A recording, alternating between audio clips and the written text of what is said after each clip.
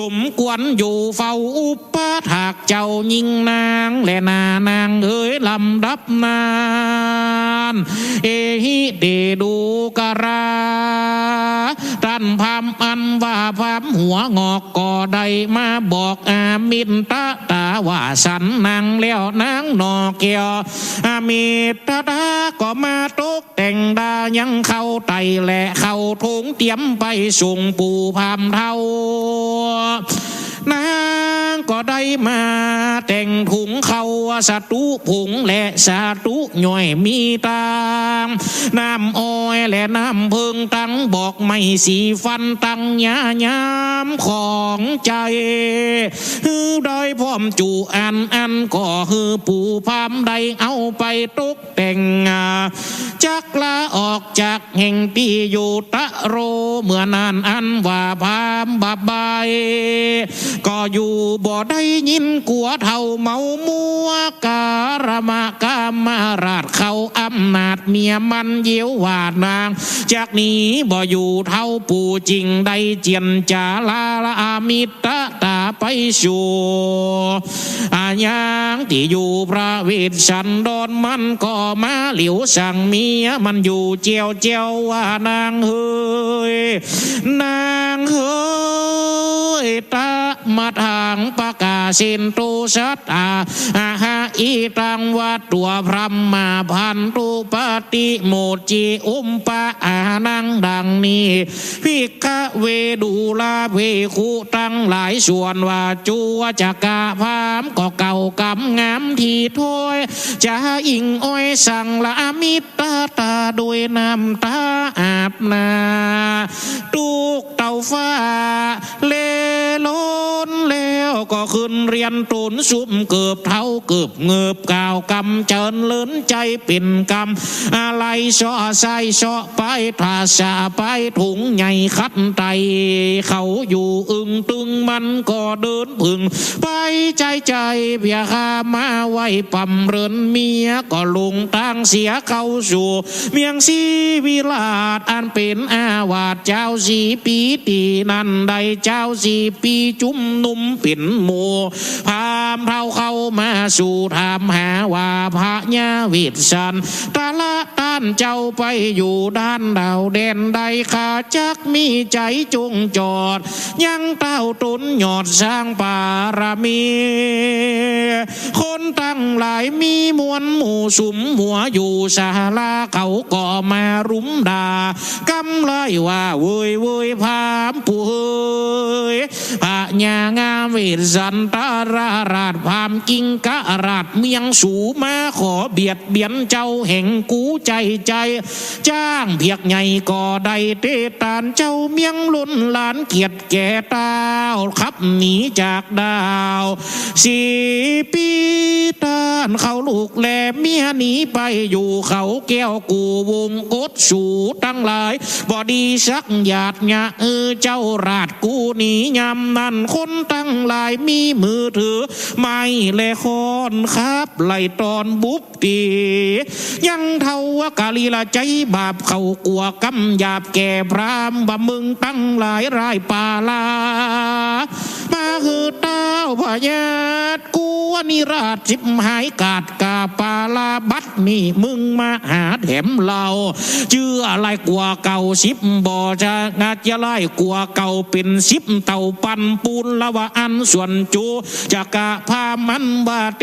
วดาก็หากบันดุลเข้าหัวใจก็ลุงตางไปสู่ป่ากวางผ้าเตดท้องหิมมาวันละก็มีวันนั้นเรนาละตะมันทั้งปากาสินตุสัทธาอาหาสุจุติตุพระมณิญา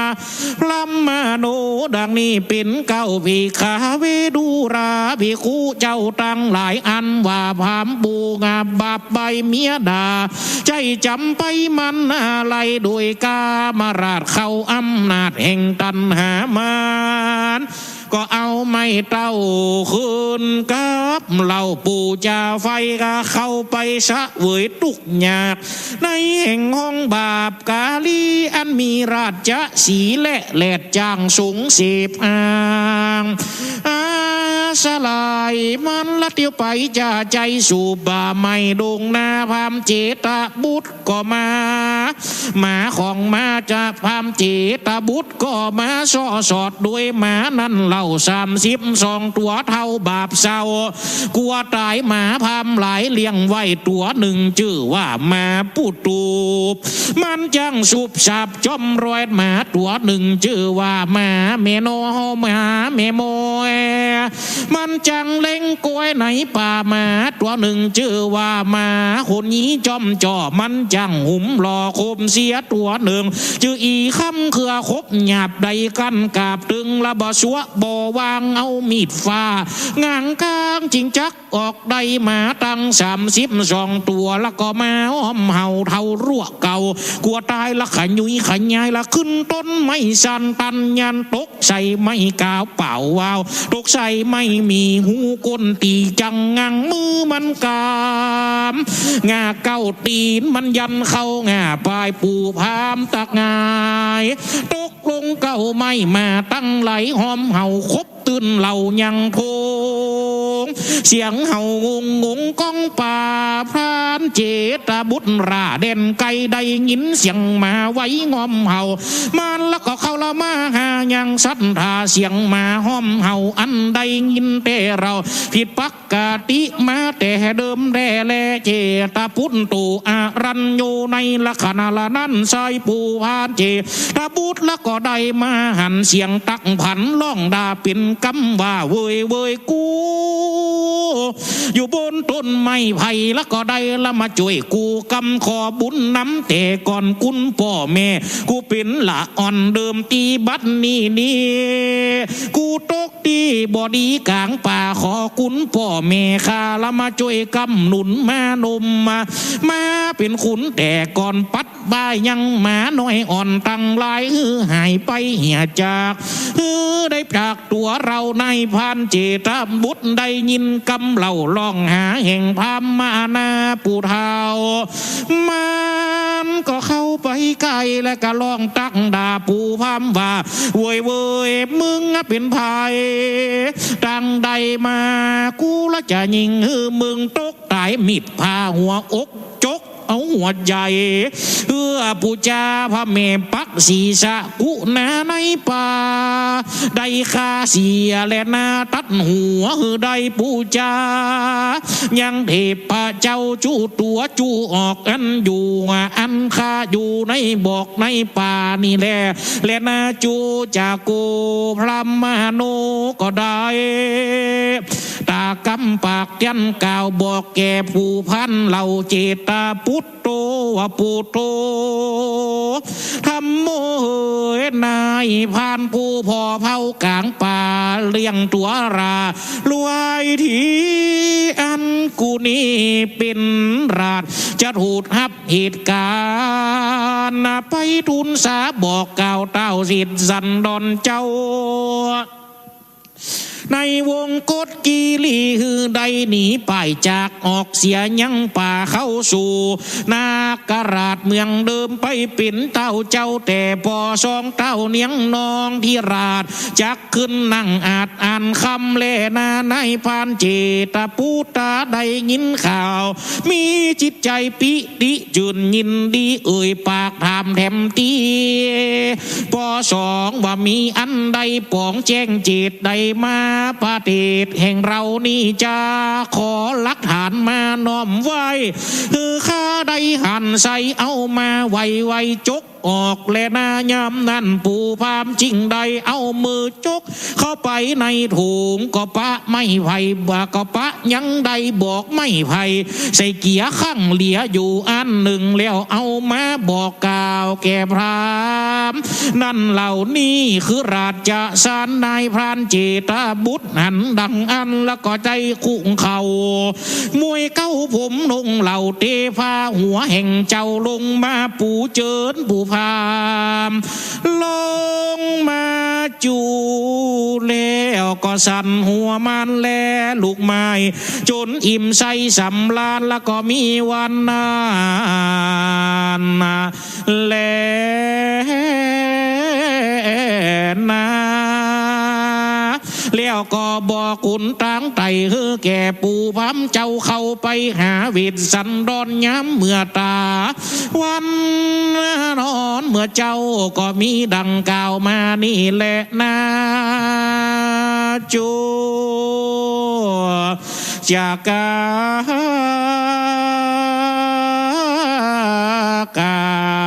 รต่างนิยายยังไปแล้วเต้าตุนแก้วนอมูนีอยู่ในกีเรป่าไม้จากจะได้ตานหนอไทยตั้งสองมีใจปองตั้นต่อคือตุ้ยพอฟังไปเตือนนานิธิตังชีญาสังวันนาวิสิตจางองเหตุธรรมเทศนาจูจักะปัมปังอันปากก็ไปโดยพระคาถาจิต19พระคาถาก็บังคุมสมเล็ดสาราเด็ดสิ้นเรียวเท่านี้ก่อนแล้วสาธุ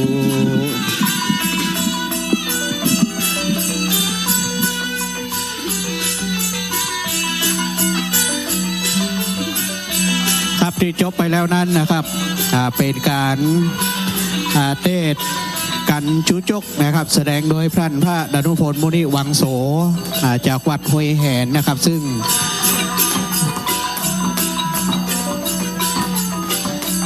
ต่างเจ้าภาพนะครับต่างกันต่างคณะหน่วยงานต่างๆที่เป็นเจ้าภาพได้กันชูชกก็ประกอบไปด้วยสำนักงานศึกษาธิการจังหวัดลำปางสำนักงานพื้นที่การศึกษาประถมศึกษาลำปางเขต1เขต2เขต3สำนักงานเขตพื้นที่การศึกษามัธยมศึกษาลำปางลำพูนสำนักงานศูนย์การศึกษาโรงเรียนตามวิทยาศัยจังหวัดลำปางศูนย์ศึกษาพิเศษประจำจังหวัดลำปางศูนย์วิทยาศาสตร์เพื่อการศึกษาลำปางโรงเรียนบุญวาทวิทยาลัยโรงเรียนลำปางกัลยาณีโรงเรียนเตรียมอุดมศึกษาพัฒนาการเขลางนครและโรงเรียนศึกษาสงเคราะห์จิตอารีนะครับได้เป็นเจ้าภาพโอกาสนี้นะครับก็ขอได้รับเกียรติจากตัวแทนของเจ้าภาพกันเทศนะครับคณะที่1นะครับขอได้รับเกียรติจากท่านรองธีตารดาอมรสิริหิรันนะครับรองผู้อำนวยการโรงเรียนเตรียมอุดมศึกษาพัฒนาการเขลางนครนะครับได้ขึ้นถวายกันเทศเรียนเชิญครับ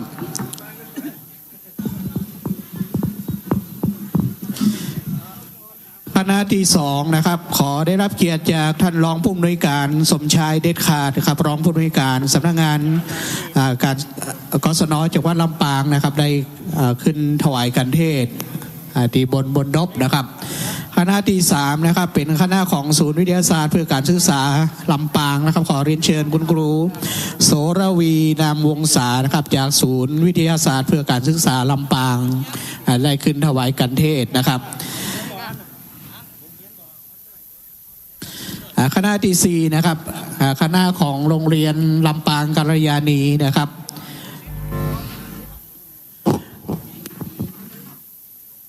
นอกจากนี้มีแถมก็ครับหน่วยงานต่างๆที่จะขึ้นถวายกันเทศนะครับ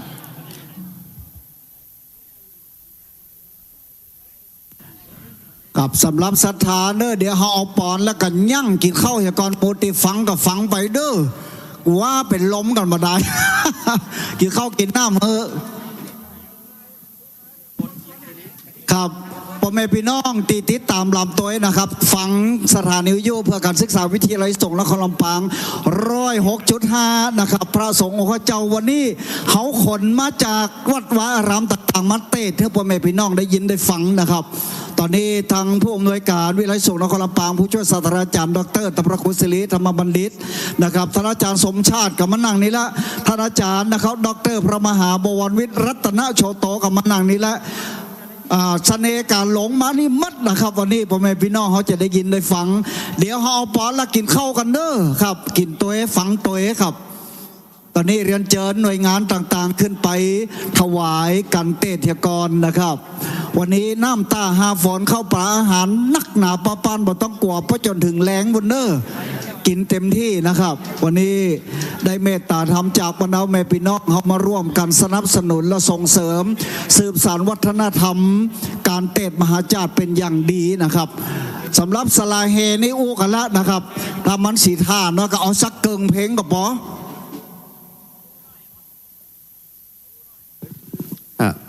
ก่อนที่จะได้ฮับปอนสถานะตอนนี้มีเจ้าภาพเปินใดไปประเคนสถาที่มาตั้งแต่วาตั้งมาตั้งแต่เจ้านะฟังพระอาจารย์จากรายการ106.5 เมกะเฮิรตซ์พระอาจารย์ดร.พระมหาบวรวิทรณโชโตตัวถามกันควายไอ้ไข่อันโตเบียงลำปางว่าจานมาวันวิทย์ตนใดคือตนนี้นะสถานะกว่าสถาบหูจักเอาพาออกแค่น้อยหนึ่งนะอันนี้ของพระอาจารย์ซึ่งสถาฟังจะนักกันหลายไผ่ที่ฟังรายการของพระอาจารย์เมื่อคืนมองยกเมื่อคืนหรอเอานักแตะนักว่าอันนี้ขนาดม้านะตีบม้าแหมหลายร้อยมีพระอาจารย์2 ทุ่มถึง4 ทุ่มนะฮะสถานีวิทยุเพื่อการศึกษาวิทยุนครลำปาง106.5 เมกะเฮิรตซ์ระบบ FM อาจารย์มหาสมชาติกับหมาอาจารย์สมชาติยืนขึ้นน้อยครับสถาหลายคนมาหูจักนี่มีการตบมือด้วยว่าสาธุกับสาธุสถาหมูนี่นะแต่ทำรูปหนึ่งซึ่งสถาเนี่ยได้ยินเสียงเปิดประจำอยู่แล้วท่านผู้อำนวยการพระครูสิริธรรมบัณฑิตผู้อำนวยการวิทยุนครลำปางของนิมนต์อาจารย์อันแต่ต้องเปิดหน้าด้วยนะครับก่อนอันเปิดบ่ฮู้จักแฟนรายการของงานมหาลัยสงฆ์เนี่ยนะเบียยังจีบทั้งนั้นฟังไปเกี่ยวหมากไปก็มีฟังไปฟังมานี่สถานีมันแปดอาจารย์บัดดังเหี่ยมเหมาะหายไป5 นาทีโทรหาเป็นร้อยตอนนี้ฮู้จักกันแล้วนะส่วนพระอาจารย์เสน่ห์กะหลงเดี๋ยวมันจะเด็ดกันต่อไปฮู้จักเป็นแน่นอนขอตักทายสถาญาติโยมด้วยเน้อสาธุเสียงว่าดังขอสาธุกำลัง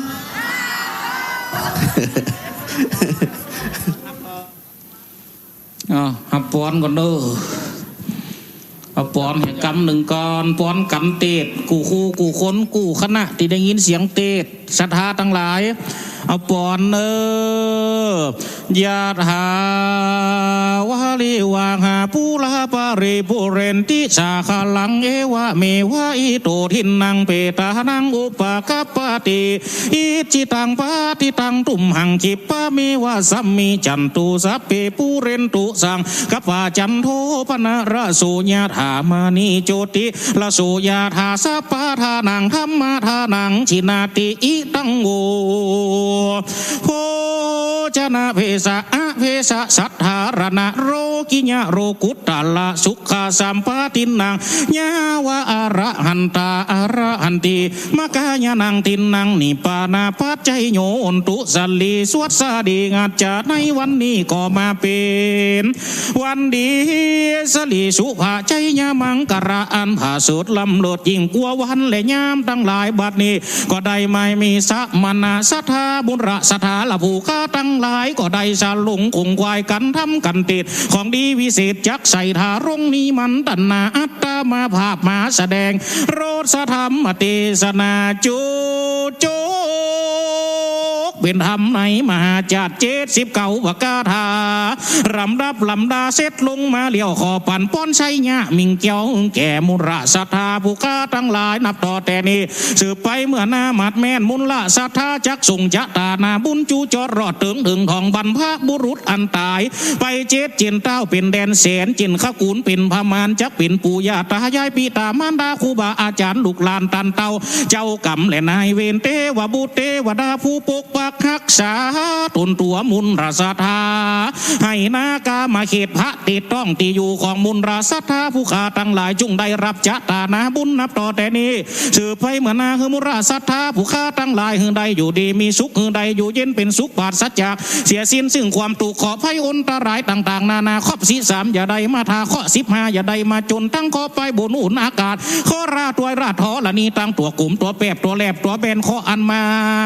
กับเนื้อกับ นางกับตนกับตัวขอฮือปัดกากาดไปในวันนี้ยามนี้ตกไปตีฟ้าเสียงแผ่นดินสู้ตกไปตีฟ้าพุทธแผ่นดินขาดอย่าได้มาหยวดหยาดบนมนุษย์สลูกโลกานับต่อแต่นี้สืบไปมนาหือมุระสัตตาผู้ฆ่าทั้งหลายอยู่ดีมีสุขอยู่เย็นเป็นสุขหิเงินขอฮือได้เงินมัดแม่นหิทองขอฮือได้ทองเงินสมใจปองสมดังใจไฟกึดสิ่งใดเงินสมใจหวังขอฮือสตังไหลมาบ่ขาดมีโจกมีลาบมีเงินหลายๆจะกล้าจะขายฮือได้กำให้จากการก้าการขายต่างๆนานาอย่าให้ได้ถั่วได้งาอย่านาขอฮือได้เข้าลูกหลานดันเต้าว่าต้อยฟังกำกล้าขายก็ขอฮือได้กำให้จากการก้าการขายต่างๆนานาขอมุระสัตตาผู้ฆ่าทั้งหลายจุ่งมีเงินมีคำมัดแม่นซื้อหวยถูกรางวัลที่หนึ่งรับได้เงินหมื่นตื่นได้เงินปั้นฝันได้เงินร้อยมัดแม่นมุระสัตตาจะเท่าชะเลจะแก่ชราลงไปขอเป็นคนมีกำลังวังชาแข่งขาบ่ปวดตัวบ่มวยใครอยู่เป็นลมโพไซกับลูกกับหลานอาอยู่มันเนือนนานสลีตีขาวันนาเตียงเต้าร้อยเสาขอบเขาว่าสาจุ่งจักมีเตียงแต้ดีหลี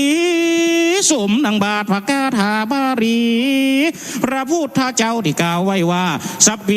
ติโยวิวัจจันตุสัพพะโรโกวินาสันตุมาติภาววันตรายโยสุขีติคาโยกุภาวะพิวัตนาสิริสดิจังพุทธาปัจจายโนจัตตาโลธรรมวัตันติอายุวันโนสุขังพลังภวตุสัพพมังกลังละขันตุสัพพเทวตาสัพพพุทธานุภาเวนะสัทธาสุติภวันตุเตภวตุสัพพมังกลังละขันตุสัพพเทวตาสัพพธรรมานุภาเวนะสัทธาสุติภวันตุเตภวตุสัพพมังกลังละขันตุสัพพเทวตาสัพพสังฆานุภาเวนะ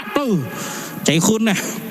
อยากขดอนสภาสังขานุภาเวนะสัทธาสุธีพระวันตุโนอายุวันโนสุขังพาลากลัวเป็นลมขำธรรมะเต็มที่เด้อแอเต็มที่เด้อ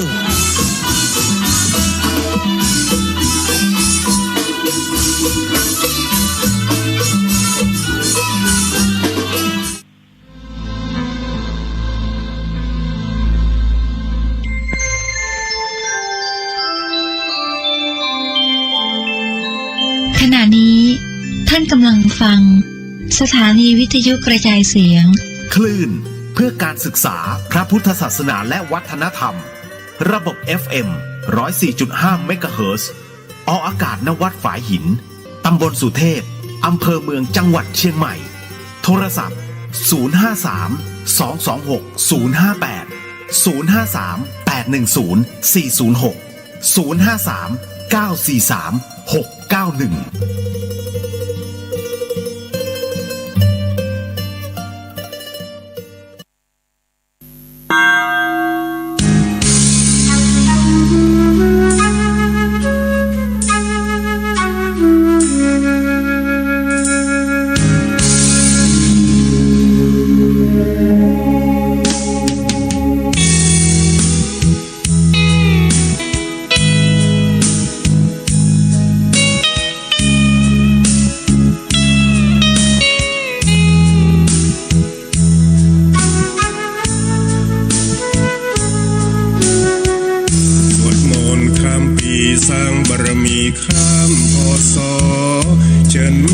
เชิญพ่อร่วมก่อสร้างบารมีส่งท้ายปีเก่าต้อนรับปีใหม่ปีนี้ขอเชิญน้องพี่มาสร้างความดีร่วมกันผู้อำนวยการวิไลสงฆ์นครลำปางผู้ช่วยศาสตราจารย์ดร.ท่านพระครูศิริธรรมบัณฑิตนะครับท่านอาจารย์ดร.พระมหาบรวิรัตนโชโตที่พ่อแม่พี่น้องติดตามรายการนะครับฟังธรรมะท่านอาจารย์พระมหาสมชาตินะครับแล้วก็ท่านดนุพลแล้วก็เสน่ห์การหลงก็ดีนะครับขอคู่กับคนทุกท่านนะครับว่าจะเป็นทางด้านนะครับการที่5โรงเรียนลำปางกัลยาณีรองผู้อำนวยการโรงเรียนท่านดร.กฤษดามณีเชษฐานะครับตลอดถึงคุณครูนะครับพิชรัตน์นะครับยุพานิชคุณครูวัชริยากิษริทิพย์นะครับตอนคุณครูโสพันธ์นะครับสิริคำน้อยคุณครู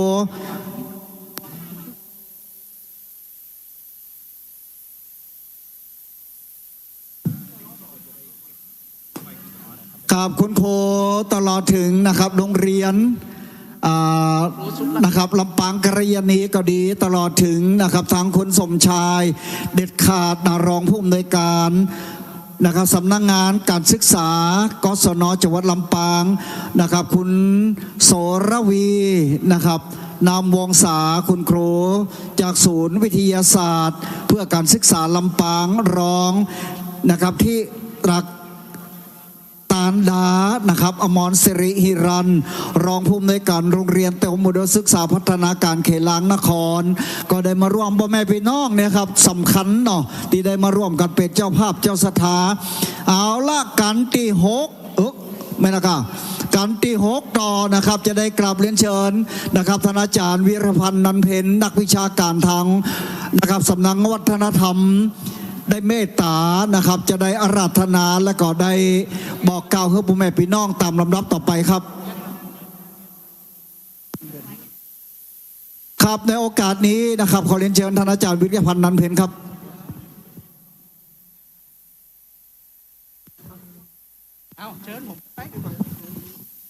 ครับในโอกาสนี้นะครับเป็นตัวแทนของพ่อแม่พี่น้องเฮาขอเรียนเชิญท่านนะครับอาจารย์ณรงค์ปัดเกลผู้อำนวยการสำนักงานวิทยาลัยสงฆ์นครลำปางนะครับอาจารย์ประจำคณะพุทธศาสตร์มหาวิทยาลัยมหาจุฬาลงกรณราชวิทยาลัยเป็นตัวแทนจุดเทียนส่องธรรมครับขอเรียนเชิญครับ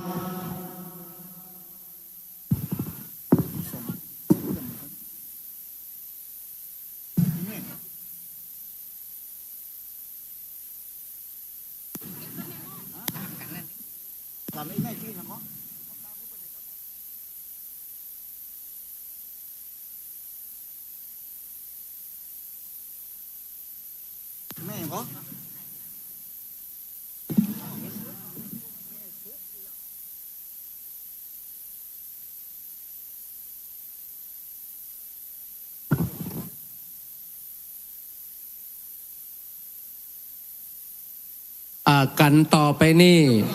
ก็จะเป็นกันจุลปนซึ่งพระดางมัตสีพระเวสสันดรกันหาจารีได้เตียวดงเข้าดงป่าเข้าดง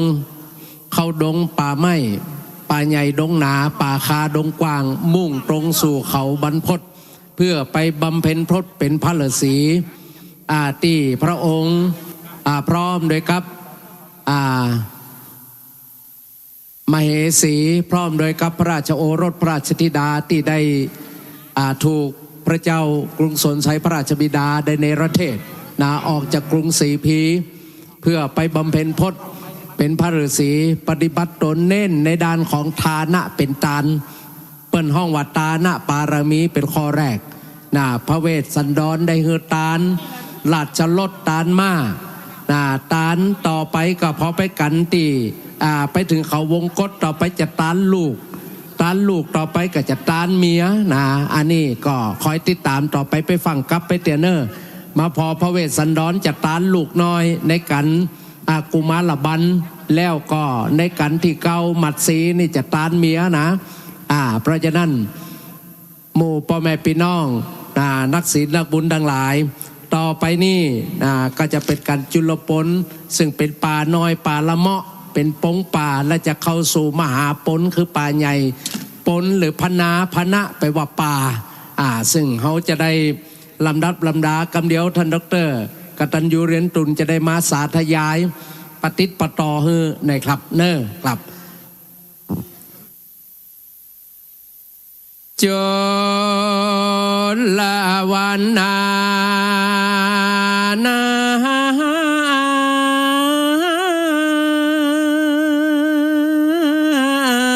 อันว่าจุลปนนี่นาการแค่น้อยพรานเจตบุตรกล่าวถ้อยอยู่ลายตา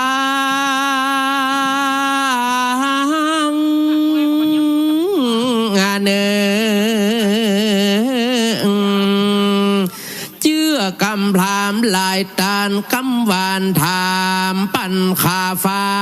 นและน้ำเพิงใหม่เฮือกินแล้วจื่นใจดีบอกจี้ต่างปู่เท่าอาจูจักกะพามได้เดินเตียวต้องเพื่อที่จะได้ไปย่อย่องเอากันหาจาลีมาเป็นขาใจได้เดินต่างลัดดงนาป่ากว้างที่อยู่ของเจ้าอยู่ที่อาจุตรสีตาปาสางเข้าดงนาแก่หวยดันป่ากวยดงรีฮือพรามจุงจีต่างไปตัดตีนี้กิ่วดอยจนขาอนุสนองอาจ35 บาทพระบารีขอนิมนต์ลูกศิษย์พระมุนีตนพาอาหารแพ้วเคินนางธรรมาอาจแก้วนิดหนังแล้วจุงเตสานา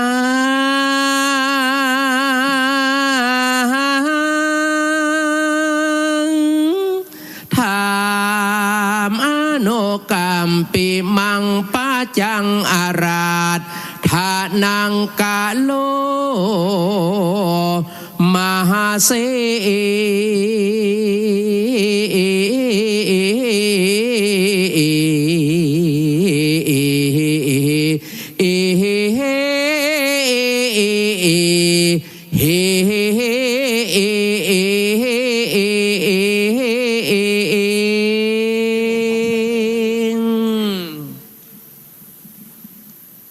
10 นิ้วขอนอบน้อมสารุปิมปาเจ้า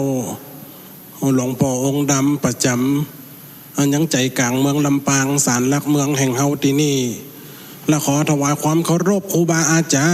รย์พระเถรานุเถระทุกปีทุกอ้าวทุกลูกทุกโตนที่ได้มาร่วมฟังก็ดีได้มาร่วมเป็นองค์เตศก็ดีในบริเวณธรรม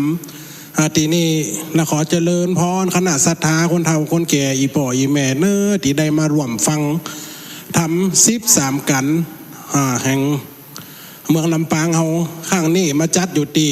ศาลหลักเมืองแล้วก็ขอทักทายไปยัง Facebook ไล่และคนเฒ่าคนแก่อีป่ออีแม่ที่ฟังรายการ FM 106.50 เมกะเฮิรตซ์ที่ฟังประจำเน้อแต่เจ้าอาตมาฝากก็ฟังเหมือนกันทางวิทยุสุดต่างมาหนังหลดมาเอาเสียงชัดเจนแจ่มแจ๋วดีขอว่าอาจารย์หลายรูปกระเตดม่วนอันนี้คือเสียงไฟจำได้มันได้หมดเด้อทางวัดทางวิทยุคนเฒ่าถ้าจะโหยอันนี้เสียงอาจารย์เสน่ห์กาหลงแม่นนะตัวแต่ถ้ายิ้มมาเขี้ยวขาวจ้วนิ่มใจเด้อถ้ายิ้มมาละเขี้ยวดำขาวเลือนี่แม่นละอันนี้เสน่ห์กาหลงเสียงจริงตัวจริงเจ้าอาตมาฝากก็ฟังเหมือนกันติดตามน้องวิทยุก็ดี Facebook ไลค์ก็ดีนะทักทายไปทางบ้านเนอะแต่ว่าได้บ่ได้จัดรายการสักกรรมก็ได้รับน้ำจิตน้ำใจสายบุญจากอีป่อยแม่ที่อาตมาภาพได้ไปติดทำหลายตีหลายตัง 2-3 วันนี่บ่ได้อยู่เลยเดี๋ยวเตดนี้แล้วก็จะปุ่งไปอำเภอเวียงชัยจะไปเตด2ธรรมาสกับตุปีเก๋อาจารย์ดนุพลน่ะตั้งแต่2 ทุ่มถึง4 ทุ่มอันนั้นเพิ่นจะสร้างป่าจ้าป่ากำป่าหิวก็เลยขอนิมนต์ไปเตะ2 ธรรมัดเพิ่นอาจจะไปปะทะค้าล้มกันจะตีกันออกลำปางก็เวียงชัยหมดเด้ออันนั้นตั้งวิทยุเพิ่นก็มีอันนั้นคืน95.5อันนั้นอาตมาภาพก็ได้จัดรายการเหมือนกันคืนเชียงรายจัดมาก่อนคืนลำปางนี่มาได้จัดรวมนี่ก็เป็นจัดดานบุญที่อีป่อยแม่ได้ฟังเด้ออันนี้ทำกันชุดปนเกี่ยวกับการน้อยที่สุดเนาะอีป่อยแม่เด้อการสั้นๆแต่ว่าจะเป็นเนื้อหาที่เข้าป่าเข้าดงระบำทำเนื้อทำจะเป็นอย่างใดอาจจะบ่ได้ตามบรรเทาหล่องของอย่าถึงมดเพราะว่าตั้งใจห่มเมืองปานวังเหนือสายนี่เพิ่นจะอู้ไปแหมสำเนียงหนึ่งการเตะทำก็จะคนละสำเนียงในอีป่อยแม่เนาะอาจจะแปะกันน้อยอาจจะบ่ใจปู่จุ่มดวง 100% บ่ใจหน้าหล่องของ100% จะเป็นระบำยำหัวเฮาก็ว่าได้เปิดหันหน่อมน้าหล่องของก็หล่องได้เปิดหัวจะหล่องสวยหัวหล่องวังหุ่มหวดเด้อจะใส่กาบเก้าเป็นการบรรละเหตุละห้อยกันเด้อ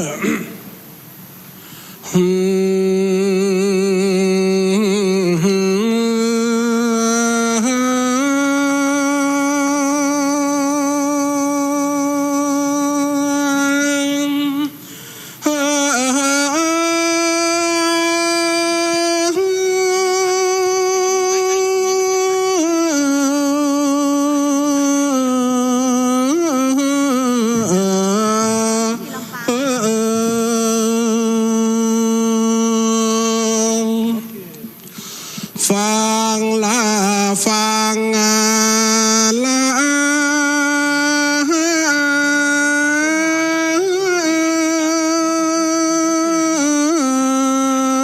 มูลา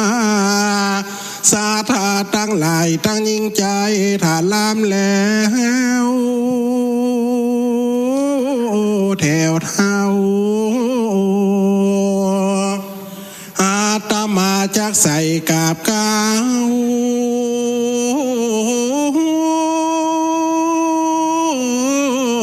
เป็นการอุ่นเครื่องหนอสากรรมพ่อกลัวมันพิพาทร่างเป็นวจีกรรมว่าถูกต้องขอสาทางปีน้อ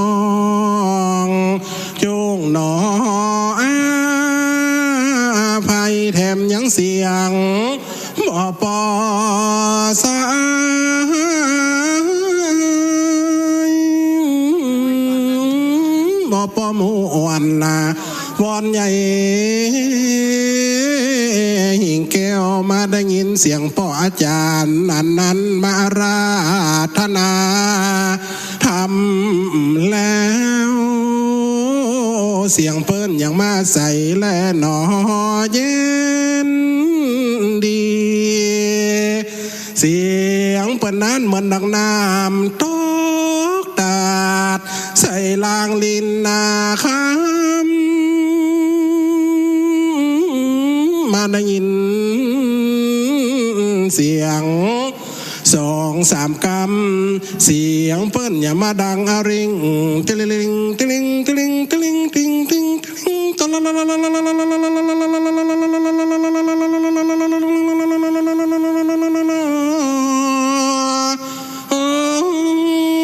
เหมือนดังปาอาจกองจากสวรรค์วิมานผมเสียงเพิ่นนั้นมากองและมาคงมาทวนถูก3 นวลดีอาตมานั่งฟังแล้วพอจะลุกโลนนี้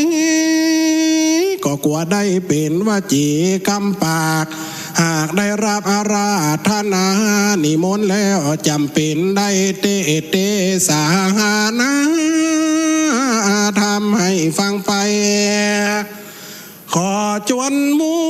วนศรัทธาเล่าเจ้าข้าจุงมาฟังธรรมและนะโมตัสสะภะคะวะโตอะระหะโตสัมมาสัมพุทธัสสะนะโมตัสสะภะคะวะโตอะระหะโตสัมมาสัมพุทธัสสะนะโมตัสสะภะคะวะโตอะระหะโตสัมมาสัมพุทธัสสะวังเจตาปุตโตพระมะนังโพเจตัวปาทายาสานาญาทัสสะมาตุนโนตุมพันเจวาปังคมิกาสันติจาราตัวสังเคพาเปตัวตักลาคินาหัตตังโอคิตตัววาสะโนกาสังลาจิขันโตอาหารำดำธรรมเทศนามาถึงแต่ตั้งแต่เก่าส่วนอันว่าปู่พามหนุ่มเนาจือจิตบุตรผู้ใจกาถือเครื่องข้าดงไฟกันปู่จังไรพามเท่าใดกินข้าวอาหารมีประการหลายหลาก อันโตนนั้นหากนำมาแล้วก็ดาบอกไม่ใส่น้ำเพิงไม่ลดหวานจิ้นกวางฟันตากแห้งใส่ถุงแทงละสไปลามเยินปันนาพามปูเราอันจักได้เต่าเตียวไปแล้วเร็วไว้น้ำปูไปตั้งอยู่มักขายกมือขวาสุดศอกเพื่อหวังจักบอกตังไปจริงไข่เก่าถอยเป็นบาทถอยกาตาว่าเอสะเสโรพรัมเมดังนี้เป็นต้นละว่าดูลาพามปูทวาอันว่าเต้าเจ้าตนบุญทารุงคุณวิเศษอยู่ในเขตตินดอยไก่จอยบอยนาแก่เตียวเล่งแต่จริงจักหันละดอยฝาจันสูงใหญ่มีเจอไว้ว่าคันธามาดนากีรีลักละขนาดดีปุ่นพอหินฝากอกองกันพระจอมทำยอดซอยอยู่กับลูกหน่อยเมียตนกลางไพรสนปาเทศอยู่ดาวเขตถือเป็ดเป็นพระละสีถือขอลีเกี่ยวลูกไม้หมวดเก่าไว้เป็นชาดานุ่งนางเสียงลายนาทวนที่ใบไม้กี่ห้องนอนยกมือวอนใส่เกาทุกคำเจ้าละผู้เจ้าไฟเต้าบุญฝ่ายตั้งอยู่อันนากูศาลากับละบุตาและยังละพญาเป็นเปื่อนในเถื่อนดงลีเป็นลาสีละทะลงเป็ดหมวดเก้าเกตเกสีถือขอกันเลี้ยวมีลูกไม่ละกันหาได้นำมานุ่งนางเสือลายสนทีใบไม่กี่ห้องนอนยกมือวอนใส่เก่าทุกคำเจ้าปู่เจ้าไฟและนาตาโตรามาดับทำนั่นไปนาพันใจกาเชื่อว่าเจตบุตรยังบ่สูตรกรรมเก่าจักไขเล่าจาขันยังสถานอยู่สร้างพระเจ้าจ้างบุญมีจริงไขว่าที่เก่าถอยเป็นเก่าเป็นบาถอยกาถาว่าอัมพาลกปินตาปันนาสาดังนี้เป็นต้นดูลาพรามในป่าไม้น้อยใหญ่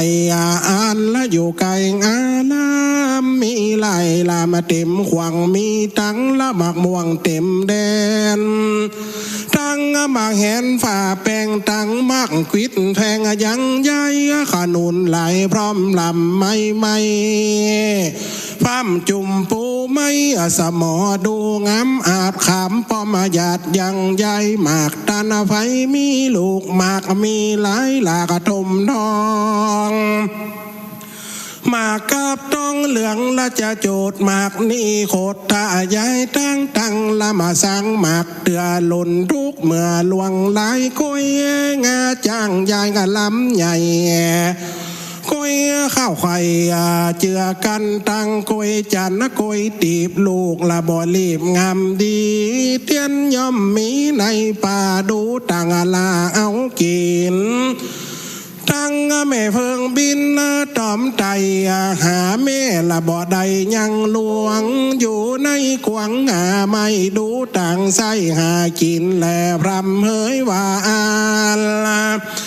โบกคลานีนานาใหญ่กว้างตีจิมข้างอันลำมาท่าเปียงงามระรื่นปุ่นละสะนึกจืนใจคนดอกบัวละสะสนกันอยู่อุบลกูสนสานดังอุตตายันฝากฟ้าในแหล่งลาเต้าลาวาตาติงสาไม่นาน้อยใหญ่แดนตีไกลอาลามดอกบ้านงามหอมเหินรถฟุ้งเตือนหอมไก่ถ้าเว้าเสียงใสใดดอกใสออกดอกตามกัน สียงเนื่องนั้นมีกองเตี้ยในห้องอารามเกสรงามละบาน้อยหอมจื่นจอยเอาใจบกคารณีใส่งามแง่ดอกบัวแผ่เป็นกอลมเจยต้อ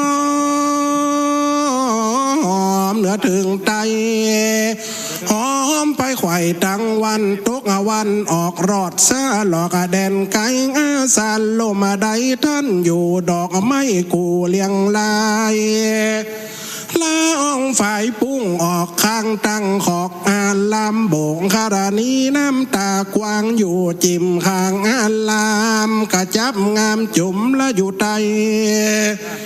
ลูกน้อยใหญ่แก้มกันเขาละสลีอันไผ่ละบ่ได้ปลูกหากเป็นลูกเรือตา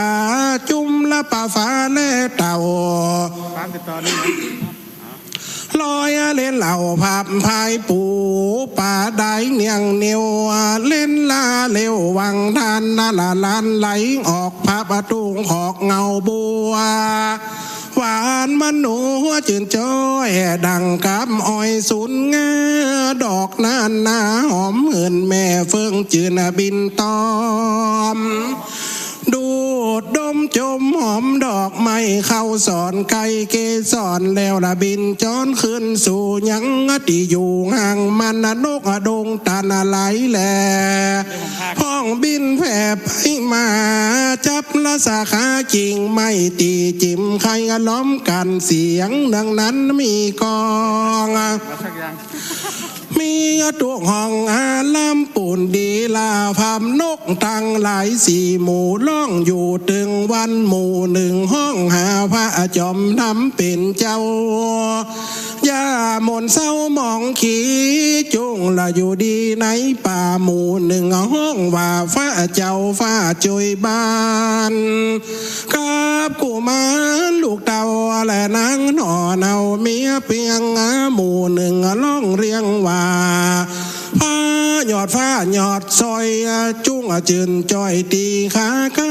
บุตรนาดน้อยนาดนางน้อยราดมาที่หมู่หนึ่งห้องว่าอย่าเครื่องขี้โศกเศร้าพ่อแม่ลูกเต้าสี่จอมองค์อยู่ในดงปากวางเร่งสร้างตังบุญเด็ดเตอดูรา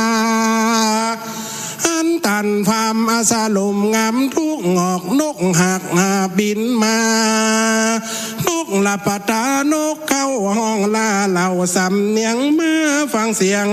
โห่ร้องเสียงจองจองในไผ่ก็มีหันแหละนา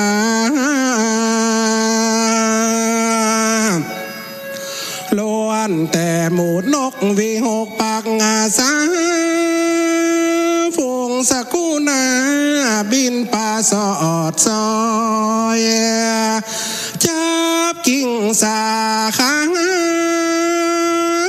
ปากเอาตัวห้อยเกาะกันไปมาไต่ปีกนกเอียงนกเต้นตื่นเต้นปีกซิกดูเบาปุดโดนปะตานกแซวห่างว่องกูท้องห้องสาไปกาดมากาห้องว่าจ้องจ้อง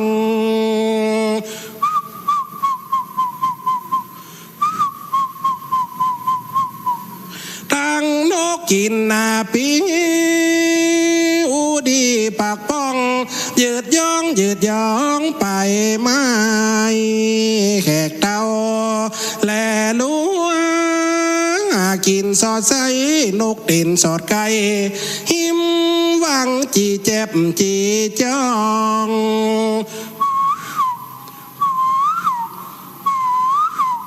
ห้องท้องเสียงจ้างปูติดล่องค้างกินปูในห้อยตั้งรอโนเขาขันเอาแสงสวยนกเซลปากโวยจังตักนับหมื่นอาจแสนขันแตนหลอกตักดูม้วนว่าอ่านวอนใหญ่โนคุมกาบาจ จอกฟ้างามสายนกกกออกไปโดยนกมาแต่กาดำหงคำฟ้อนเปเล่นจู่ไม่เจิงแอนฟ้อนนกยุงลำแปนอกแอนโกนงอนเสียงห้องอ่อนดีฟังกาละเวกนานมวนเต้นาน้ำเสียงยินวอนกำคนคิงปอลูจ้างอูส่งเสียงนกแก้วตุดตูก็กู้ไปมาฝูลองไก่ป่าหากินบินไปสอดซ่องแล้วปากงองบินบนซาป่าหวานนกในป่าไฟสมละงอละงมม้วนบอดม้วนใบแต่แวดเสร็จเสียงร่ำเรียงใจเจี๊ยบโกงปีกลายสอดซ้อนกงาปอยบินมาจากเนาะม่วนเพราะอวดอูจ้อยวอยโฟละโดกห้อง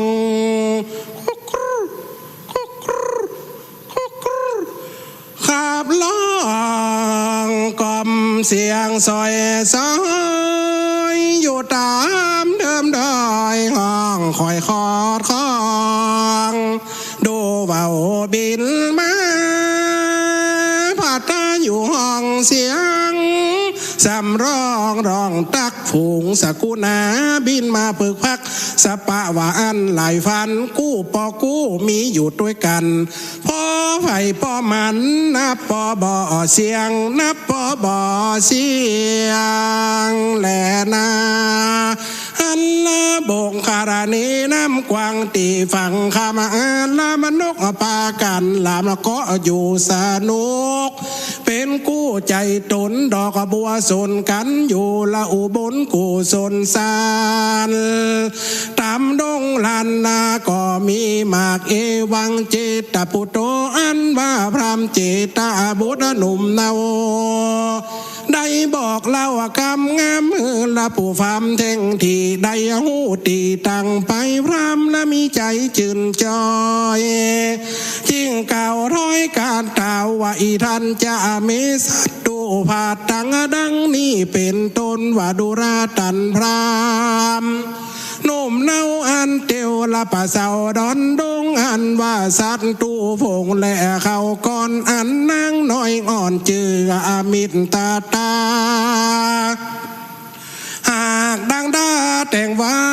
ใส่ถุงใหญ่ป่ามาลุงนี่น่าใจเจินจักยงยืนปันลานเป็นปันนาการเสียงไข่ละบ่ลอใดอันใดพรำนาดงไฟตั้นต่อออกปากล้อกำงามดูละพามละปู่เท่าอันว่าถุงห่อเข่าเตียวตังอันมึงจักวางยกยืนโดยใจจืนปันกู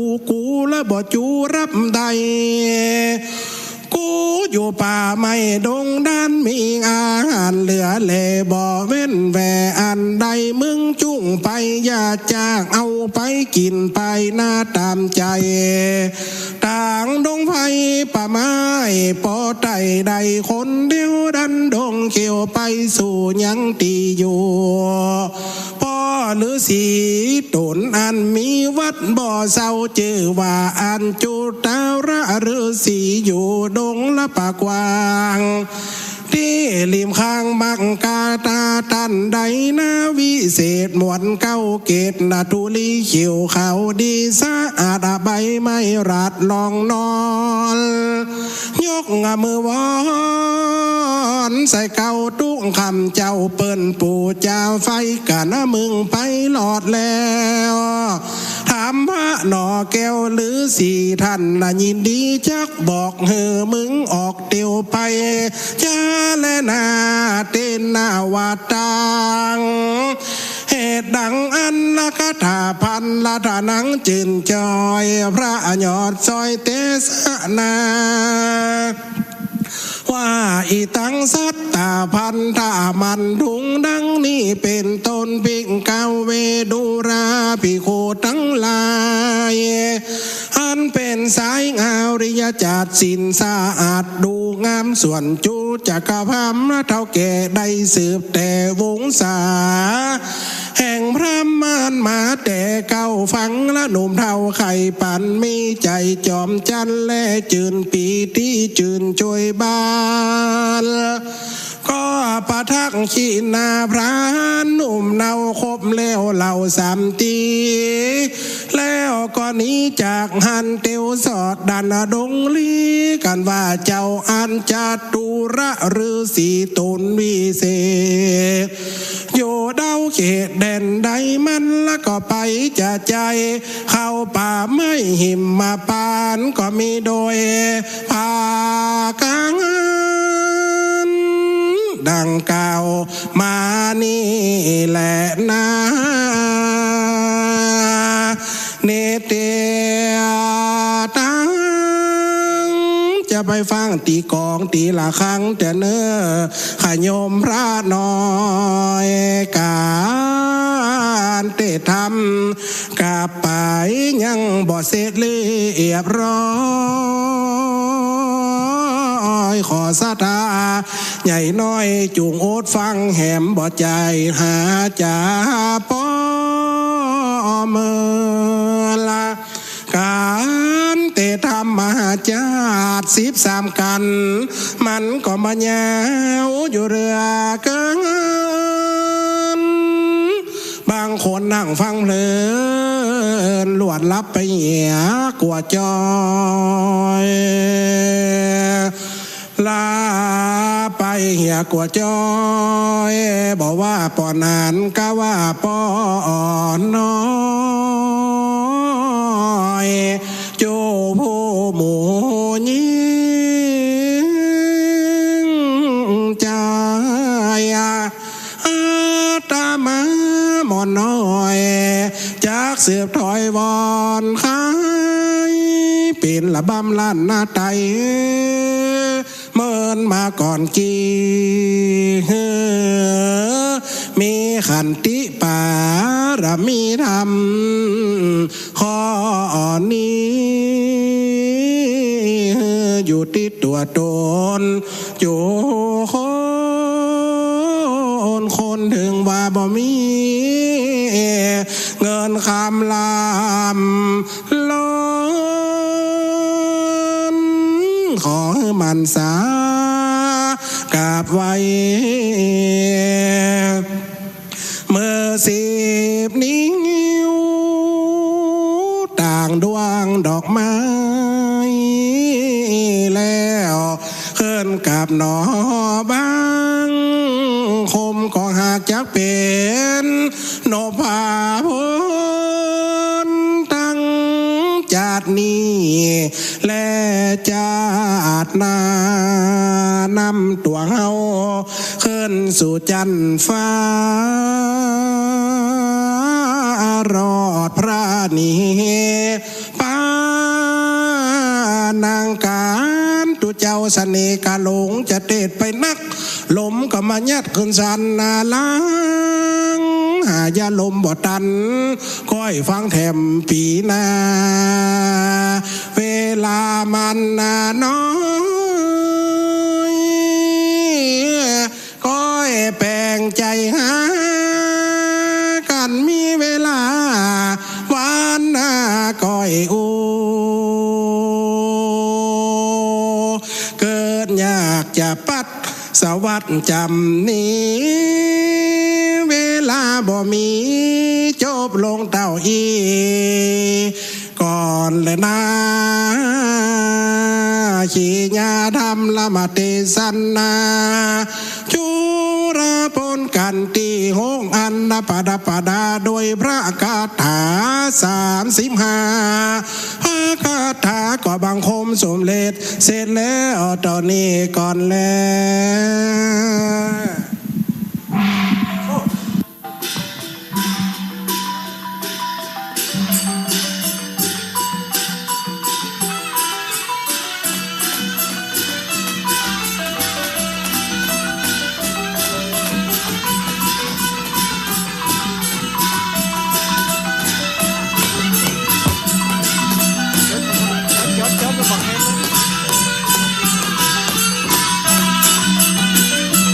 ที่จบไปแล้วนั้นนะครับ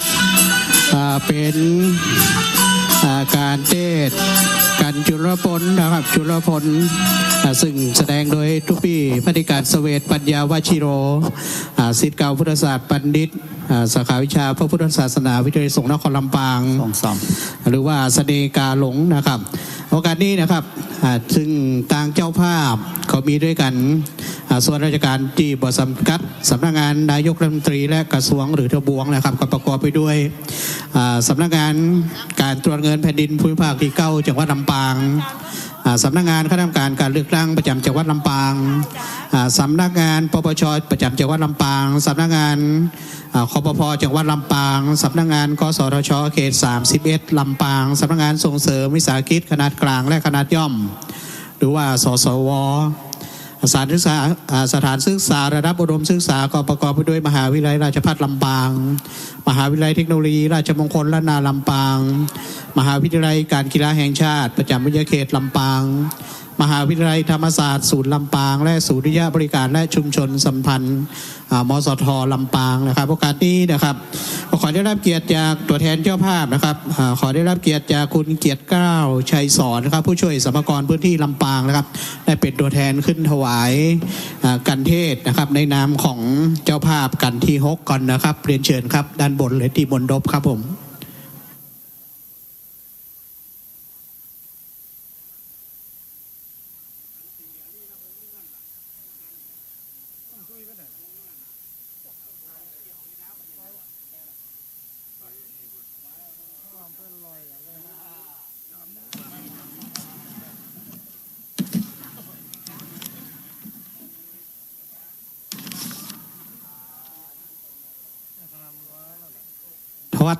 คุณทวัฒน์ยกต้นขาขึ้นไปกันคุณทวัฒน์ยกต้นขาขึ้นไปถวายให้เจ้าภาพให้ผู้ช่วยสมกรพื้นที่ลำปางได้ถวายเอาไปเอากัดต้นขาน่ะ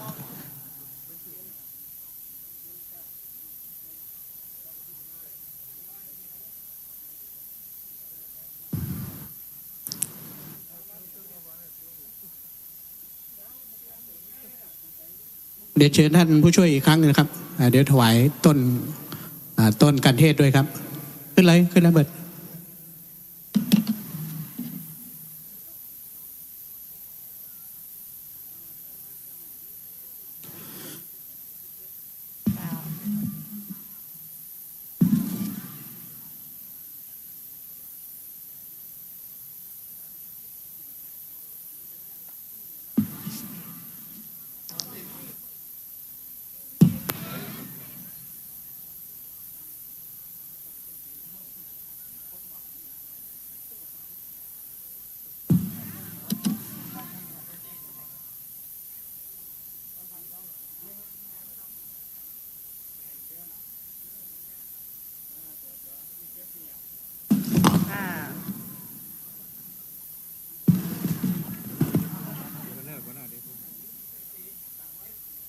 เอาต้น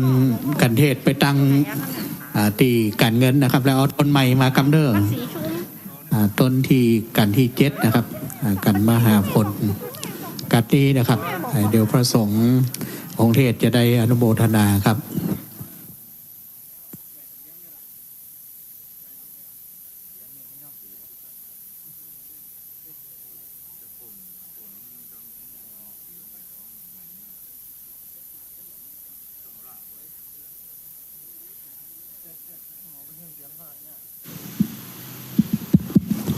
3-4เอาดังดาดื้อเอาเตรียมมาปอนเด้ออีปออีแม่นเนาะเอาหมยาวหมอกงามนี่เนาะเนี่ยแฮมลายสั้นๆนะครับเด้อแฮมลายตูนลายองค์อยู่เนาะยะถาวะเรวะหาปูลาปาลิปูเรนติสาคลังเอวะเมวะอิโตทินังเปตานังอุปกปปติอิสิตังปฏิตังตุมหังคิปะเมวะชมิจตุสัพเพปูเรนตุสังกปาจันโทปนาลโสยะถามณิโจติลโสยะถาสปิติโยวิวัสันตุสัพพะโลโกเวนะสันตุมาเตภวะวันตารายโยสุขีทิคายุโกภวะอภิวาทานสีริสานิจังมุตตาปัจจายโนยัตตาโลธรรมวัฏันติอายุวันโนสุขังพลังภวันตุสัพพมังกลังลักขันตุสัพพระเทวตาสัพพะพุทธาสัพพะธรรมะสัพพะสังฆานุภาเวนะสัทธะสุทธีภวันตุ เต สาธุ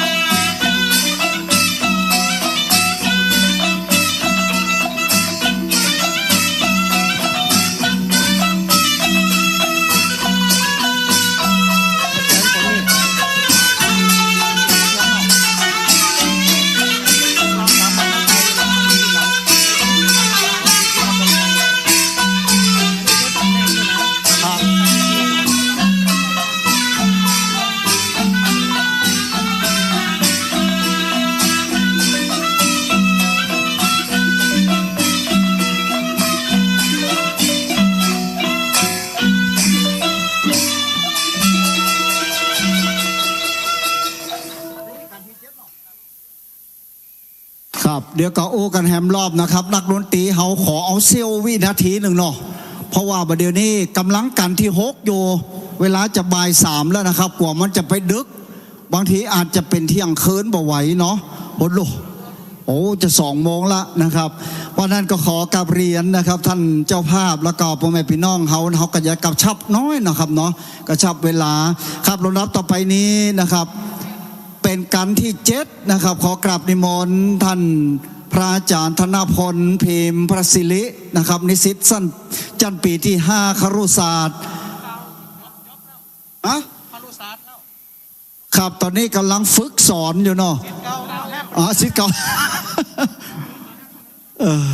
ขอสุมอกสุมานะครับเด้อเปิดจบไปแล้วเนาะอันนี้นะครับสอนไปละนี่นะครับสาขาวิชาพุทธศาสนาและจิตวิทยาในแนวของวิทยาลัยสงฆ์นครลำปางได้เมตตาวันนี้นะครับทางกันที่7นี้ชื่อว่ากันมหาปนนะครับสำนักงานนะครับสำนักงานของกระทรวงการคลังนะครับจะมีสำนักงานคลังจังหวัดลำปางสำนักงานสรรพากรพื้นที่จังหวัดลำปางสำนักงานสรรพากรนะครับสรรพสามิตนะครับพื้นที่ลำปางสำนักงานธารักษ์ที่พื้นที่จังหวัดลำปางกระทรวงพาณิชย์ตลอดถึงนะครับสำนักงานพาณิชย์จังหวัดลำปางอุตสาหกรรมนะครับลำปางจะมีสำนักงานอุตสาหกรรมลำปางตลอดถึงกระทรวงดิจิทัลนะครับเพื่อเศรษฐกิจและสังคมสำนักงานสิทธิจังหวัดลำปางสถานีอุตุนิยมวิทยาลำปางนะครับได้มาร่วมเป็นเจ้าภาพเจ้าสถาในกันที่7นะครับลำดับต่อไปนี้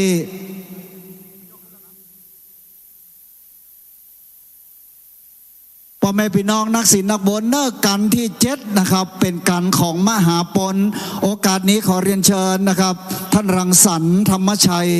สถิตินะครับจังหวัดลำปางได้เมตตาจุดเทียนส่องธรรมครับ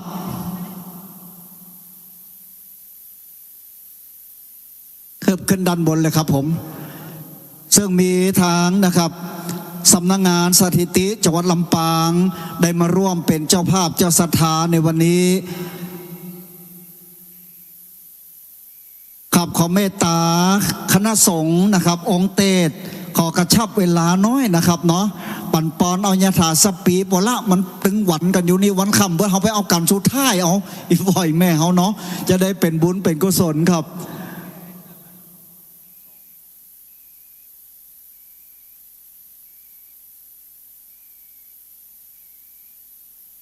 วันนี้ตัวแทนได้จุดเทียนส่องธรรมละนะครับได้เมตตาธรรมจากนะครับคุณรังสรรค์ธรรมชัยสถิติจังหวัดลำปางได้เมตตาเป็นตัวแทนจุดเทียนส่องธรรมเพื่อเป็นแสงสว่างนะครับ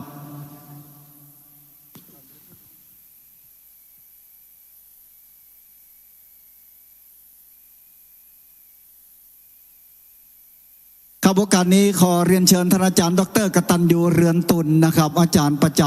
ำวิทยาลัยสงฆ์นครลำปางสาขาสังคมศาสตร์สาขา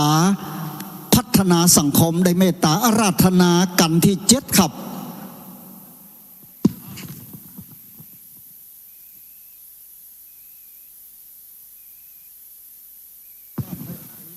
บัดนี้องค์เทศกันที่7มหาพลสำหรับคนเกิดปีมะเมียพระธาตุเชเวดากองประเทศพม่าปูนครับองค์เทศพระธนพลพิมพสิริสิทธิ์เก่าคณะครุศาสตร์บัณฑิตสาขาวิชาการสอนพระพุทธศาสนาและจิตวิทยาแนวมหาวิทยาลัยมหาจุฬาลงกรณราชวิทยาลัยวิทยาลัยสงฆ์นครลำปาง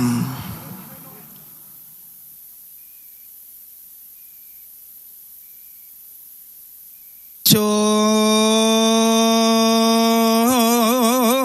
นลาปนนิทิยตางั้นสุดเสียงไปเสร็จบัดนี้ก็มาจุจอดหอดถึงเติงตันยังแห่งห้องเหตุมหาพลรังสีใสบอดเศร้าเจ้าลำดับป่าไม้ฮือปูพรามฟังขอดนิมันตนาดลูกศิษย์ลูกหาพระมุนีตนพานแผ่วได้ขึ้นนั่งบนธรรมาแล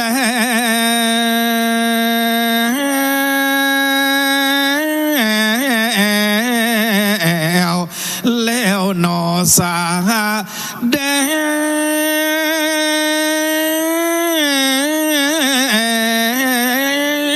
งทำอนุกรรมปิมังพระชังอาราธนังกะโลมาเส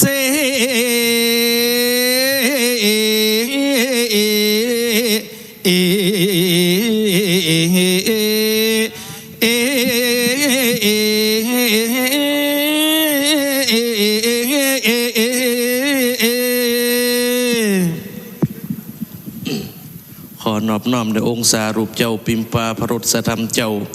ขอถวายความเคารพแด่พระเดชพระคุณพระภิกษุสงฆ์พระมหาเถระทุกรูปตลอดถึงเจริญพรไปยังคณะศรัทธาพอออกไม่ออกท่านทั้งหลายอธิปากันมาตั้งอกตั้งใจสดับหับฟังธรรมเทศนามหาจาร์มาเดี๋ยวนี้มาถึงผูกทวน7จิวามหาปนขอคณะศรัทธาท่านทั้งหลายจุงปากันตั้งอกตั้งใจสดับหับฟังเป็นลำดับต่อไปเน้อ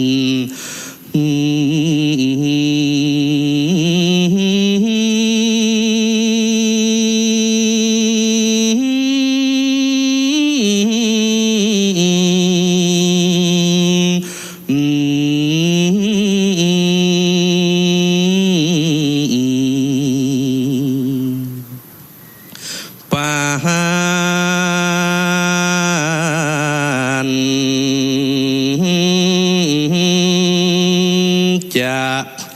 มาเลจิตโนนาโท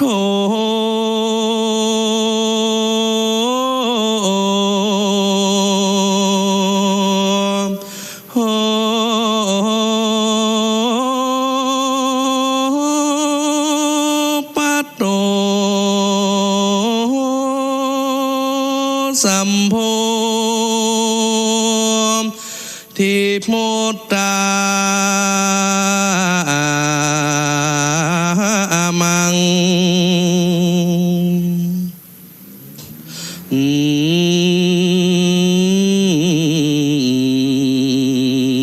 จาโต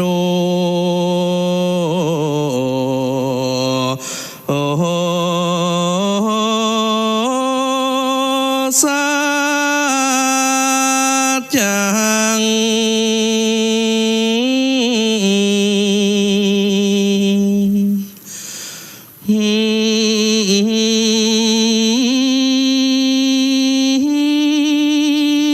ปากาสิ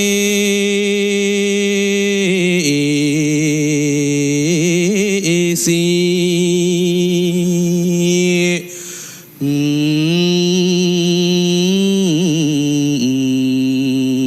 ธรรมมาจากกังปวาตาญิ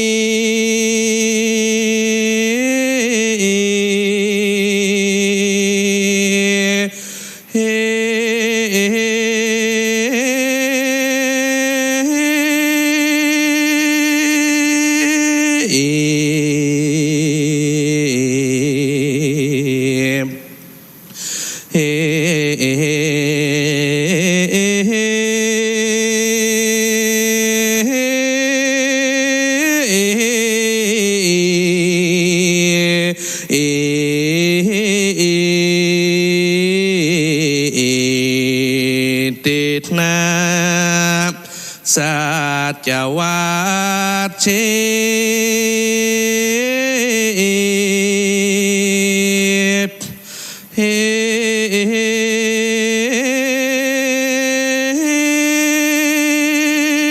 นะหุน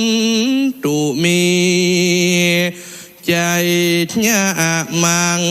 กะลัง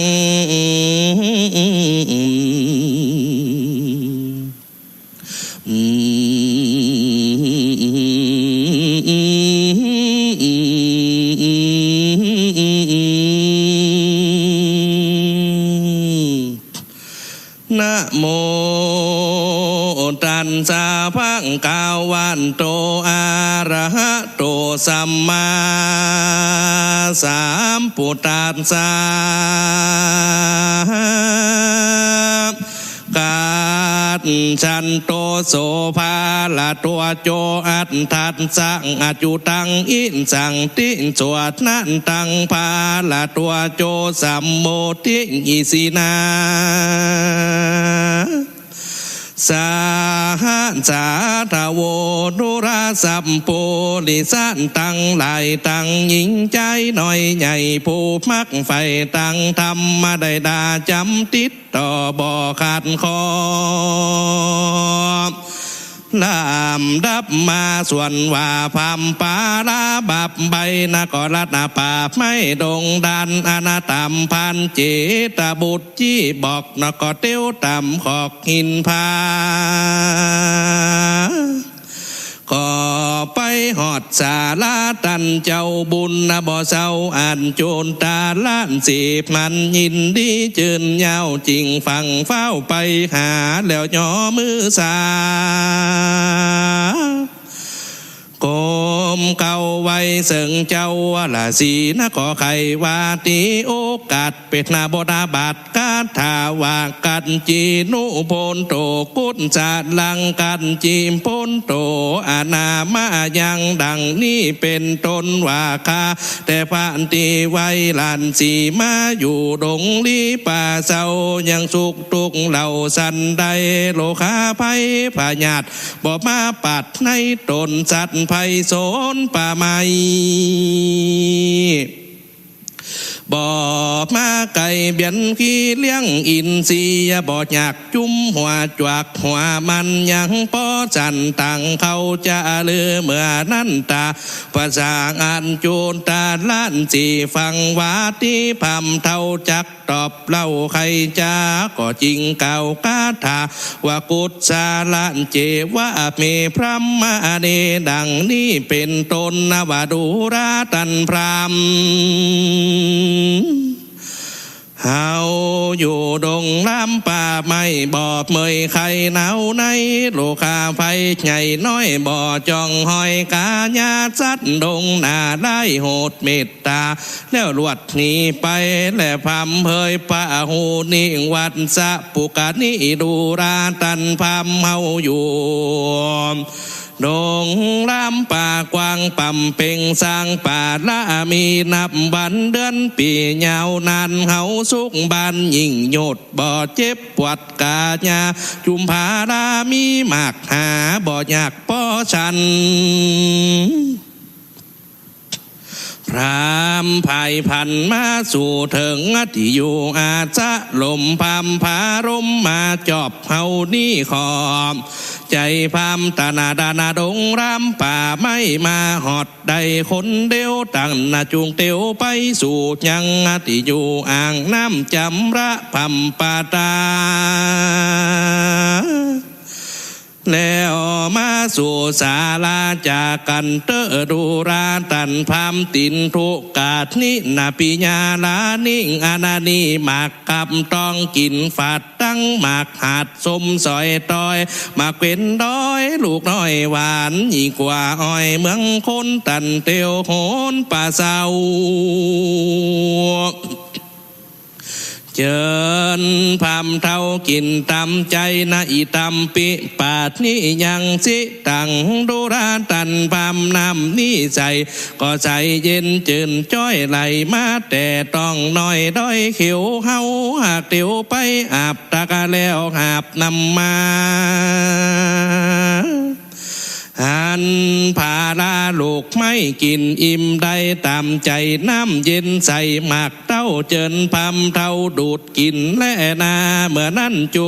จะกามพามจมจืนยกมือยืนไว้ละสีไขว่าที่เก่าถอยว่าข้าแต่เจ้ายอดซอยบุญนาเขียงนาปูจ้าแขกแก้วข้าหับเอาแล้วจำเรินใจข้านี่มาไก่แต่เรา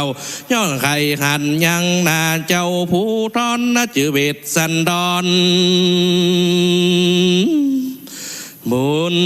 ใหญ่ลูกเต้าไทยสัตว์ใจอันเจ้าไตไฟฟ้าขับฮือผักนานี้มาบวชเป็นตาภาษาอยู่สร้างในป่ากว้างดงไผ่ต่างจักไปหาเจ้าขอบอกเราเข้าต่างแต่เตอตีนั่นตาภาษาละสีจะไขว่าที่บอกจี้ฮือหูตีตังไปก็จะไขโอกาสเป็นอาบดาบัดกาถาว่าหน้าภาวังเอติยปุญญัตทังสีวินลาจัดสันตสนังดูราตันพรามตันดันดงรามมาบ่จอบบ่พระกอบกันบุญเต้าวังหันคุณเต้าไทยหวังใครใดสิ่งอันใดเฮานี่รำเพิ่งใจหูหอดว่าลอยใครใดหยอดมะเฮสีผู้มีสินดีเลิศแล้วกับทั้งสองนอแก้วเวทสันดอนอันหนึ่งตันจักไปวอนเก่าถอยขอเอาลูกน้อยสองสาลีจือจาลีน้อยนัดกับปานางแก้วอัดกันหาจากพระราชาเจ้าฟ้าจักตีต่อนาราชาท่านอยู่ดงนาป่าไม่ตุกอยากไล่บ่มีสังและนามเมื่อนั้นโจจะกะพรำเท่าจักได้ยังเจ้าละสีก็เป็นกรรมดีวินเสร็จนะบ่ฮือเคียงเกียรติโกธาก็เก่าเป็นคา ถาวาอากุลท่านรูปหังโพโตนาหังญาจิมูมากะโตดังนี้เป็นเก้าว่าข้าแต่ท่านเจ้าและสีตนวินเศษเจ้าจะได้เกียรติพิจใจข้าเดินดงไผ่ตุกเมื่อก็บ่เต้าเปื่อมาขอข้าหากข้านิ่งใจปอข้าคอยว่าใครหานาพระยอดซอยลาจากรรมโบราณจ่าแต่ก่อนเจ็ดนะผู้มอนสอนปันว่าการได้หันผู้มีบุญย่อมเป็นกุลนั้นมากข้านี่หากพระสงฆ์โอตาเดินนาดงมาหอดย้อนไข่หันหน้ายอดคุณทำอันไผ่ผ้าจำหนีผักเฮละจากจะเฮละจากเสียเมียงเจ้าว่าแต่เจ้าสินเลี้ยงยังหูตุยตนเต้าอยู่ภาวนาขอเมตตาบอกเก่าเฮหูเข่าตังไปแดดเตอโสตัดสะว่าจะนั่งสู้ตัวเจ้าอาโจนตาล้านสีได้ยินคำดีพามเก่าแก่ว่ากรรมอันนี้มีแต่ดีหลีพระนั่นละสิเป็นเจ้าก็คือพรำเท่านอนขึ้นหนึ่งแล้วตาภาษาแก้วละสีนำไปสู่ตีข้างกูมักกายกมือขวาสุ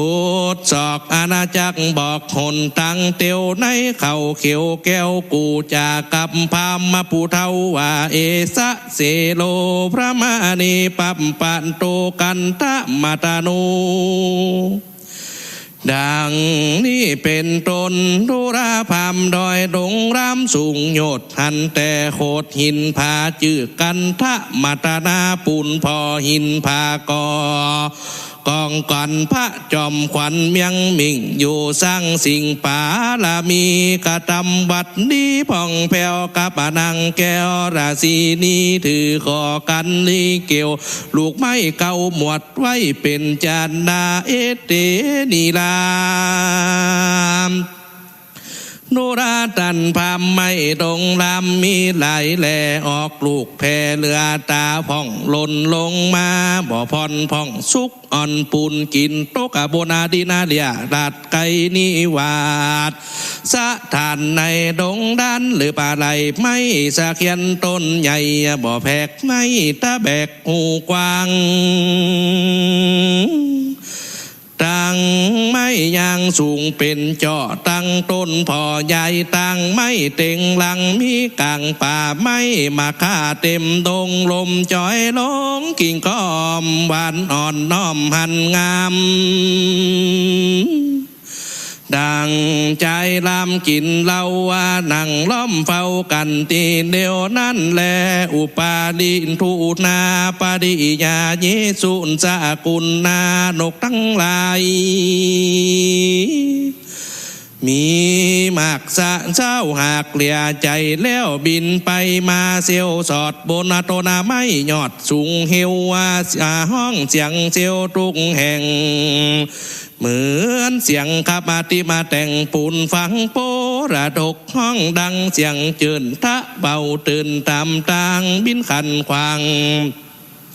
กิ่งไม่มีตีไก่อารามนั่นแลเมื่อนั่นผ่านจินนามันหนอดเต้าเนื้อตัวดาวทอรานีบวชเป็นจีจืนจ้อยกับลูกน้อยสองคนตั้งใจตนอดกันในตีนั่นอยู่ภาวานานางเสียนาลายพักพอยเอาห่มหอยกาญาอยู่ปู่จ่าไฟบ่ขาดใจมุ่งมาดผาธานาเอาสะปันอยู่เล้าเลิศฟ้าและพรำเพยหามพาจำปูปานติดถาจะนิเจปักกาไม่ม่วงงาวินเสร็จจุมปูติดลายหลากหมักพิษหากเจียจานหมักเดียวันแต่เรามีลูกแต่เก้าเถิงไปในดงหลายทุกกำมีแม่น้ำกินวันใส่เงาบาน เลิศแล้วเหมือนดังแก้วว่าวิตูนมีป่าสูนพุงเต่าลอยเลนาเราไปมาอันว่าโบกคาลานีทาราใหญ่กว้างมีที่ข้างอาสะลมมาโดลมเลี้ยงหลับตากว้างอาบเย็นใจจังก่อนเต็มไปตุกขอกนาอุบลดอกเขียวงามเหมือนอารามแต่ฟ้าทวนนาเจอว่านันทาวานุญญาณนั่นแลโคมาวาตันทาปทุมมาเสตะโสคันติเจหิจะดังนี้ดุราตันพามดอกบัวขาวงามตั้งหาขาวดังพาโคมาหันเลือตาแต่การตั้งดอกป้านเปื่อนจังก้อนพักตบสอนพักขาบดูเลี้ยงหลับเลียตาในดงนาจูกำข้างแม่น้ำมุดจะลินกุมพีลาจ้านจักเคและป่าคามังก่อนละไปมามีตั้งป่าดุกและเต่าน้ำด่างข้างคำเล่นตามกันดูราพามดอกบัวงามพงกี่หาในที่สุดบ่อใดซ้ำในข้างกำตุกไปแม่เพิงยายบินมาจอดต่อเต้าหอดในตรงมีตุกพงป่ากวางแดนแต่ข้างอารามไม่ป่าจิตงามเป็นหยุ่มมีใบพุ่มแพงกันไม่มากตันและปากะจัดไก่อาวาดเวทสันดอนและพรามเฮยเข้าดงป่าไม้กีลีเข้าคงซ้ำเป็นดอยดงเป็นวงหอมไม่ตึงไม่เฮียงต้นลำคือคืนเขียเข้าวันขึ้นโตยป่านไม่เป่าไม่แง่ต้นลำจาการมีไม่ทุกอันเลี้ยงมันก็เลี้ยงพา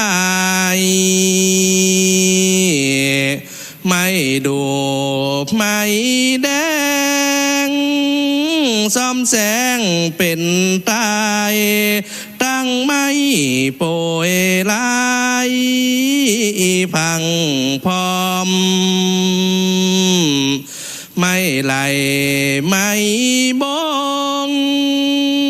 ปงขึ้นสอดสองในโคงเขตห้องดงพายวอกกลางใหญ่น้อยนางนี้ลามาลายมาเกาะกิ่งใบเหี่ยวไม่สางห้อยจับใส่ลังตัวเพื่อเอาลูกน้อยห้องอยู่วอยวอยกิ่งไม้ผุงสัตว์ตั้งหลายเตี้ยวไก่สอใสเสียงง้องแหบให้เมียนคนอ้อมใจเจนลำเหลียวพอไปไม้หล่นใบซอย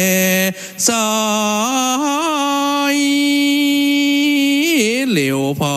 ดูดอยปิดเมยมอกหอมเสียงนกเสียงหนูมันมาลำทองเสียงวิ่งวอนป่าไม้เสียงนกกา ทัวมาหนัวเสาะใสห้องตามเทิมดอยอนกตัวนี้เป็นนกของคอยห้องตามเทิมดอยห้องคอยคอดคองเสียงนกเสียงหนูมันมาลำทองเสียงวิงวอนป่าไม้เสียงนกตั้งล้อมาจากลำทองเสียงวิงวอนมวนนาคเสียงนกป่าตามาจากปักตักวันกันไตไปมานกคุมนกเก้าแขกเต่าและโลตั้งนกปัดตายลูและอินนกแซวกินปีและนกเขามินบินหนีจอยวอยขอกฟ้าเอ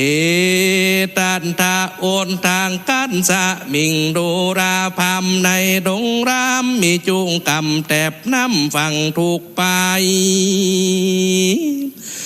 ดอกบัวใหญ่งามสะผู้พักบุงอยู่เป็นกอถั่วตาเสียรอและถั่วก้างอยู่ตำข้างอารามพักตบงามเป็นดอกผิวเหลืองหมอกซอยตอย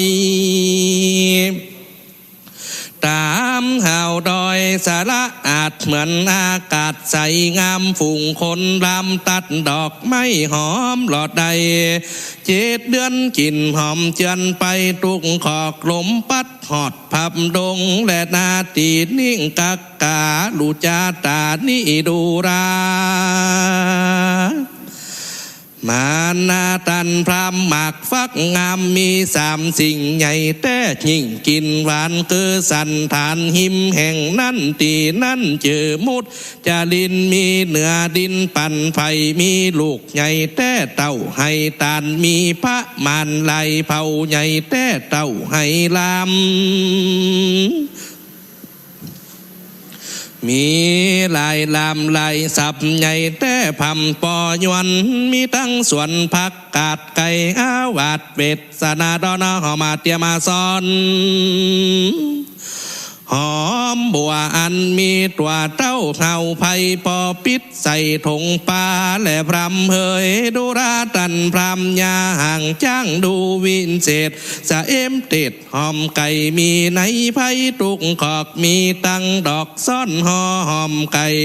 เกี่ยวรำไปกองกอดเลี้ยงมุงยอดเถิงไปกวาวเขื่อย้ายเกาะกอดไม่เกี่ยวแต่ลมไตไปบนนั่นแหละ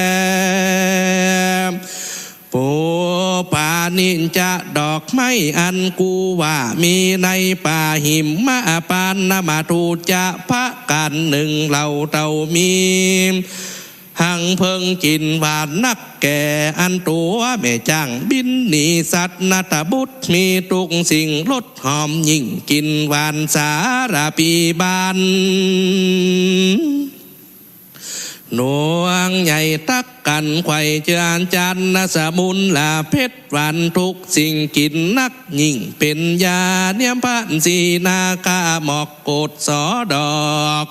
เลี้ยงลายดอกคำนายมีเหลือแหล่นอดน้ำแก่กลางดงขมินคำลงลำหอลาดานางามาตุกแง่กำคุ้นแผ่เต็มภัยว่านาในป่าที่นามีทุกสิ่งยาทิพย์ยิ่งเหลือใจและพรำเฮยอะเตทะสีหะปัญญาคาจะส่วนวาราจันสีและเสียคงเสียเหลียงกงหลังนอนนะมีตังปังปอนไปเป็นหมู่แม่จ้างกูตัวไป อันว่าทานลายโอนเห็นมีหมักเห็นอมหักหุ่มเร็วละมังเตียวเป็นหมู่พันเลี้ยงอยู่เลี้ยงได้และนาสุโนปิจะมาดำมาด่างล้างตัวกันตัวขาวจอนหางยาวหยอกกันย่างมีตังแบวบางนางนี้ตังจุงกันนียะหยุนลิ้นห่อนสุนจุงกันกวางเขาอันเป็นง่าแม่เนื้อกว่าจมกันตั้งมีอันมีห่างสันควายเทียนดันก็บงแมวเทียนลงแล่นเล่นงกวิ่งเต้น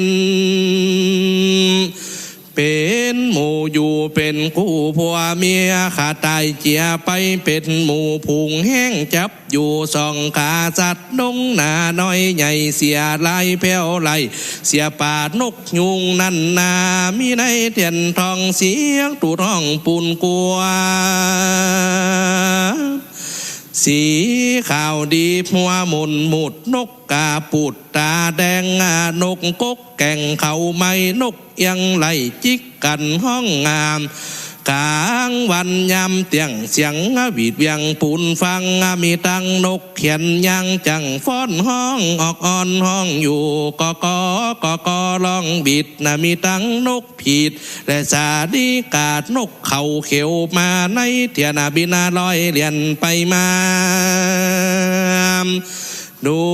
ราตันพามแม่นจักไตไปสู่อาสะลมแห่งเต้าอุดมเวทสันตาละลัดกนาจักกากาดเตียวมาเป็นอันสืดนักหนาบอกกดขอดคนใดคนได้ไปหอดแก้วกูกูนตีเขาบ่มีความอดอยากกินอิ่มปากต่อเต้าตีคาอันมีรสหนาหลายหลากบ่ลำบากในใจเจ้าจอมไตหนอเต้าอนาอยู่ดานาดาวดงลีกับเทวีลูกน้อยอยู่แต่แดนก้อยดอยคำตันถ้าลงทำวินเศษอยู่สร้างเป็ดเป็นจีขอกันลีแต่งไว้เกี่ยวลูกไม่นำมาหนุ่งนางเสียนาแต่ใส่นอนลมนอนห่มไม่เนื้อดินมักใจยินดีทุกเมื่อใจเจ้าเจือนิพพานนั่นแหละพรำเฮยตะมาทางปะกาเซนโตสัทธาหาอินตังสุดตัวพรหมานาพันทุงอินสิงกัดตัวปะทักขินนังดังนี้เป็นเก้าพระพุทธเจ้าหาเก่าว่าเพ่งเขาเวดุราเพ่งโคนตั้งไหลจุงฟังอนิยายนี้โสดส่วนโคดจูจะกะพามใดยินคำงามแห่งเจ้าละสีหักเก่าใดหูเขาตั้งไปมันดีใจบ่น้อยกับโดยพระยอดซอยล้านสีพรามก็มีใจหุ่มกว่าเดินเข้าป่าดงดำมันก็การตำปะทักสีหน้าเวียนหลอบมาไว้นบหนอบหน้าสีจากรรมดีบอกเล่าลาตันเจ้าตาภาษาหิบไก่กาจะใจเข้าป่าไม่ดงไผ่ไม่ใจไปหอดสู่ในที่อยู่เวทสันตาละลาดลาจาก็มีวันนั้นแลนา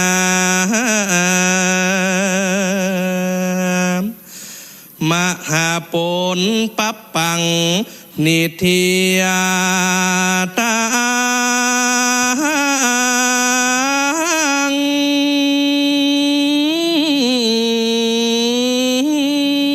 ก็ปาลีปุณนางมีเอียนแล้วอัตตมาจากลงจากธรรมาอาจแก้วขอศรัทธาตั้งหลายแปลงใจดีผ่องแผ้วและนอย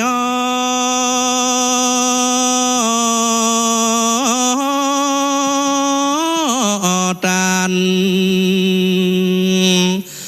ยกมือกายน้อมขึ้นกราบสา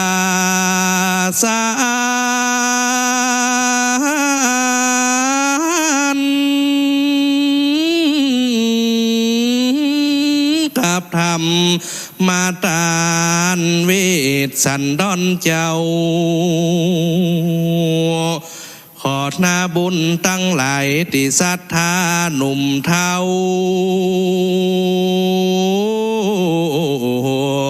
ติป้ากันป่าหามเป็นมาขอได้ปนจากพญาตโลกา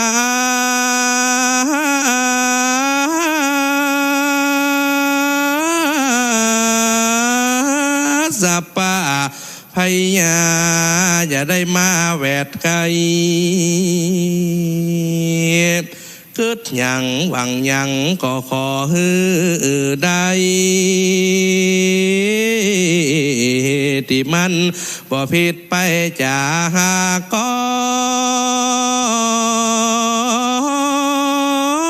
องธรรมอานิสงส์พระบุตรนากามที่มาฟังธรรมนี้แล้วขอได้ถึงองค์ศรัทธาพอ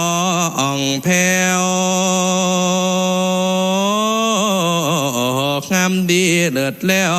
และนอนนี่ลาปา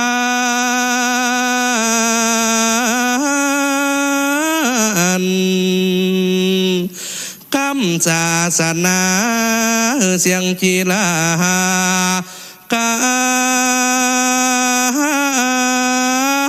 นกับเต้าถึงพระผู้บานตนที่หาคือพระอริยะเมตไตรนอลาจากลงมาโปรดภายเมื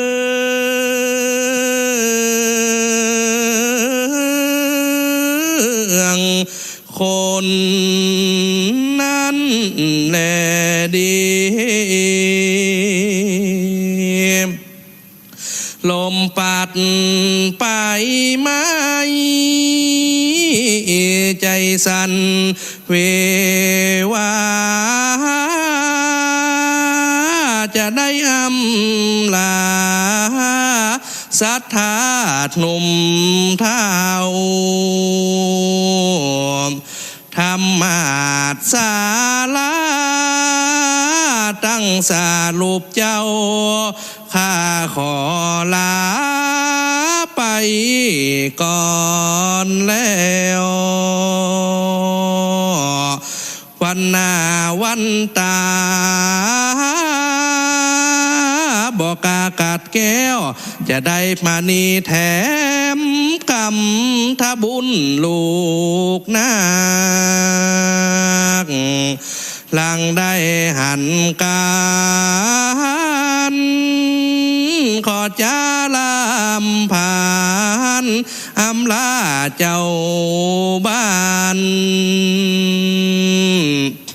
ต่อสากไฟปะเสียสากซ้ำอย่าลาบตาจังลูกไทยเวลามันยัดมาสัตจำนี้เวลาบ่มีจากปิกเมียบ้านพอผ้าพอโพนไหลบนเมฆดันกว่าฝนตกหำเปียกล้อมหนตั้งก่อกาย ซ้ำกายหอมจอมเป็นเหวหาดหอยดอยจันกว่าไม่หักลมก้นทับเต่งกานกายควางหนตางน้ำนองออกห้ยจะขออำลาถาดนานี้โดยมันเถิงเวลาปอกไว้สะบันงาโยมมาบ้านลำไปใบห้อยตัวข้ามอนน้อยจะขอลาไปก่อนแล้วมาวันนานิทิตังขีชาสังวันนามวินเศษจาห้องเหตุมหาปนอัลลผดับพันดาไปโดยคาถาว่าได้80 คาถาก็บังคมสมเด็จเสร็จแล้วเต่านี้ก่อนแล้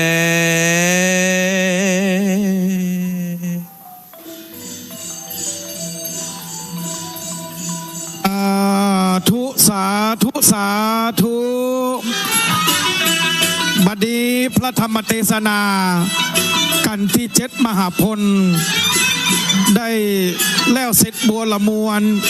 เจ้าภาพเก้าเจ้าศรัทธาจะได้เข้าเทียบถวายกันเทศท่านพระคุณเจ้าบริเวณด้านบนดบหลวงพ่อดำซึ่งในปีนี้ได้จัด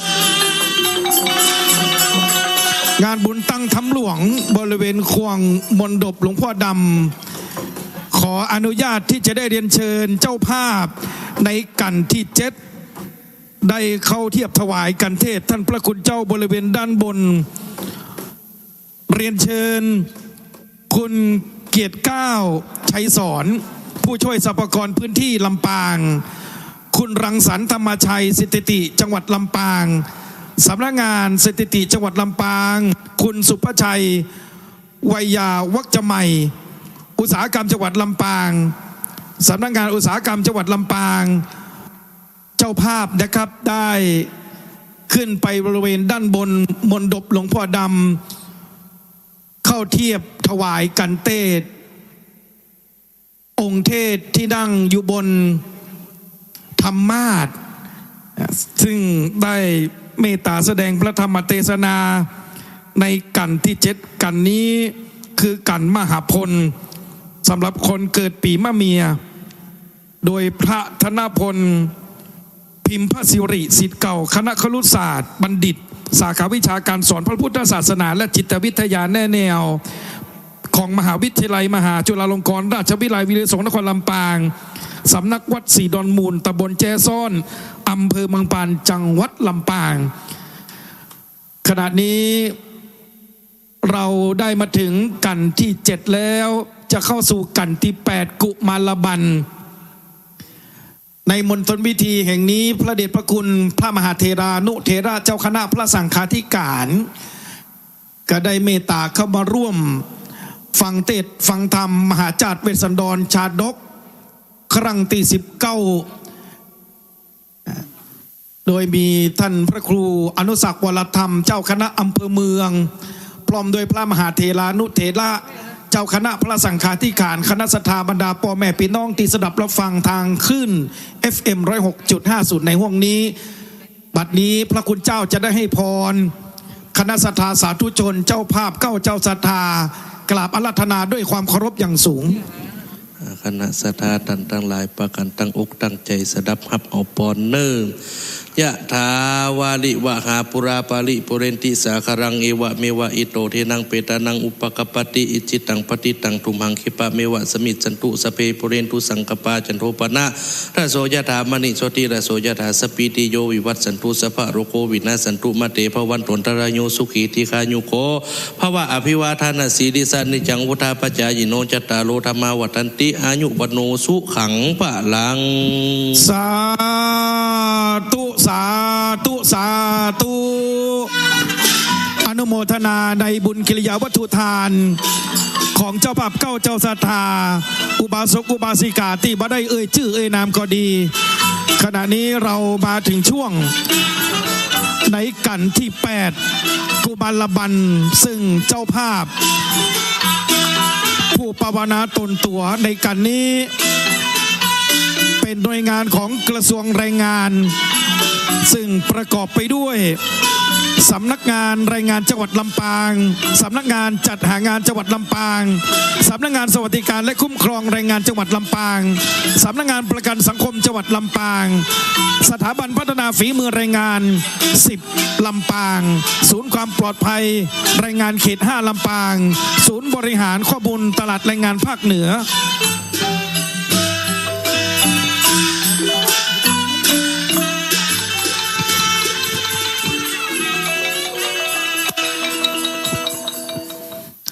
ขอบคุณครับปีพาดพ่อครูใหญ่ทุ่งบัวแปนศิลป์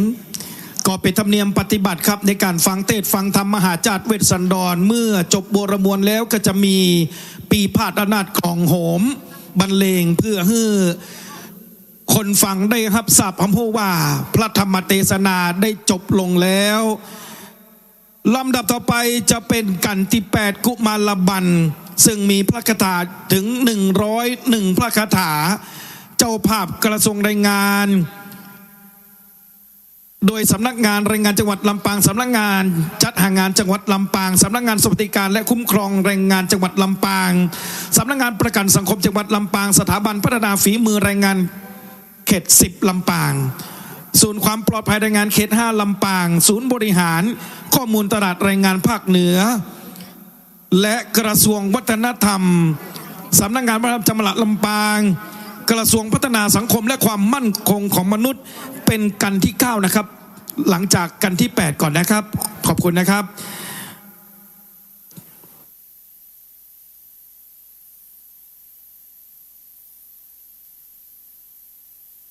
อาจารย์ผอ.ณรงค์ครับปัดแก้ว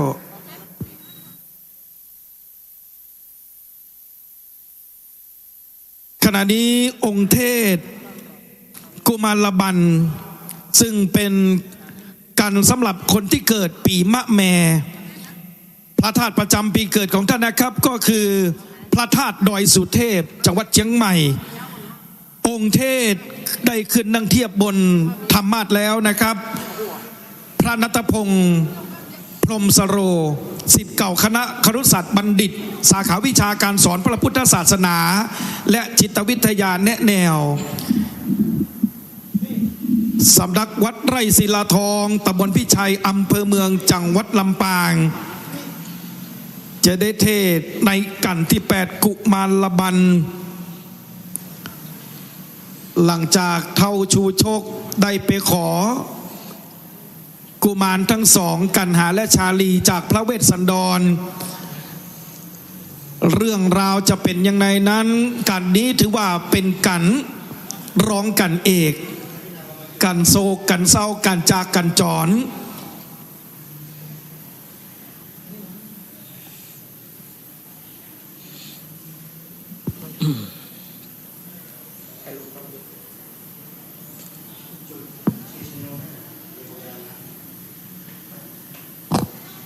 ขอถวายการต้อนรับหลวงพ่อท่านพระครูอนุศาสตร์วรธรรมเจ้าคณะอำเภอเมืองลำปางวัดบุญยวาสวิหารพระอารามหลวงที่หลวงพ่อได้มีเมตตาได้มานั่งร่วมในพิธีในช่วงพระบ่ายถวายการต้อนรับหลวงพ่อท่านพระครูวรการโควิดรองเจ้าคณะอำเภอเมืองลำปางวัดนากรมเหนือพร้อมโดยเจ้าคณะพระสังฆาธิการภิกษุสงฆ์องค์เจ้าทุกรูปที่จะได้มีโอกาสในวันนี้ก็ถือว่าเป็นวันที่เราได้ฟังธรรมกันตลอดวันเป็นการฟังจบ13กันในวันเดียวอานิสงส์หาพระมารที่สุดบ่ได้เข้ามาถึงกันที่8กันกุมารหรือกุมารบันซึ่งเป็นกันที่ตุจกได้เดินเตียวป่ามาจากเมืองกะลิงกะลาดเพื่อที่จะวางแผนเข้าไปขอ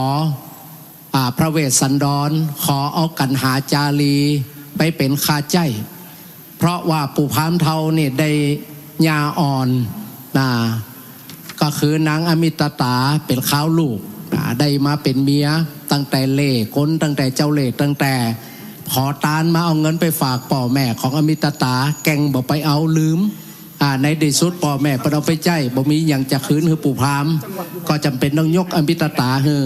เสร็จเรียบร้อยอมิตตานี่ดูแลปู่พามเท่านี่ก็ดูแลอมิตตาสาวน้อยเนี่ยเอาอกเอาใจขนาดนักอย่างอีนะเปิดห้องว่าควายเท่าปะยาอ่อนนะก่อนเล่ขนปุ้นใครได้คาใจนึกถึงไผ่หูก่อนึกถึงมหาตานปางใหญ่คือพระเวสสันดรตีเปินน้อมนาเปินห้องว่าเป็นนักตานะปารมีเป็นตานอยู่ที่เขาวงกฏไปบำเพ็ญพรตปู่พามเท่ากันเตียวป่าเข้าไปตั้งแต่กันตุจกพดมากันจุลปนมหาปนแล้วก็เข้าสู่กุมารบันก็คือกันกุมารที่ปู่พามเท่าไปหล่อแหล่ล้อพนังบัดซีทาพนังบัดซีอยู่นี่เข้าไปบัดได้เพราะแม่นี่จะขางลูกจะหวงลูกจะบัดตานเฮือไผ่แต่พระเวสสันดรได้ตั้งสัจธรรมตั้งสัจอธิษฐานว่าชาตินี้หลังจากที่ได้มาบำเพ็ญพรตเป็นพระฤาษีจะต้องสร้างตานะปารมีเป็นตานดังนั้นจึงมีในปารมี10ตัดปารมี30ตัดจะเอ่ยถึงตานะปารมีเป็นข้อต้นตานะปารมีสัมปันโนตานะอุปปารมีสัมปันโนอิติปิโสภากาวาเนี่ยตานะนี่เป็นข้อแรกนะแล้วต่อไปก็จะมาขอเอากันหาจารีไปเป็นคาใจจะเป็นอย่างใดเชิญท่านดร.กตัญญูเรือนตุลได้เริ่มต่อเลยครับจุดกันครับในนามเจ้าภาพคณะตึงมดในชุดนี้กันกุมารหรือกุมารบันก็ขอได้รับเกียรติครับท่านทัศนีดอนเนตรวัฒนธรรมจังหวัดลำปางซึ่งวันนี้ท่านก็ได้มีโอกาสได้มาในฐานะติดดูแลงานด้านวัฒนธรรมประเพณีวันนี้มาพร้อมด้วยกับท่านผู้อำนวยการกลุ่มกิจการพิเศษกลุ่มส่งเสริมศาสนานะครับคือท่านผู้อำนวยการทิติพรจินดาหลวงผอกลุ่มกิจการพิเศษและก็ท่านผู้อำนวยการพันทิพย์เหล่าวัฒนพงศ์ผู้อำนวยการกลุ่มส่งเสริมศาสนาศิลปวัฒนธรรมขอเรียนเชิญท่านทัศนีดอนเนตรวัฒนธรรมจังหวัดได้จุดเทียนส่องธรรมที่บนมณฑปครับ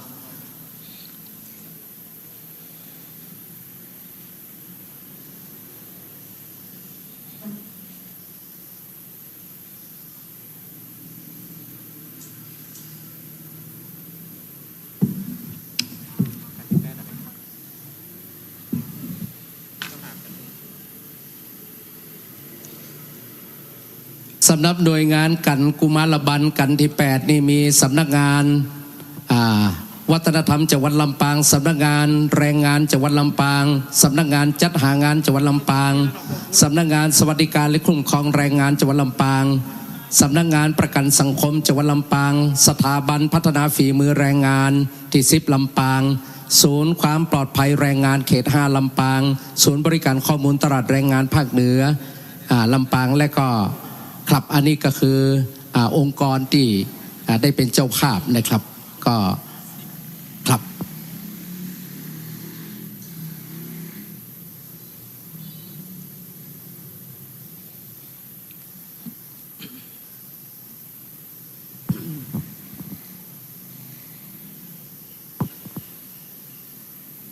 ต้องขอกราบขอบพระคุณท่านวัฒนธรรมจังหวัดลำปางนะครับ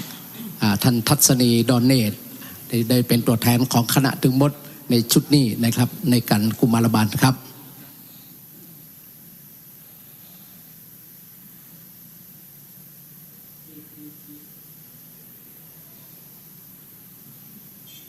ขอทุกท่านได้ตั้งอกตั้งใจในการฟังธรรมมหาจาร์เป็นภาษาพื้นเมืองและก็เป็นภาษาบาลีเป็นภาษาพื้นบ้านพื้นเมืองฟังตามอรรถรสเพื่อได้เกิดเป็นบุญเป็นกุศลแห่งการฟังดังบาลีตัดรองรับว่าสุสูสังลพเตปัญญังการฟังติดีย่อมเกิดปัญญาฉะนั้นก็ขอทุกท่านได้ตั้งอกตั้งใจณโอกาสบัดนี้ครับสุริยะเตียว จ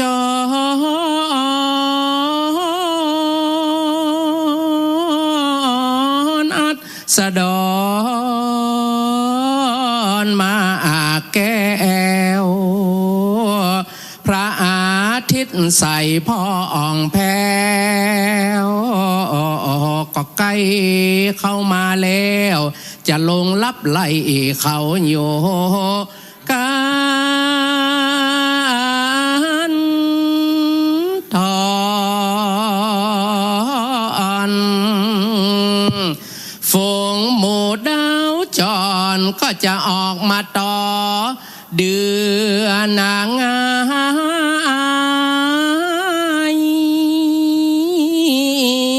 ดาวพระกาย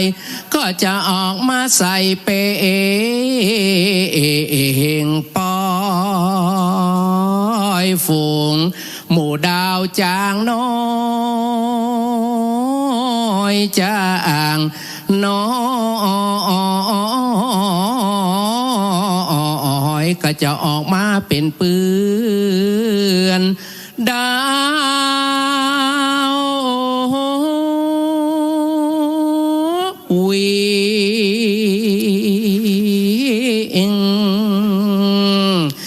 ขอนิมนต์ลุงศิษย์พระโมนี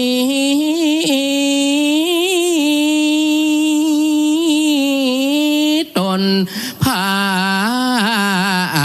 นแผ่วคืนนั่งธรรมาดแก้วนิดหนังแล้วจุงเตสนา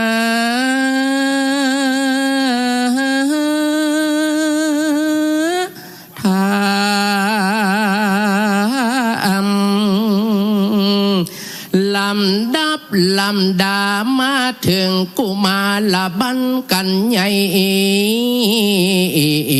กว้างปางเมื่อพระนอผู้ทอนเจ้าเอาลูกมอนตาสองเจ้าเป็นตาลแก่พรามปาลาปู่เท่ารุ่นหลังนางพญาบ่อยู่เต้าปู่หมอ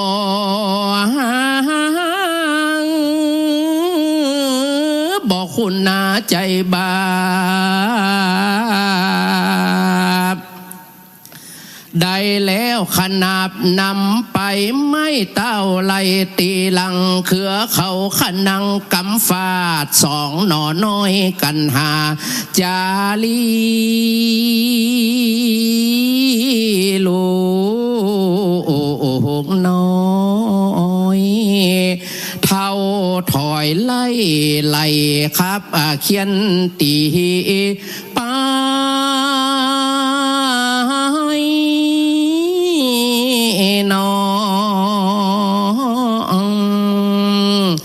น้ำตาไหลที่ถอยส่องอ่อนน้อยจะดาติงตา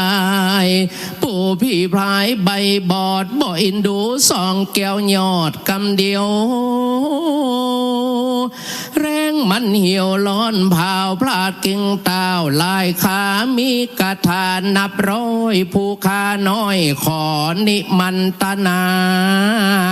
ลูกศิษย์พระพุทธาพอใส่น้ำสัก2 3 4 5 6 7 8 9บังกันว่าพระคุณเจ้าพระอาจารย์ณัฐพงษ์พรหมสโรอิทในก็อ่อยยังแล้วว่านะฮะโม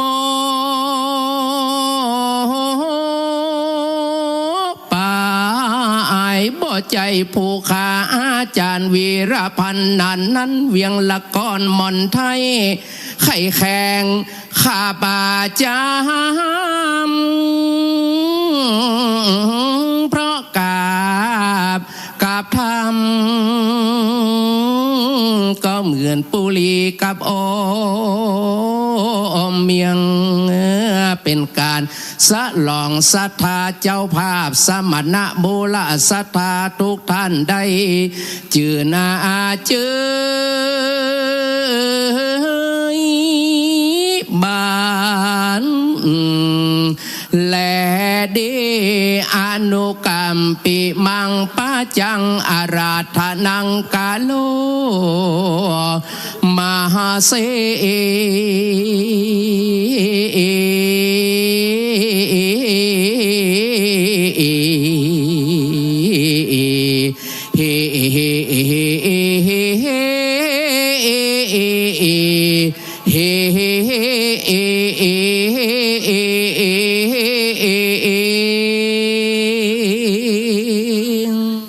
ขอนอบน้อมแด่องค์พระสัมมาสัมพุทธเจ้าพระสัทธรรมเจ้าขอถวายความเคารพแด่ท่านพระครูอนุศาสตร์วรธรรมเจ้าคณะอำเภอเมืองลำปางพระอาจารย์เถรานุเถระทุกรูปทุกตนขอเจริญสุขสวัสดีกับบรรดาท่านคณะศรัทธาเจ้าภาพทุกท่านวันนี้อาตมาภาพพระณัฐพงษ์พระมัสโรวัดบ้านไห่ศิลาทองจะได้มาเทศนาธรรมในเรื่องของกุมารบัณฑในเนื้อหาของกุมารบัณฑนั่นเป็นกันที่8ท่านได้กล่าวไว้ว่าตะกี้เป็นในเรื่องของมหาปนป่าใหญ่ปู่ชูโชคดีเข้าป่าไปแล้วนะเข้าป่าไปเรียบร้อยปะใส่อจุนตะละสีได้บอกหนทางเรียบร้อยละนะบอกหนทางไปหาอาสมของพระเวสสันดรจากนั้นกันที่8ก็จะเป็นในเรื่องของพระเวสสันดรตันลูก2คนคือกันหาและชาลีทีนี่เนี่ยเมื่อเป็นตาลเซตเอาไปเป็นค่าใจของเมียปูพามนางอมิตตาปูพามได้ละอ่อน2คนไปก็ตึงบุบตึงตีตึงฝาดก็เป็นดีน่าเอ็นดูสงสาร2กุมารกันหาจารีเนื้อหาสาระธรรมเป็นสันใดก็คือพ่อแม่พี่น้องได้ตั้งจิตตั้งใจสดับรับฟังเป็นลำดับต่อไปเด้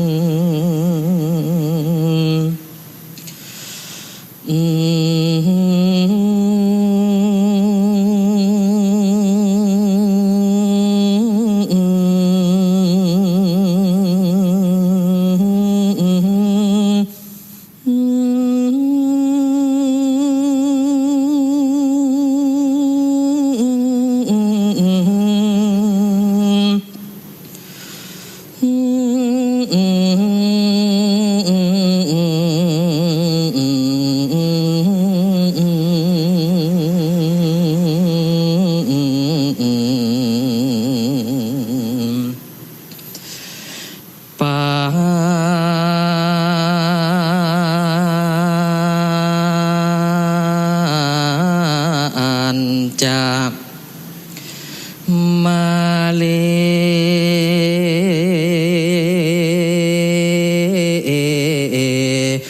จี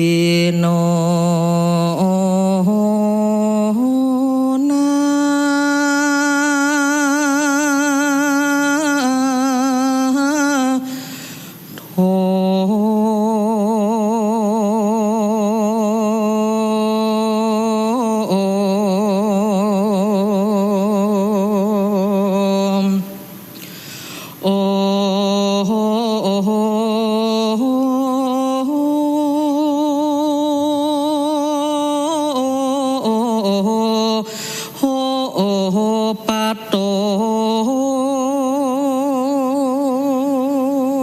มโปติมุตตามัง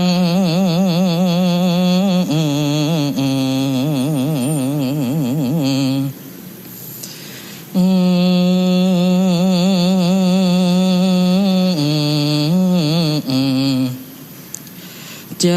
ตุสัจจา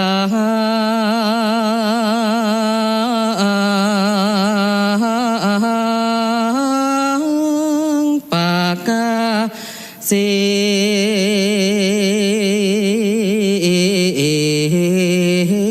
ติ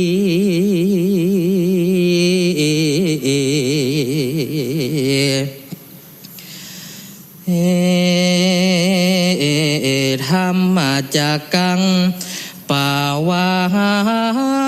ตา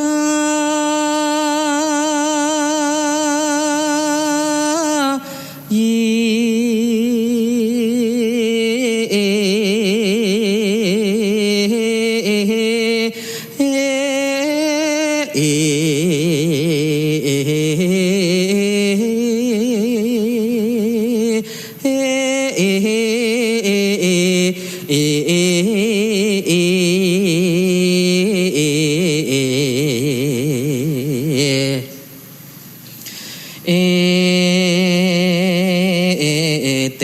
นะสัจจวัตเจ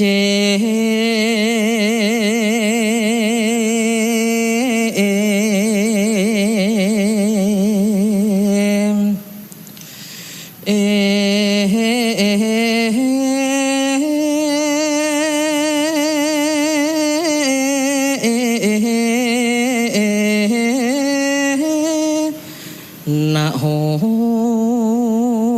ตุเมใจญามังคะลัง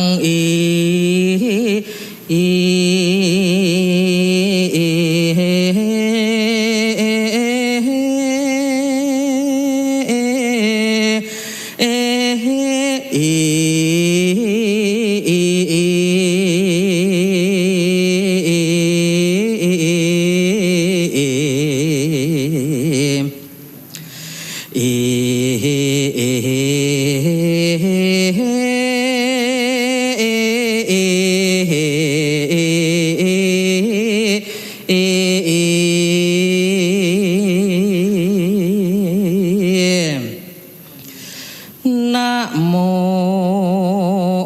ตัสสะภะคะวะโตอะระหะโตสัมมาสัมพุทธัสสะนะโมตัสสะภะคะวะโตอะระหะโตสัมมาสัมพุทธัสสะนะโมตัสสะภะคะวะโตอะระหะโตสัมมาสัมพุทธัสสะ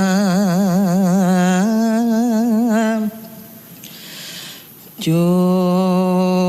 จักโกปิอาจุตตาปะเสนานาติตามังเกนะกันตัวญาวะจันตุลาสาโปกาลานิติลังปัตตัวจินติสี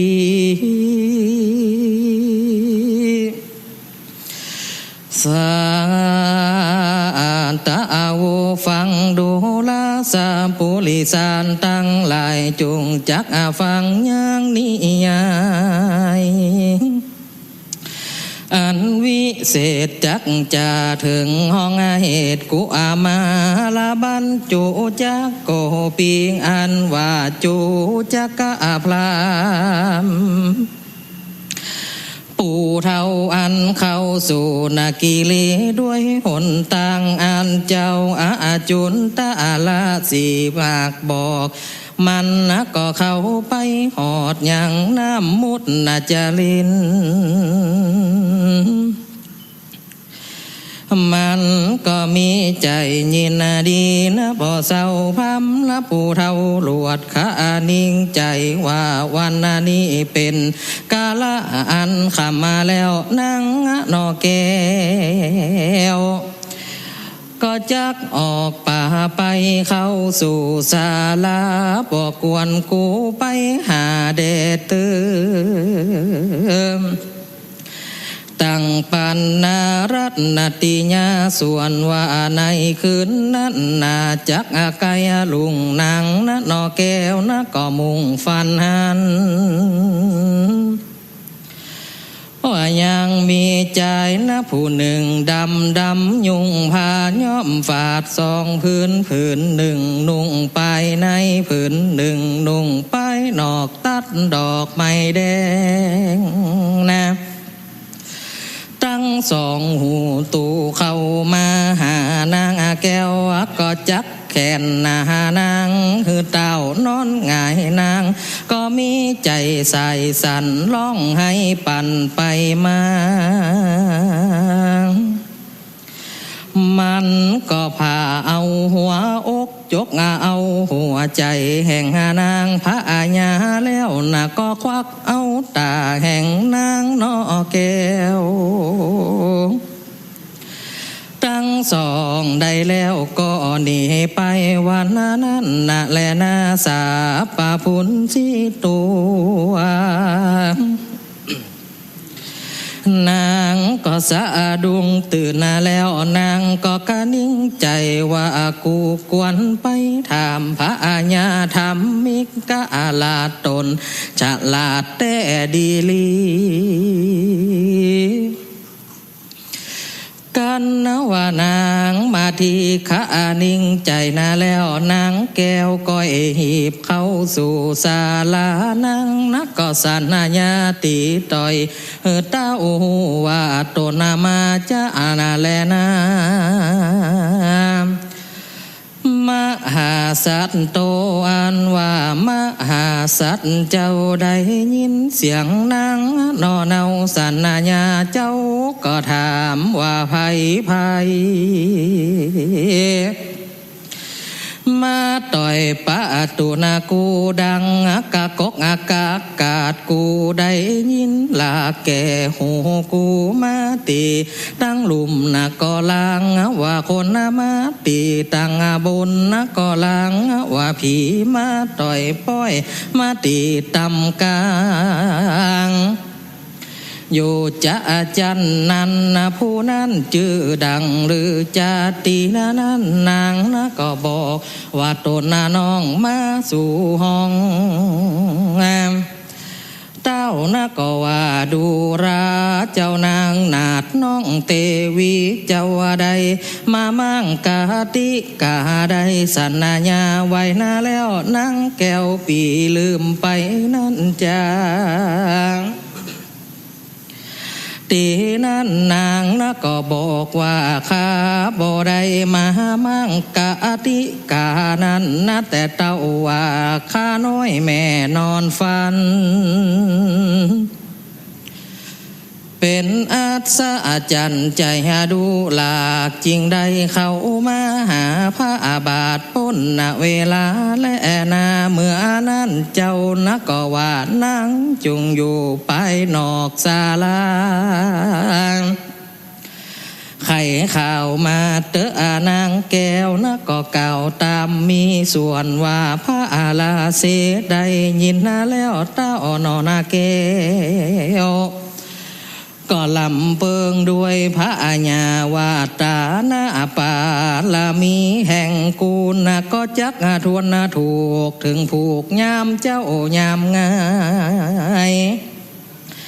อย่าจกนักก็จักเข้ามาขอเอาสองโสมสายลูกแก้วเต้ากวนนาลมานางใดไปนอนอยู่ดีเจ้านักก็จริงกล่าวว่าดูลามาทีเจ้าปีเคยอยู่ตีสบายใจในโรงใจพระบาทสะเวยโปย จนะหากมีลดลายประการบัดนานี้ได้อยู่กลางดงนาด้านป่าใหญ่กินลูกนาไม้หมากหัวมันนะนอนในดงตันนะบ่มีศาสตร์หลอนนะว่าถาดคำเขือกบ่ดีบังเกิดมีกำฝันอันกำเศร้านางจุงไปนอนกับลูกเต่าตั้งสองก่อนเตอว่าอันนาแล้วนางงัดนอแก้วแม่นักกอนีไปนอนกับสององค์อ่อนลูกแก้วถึงเมื่อคืนนั้นแล้วแจ้งลุงแจ้งแล้วมีมานางนักก็ลูกมากวาดห้องศาลาทุกแห่งแล้วนักก็อุ้มเอาสองแก่นให้มาจมว่าสายอุดมมาเหยลูกแก้วอย่าได้ปากันแอวไปไก่แม่นักก็หากฟันลาหันลานิมิตนาอันนาหลากเจ้านะอย่าได้ผากเต้าปอปีตาว่านาแล้วก็อุ้มมาว่าเอาลูกแก้วไปสู่สามนักพระอาลาสีว่าขอปียาละสองสาลี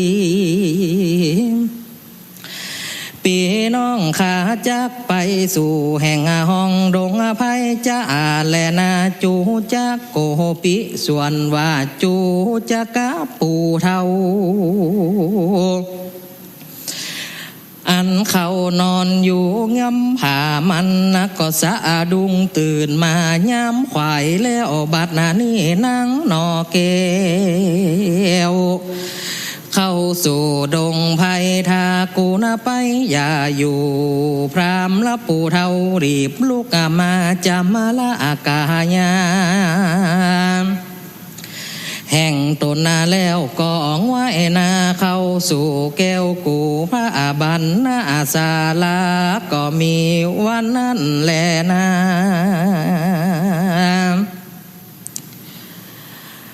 มหาสานโตส่วนว่ามหาสัตว์เจ้าอันอยู่เฝ้าสาลาเจ้า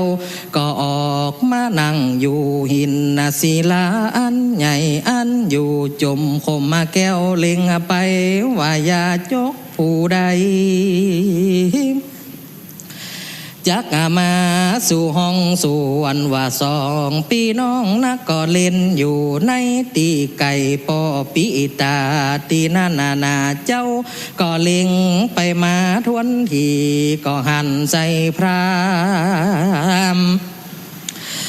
เขามาสู่ตีไก่ขวางอารามเจ้านะก็มีใจเจยบ้านบ่แล้วจริงอยากเอาลูกแก้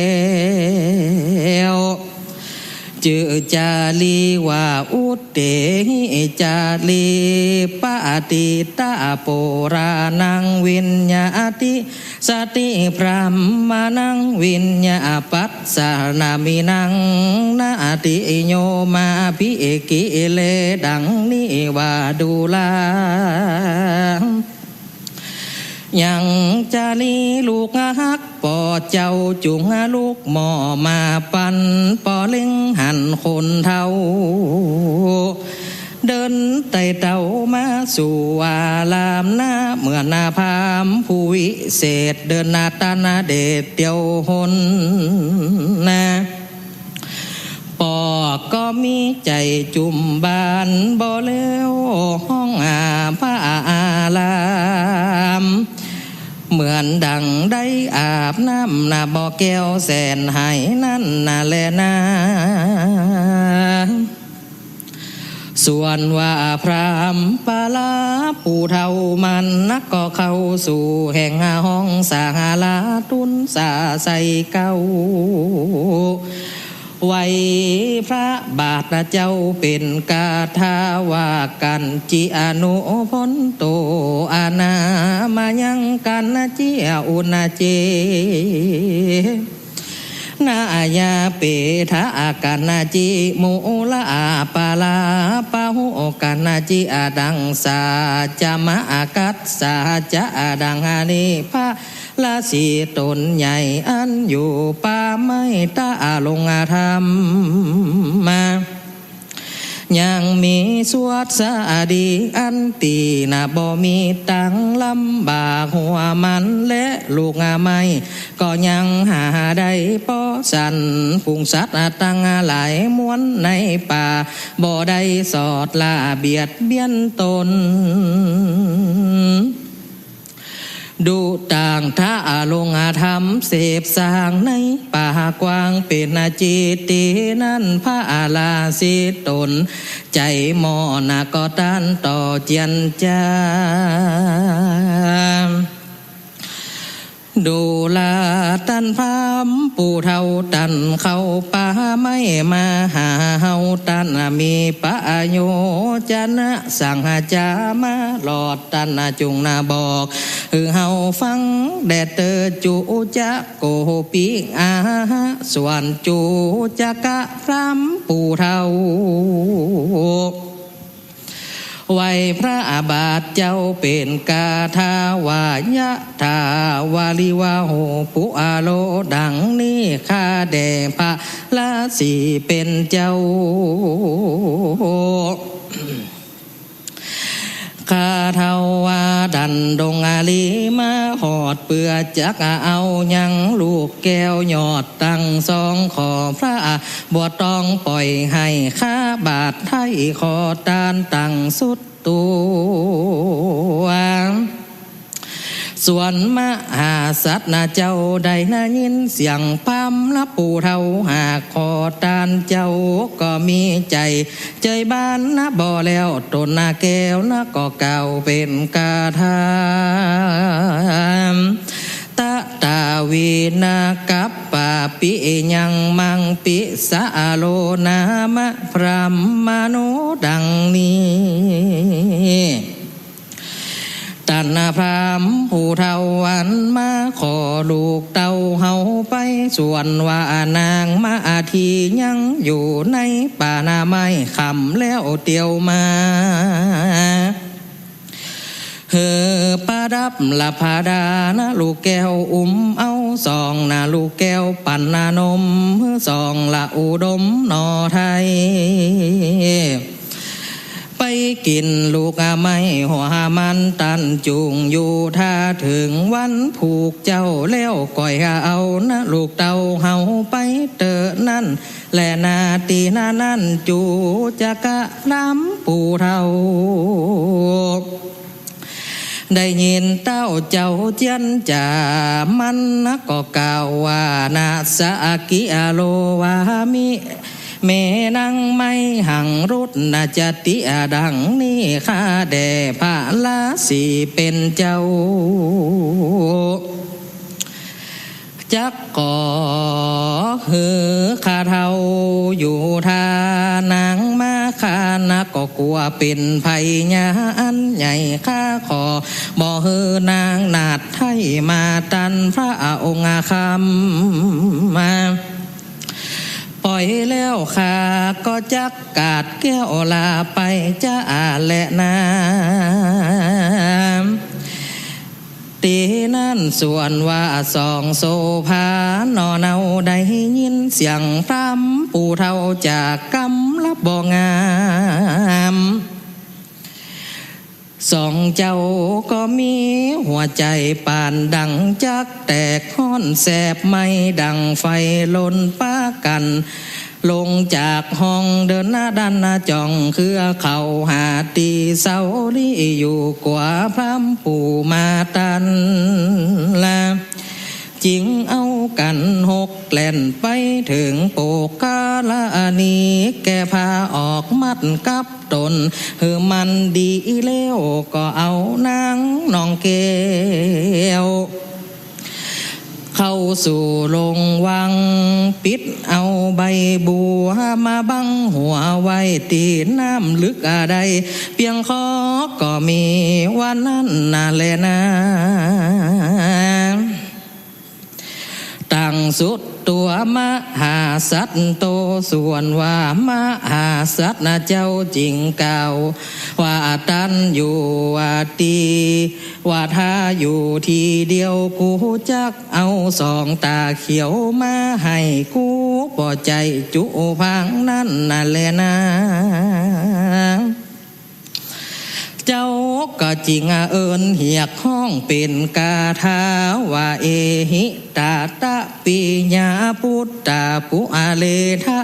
มามะดังอันนี้ดูลาจาลีลูกฮักป่อเจ้าจุงออกมาด้วยหม้อเร็วปันจ่วยกำป่าละมีทำป่อนาฮือกว้างช่วยกู้ปอสร้างสมปานเป็นดังยานสะเป่าคำมาเล่มใหญ่ใส่เอาสัตตาโลกคำโอกาสงสารด้วยอันเหือตานลูกน้อยเจ้าจุงนากุลีมาก่อนนาเตอตีนั่นเจ้าจาลีได้ยินเสียงปอเรียกร้องแล้วเจ้าน่ะก็ออกมาหาปอนอแก้วปิตากอดเอาปาตากำขวาปอไว้ห้องหำมาให้ปุ่นนะคุณนาและนาอันนาทากาลานั่นเหล่าเต้าปอบ่หันยังนั่งนอเนากันหาก็จริงกล่าวว่าสายธิดาลูกน้อย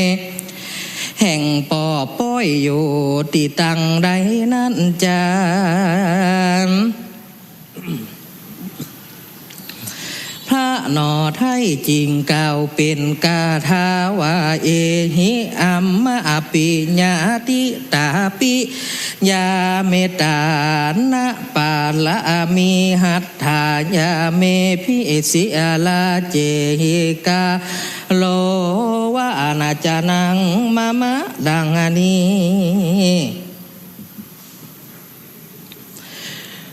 ดูลากันหาลูกฮักปอเจ้าจุงมาเป็นน้ำบ่อแก้วแสนในอาบยังหัวใจพอแล้วเป็นดังยานสะเป่าแก้วเล่มจังกันใส่เอาสัตตาโลคำสงสารแหล่งลาเจ้าจุงไว้นามาปั้นปอพระอาญาห้องแล้วนั่งละนอแก้วก็ออกมาหาปอนอแก้วปิตากอดเอาปาตากำไส้ปอไว้ห้องให้ปุณวนและนาเตสังลาลางอาสุนีอันว่าน้ำตาแห่งสองสาลีปีน้องก็ตกถูกต้องหลังตีนแห่งปอปิตาตาสาอันนสุนีอันว่าน้ำตาแห่งปอพญาปตาปัสสาก็ตกลงเหนือหลังแห่งสองพุทธาลูกแก้วสามปอลูกก็ห้องให้เสื่องกันไปมาอยู่จะเจ้าปุณณจมเมื่อนั้นเจ้านักก็เล่าว่าลมยังพุทธาลูกเต้าฮือบรรณาเต้าเสียยังความโศกเศร้าโศกาแล้วก็กดกาแห่งสองพุทธาลูกเต้าดูลาเจ้าลูกฮักปอจาลีเจ้ามีใจใครป้นออกจากปอขอบอกกาไว้ปันคำส่วนนางกันหานอลาใครป้นจากข้าเป็นนาไตกานางใส่ใจมีนับบ่อน้อยตั้งขาค่อยหมู่ยิงใจตั้งหัวควายจางมาพื้นแผ่นผ้าและเงินคำเฮือใดอันนั้นละร้อยไทยเอาหนังนัดให้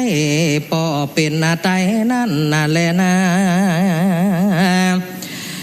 กันว่ามาหา ศาสตร์เจ้ากดกาดลูกเต้าแห่งตนหน้าแล้วนักก็นำเอาสองลูกแก้วเข้า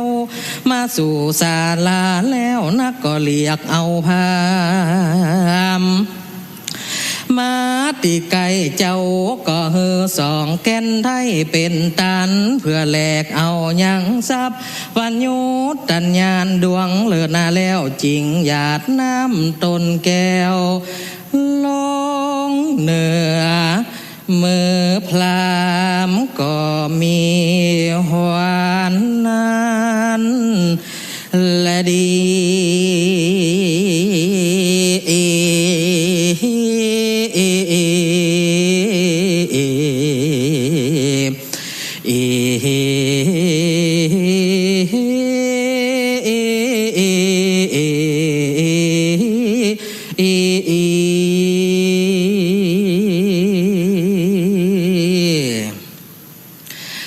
สัทธา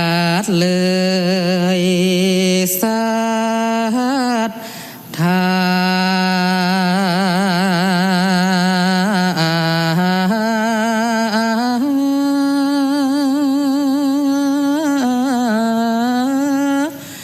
อันว่าพระสวัสดาตนผ่านเพวได้เฮตาอ่านสองลูกแก้วลูกน้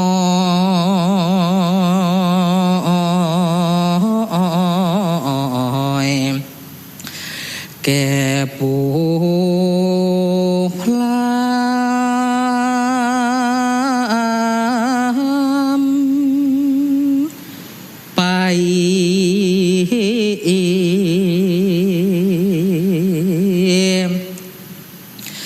ปู่พรา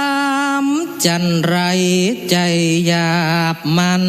ก็ไปกันกาบกัดเอาคือ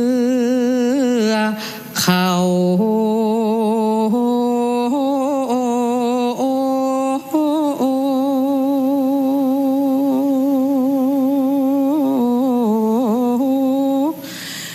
มามัดเอาสองนงเล่าปีน้องมันก็มาแปลงบ่วงก้องผูกเอามือจารีต้นปีไว้เบื้องขวามันก็มามัดเอานางกันหาเบื้องซ้ายปู่พรามเท่าใจยาบรา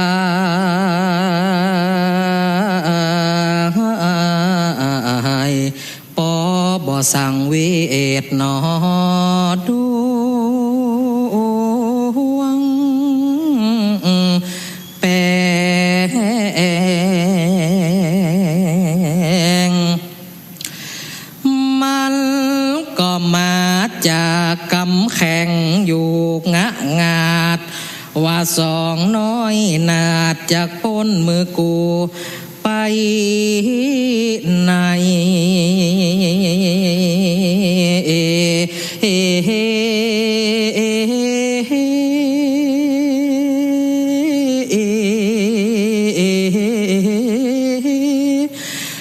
มันก็ปะลันเสียงเป็นกำไทยว่าไรทำไมว่าอันซ้ำกำเงื่อนเจียกสะโตกสาญา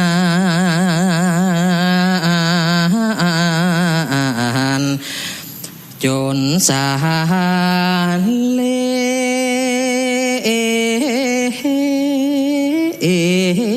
วัมยังบ่ปอมันซ้ำกำเอาไม้ฟ้องฟาด สองอ่อนน้อยจริงห้องออกปากว่าโอ้ย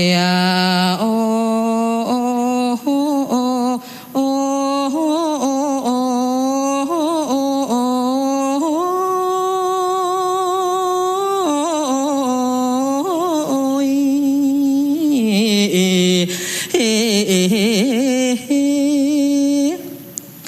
ข้าใจ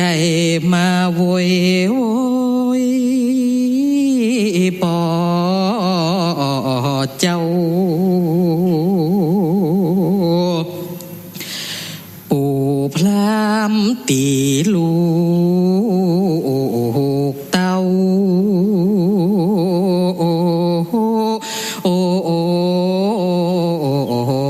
ปอสั่งมาพอเฮียดอมได้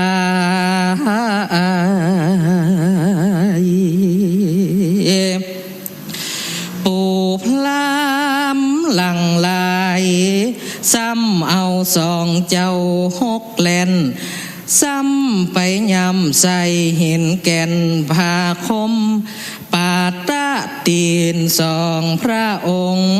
จนปอจำเลือดเจ็บเสียบไม้เสียดดวงอาจ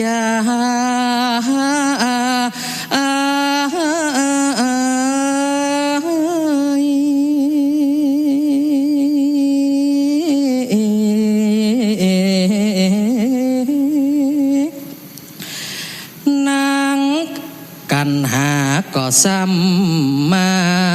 จะลำมาไลหาแม่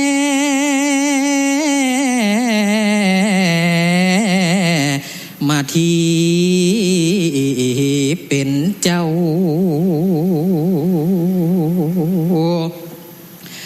แม่ไปป่า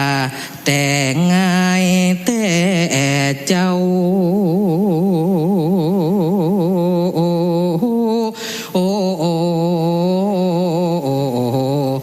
สั่งเล่าแม่สั่งอาหาร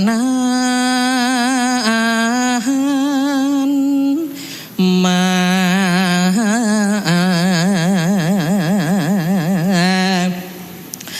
เจ้า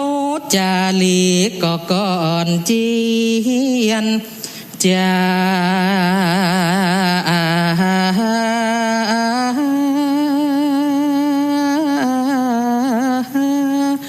ว่าอดเอาเตอะนากันหาน้องแก้วเพราะว่าเป็นวิบากของเฮาจะอาจแล้ว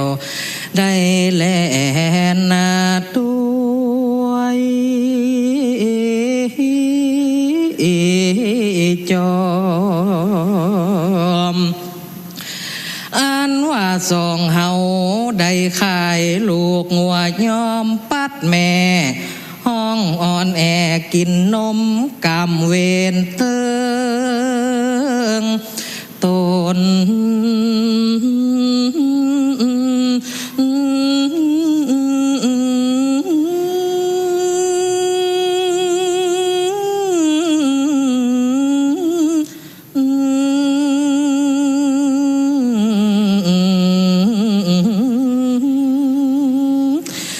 ก็จริงหลีกเว้นบ่ได้อดเอาเตอะนางกันหาน้องไทย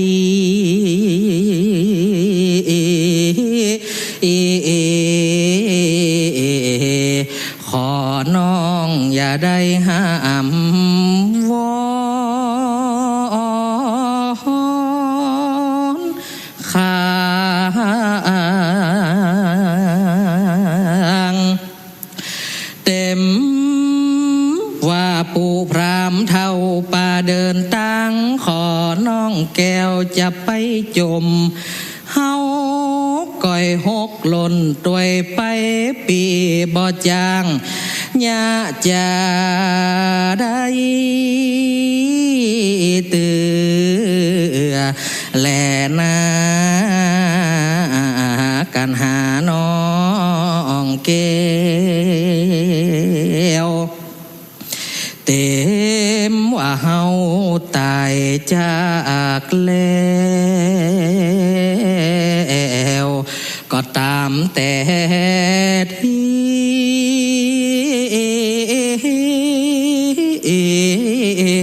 มัน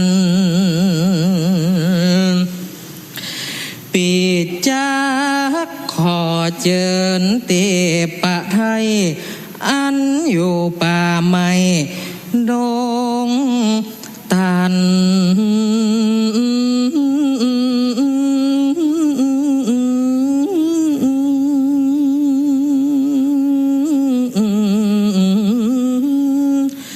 กันว่าแม่มะทีเอามูลละพาลามันมาปั่นยืนขอบอกว่าสองเจ้าพี่น้องลูกหักแม่บ่มีน้ำว่า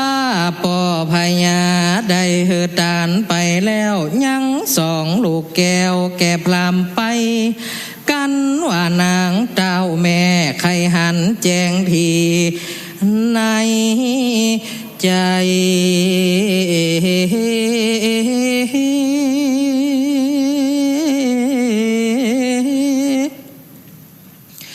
ก้อยเหือหีบไปไวอย่าจูกนิ่งดื้อไป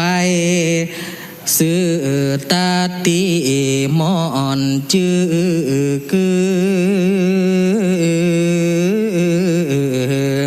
เป็นตีกิ่วดอ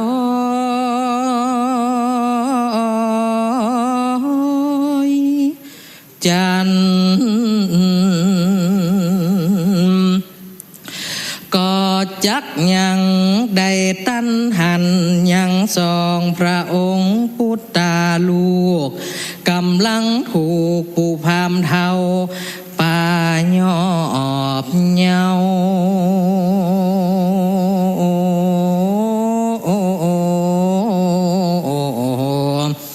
พักผ่อนนา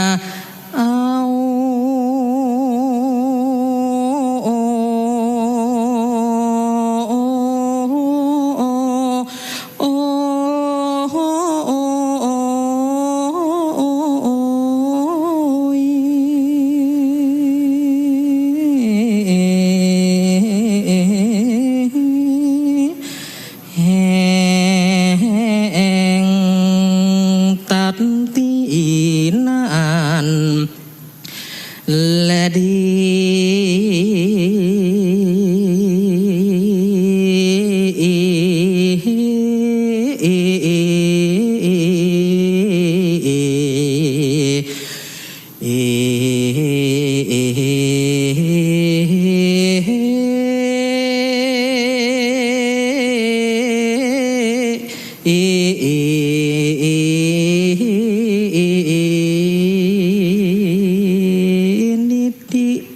กีญา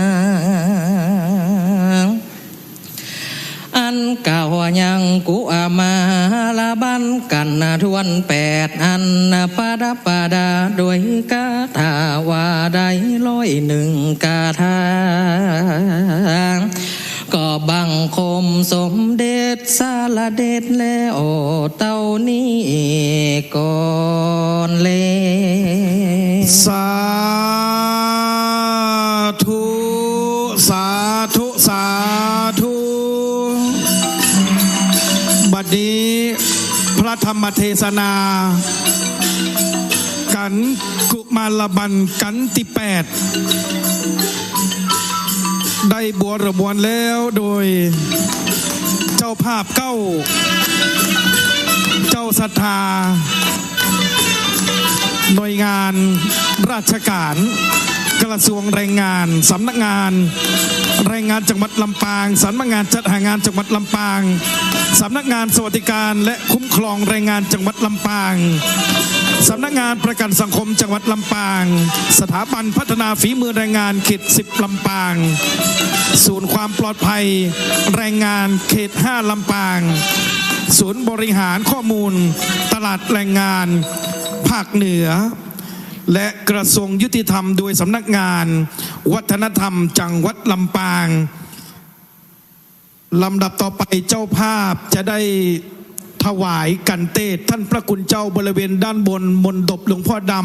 ำซึ่งปีนี้เขาได้จัดบริเวณมณฑลพิธีหลวงพ่อดำครั้งที่19ทำหลวงมหาจารย์เวสสันดรขอโอกาสเรียนเชิญคุณทิติพรจินดาหลวงผู้อำนวยการกลุ่มกิจการพิเศษสำนักงานวัฒนธรรมจังหวัดลำปางได้เข้าเทียบถวายกันเทศพระคุณเจ้าบริเวณด้านบนมณฑปและขออนุญาตเรียนเชิญคุณพันทิพย์เหล่าวัฒนพงศ์ผู้อำนวยการกลุ่มส่งเสริมศาสนาศิลปะและวัฒนธรรมในโอกาสเด็กนี้เจ้าภาพผู้ปนาวาตนกระทรวงแรงงานขอเรียนเชิญนะครับคุณเมธินีสุริยะหัวหน้าศูนย์บริหารข้อมูลตลาดแรงงานภาคเหนือคุณกันวราปิ่นวรางกูลครับสำนักงานสวัสดิการและคุ้มครองแรงงานจังหวัดลำปางคุณเรนูสันบุญเป่งสำนักงานแรงงานจังหวัดลำปางคุณหทัยวัฒน์เทพประสิทธิ์สำนักงานประกันสังคมจังหวัดลำปางคุณเสกสรรขาวสังนักวิชาการพัฒนาฝีมือแรงงานชำนาญการพิเศษจากสถาบันพัฒนาฝีมือแรงงานเขต10ลำปางขอเรียนเชิญคุณธิดารัตน์วางเชิงนักวิชาการแรงงานชำนาญการสำนักงานจัดหางานจังหวัดลำปางองค์เทศบริเวณด้านบนมณฑปหลวงพ่อดำนะครับเพื่อถวายกันเทศกันที่8กุมารบันโดยเฉพาะคนเกิดปีมะแม่นะครับองค์เทศพระนันทพงศ์พรหมสโรท่านเป็นศิษย์เก่าคณะครุศาสตร์สาขาวิชาการสอนพุทธศาสนาและจิตวิทยาแนววัดไร่ศิลาทองคณะศรัทธาสาธุชนครับผู้ที่มาร่วมในงานบุญตั้งทำหลวงครั้งที่19ในวันนี้ต้องขอกราบนมัสการในเมตตาธรรมพระเดชพระคุณหลวงพ่อพระครูอนุศักดิ์วรธรรมเจ้าคณะอำเภอเมืองลำปางนะครับที่พระเดชพระคุณได้เมตตานำวัตถุมงคลเหรียญท้าวเวสสุวรรณ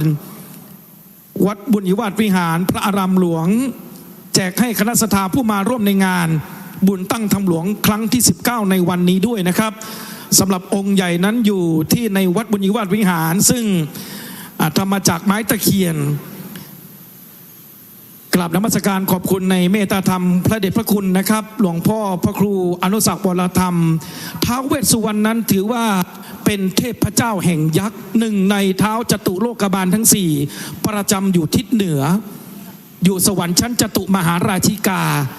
และที่สำคัญนะครับในวงการข้าราชการไทยท้าวเวสสุวรรณยังเป็นสัญลักษณ์บริเวณบนบ่าที่เรียกว่าอินทนูนะครับทั้งชุดปกติขาวทั้งชุดสีกากีบนไหล่ของท่านนั่นแหละครับเป็นสัญลักษณ์ตัวแทนความยุติธรรมของสำนักอัยการจนกลายเป็นเครื่องหมายแห่งความซื่อสัตย์พดุงความยุติธรรมที่เรียกว่าอินทนูนั่นเองนะครับข้าราชการคนของพระราชาข้าของแผ่นดินก็เข้าไปสักการะกราบไหว้บูชาได้นะครับเทพเจ้าแห่งยักษ์และก็เทพเจ้าของความสำเร็จเทพเจ้าแห่งขุมทรัพย์นะครับเป็นสิริมังคละมงคลกราบนมัสการขอบพระคุณอีกครั้งหนึ่งครับในเมตตาธรรมพระเดชพระคุณหลวงพ่อพระครูอนุศักดิ์วรธรรมที่ได้นำเหรียญท้าวเวสสุวรรณมาแจกให้คณะศรัทธาผู้มาร่วมงานตั้งทำหลวงเวลากรครั้งที่19นะครับ ฝั่งตรงข้ามนี่เองนะครับท่านเดินเข้าไปก็จะเห็นตั้งเด่นเป็นสง่าสวยสดงดงามด้วยพุทธศิลป์สกุลช่างรัตนโกสินทร์บัดนี้พร้อมแล้วองค์เทศสมณศักยบุตรพระณัฐพงษ์พรหมสโรนะครับองค์เทศจากสำนักวัดบ้านไร่ศิลาทองตำบลพิชัยอำเภอเมืองจังหวัดลำปางจะได้อนุโมทนาให้พรเจ้าภาพผู้ปวารณาตนในกันที่ 8กุมารบัลเกล้ากราบนมัสการด้วยความเคารพอย่างสูงคณะศรัทธาตั้งหลายฮับป้อนแห่มกรรมเด้อยะถาวาริวหาปุราปาริปุเรนติสาครังเอวะเมวะติโตทินังเปตานังอุปกปติอิจิตังปฏิตังตุมหังคิปะเมวะสมิจันตุสเปปุเรนตุสังกปาจันโทปนะละโสยะถามณีโชติละโสยะถาสพิติโยวิวะจันตุสัพพะโรโควินาสันตุมาเตภวัตวันตรายโยสุขีติกายุโกภวะอภิวาทนาสีลิสานิจังวุธาปัจจายโนจัตตารโรธรรมาวะทันติอายุวันโนสุขังภาลังภวันตุสัพพะมังคลังรักขันตุสัพพะเทวตาสัพพะพุทธานุภาเวนะสัพพะธัมมาโนภาเวนะสัพพะสังฆาโนภาเวนะสัทธาโสถีภาวันตุเตสาธุขอได้มีแต่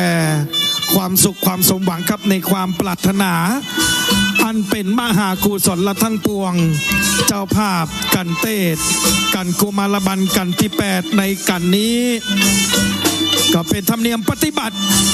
ในการฟังเทศน์ฟังธรรมมหาจารย์เวสสันดรธรรมหลวงเจิญฟ้อนลายฟ้อนระบำใส่ไหม เดี๋ยวจะบึดนี่กันที่13นี่นครกันนี่ฟ้อนเต็มตีครับกันที่9ครับกันมัดซีกันเอกกันนี้กระทรวงพัฒนาสังคมและความมั่นคงของมนุษย์โดยสำนักงานในภาคีเครือข่ายประกอบไปด้วยสำนักงานพัฒนาสังคมและความมั่นคงของมนุษย์จังหวัดลำปางศูนย์พัฒนาราษฎรบนพื้นที่สูงจังหวัดลำปางศูนย์เรียนรู้การพัฒนาสตรีและครอบครัวภาคเหนือจังหวัดลำปางบ้านพักเด็กและครอบครัวจังหวัดลำปางศูนย์พัฒนาการสวัสดิการสังคมผู้สูงอายุจังหวัดลำปางสถานพัฒนาและฟื้นฟูเด็กจังหวัดลำปางนิคมสร้างตนเองเกี่ยวลมจังหวัดลำปางศูนย์คุ้มครองคนไร้ที่พึ่งจังหวัดลำปางส่วนราชการที่ไม่สังกัดสำนักนายกรัฐมนตรีหรือกระทรวงทบวงสำนักงานพระพุทธศาสนาจังหวัดลำปางนะครับเป็นเจ้าภาพในกันที่9กันมัดซีซึ่งมีอยู่ทั้งหมด90พระคาถาถือว่าเป็นกันเอกนะครับ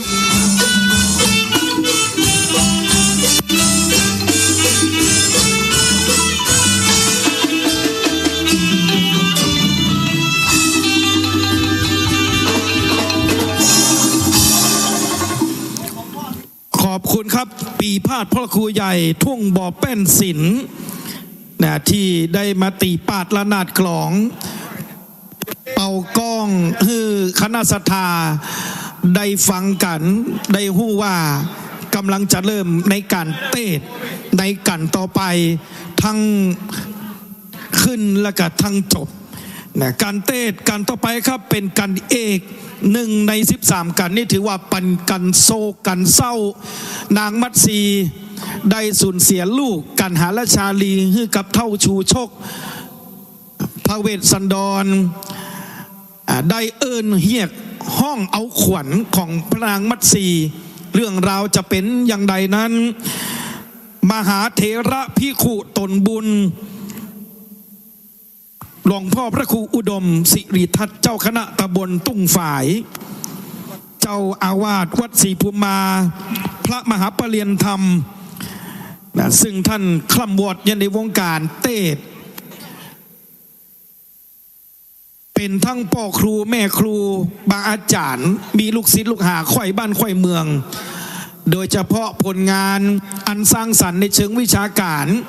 อัตลักษณ์วัฒนธรรมผ่านการเทศน์ ทำหลวงมหาจาดนี่หลายเล่มทั้งข้าวทั้งจ้อยทั้งซอ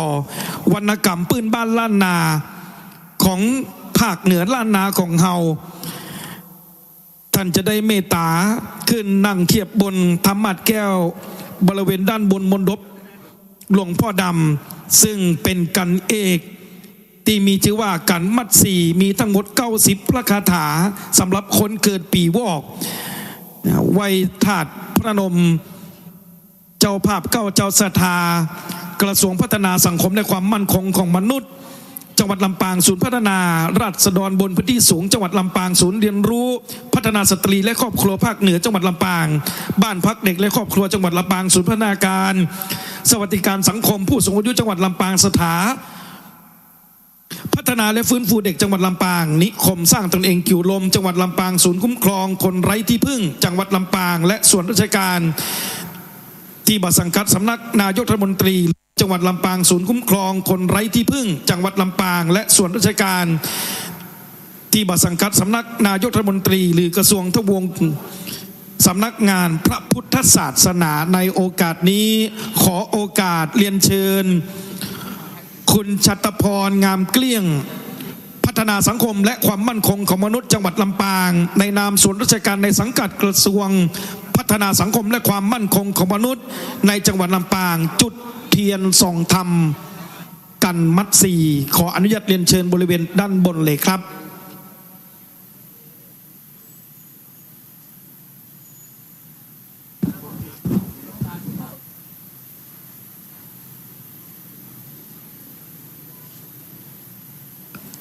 เรียนเชิญสาธุชน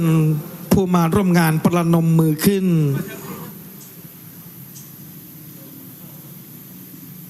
ขณะนี้คุณชัตรพรงามเกลี้ยงพัฒนาสังคมและความมั่นคงของมนุษย์กำลังจุดเทียนส่องธรรมในกันที่9กันมัดสีซึ่งจะได้รับเกียรติ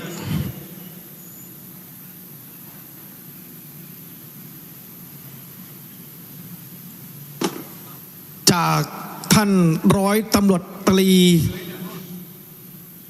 ศรีวันสมวัยศรีวัยนะครับสมบัติปราดผู้เร้นกายนะครับท่านเป็นอดีตนักเทศทำหลวงอาชีพข้าราชการตำรวจข้าราชการบำนาญซึ่งเป็นผู้ที่มีความรู้ความสามารถอีกท่านหนึ่งนับว่าเป็นเพชรเม็ดงามประดับวงการพระพุทธศาสนาอัตลักษณ์เชิงพุทธปู่จานมัคคณายกจะได้ให้เกียรติอาราธนาธรรมในการมัดสีในโอกาสนี้ขออนุญาตเรียนเชิญด้วยความเคารพยิ่งครับ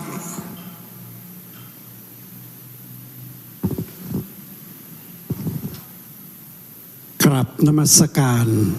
ท่านพระครูอนุสาสวรธรรมท่านประธานและขอสวัสดีกับพ่อแม่พี่น้องคณะศรัทธาทุกท่านนะครับปีนี้ก็ได้มาปะกันแห่งครั้งหนึ่งธรรมดาก็ตั้งแต่เจ้าจะมานะจนถึงเลิกนะครับแต่ปีนี้พอมีโอกาสนะครับมีธุระก็ได้มาช่วยผูกมัดทีผูกนี่ผูกเดียวนะครับก็เท่าแก่นะเสียงก็บ่ค่อยดีนะครับบ่เหมือนเดิมแล้วครับ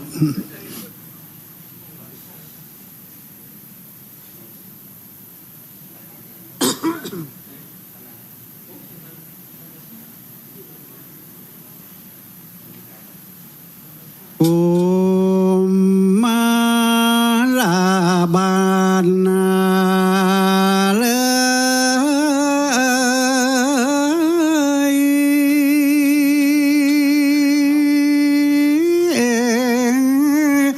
ก็จบลงไปปุ่นแล้วเมื่อสองกุมารลูกแก้วถูกพรามเท่าจากล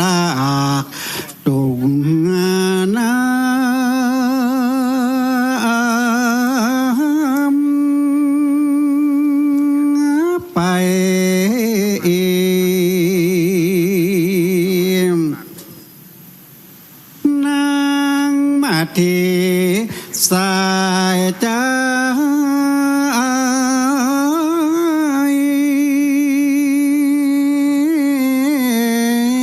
ยังมาเสียอกเสียใจโศกเศร้าเพราะว่าบ่หันหน้าลูกเต้าลูกน้อยทุกใจต่ำก้อยอยู่เล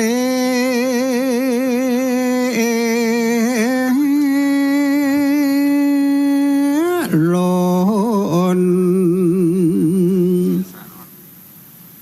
เมื่อพระทศ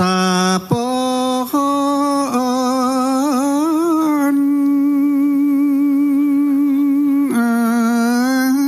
เวทสันตาลาลาดแป่งกำใส่นางนาฏนาลีว่าไปกระทำอย่างบ่ดี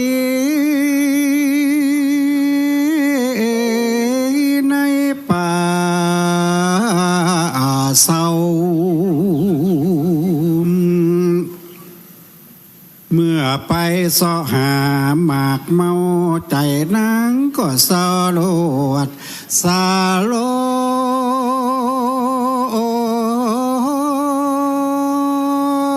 บลง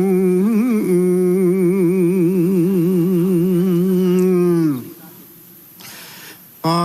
าราธนาลูกศิษย์พาพุทธาโอ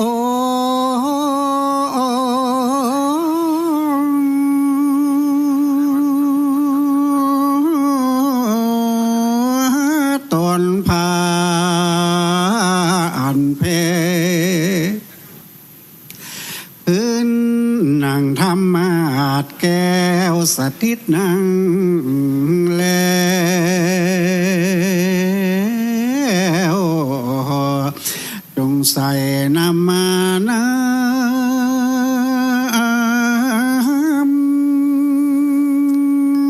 ำธรรม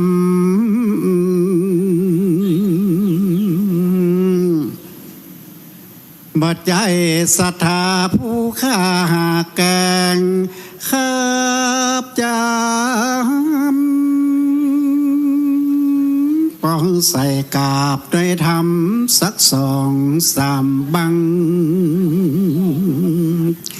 กันว่าอิดในก็ยัง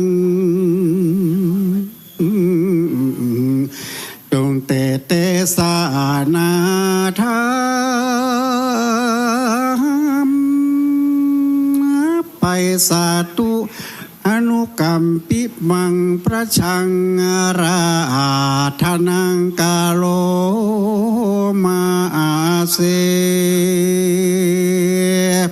เ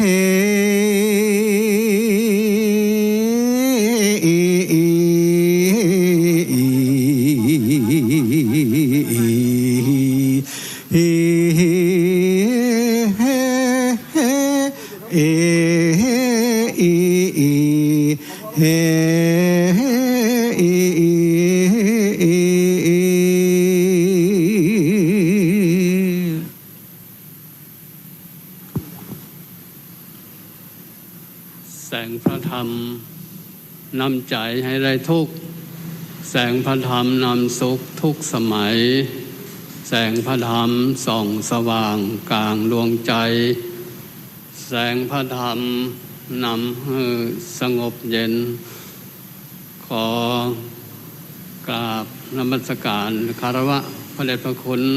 หลวงพ่อท่านพระครูอนุสาสน์วรธรรมเจ้าคณะอำเภอเมืองจังหวัดลำปางตลอดถึงพระคุณเจ้าที่เคารพนับถือทุกรูปก็ขอเจริญสุขเจริญพรกับศรัทธาสาธุชนที่ได้เจียดเวลามาช่วยสนับสนุนในการเตะตั้งธรรมหลวงมหาจารย์เวสสันดรจาดกในโอกาสในครั้งนี้อาตมาก็ได้รับนิมนต์ได้มาเตะในการมัตสีหรือว่ามัททีดูเหมือนว่าน่าจะแก่กว่าเปิ่นนะในวันนี้70 อาจารย์ราธนาก็70 กว่าไหลอาตมา75เข้ามาแล้วหรือว่าผ่านไปนิดหน่อยเอาประโยชน์ยังโย75กันแล้วกันเนาะอาจารย์สีไว้ก็เบาๆเหมือนกันเด้อแต่เสียงเป็นดีอาตมานี่สงสัยมันดีจะอาจจะหามลงก็ได้นะมันเหมือนบัวขาวเด้อ ทำบัวขาวเนี่ยเพราะว่าอย่างไรก็ตามเนาะในธรรมมัทสีมัทถีเนี่ยโดยเนื้อเรื่องสาระแล้วเขาก็ทราบกันอยู่ดีนะแต่ว่าก็จะเน้นเกี่ยวกับเรื่องของแม่เป็นที่สุดอิเตอร์เป็นส่วนมากเพราะว่าแม่เนี่ยฮักโรคเนี่ยเป็นดุจดังดวงตาอย่างการที่บรรวาอันแม่รักบุตรสุดแสนจะอะไรถ้าอุปมาเหมือนดวงตานะอันนี้ก็เป็นเรื่องของคุณแม่โดยตรงที่มานี่ก็ส่วนมากก็เป็นเทวดากันเป็นส่วนนักจะได้ก็อาตมาก็บอกใครจะอารมณ์บทอันอย่างมันนักหนาเนาะเพราะว่าถ้าจะอู้กันแต่ถ้ามันนี่มันก็นักอยู่นะมันเป็นชั่วโมง2 ชั่วโมงก็ละแต่ว่าเวลาจำกัดตรงนี้45 นาทีก็จะว่ากันไปเนาะตรงที่ไหนก็สถานก็กะละเอาก็แล้วกันนะ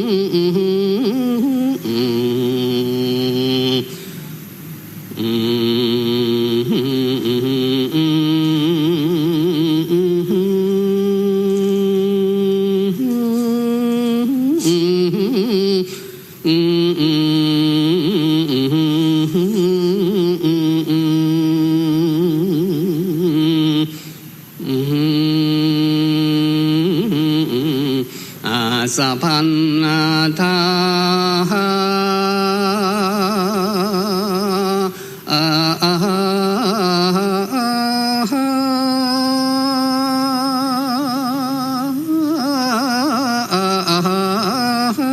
นะโมตา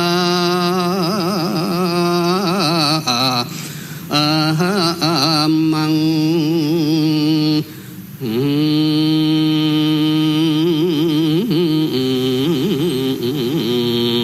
สิ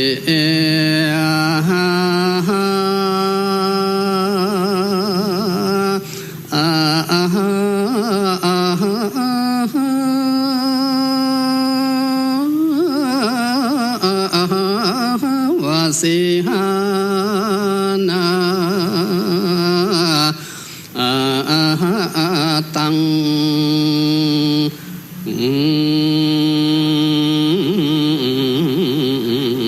นาตันเต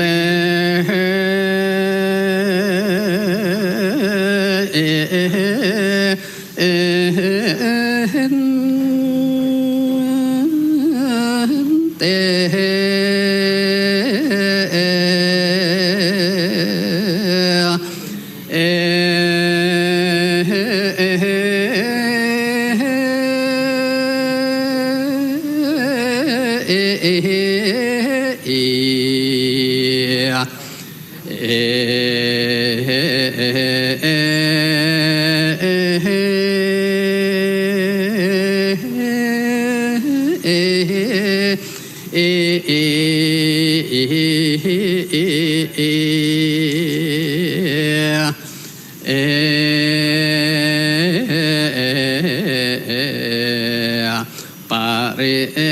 สา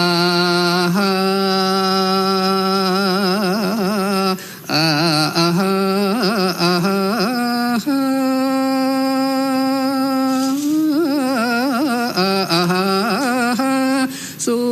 วิสาราตา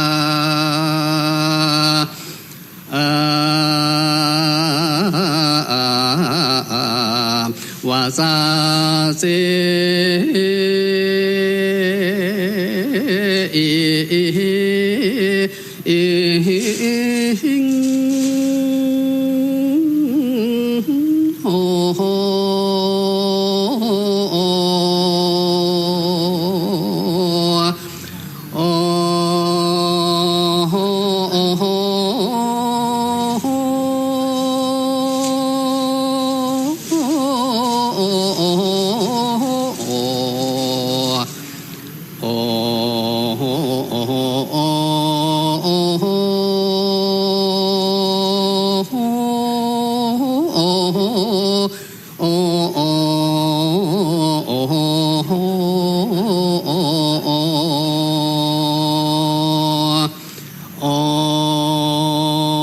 โหวัตตาโส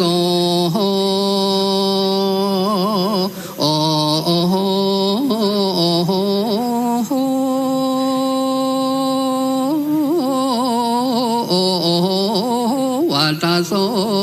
นาเต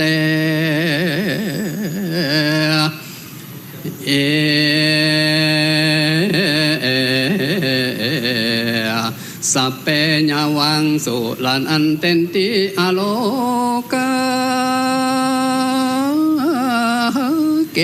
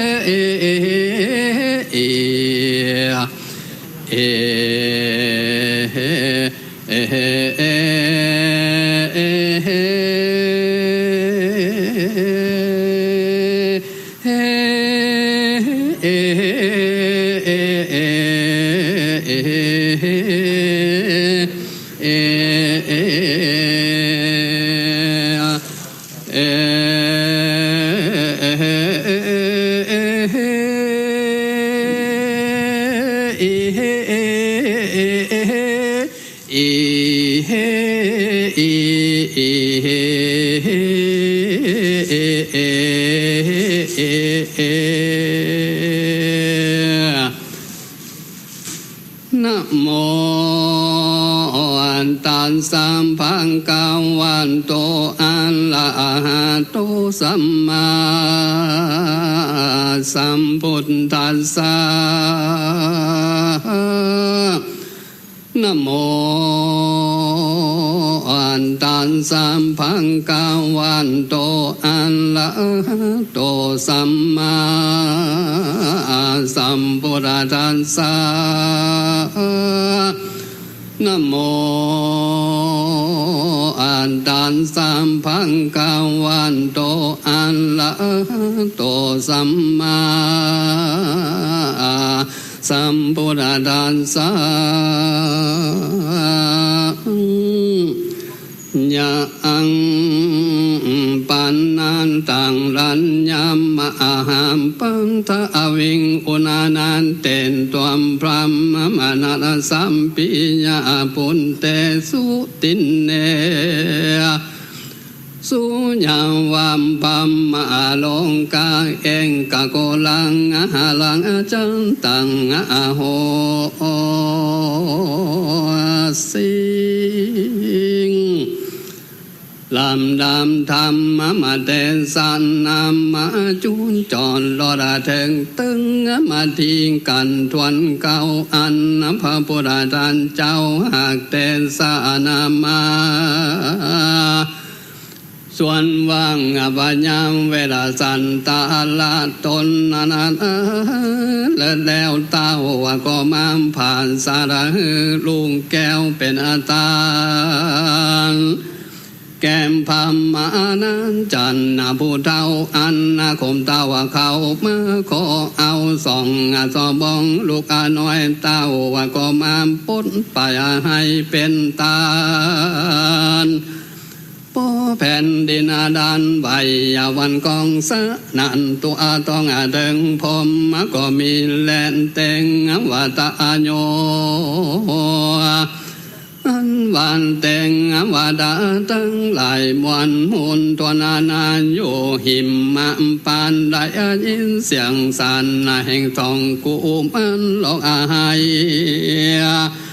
อันพามเจ้าห่างเธอเอาขอนามายาบุบตีนแต่งวาดาตั้งหลายมีหัวใจสายสานรอนรายปันเวบนเกินเป็นโกลาหนมีกองจริงปางปองจังกันว่าดังอนิมพิงว่านางลานจะมันทิลาสินีโนนาวไปปังแต่เจ้าว่าคืนมันนางจักเขามาสู่สันละย้ำเจ้านางบ่ได้อาหารลูกเต้าสองสาลีนางแต่วิ่งก็จะเข้ามาวิ่งวอนลองอาให้ตามอร่อยบ้านไทยบุญตังก็จะกได้เป็นทุกข์เวนตานานลำบากแก่นางแก้วรันแต่วิ่งและนานแต่งว่าดาตั้งหลายจางกันชนะที่แล้วก็บางกะบะหืนเตว่าบุญตั้งสามตนวิเศษไปเน่งลาเมนาเป็นเนื้อเน้นแต่ดีลิงคือว่าตนหนึ่งเป็นดังจะสี่ตัวแกนกาตนหนึ่งเป็นดังเสืองคงทางกินคนตนหนึ่งเป็นดังเสือเหลืองยนเป่าใส่มานวรายังตีไก่หนตา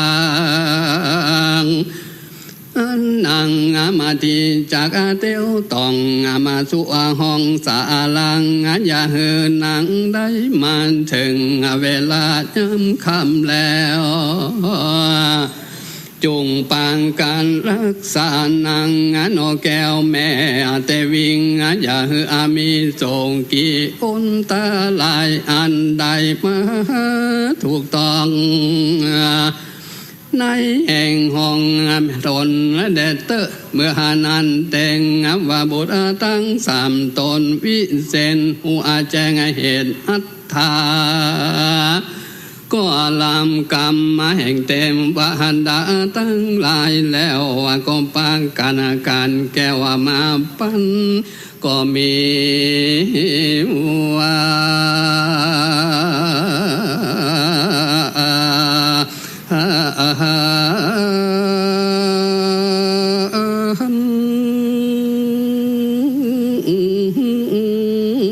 นั่นนาและนาตะมาทางปะกาเซนโตสันทานสัมปัญญุนตนเป็นคุงแก่โลกนำสนกรรมปนาโอคาสงสารจังไขอันตานิอาตันอันนามาแจ้งข้าจริงแสงแต่สาระเป็นการทางว่าแต่สังลันละปิตังสุตัวตัญญนเต็งว่าบุญตงมหังปะละวันเนมิกาสิโหมปัญญาโคจะอิติอิตังวจานังภาอุงดังนี้พิงกะเวดูลามพิงคุณตังหลายอันตาลงสินสายสังสวรรค์จุงจากฟังอุวาทอันเป็นมงคลในการละนันส่วนนาวเต็งว่าบทตั้งสามตนวิเศษก็ไปเน่งละเมนาเป็ดเป็นเนื้อเนตตรงต่างตีอันนั่งมาดาทีจากเตียวต้องเข้าสู่ห้องศาลาวันนามันติปีคงส่วนวานางลานจะมันตีอันอยู่ในดงดีปางกวางนังกองกำอาลังรีบแปลงหางพันหายังมุนละพาลังและลูกไม้ นั่งนอนไทยก็ขานิ่งหันยังนิมิตทำฝันอนานังใดหันยำใกล้ลุงนางก็มาคิดคงในใจว่ากำฝันแห่งกูในคืนนี้นางดูหลักอันจักได้แก่งกูนั่งนานมาได้ทิ้งกลางว่าจักได้แก่สองสะลีลูกเต้าหวานจังได้แก่งพาลานเจ้าองค์คำกวนกูนางเรียบหาหัวมันและลูกไม้แล้วรีมเมื่อห่างลูกแก้วสององค์บ่อตันตาวันลงตกตามแล้วนางแก้วก็ฟังรีบซ้อหายังมนลามพาละใจก็สมามานได้หูหันยังอัศจรรย์ดูหลักอันบ่เคยมีตนแห่งนางเทวีสายสันดอนหารายปั่นไปมาเจ็ดน้ำตาอยู่ส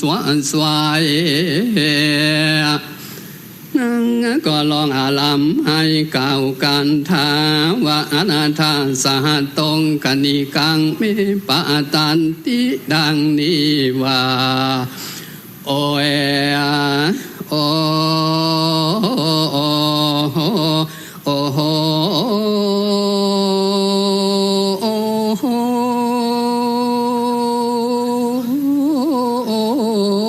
เอ็นนออันว่าเสียมสุมกันจอดบังอันจังแต่งต้องหัวมันกัวยังกำไว้บ่พังปล่อยวารุราลุยาจากมือไปใส่กะเจ้าอันใส่ลูกไม้ห้วยบ่าไว้ก็ลุราลุยตกดินสั่งมาเข็นใจเจนตาใส่ก็ข้าเมนาไปมันต้องอาลิมตาขวาสายสันไม่ตนต่ำก็บอมผากดหันลูกไม้หัวมันห่างบอกใครอะไรกูเก็บมาไว้ก็บอกใครที่กินตุกแก้มดินเป็นฝุ่นยาเป็นฝุ่นดวงแมงสุนบอดีแยงสมาหัวมันแดงก็เน่ากลางปลาเหล่าพวนตาต้นไม้นานาญาติงดอกไม้กวีก็มามองลูกไม้ปองงานเอาใดติดสะเนือนไตก็มาฟวนการตั้งวันบ่อสายส่องเดินดานาจ่องลงหนสังมาดนเคาะใหญ่หนต่างเกยดันไตก็มาตุนหายกูมาจากเมืองสู่ห้องฮือถึงผ้าเต้นต้องอาสารลายำเวลังบอกคำมาก็สามบ่สมดังหัวใจป่วยมาลงตั้งไปกว่าจอยจนตะวันกานก้อยลงแรงเตียวมันละแวงขึ้นลองเขาดันจ่องดอยจันเดินลงตันเขาอ่องไปที่เก่ารอบไหลที่วังกิลีวงกุดแก้วกวางกลางป่าจังดงไพสั่งมาตุกใจแห่งข้าได้ตกตามมาจา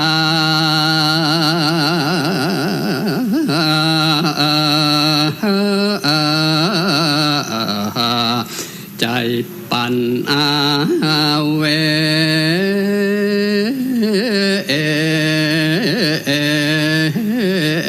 วนเจนอะไรนะส่วนวานางรานจามันที่มีหัวใจปานาดังจังแต่กรอนแซมไม่เววนว่าอกล้นสายสันน้ำตาหลังปังลงให้เล่ล้นดานจ่องเตวตามป่องมักกา สัมมาปะใส่ผ้าญาณเนื้อปลาลาตัวใหญ่มานอนเกิดขวางไข่หนตางร้องเสียงขังทานปองคำมืดกลางภายซ้ำมาบ่มีต่างอะไรจักหลีกสมาหนต่างกีดไปจนนางเต้าผัดพอนาแล้วพอลวดกะนิงต่อใจตนนะว่ากูมาต้นข้อใหญ่ก่อนกูรีบไว้ขอตางซึ่งพระญาเนื้อทั้งสามเป็นเจ้ากูจักเมืองห่างลูกเต้าสองสะลีกันนะว่านางมาดาทิกะนิงแล้ว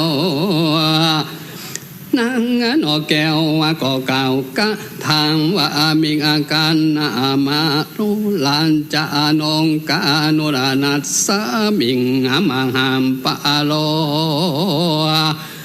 ทำแม่ผ่านตาโลโหนทะมังกะเมนเตงจิญาจินโตดังนี้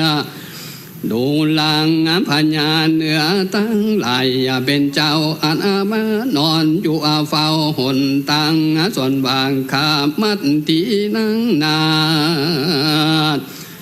อันเป็นเทวีเตรียมบาทเบดาสันตาลาลาดองค์คำไปห่างหัวมันและลูกไม้เปื่อนจังเอาไปถวายเจ้าทายลานจางกับตังสองพุทธตังลูกเต้าอันอยู่เฝ้าศาลาข้าเดินมาวันคำมาจากฝั่งก็สมามาจนกลางกว่าลูกสององค์น้อยน้องกับตังปอปิดตาจังกองกินพาลาและโดยไม่คณะไทยเตียวหนไต่ตั้งลงมาหลอดก็เจ้าตอดวางปันขานตานเมื่อสู่ห้องข้างเจ้าปีขอเจ้าปีน้องตังมวนจุงจวนกันย้ายติ่งออกจากตีนี้ปันตั้งแดดเตอันทะเตงตาโยนเตงว่าโบราณตงเมื่อนั้นเต็มว่าบนตั้งสามตนวิเศษอันมาเนงลาเมนาเป็นอเนื้อเนนเกินตังก็เล็งตูยำเบลกวนปอยนางใจถอยมักกังก็ปางกันไกลกังจากที่นางก็มีหัวใจขีบานมาก็ก่อยลีลาเตียวอ่องจากห้องมาปั้นก็มีหัว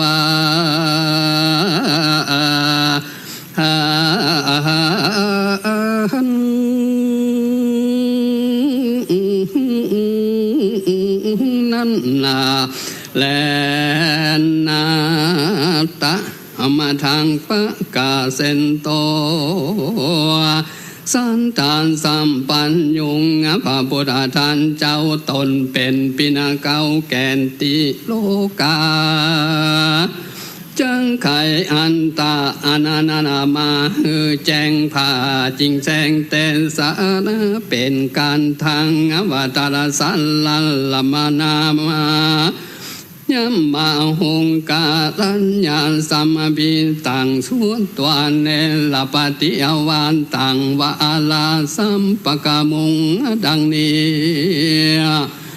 พิงกาเวดูลามพิกาคุสังลายอันตาลงสินใสบ่เศร้าปังเมื่อนังโนอานาวละจำมาดาทีขอตั้งนี้ดานาจ่องกำเต็มว่าบุตรตั้งสามตนอันอยู่ห้องมักกานั่งกองก้อยเตียวมาสู่ห้องเดินดันจ่องมักกางส่วนว่าในวันนั้นนางก็เป็นวันอุโบสถศิล ซิมห่างคำเดือนเป่งพำใส่งามส่องคนตั้งเทือนเศร้านั่งก็เข้ามาสู่กวางศาลาก็ซ้ำมาบ่ได้หันส่องปุตตาแลนตอนเหมือนดังแต่ก่อนอ่อนหลังนางก็มีใจตันทรงเศร้าอกหลอนเล่าเฟื่อนคอนน้ำตาน้องย้อยนานนางก็พอหาลูกแก้วกำมาพาตั้งซองก่อนซ้ำมาบ่ได้หันสององค์อ่อนอกนางก็ให้ลำร้องว่าโอ้ยโอ้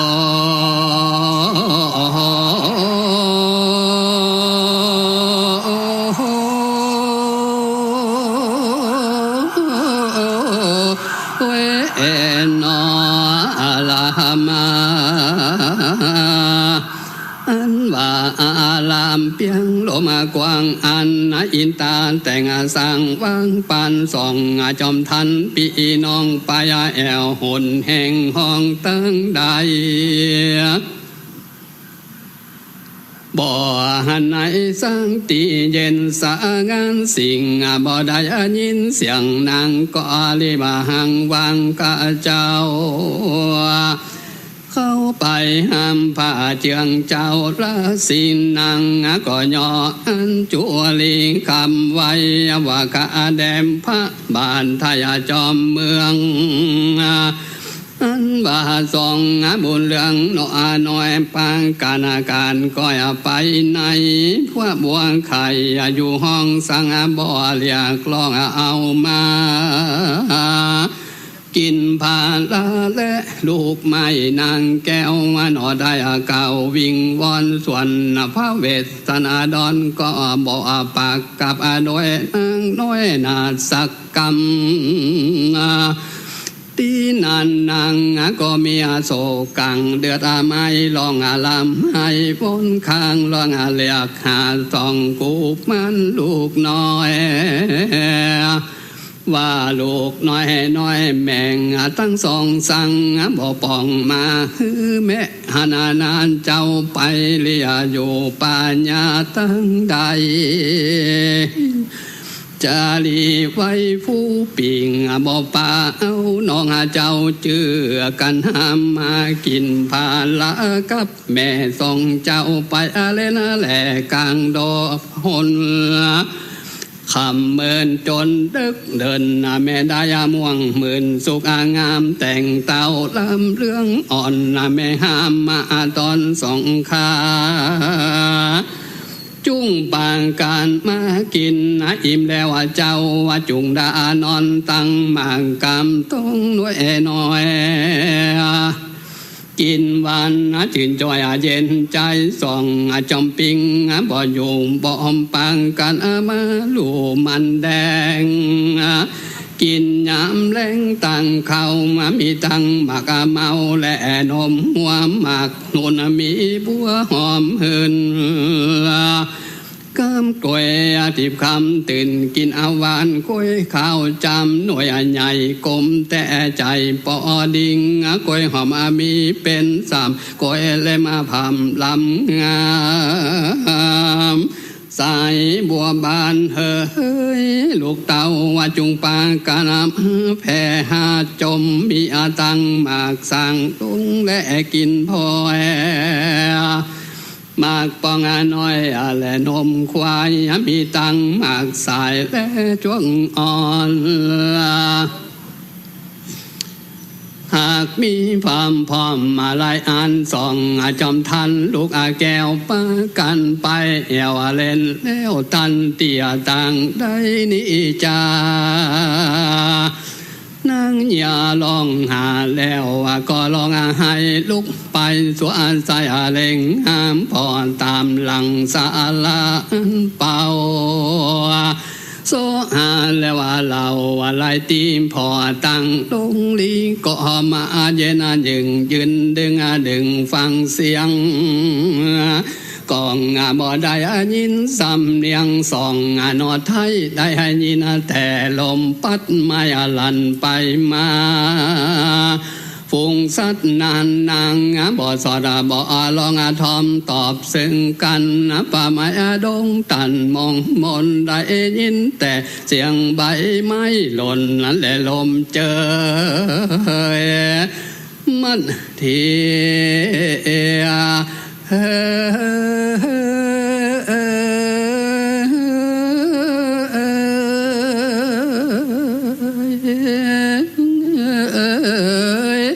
นอลาตุกเต้าฟ้า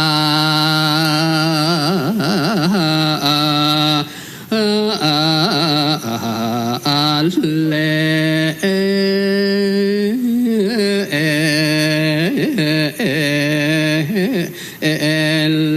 ลอนเตียวเวบนออกเขาบอนได้หันส่องลูกเต้าบุญตั้งเข้าไปหานพระราชาตนปีลองให้บีวอนค้างว่างการแดงพาบัวปันเจ้าคอยสั่งป้อยบ่อเงิงนามาหังบ่ใครจะฟูมานางมาอยู่งามเงามองข้าได้จงดอนแต่เจ้าละลุงเต่าทั้งสองไว้กำผ้าองค์อ่อนที่ลานอยู่ห้องผ้าศาสตร์ลาจากำตั้งขึ้นมาลอดแล้วบ่ได้อาหารลุงแก้วส่องสาลิงขมาดาทีเตียวต้องเขาหน่อยหอมหินพาบาลาลูกไม่ได้มาไว้ยอดถวายข้าเจ้าจุงเรียกเอาสองสมสายลุงแก้วการแก้วขึ้นมากินน้ำปลาม่วงหื่นได้เจือเจนใจปิดนานี้ไปบ่พองบ่ตานาต่อสักกรรมป้อยเบนลังตำบ่ปางเป็นผีสั่งมาเอาลูกน้อยนาดลามไปปานีไก่จากเอาห้องเอาสองเจ้าพาเปียน้องแม่ไปกินเจ้าเป็นตุงขินแสบไม้ของบอกให้สังกรรมกะมีตดสังก้อยเกียรติยานาสมาเสียดบ่อเจียนจาการตำสังจังเป็นตัวพานละจันเจ้าปล่อยโคตรเจ็บใจกันพระบวงไข่บ่ปากกะน้อยอาณาจักตายย้ำปองายผูกเจ้าพระลานจันเจ้าหักจักหันบ่ยานจะและเอวังบุญโตปิมหาสันโตในกังลานนาเบื่อนางพระลานจะมันที่ตามหาสองสลิงลูกเต้าก็บ่ปักล่อนางนวเนาเทวีนางก็สามมิงโศกีเดือดไม่ลองลำให้วิ่งอ่อนหัว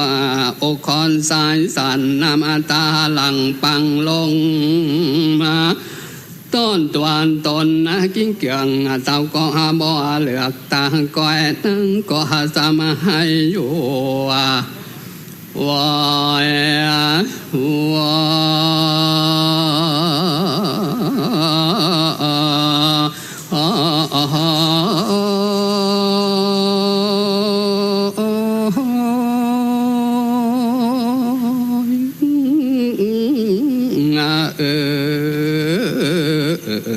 ตาอ่อนก็เนี่ยเหมือนบ่ได้ยินแก้วอานาดนอ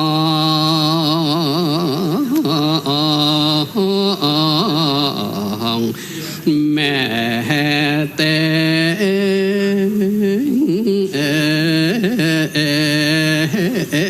วิ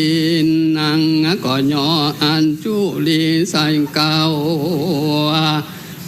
ไว้ตาเจ้าตนเป็นผู้ว่าการแดมผ้าเนื้อหัวเฮยเจ้าคอยขังงามน้อยจังตายส่วนว่านางลานจานเตวีมีหวานใจผานี้ฮักลงต้องตัวกาถูกหวานใจหัวอกเป็นไฟบุไม้ร้องลำให้เบบนก็มีโดยนิยม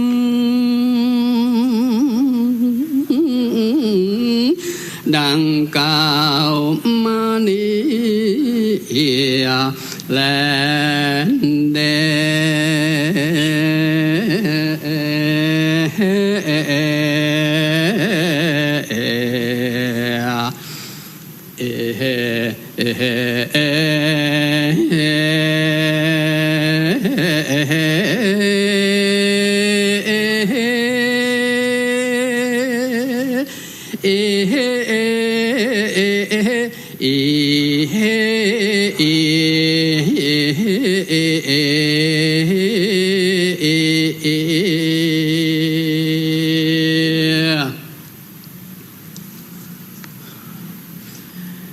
อิติมันทิแม่มาทิ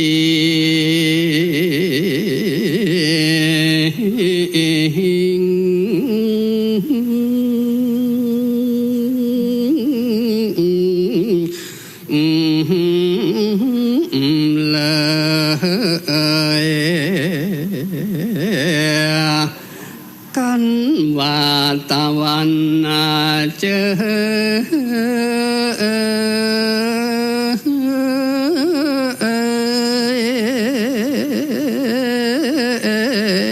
แดดส่องมาบุญตองเขาอยู่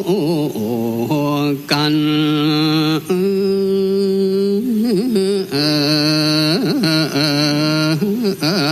ทอ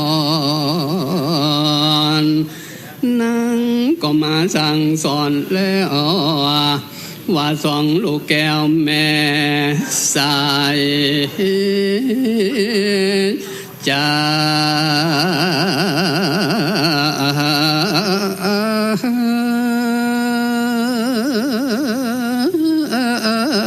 อย่าไปเล่นหุ่นไก่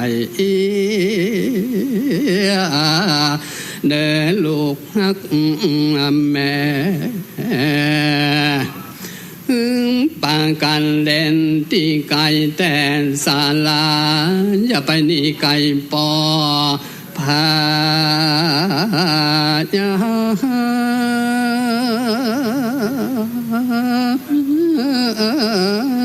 ผู้เงาเนื้อสองลงเตา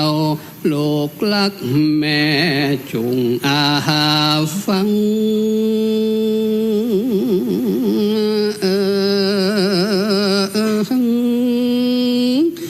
กำ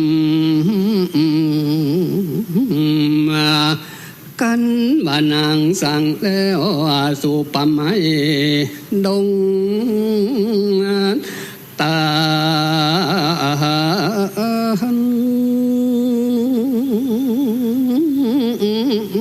โซหัวมันลูกไม้ใบเมาสัมวาสายกาเศร้า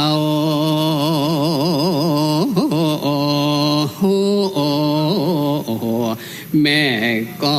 อ่านดี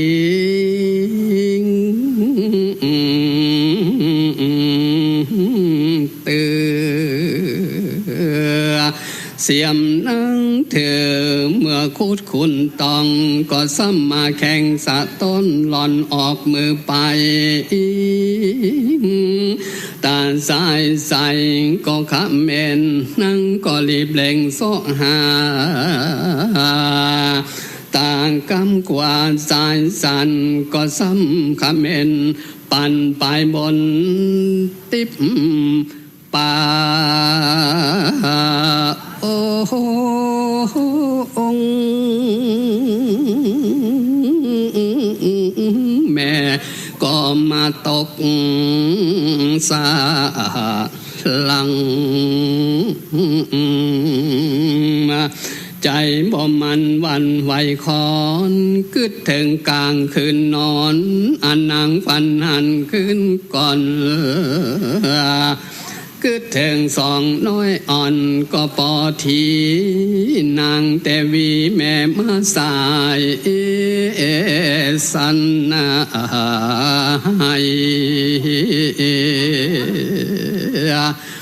กันว่านางได้โลกไม่แล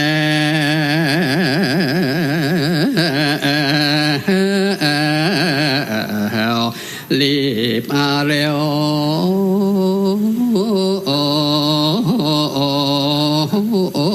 มายังมักกะ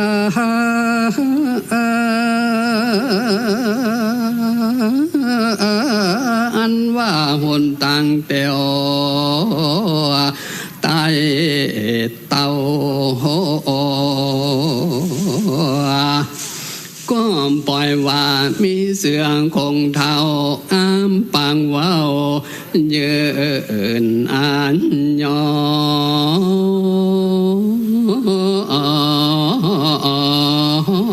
ขอเสือเหลืองล้อแฝงไฟลานจัดสีใหญ่ควางตาสัตตังสามสัมมาพันนาว่าโอเอโอโอโอโอโอเอนางไข่ป่วยปล่อยจ้าโมจังจัญญาสันได้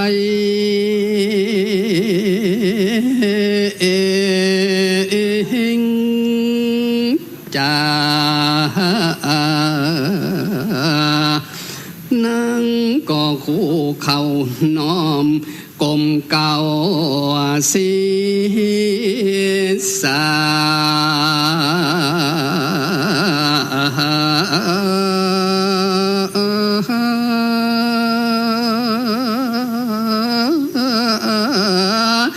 จะลำพันอภิวันไว้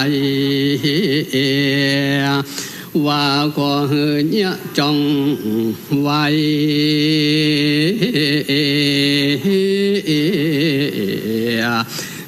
น้องไตอาเตียว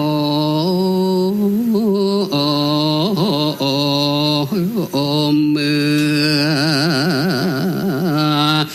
ว่าเจ้าพญานตัวใหญ่มังโปสังเวชข้าโพธพานี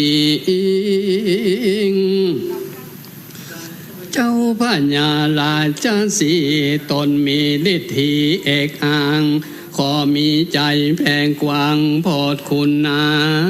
เจ้าพญาปัญญาคาเสือเหลืองกันบังโปปันจองตั้งน้องจัน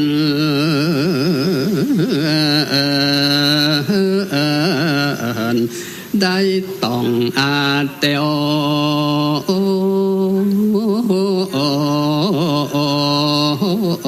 ไป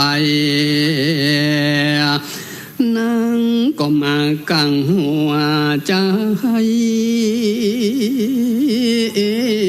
ยกมือใส่หัวใส่เก่าว่าข้าข้อหมู่เจ้าพญาเสือคงเสียลายอันว่าลูกไม่ตั้งลายอันขาโซหามาใดก็จักแบ่งไปกึ่งหนึ่งหาเอา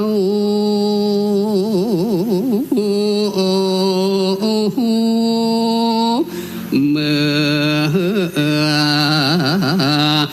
อันเศษสันเหลืองก็หือ สามเต้าเจ้าเพราะว่าข้าไข่เหมือนนาลูกเต้าโลกน้อย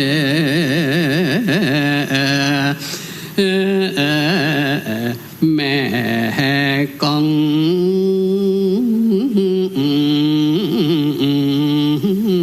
ก็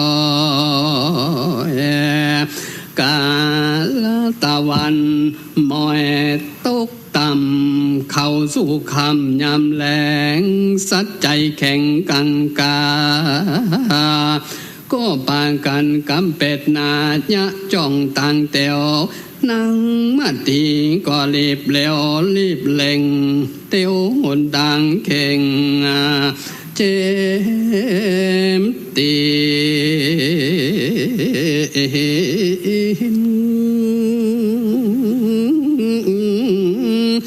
ลัดป่าหินดินสายแห่ก่อนพวกไข่หันทรงเจ้าพระปีน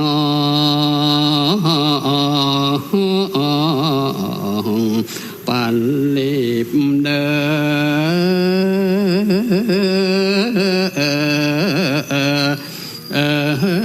นมาก่อนนะและเดเฮ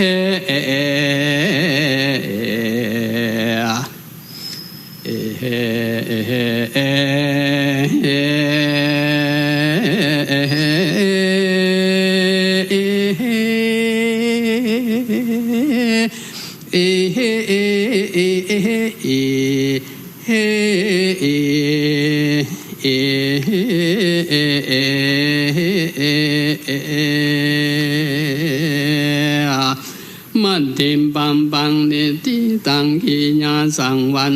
นาวิเศษเจ้าองค์เหตุยังมาดีอันพดับปันดามไปโดยการทางว่าได้90การทางก็บังกุมสมเล็จสารเด็ดแล้วเต่านี้ก่อนแล้วสาธุสาธุสาธุบัดนี้พระธรรมมาเทศนาในกันติเก้ากันมัดสีได้จบบัวรมวลเป็นตีแล้วเสร็จโดยพระเดชพระคุณหลวงพ่อพระครูอุดมสิริทัศน์เจ้าคณะตำบลตุ้งฝายเจ้าอาวาสวัดศรีภูมิมาได้ห้ำพรรณนาถึงเรื่องราวของพระนางมัตสีที่ได้สูญเสียบุตรตีบุตรตาทั้งสองนอเนื้อนาบุญโดยมีเจ้าภาพเก้าเจ้าศรัทธาซึ่งเป็นคณะของกระทรวงการพัฒนาสังคมและความมั่นคงของมนุษย์จังหวัดลำปางศูนย์พัฒนาราษฎรบนพื้นที่สูงจังหวัดลำปางศูนย์การเรียนรู้พัฒนาสตรีและครอบครัวภาคเหนือจังหวัดลำปางบ้านพักเด็กและครอบครัวจังหวัดลำปางศูนย์พัฒนาการสวัสดิการสังคมและผู้สูงอายุจังหวัดลำปางสถานพัฒนาและฟื้นฟูเด็กจังหวัดลำปางนิคมสร้างตัวเองขิวลมจังหวัดลำปางศูนย์คุ้มครองคนไร้ที่พึ่งจังหวัดลำปางและส่วนราชการสำนักงานพระพุทธศาสนาจังหวัดลำปางเจ้าภาพในกันที่9กันมัททีหรือว่ากันมัตสี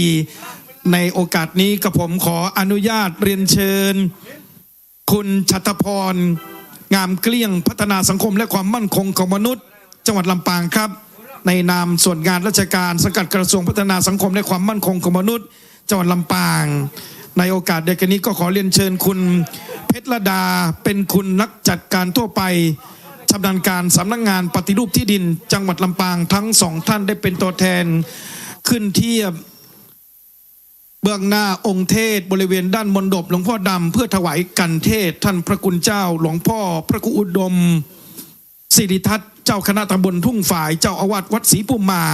องค์เทศกันมัดสีนี้เป็นกันที่9นะครับสำหรับคนเกิดปีวอกนะครับปีต่อไปเป็นปีระกาหรือว่าปีไก่ศักบันนะครับเด่นพระอธิการสมฤทธิ์กุศลจิตโตศิษย์เก่าพุทธศาสตร์มหาบัณฑิตปริญญาโทนะครับสาขาวิชาพุทธศาสนาเจ้าอาวาสวัดโคกหัวช้างนะครับจะได้ขึ้นต่อนะครับเพื่อจะได้แสดงพระธรรมเทศนากันที่10ขณะนี้เจ้าภาพกันที่9ได้เข้าเทียบถวายกันเทศสำหรับคณะศรัทธาบรรดาสาธุชนพี่น้องที่สดับรับฟังผ่านคลื่นสถานีวิทยุ FM 106.50 ที่โทรมาเมื่อกี้ท้าวเวสสุวรรณวัดบุญเยวัดลำปางหลวงแจกหมดหรือยังเนี่ยเดี๋ยวสอบถามเจ้าหน้าที่ให้นะครับสำหรับผู้ที่มาร่วมงานก็ได้รับเมตตาจากพระเดชพระคุณหลวงพ่อพระครูอนุสักวรธรรมเจ้าคณะอำเภอเมืองลำปางได้นำท้าวเวสสุวรรณมาแจกให้สำหรับผู้ร่วมงานตั้งธรรมหลวงครั้งที่19ในวันนี้นะครับ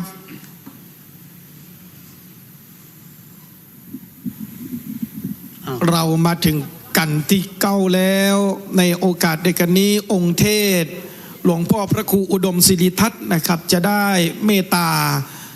ให้พรกับเจ้าภาพผู้ปวารณาตนในกันนี้พร้อมด้วยคณะศรัทธาบรรดาพ่อแม่พี่น้องผู้มาร่วมในงานในมณฑลพิธีกราบนมัสการด้วยความเคารพอย่างสูงก็ขออนุโมทนาทุกท่านเด้อตะปอนเนาะยะถาวาลิวหาปูลาปริปูเรนติสาคารังเอวเมวะอิโตตินังเปตานังอุปกัปปติอิชิตังปฏิตังตุมหังคิปะเมวะสมิจันโตสัพเพปูเรนตุสังกปาจันโตปนรโสยถามณิโจติระโสยถาสัพพิติโยมิวัจจันโตสัพพะโรโกวินาสันตุมาเตภวะตวันตรายโยสุขีติขายุโกภวะอภิวาทนาสีลิสนิจังวุธาปจายโนจัตตารโอธรรมาวัฏันติอายุวันโนสุขังปะลังสาธุสาธุสาธุนี่ทุ่งบ่อเป็นศิลป์โหมบรรเลงปีพาดละนาดกลองนั่นก็หมายถึงว่ากันในแต่ละผูกได้สำเร็จลุล่วง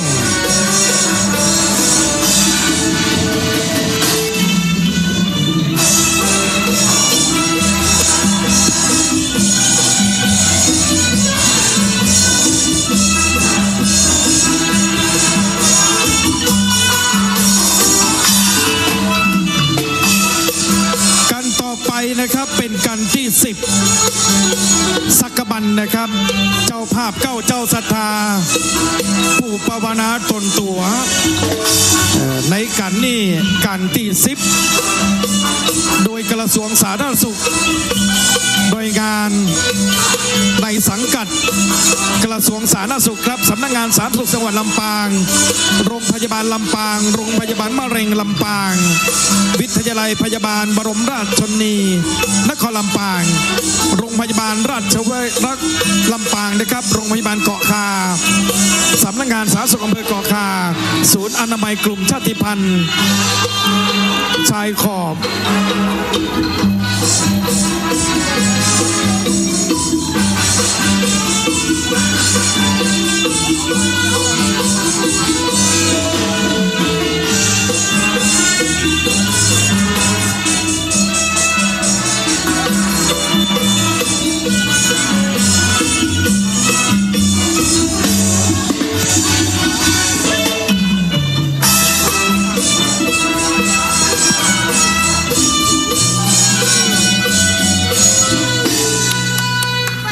ขอบคุณครับปีพาดนาดกลองทุ่งบ่อแปนศิลป์ได้มาตีมาต่อยบรรเลงปีพาดนาดกลองก้องมุงตั้งแต่เริ่มต้นขึ้นกราบเก้าจนถึงกราบป่ายแล้วสุดซ้อยหมดเสียง ในกันตีเก้าบาเดียวนี้จะเป็นกันตี10กราบนมัสการเมตตาธรรมในพระเดชพระคุณหลวงพ่อพระครูอนุศักดิ์อรธรรมด้วยนะครับเจ้าคณะอำเภอเมืองลำปางได้มาฟังเทศน์ฟังธรรมอยู่เป็นกู้กับคณะสถาบรรดาพ่อแม่พี่น้องอุบาสกอุบาสิกาซึ่งขณะนี้เราได้เดินทางมาถึงกันตี10ละครับซึ่งเจ้าภาพเก้าเจ้าศรัทธาหน่วยงานกระทรวงสาธารณสุขจังหวัดลำปางโรงพยาบาลลำปางโรงพยาบาลมะเร็งลำปางวิทยาลัยพยาบาลบรมราชชนนีนครลำปางโรงพยาบาลราชรักษ์ลำปางครับโรงพยาบาลเกาะคาสำนักงานสาธารณสุขอำเภอเกาะคาศูนย์อนามัยกลุ่มชาติพันธุ์ชายขอบและแรงงานข้ามชาติลำปางศูนย์โรคเรื้อนที่1ลำปางกระทรวงพลังงานครับจังหวัดลำปางนี่คือเจ้าภาพเก้าเจ้าศรัทธาผู้ภาวนาตนตัวเป็นเจ้าภาพกันนี้สักกบันเป็นเรื่องราวที่พระนางมัตสีนั้นได้สูญเสียกุมารทั้งสองกันหากับชาลีเศร้าโศกเสียใจจนพระเวสสันดร นั้นได้เอิ้นเฮียกเอาขวัญกลับคืนมาเรื่องราวในกันที่เก้ามัตสีมาถึงกันที่10สักกบันพระอินทร์ได้จำแรงแปลงกลายมาเป็นพราหมณ์เพื่อทูลขอมัตสีจากพระเวสสันดรเมื่อขอเสร็จแล้วก็ถวายคืนเรื่องราวนั้นจะเป็นยะใดในพระชาติสุดท้ายก่อนที่จะมาตรัสรู้เป็นพระอนุตตรสัมมาสัมพุทธเจ้าด้วยอานิสงส์ตีพระมาลัยได้ได้กล่าวได้บอกคณะสัตยาสาธุชนทั้งมาลัยต้นมาลัยปลายได้ไปพบกับพระอินทร์สนทนาธรรมเรื่องราวของบุญกิริยาวัตถุทานได้สนทนาธรรมกับพระศรีอริยเมตไตรบุคคลไหนที่จะปรารถนาเกิดในศาสนาพัทละกับหน้าก็คือองค์ที่5พระศรีอริยเมตไตรต้องมีบุญเป็นสะพานมีกิริยาวัตถุทานเป็นเสบียง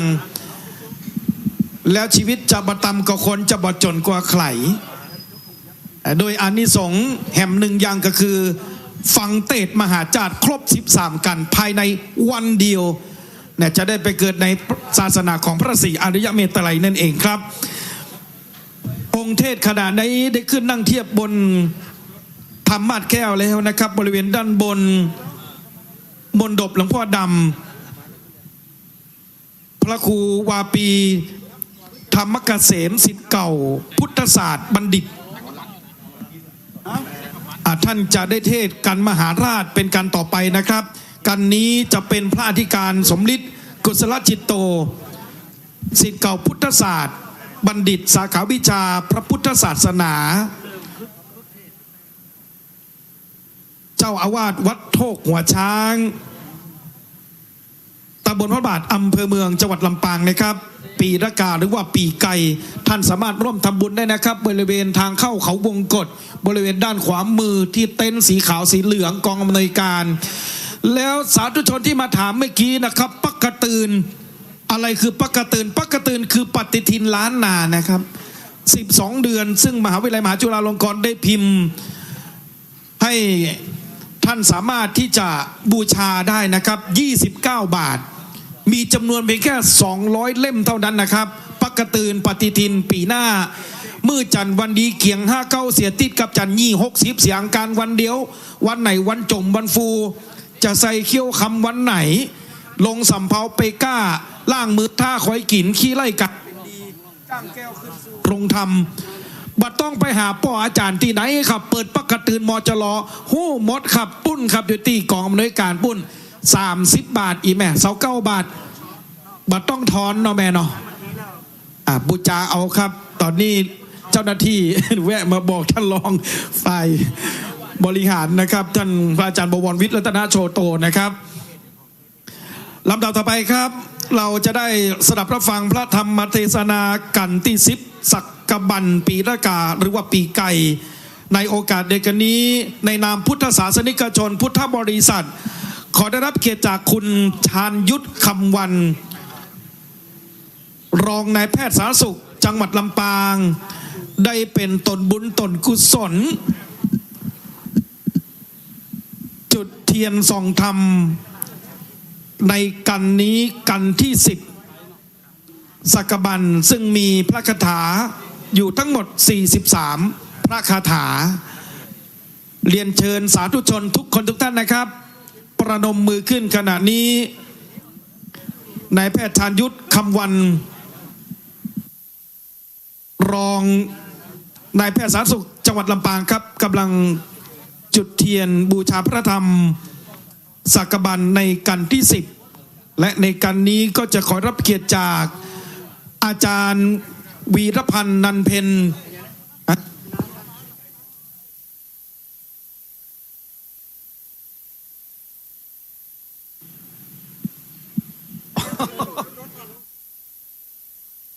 ขออภัยครับจะได้รับเมตตาธรรมจากพระมหานฤดลมหาปัญโยศิษย์เก่าพุทธศาสตร์มหาบัณฑิตปริญญาโทสาขาวิชาพระพุทธศาสนาผู้อำนวยการโรงเรียนเกาะคาปริยศึกษาสำนักวัดน้ำโทงเลขานุการเจ้าคณะตำบลบ้านเอื้อมเขต2จะได้เมตตาอาราธนาธรรมในกันนี้กันที่10กล่าวกราบอาราธนาในเมตตาธรรมด้วยความเคารพอย่างสูงครับ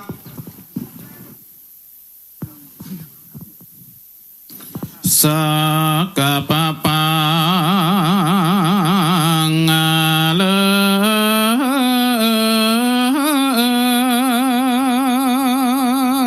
อันว่าสักกะบันกันแคว้นยิงหนอพระเจ้าเมียมิงเป็นตานาแก่อินตาสักกะพามเจ้าฟ้า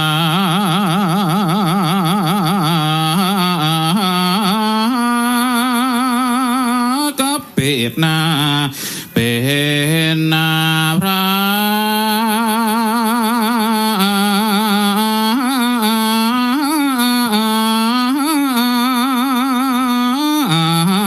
เลยไปหล่นทำขึ้นเหือบอกเก่าจี้เป็นพญาอินยกถวายนารินทรพร้อมพรแปดกดแขวดหือปงวางลงแล้วก็เตียวต่างเมื่อหลอดเมืองแก้วยอดตาวาติงอาสา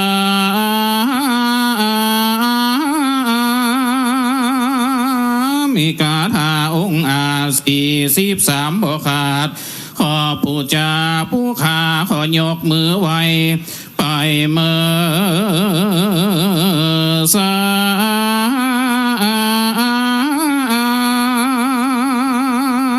ขอราธนาโลกศิษย์พระมุนี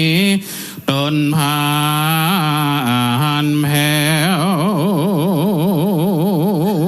ได้คือนั่งธรรมาสแก้วสถิตนั่งแล้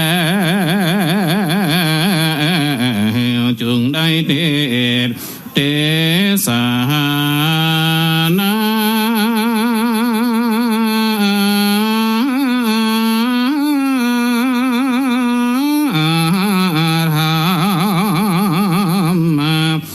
ผู้ขาบ่ได้แข่ง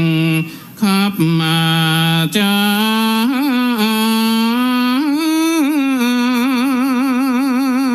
ขอได้นำสัก2 3 4 5บังกันว่าพระจันทร์อิดในก้อยยาห่างแล้วก้อยว่านาโม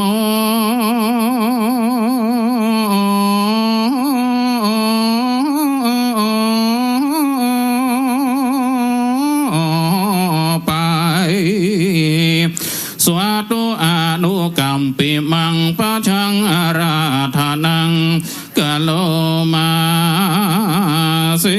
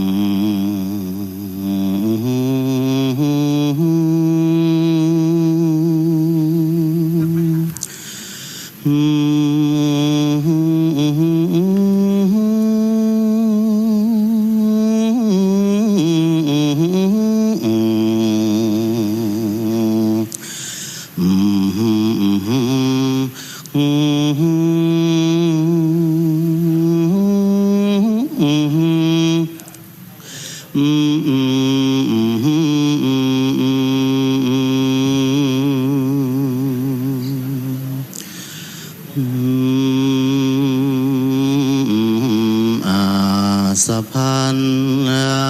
ทา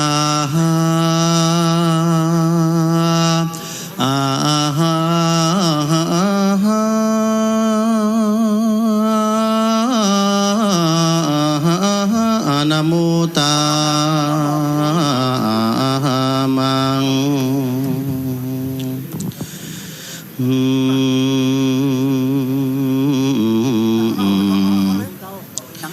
สีหา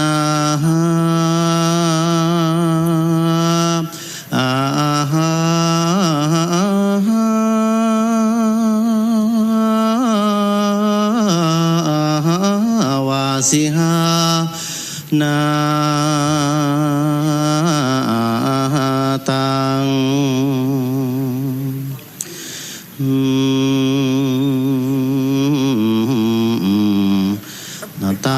ตันเตเอเฮนเตเอ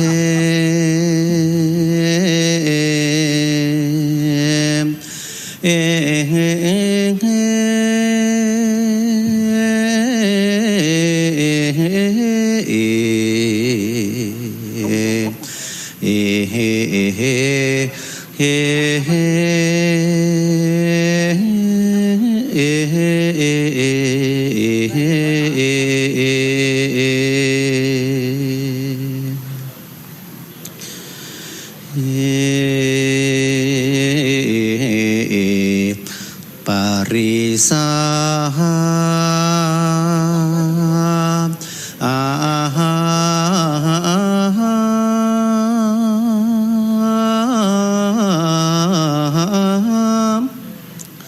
สุวิสาลาตา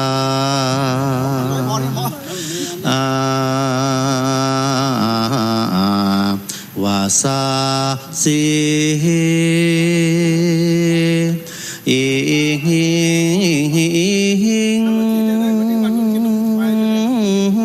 โห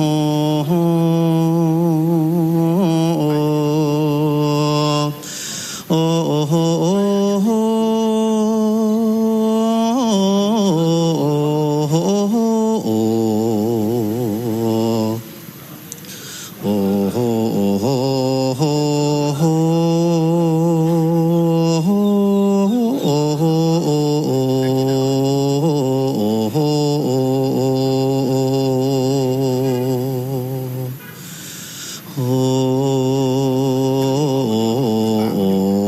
วาตาโสโอโห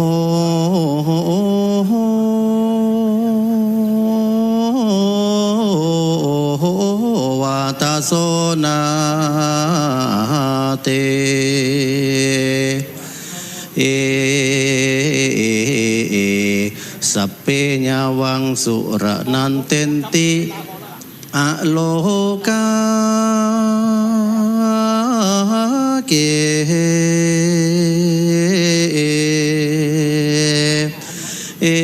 เฮเฮ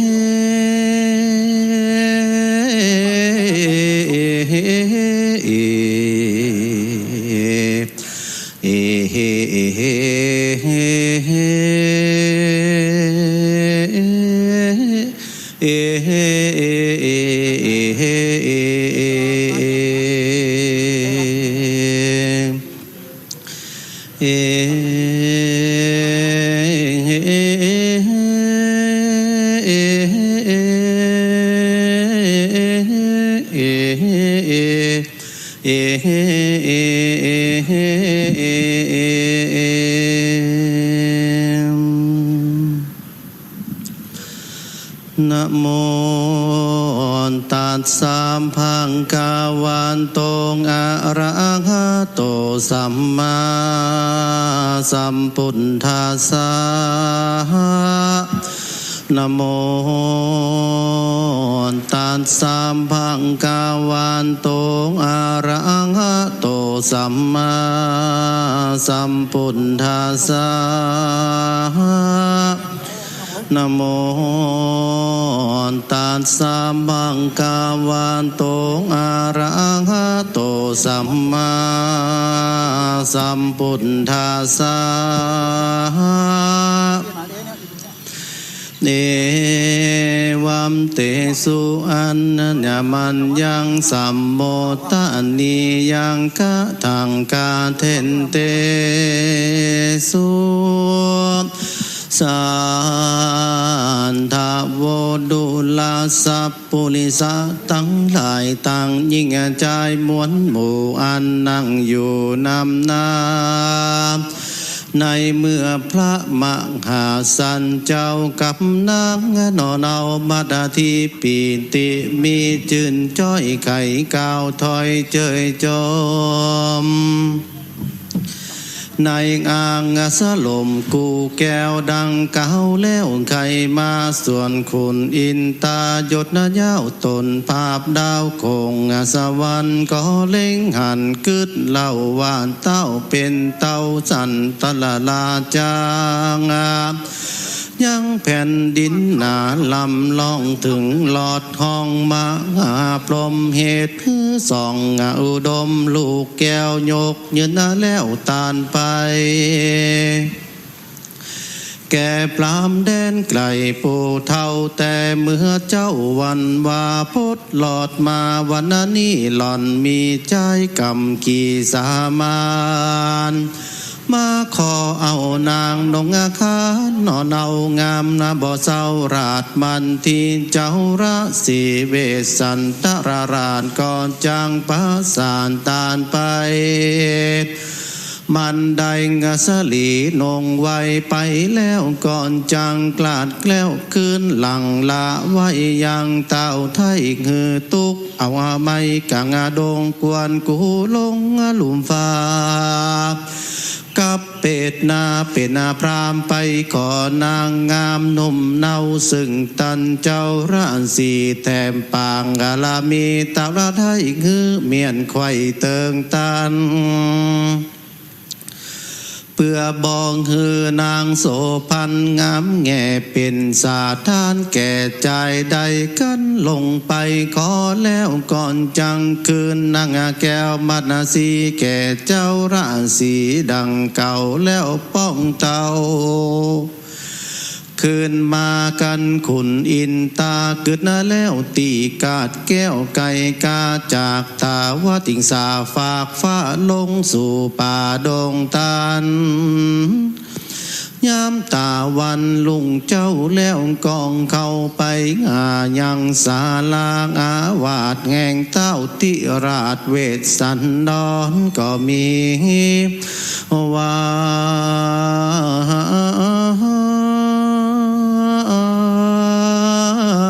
นั่นล่ะและนาตะมาดาทังปังกาเซนโตสันธาอาหะสันธาสัพปนายุยอดซอยหันบาทถอยบาลีบทหลังมีไปแจ้งพระจึงแสงเตสานา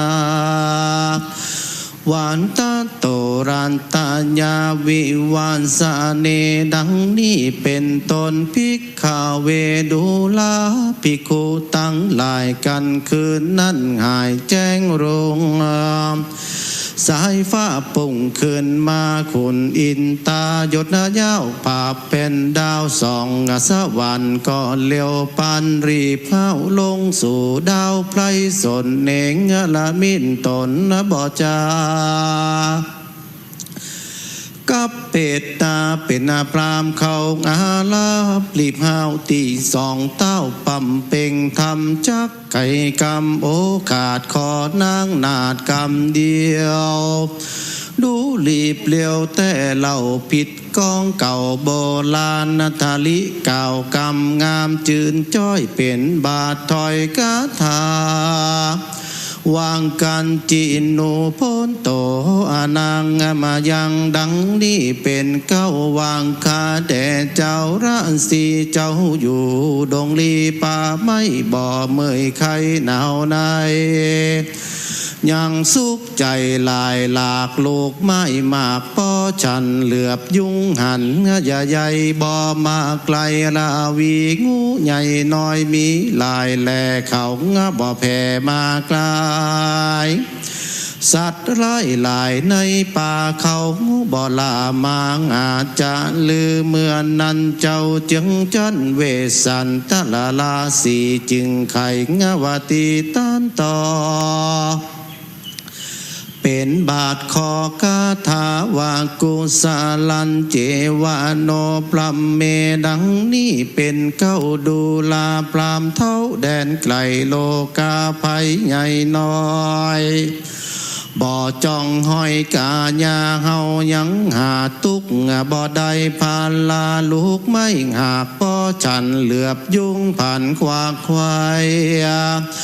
งูน้อยใหญ่บ่มาเบียนสันอาเกียนในป่าอันไร่กลางขานองบ่หันป่องต้องพายมาอย่าให้หังเอาหัวแลนา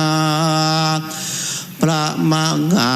สัจเจ้าได้บอกเล่าเจียนจาว่าตนนั้นนางหากิญาตุกบ่ได้คือบ่เมยไข่เนาในเต้ามิกจอดมีตุกใจสะน้อยจึงกล่าวถ้อยไข่จาว่าดูราพรามผู้เฒ่าแต่งเฮามาอยู่ดงด้านกลางหิมมาปานป่าไม่นับว่าได้7 เดือนเป็นสุขเหมือนแก้มโศกเหตุใดวิโยกจากสมบัติบองหันสองกษัตริย์พ่อแม่ตุกใจแผ่เวบาบันนี้นะตันมาโดยชอบเฮาก็ขอบใจลายตันพันพายเตี้ยวไตมาหลอดใดคนเดียวดันดงเขียวลายซ้ำต้นจุงไปลงน้ำสาลาจำละป่าตาตั้งกูแล้วมาสู่โลงลากินพาลาลูกไม่เงามีไว้ถมทองคือหมากกำต้องกินฝากตั้งหมากหาสุกยางตั้งหมากสร้างหมากเมาเจิญพรำเท่ากินตามใจน้ำอันนี้ใส่เย็นชาจิวอันนักมาสีหาบหิวนำมาตั้นกินพาลาอิ่มต้องแล้วดื่มน้ำล่องลงขอแดดเตอเมื่อนั้นพระมังหาสันเจ้าตนวิเศษไขหูเหตุวันมาแห่งพรามมานาผู้เฒ่าจึงต้านเล่ากำไปวางเหตุอันใดนั่นใจตันจึงได้เตียวมาเฮาถามหาใครหูจุงกาวโอตามมีแดดเตอเมื่อนั้นอินตาสักกะพรามจักขอนางงามมาหนอเนายอสันทาเล่าตัวไปจึงจักจากไข่ต้านต่อเป็นบานคอคัตถาวายันถาวาริงวะโหปูโลดังนี้เป็นเก่าคาแด่เจ้าราศีอุปมาปมามีเปรียบไว้แม่น้ำใหญ่อาสายมีน้ำไหลจุเมื่อน้ำน้อยเหลือเยื่อไหลมาคือน้ำกงกาสะอาดยามูนาฟาตีฟองอาจิเลวาดีน้องทุ่นทางสาละผู้หลังไหลล้อมมังไอจอมไหลกว่าจากดาวป่าหิมมาปานเป็นสาทานตากว้างพอตาตั้งสุนตาสัตนานาน้อยใหญ่ใดอาบใจและกินเป็นอาจินแต่เนินน้ำยังเคินมีมาหันเหลือตาดังเก่าบองแห้งเหล่าเคินทรายอุปมาป่าไม้ไม้เพียบไว้คือศรัทธาเต่าไทยตนบนเล็งหันกุนอันกว้างยาจงอ่างมาอาคานีนาค คนอยากไรดันป่าไม่ดงดอนอดเตียวจอนมาหลอดเพื่อขอนางยอดมันสีผู้มีวัดดิ่งบ่เศร้าไปเป็นกูเฝ้าเจยจมขอเจ้าอุดมบุญใหญ่ตานนางนาถไทยโสภาแก่คนอาณาถาถอยจ้าอันกลมนามาขอแด่เตอกันอินตาสักกาปรามเก่าแล้วเต้าตนแก้วบ่อกินตนาว่าแต่วันว่าเมื่อเจ้าก่อใดเงือลูกเต้าเป็นนาตาลแก่ปรามมหานาจารเท่าแก่อันแว่มาวันนี้นาพรามเท่าปล่อยมาขอนางนอเนามัดสีกันคือสายงาสลียอดซอยแก่พรามถอยนำไปจักมีไผ่นันเล่ามาอยู่เฝ้าปัดปัวเต้าเหลือแต่ตัวกูไทยอยู่ป่าไม่เดียวได้นอผาบุญผาให้เป็นเจ้าบ่อกึดเหล่าอันใดเต้ามีใจจมจื่นปีติตื่นเจยบานดังใจคนผ่านกันอยากตกลำบากนานำใดตรงคำบ่เศร้าปันหนึ่งเล่าดีหลีจากเศรษฐีใจกว้างมันย่อมอ้างเจยบ้านหนอโปงที่ยานยศใหญ่จากคือป่าไม่ดงรีตั้งปันทาพี่ไว้วันกองสะนันดงดานจึงจาหวานก้าวถอยเป็นบาทซอยการถาวาตันตามีนาวิกรรมา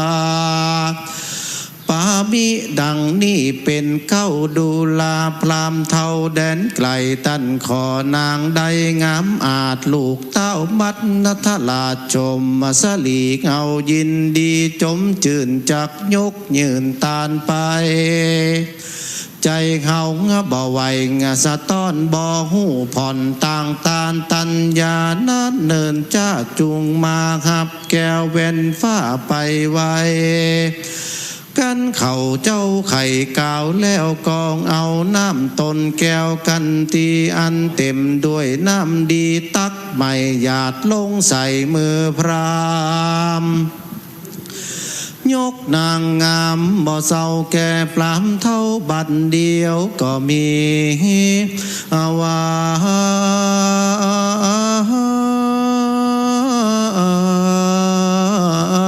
นั่นล่ะและนานในกาละนั้นอันสั้นจันลายแลเกิดขึ้นแผ่ตันตางคือแผ่นดินหนาลันกองฟ้ารวมร้องปลายบนดอยไพลสนเนือกนาวเกิดตัวดาวดงดอนน้ำสากรปุ่งเปลือกเกิดความเขือกปูนกลัวปอหนังหัวเยือกยาวเกิดพร้อมเตารานสีสันทามีบ่อน้อย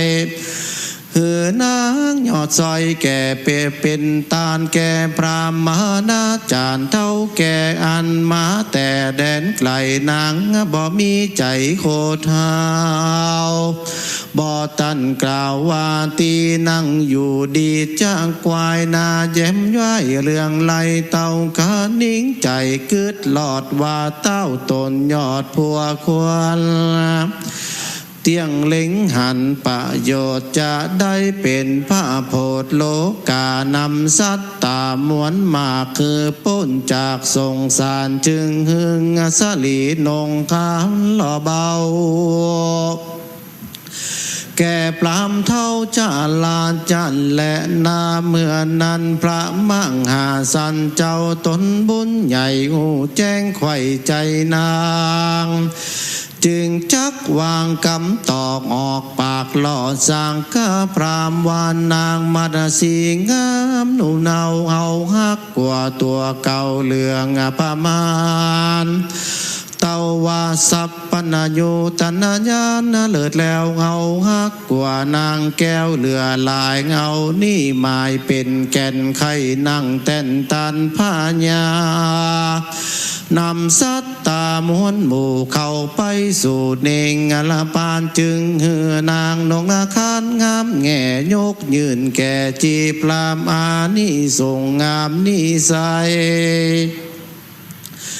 จูงหื้งเฮาปันใดตัดผ้าหยางแดเตอเมื่อนั้นพระมังอ่านสันเจ้าก็กึดเล่าขานิ่งใน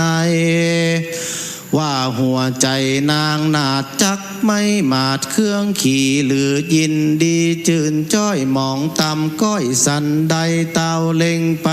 บ่จาและพอนาลาดมันสีส่วนนางชมมาสลียศใหญ่ก็หู้ไข่เลี้ยวไว้จึงจะไขบอกเล่าว่าข้าแด่เจ้าเนื้อหัวอันว่าข้าตัวมอนไทยอายุได้16 ปีมาเป็นเทวีรวมค้างอยู่ปราสาทกวางเจยบานมีปริวารแวดล้อมเห็นแงอ้อมเอาใจตามเจ้าจอมไตปิ่นเก่านับเป็นเจ้าและผัวข้าสุกย้อนตัวเจ้าฟ้า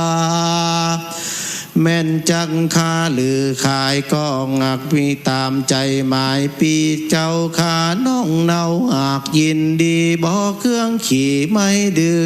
อดแม่นจักเอาจินเลือดไข่มันข้างก่อนจักฟันเถื่อแทกจินมันแยกย่อไปจักตามใจ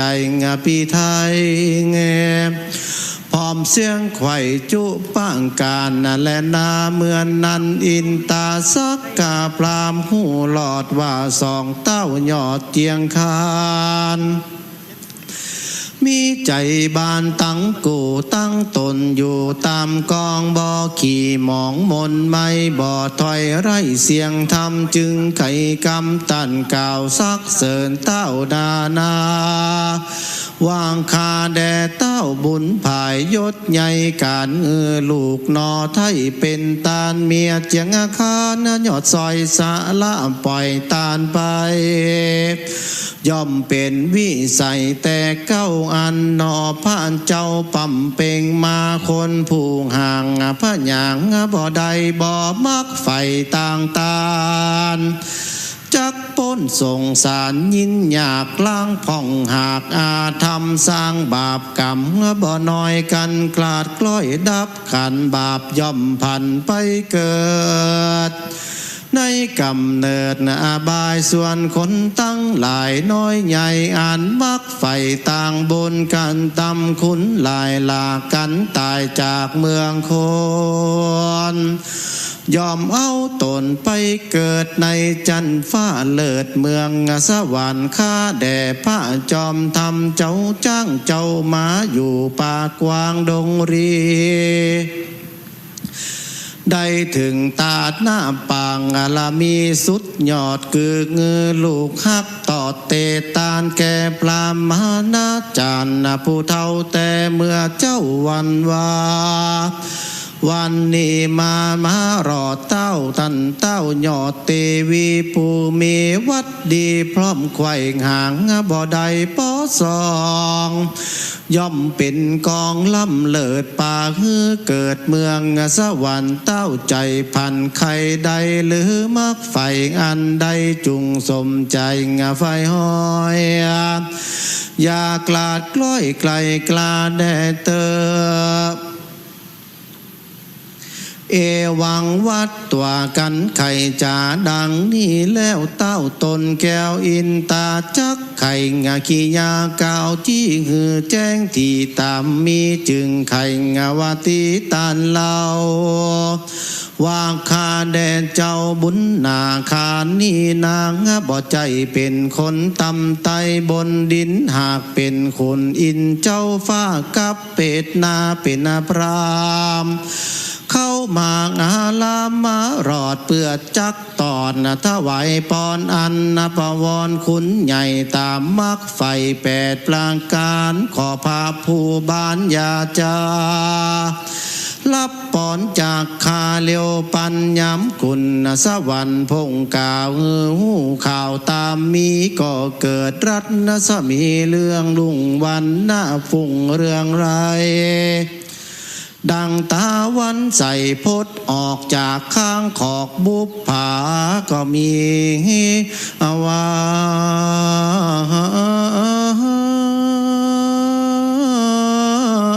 นั่นล่ะและนานวามปนที่สัตตนยศเย้าหูว่าเป็นเต้าอินตากับเป็ดมาเข้าสู่ในแก้วกูอ่างสลมเต้าอุดมจมจื่นปีติตื่นยินดีจึงใครว่าตีเก่าถอยขอบปอนจืนจ้อยแปดปั้งการเป็นโบงหานองค์อาจด้วยบทบาทการทาวาลันเจเมงานโตสังกะดังนี่เป็นเก้าว่าขอเจ้าหอคำมาปอไทยหายโคตรไม่เครื่องกานำโยธามวนหมู่เข้ามาสู่ดงนาราชนาธนาตัวคาฮือเมื่อเป็นเจ้าฟากเสวยเมืองยะสาเรื่องดังเก่าเป็นเต้าเล่าซองตีปอนอนาดีนี่เล่าเป็นข้อเก้าข้านิ่งปองปอนอันทวนสองนั่นใส่กันคาใดเป็นพาญาอย่าพาลาหยาบจ้าเขคำข้ายิ่งใจส่วนคนตั้งหลายมีโตดคือข้าได้โพดวางปั่นคือเขามันน้อยใหญ่ป้นโตดไข่ยิ่งใจป้นตั้งตายตุกโศกอยู่สุขโสดดีงามปอนต้วนสามนั่นเล่าขอคนแก่เท่าจาลาตั้งเด็กขามวนหมู่ใดมาอยู่อาสาไลเป็นสุขใจย้อนคาอยู่พร้อมนาเจยบานปอนปะการทวนสีข้าขอจี้จาใครอย่าฮือข้ามีใจจืนสู่หลักเล่นจู้พิษปะเวณีฮือยินดีจืนจอยกำกูหอยจาญาอย่าปาลาเงาใบหลงอยู่ใต้มานตูงกามอันปอนงามทวนนาลูกแห่งข้าจือจาลีจุงอยู่ดีเตียงเต้าได้เป็นเจ้าผามจุมปูปอนทวนหกดูวิลาดวันคาไปหลอดป่าสานปุรียามร้ายตีดาลุงสายฟ้าปุ่งขึ้นมาขอชันละทาลาฝนอาแก้วตกทั่วแล้วเรือลายเฮือยิ่งใจน้อยใหญ่อันอยากไรอาณาถาหายเครื่องกาห้นไม่เป็นสุขไข่ตุกสานฐานปอนนประการทวนเจ็ดนั่นใสเมื่อคาใดงือตานยังเงินคำค้านลายแลจุงฮือแผ่มีมามีนำนามังเต้ามากลัวเก่าเลือลาย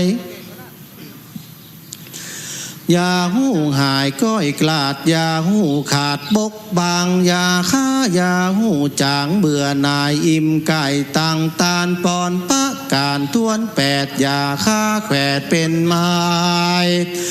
กันฆ่าตายกลาภาคลาละเสียจากเมืองคนของเอาตนไปเกิดในจันฟ้าเลิศตูสีตากันไกลกล้าจากหันลงสู่จันปันทาวีของเป็นพระมุนีสอนโลกคือพ้นโอฆาสงสารแด่เตอกุลอินตาฟังแล้วก็เงือปอนแก่เต้าหนอแก้วจุประการแล้วซ้ำจาขานต้านต่อว่าเต้าตนปองสลีสนใจจักนำเสนาในมวลหมู่เข้ามาสู่ดงดอนของเอาตนผู้ทอนยศเย้าเป็นเต้าผู้บ้านปอปอนานแต่ใส หากจากใดเล็งหันขอยอดคุณทำที่ราชอย่างประมาทลาซายังกองวัดนาน้อยใหญ่จุงปฏิบัติไขว่ตามมีกันไข่จางกาวแล้วเต้าตนแก้วอินตางก็รีบลางบอดจ้างสยองขึ้นฟ้าปลายบนเข้าสู่เวใจยนต์ป่าสาตีก้องราดแดนตนก็มีว่า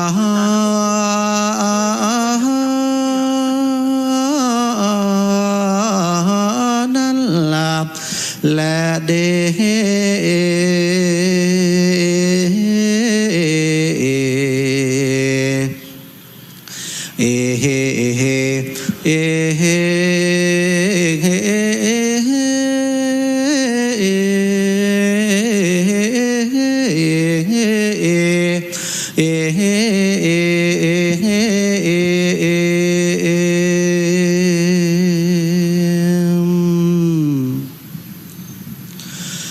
ปาริโยสา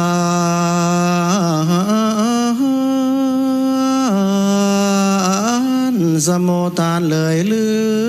องลอดแล้ว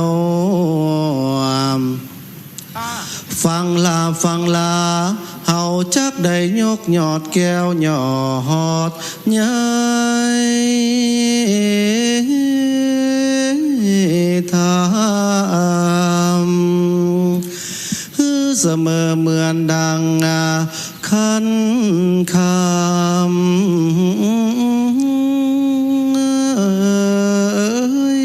ใบเลิศแล้วใสดังแก้วและจือมณีโจปางเมื่อพระพุทโธตนผ่านแผ่วตรัสรู้แล้วยอดใหญ่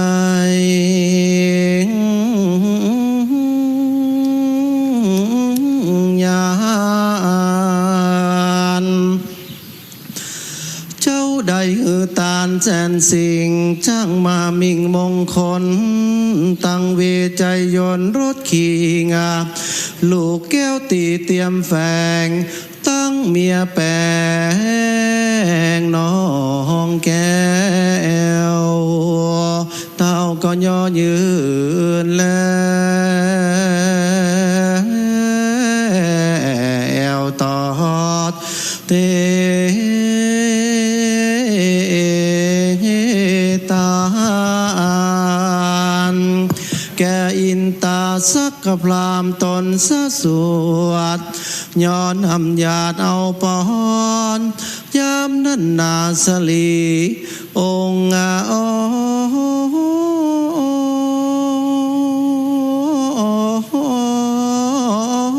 มิ่งมันนางแก้วนองจันมิ่งจายาง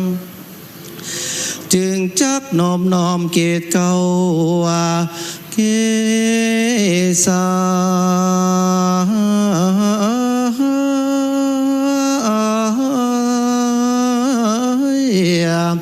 ขอสั่งอำลาอยู่แต่ใจ ว่าพระบาทไทยนอจอเมืองเต้าตาลสองสลีบนเรืองไปแล้วก็ยังบัดนี้นาซ้ำหือขาน้องแก้วขินเตวีสันใดจักดีข้าบ่เหลือกำใดตามใจพระเงาไทยแต่งงาโอ้ยตาลตามใจพระงาบุญควา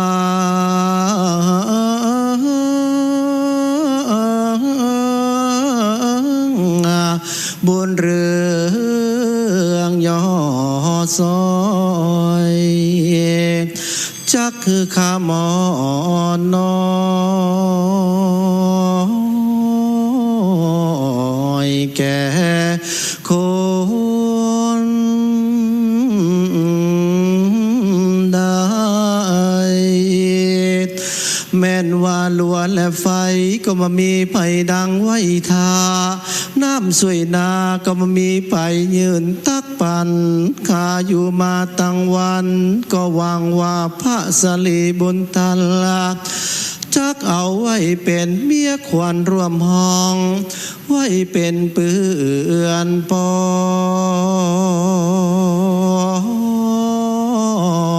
ห้องกวดเพียวหนอ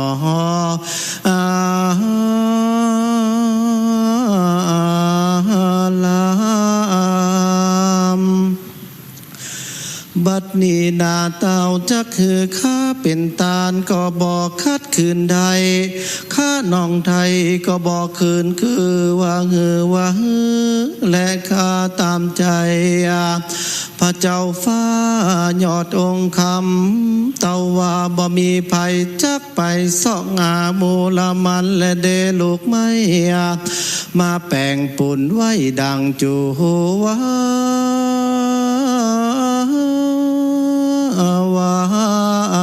นข้าจากใดลาเสียงสูบกัน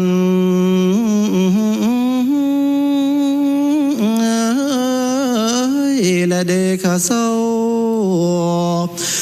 มองมนเศร้าอยู่อ่อนจอนข้าจากใดลาลูกไม่งามตีน้อ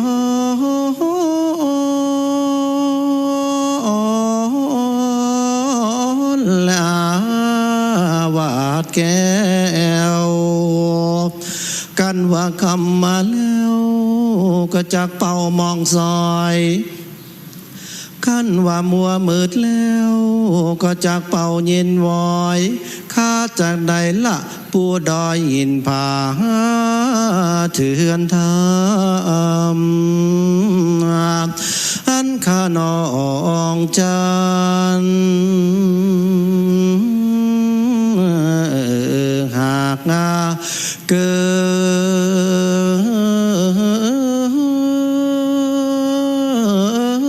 ไปขอพระบัวไข่จอมมิงอดอยู่สร้างสิ่งสมปานมีอายุยืนนานเตียงเต้าก็พระบาทเจ้าจงอยู่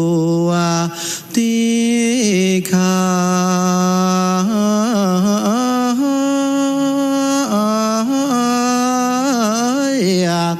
ข้าขอสั่งอำลาแต่เมื่อยามเจ้านบน้อมเกตเก่ากว่าตั้งมองก่อนและเนื้อเจ้าข้าน้องเดาจักใดไต่เต่าเล่นตามพรามข้าบ่สถานแห่งห้องพระเตต้องตีตาได้ตีนันนาสองเจืองเจ้ายังพาสไลไปมาบ่จิตเจตมโนในแล้วอินตาตนบานแผ่วจึงเกิดนางแก้วแก่พระเวสสันดรเต้าก็ถวายปอนตั้ง8 สิ่งอินตาเจ้าฝ่าจริงเสด็จนาลา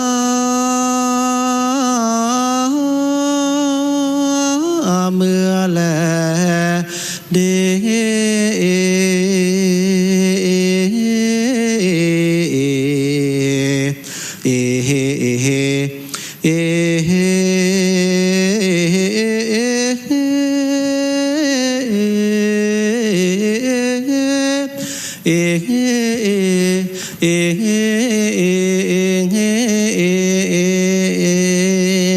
สังกาปัมปัง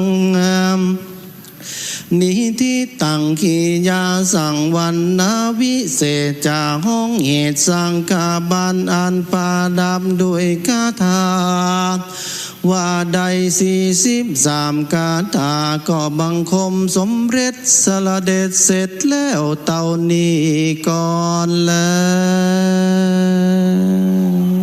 สาธุสาธุสาธุสาธุบัดนี้พระธรรมมาเทศนาในกันตี10สักบันเป็นที่แล้วเสร็จบัวระมวลโดยเฉพาะคนเกิดปีรากาซึ่งท่านพระคุณเจ้าองค์เตศในภูกนี้พระอธิการสมฤทธิ์กุศลจิตโตศิษย์เก่าพุทธศาสตร์มหาบัณฑิตปริญญาโทสาขาวิชาพระพุทธศาสนาเจ้าอาวาสวัดโคกหัวจ้างตำบลพระบาทอำเภอเมืองจังหวัดลำปางองค์เทศ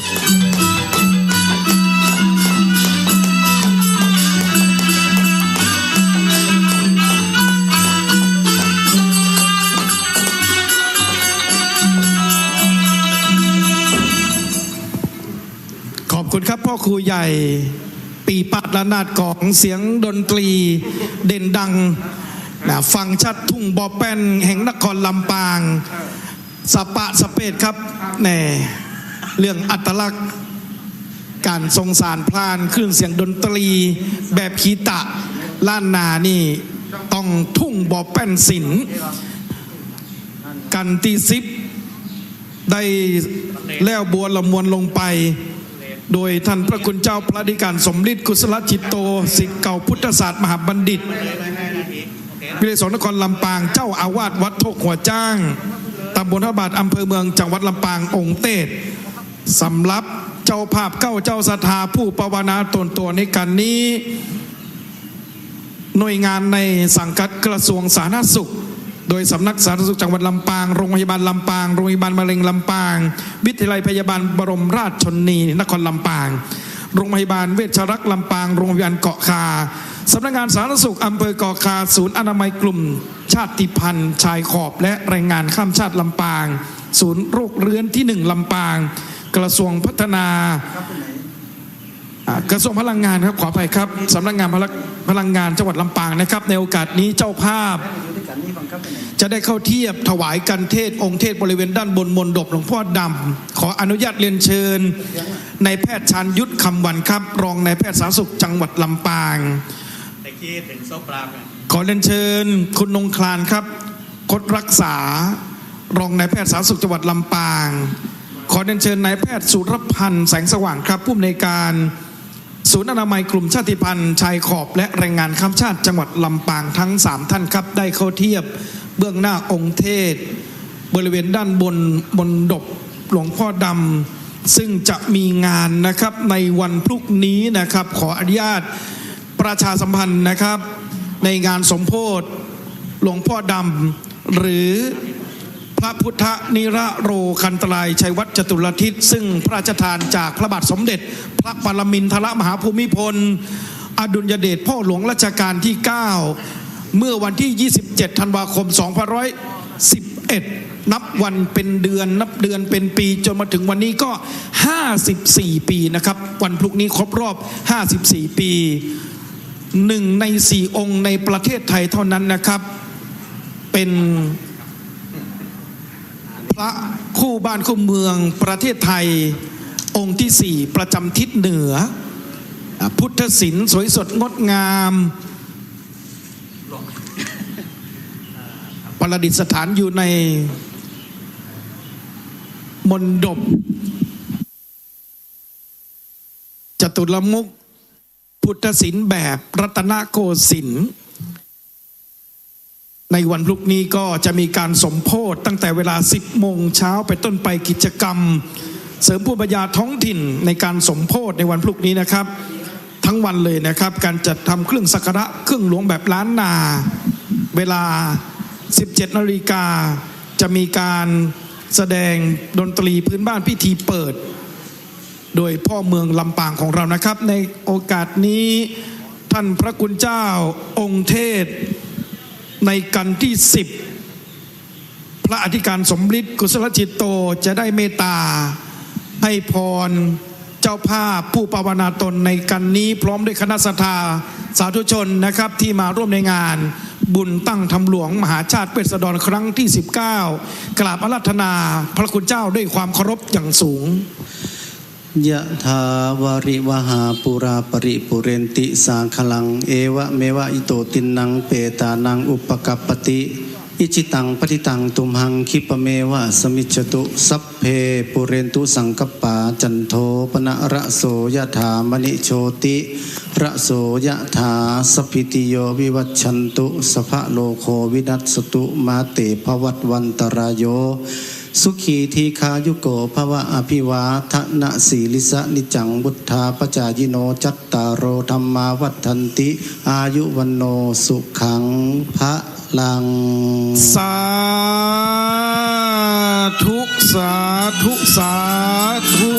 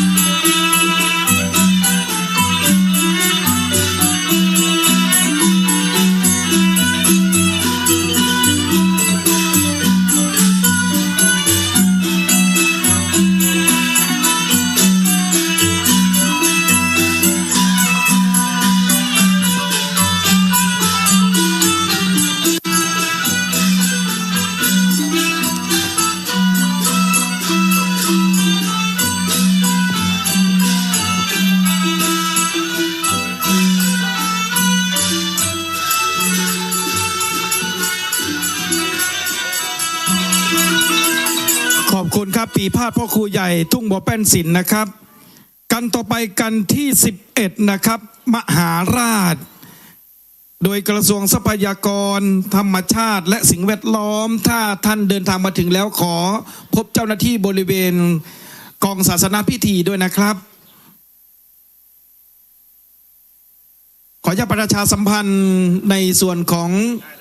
กิจกรรมที่จะเกิดขึ้นในวันพรุ่งนี้ของจังหวัดลำปางเป็นครั้งแรกนะครับที่มีการสมโภช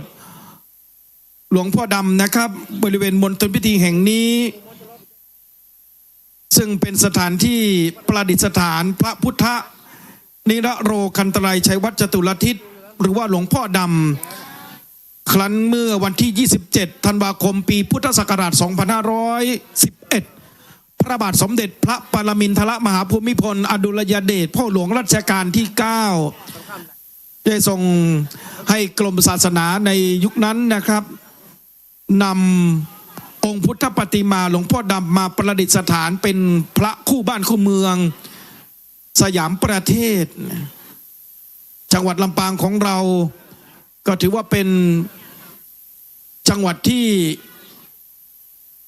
ได้ถูกเลือกนะครับให้ประดิษฐานองค์พุทธปฏิมาที่มีความสำคัญ1 ใน 4องค์ในประจำทิศเหนือครบรอบ54ปีในวันพรุ่งนี้ตั้งแต่เวลา 10 โมงนะครับขออนุญาตประชาสัมพันธ์นะครับผ่านคลื่นยัง FM 106.50 เมกะเฮิรตซ์ในห้วงเวลานี้นะครับ10 โมงเช้าไปต้นไปท่านจะได้รับชมการสาธิตในการทำเครื่องสักการะเครื่องหลวงแบบล้านนา17 นาฬิการองผู้ว่าราชการจังหวัดลำปางประธานในพิธีจะเป็นประธานเปิดและก็ถวายเครื่องสักการะเครื่องหลวง หลวงพ่อดำนะครับเวลา 18 นาฬิกาแสดงมหรสพพระพุทธนิรโคตคันตรายชัยวัฒน์จตุรทิศหรือว่าหลวงพ่อดำ 18:30 นาทีนะครับเราจะได้ร่วมกันนะครับบริเวณมณฑลพิธีโดยพระเดชพระคุณเจ้าคุณอาจารย์พระจินดารัตนาพรเจ้าคณะจังหวัดลำปางประธานฝ่ายสงฆ์จะได้นำพระสงฆ์พิธีเจริญพระพุทธมนต์สาธยายพระปริตรในวันพรุ่งนี้สวดมนต์ตันธรรมจักรกับวัฒนสูตรในวันพรุ่งนี้นะครับเวลา1 ทุ่มหลังจากนั้น2 ทุ่มเป็นต้นไปครับพิธีแสดงพระธรรมเทศนาบูหารแบบล้านนาของจังหวัดลำปางท่วงทำนองแมลงผู้ชมดวงชมการแสดงพระธรรมเทศนาในกันพุทธคุณสังฆหาโลกและเวลา 22:55 นาทีก็จะมีแสดงพระธรรมเทศนากันพุทธาภิเษกพุทธาภิเษกนี้จะเป็นเรื่องราวที่พระโพธิสัตว์ได้ประสูติที่ไหนเวลาใดอยู่ที่ไหนจนมาบรรลุเป็นพระอนุตตรสัมมาสัมพุทธเจ้านะครับเป็นท่วงทำนองในภาษาแบบบาลีแบบล้านนาและก็มีการสวดเบิกทั้ง9 วันนะครับไปจนถึงวันที่ 28 ธันวาคม2 วันด้วยกันนะครับเวลาตั้งแต่ 4:30 นาทีสวดเบิกนะครับไปจนถึงวันที่9และเวลา 5:15 นาทีท่านรองผู้ว่าราชการเดินทางมาถึงแล้วก็จะมีพิธีด้านศาสนาอีกครั้งหนึ่งไปจนถึงช่วงเช้านะครับการแต่งกายก็ขออนุญาตนุ่งชุดแต่งกายสีขาวหรือชุดสุภาพนะครับในวันที่ 27-28 นะครับครั้งหนึ่งนะฮะ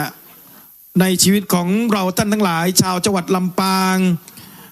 ในปีนี้เรามีงานบุญ2 งานบุญด้วยกันนะครับ25-26 งานบุญตั้งธรรมหลวงเวียงละกรจังหวัดลำปางครั้งที่19 27-28 นะครับเป็นงานสมโภชพระพุทธนิรโรคันตรายชัยวัฒน์จตุรทิศหรือว่าหลวงพ่อดำก็ขออนุญาตประชาสัมพันธ์บอกบุญคณะศรัทธาสาธุชนผู้ที่มีความประสงค์เป็นเจ้าภาพกันเทศกันสวดจตุปัจจัยเครื่องไตรธรรมน้ำดื่มน้ำปานะโรงทานติดต่อได้เลยนะครับที่คณะกรรมการบัดนี้ครับได้เวลาแล้วนะครับจะได้สดับรับฟังพระธรรมเทศนากันที่11มหาราชชูชกและกุมารทั้งสองเตวลัดป่าลัดเขาเตวบุตรเทวดาเนรมิตชูชกนั้นหลงทางไปยังเมืองศรีพีความเป็นมาจะเป็นยังไงนั้นท่านพระคุณเจ้าพระครูวาปีธรรมเกษมศิษย์เก่าพุทธศาสตร์บัณฑิตคณะครุศาสตร์สาขาวิชาการสอนพระพุทธศาสนาจิตวิทยาแนะแนวเจ้าคณะตำบลบ้านเป้าเจ้าภาพผู้ปวารณาตนในผูกนี้ขออนุญาตที่จะได้เรียนเชิญคุณพิมพรจตุรภักดิ์ข้าราชการบำนาญ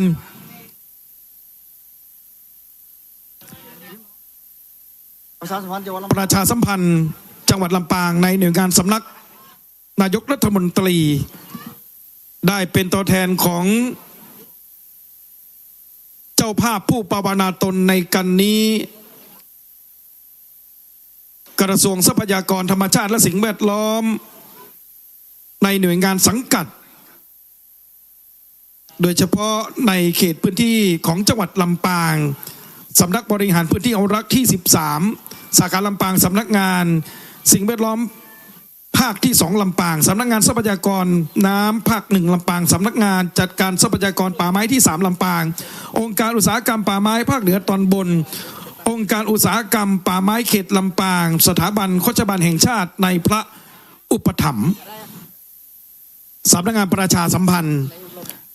จังหวัดลำปางนะครับเรียนเชิญทุกท่านประนมมือขึ้นครับขณะนี้มหาอุบาสิกาคุณพิมพรจตุรภักดิ์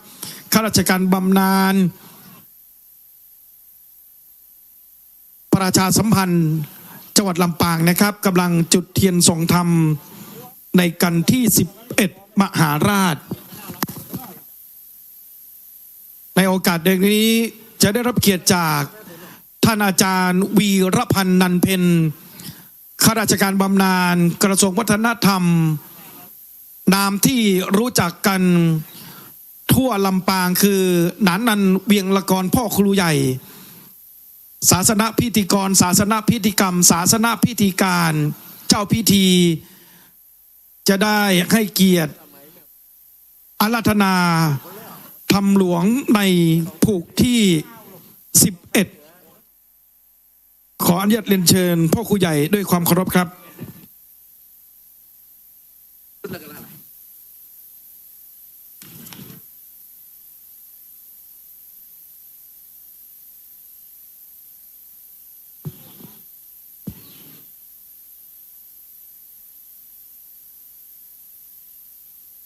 โสริญาเตียวจ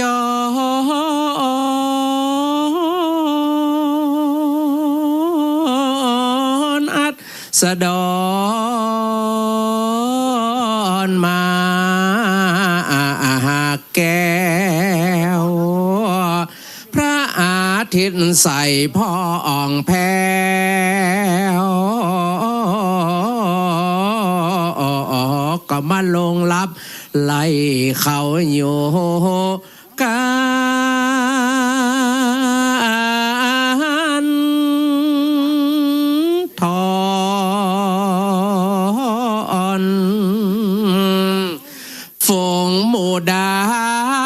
วจ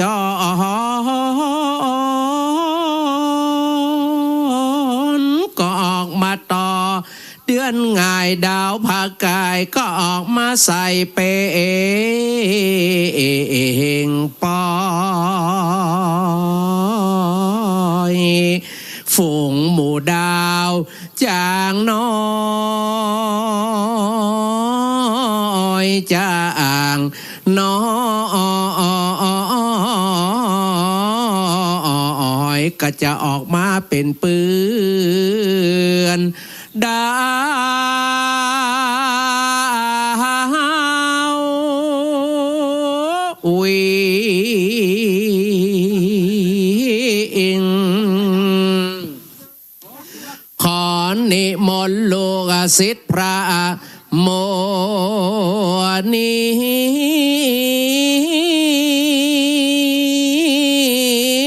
ตนพานแผ่วขึ้นนั่งธรรมาสแก้วนิดนั่งแล้วจุงเตสานา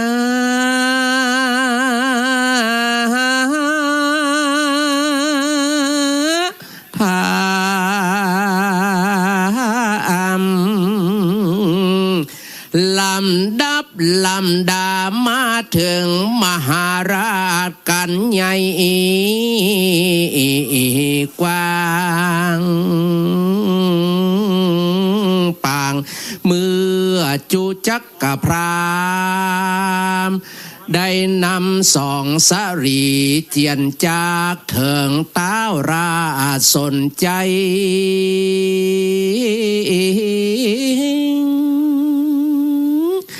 น้องเต้าก็มีหัวใจจมจืนสมบัติที่ยืนปันไปไทยเอาซองกุมารนอแก้วเบิกบานแล้วนอเป็นไตน้ำ16ให้สละสะลงเกตนุ่งผ้าเตดดูงามสองกุมารลูกน้อยลูกน้อยเนื้อเกลี้ยงอ่อนผิวใสขอตั้นได้ไข่เจดขอตั้นเจ้าหลวงป้อ ท่านพระครูวาปีธรรมเกษมเจ้าคณะตำบลบันเป่าเขตหนึ่งสมปันเจ้าวัดหนองลองจุงเตสานา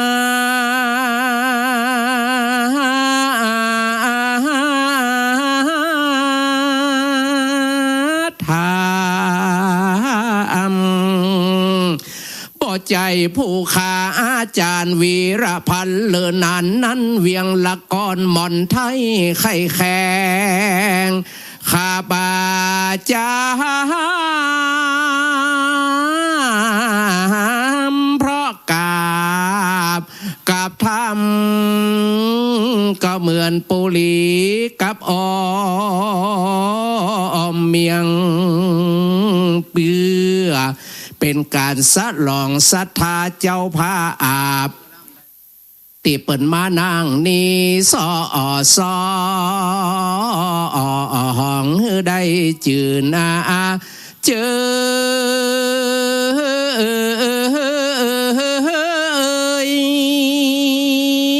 บานแลดีอนุกรรมปิมังปะจังอาราธทานังกะโลมหาเส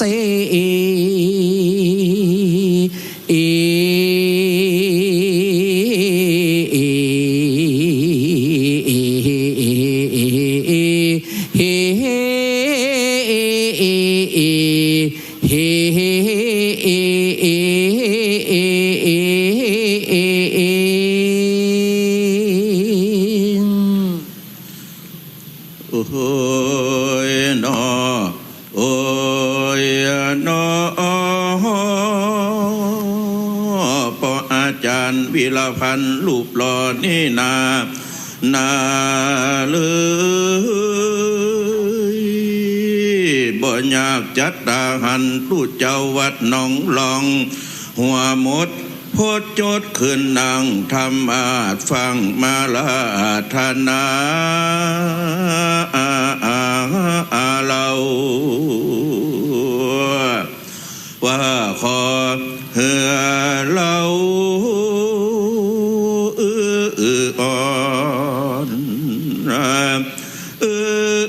ร้องออกเป็นหลายเสียง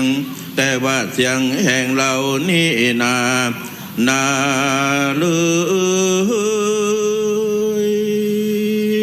มันบ่ดังสักกากย้อนว่าบ่ได้กินแกงหางเล็กปลาลาดและแกงแคแมงดาเสียหังแห่งเราก็มาดังเหมือนดังก้องแตกเพราะว่าบ่ได้กินซาผักแคบใส่หมูตาตะกับตังห่อหนึ่งแมงมันและหัวปลาทูโตเสียงแห่งเราก็พระจะลมจะลมเพราะว่าบ่ได้กินข้าวต้มใส่ปลาทั่วดินเนอมันจัง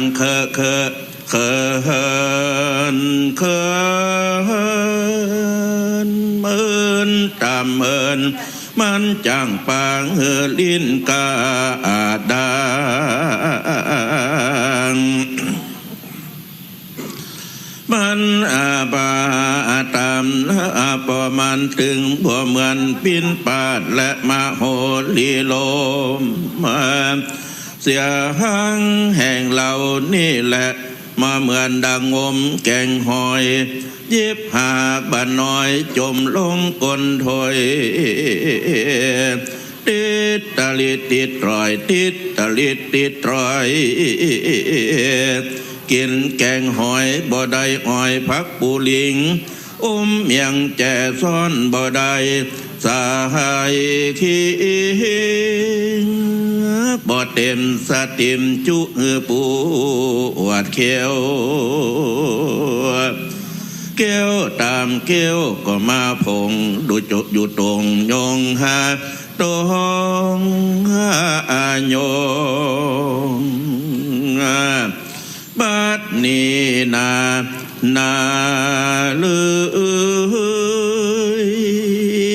พออาจารย์วิรพันธ์ก็มาลาธนาอาตมาอื่น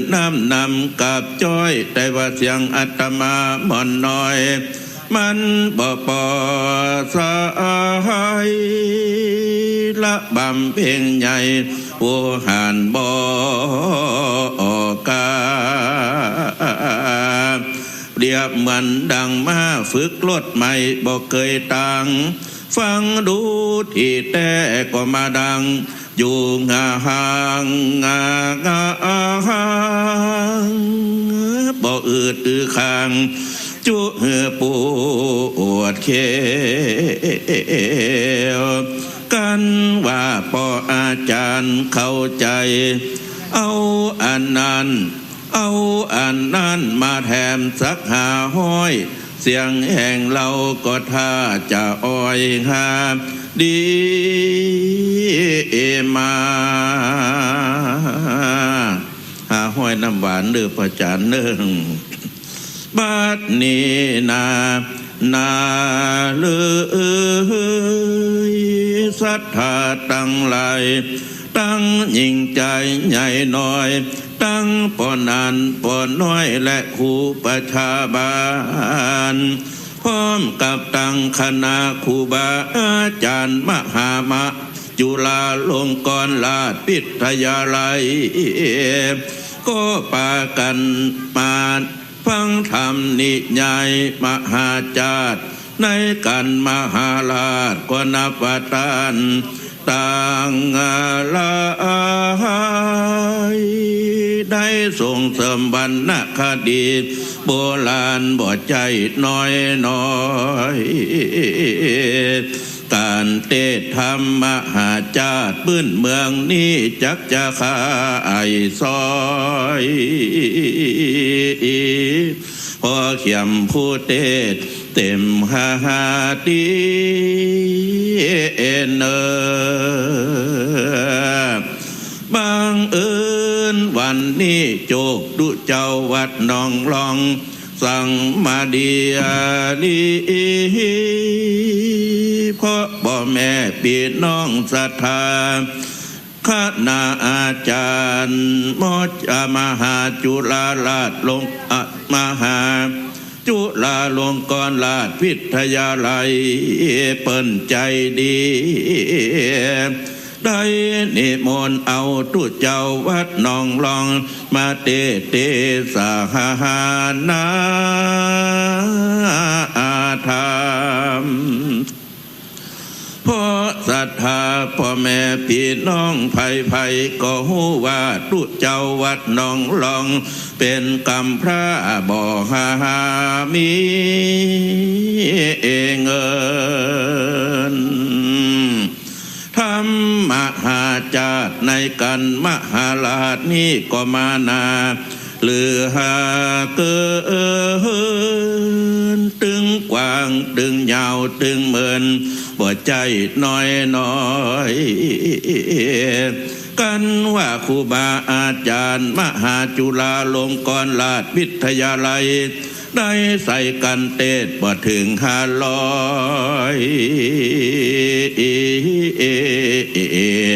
จะไข่หน้าเจ้าภาพเก้าเต็มตีเนออันนี้ว่าเล่นบ่ได้เนอะบัดนี้นาลือก็ขอเหือบรรดาพ่อแม่พี่น้องได้ฟังธรรมมหาจารย์ในกันมหาราชกันต่อหาไปเนอเราหาและหาดี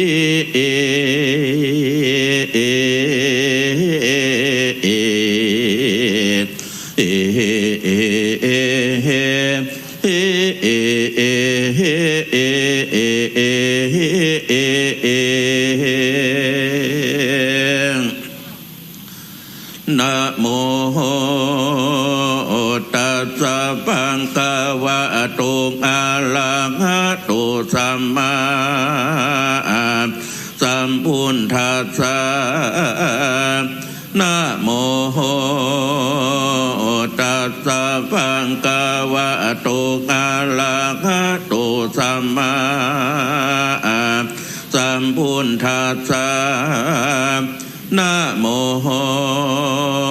ตัสสะภะคะวะโตอะระหะโตสัมมาสัมพุทธัสสะโพธิสันโตจะมัตถิจะสัมโมตมนาสกกติเยอัสเมวะสิงสุจุจะโกปิอุมาเลขะเหตวชัตติโยงชนะมะกังปฏิปติเทวตาคุมาลานังอารักขังกะลิงสุลาหาอัมตัพธรรมเตสนามาบอกขาดมาถึงมาหาราชการไว้เลืองส่วนว่าพระเวสสันตาละและลานจมาทีก็มีใจกาพิลมจมจืนอดินาดีซึ่งการไปมาแล้วก็อยู่ในแก้วกุศลาอันอินตาที่ลาดหากแดงไว้ฮือแก่ตนวันนั้นแลจูจางโกปีเบืองบันจูจากะพามก็เอาสองคู่มานงามพี่น้องเข้าสู่ห้องพระนาลัยเสียงโหนต่างกายเลี้ยวโหลดได้60โยชน์กันนา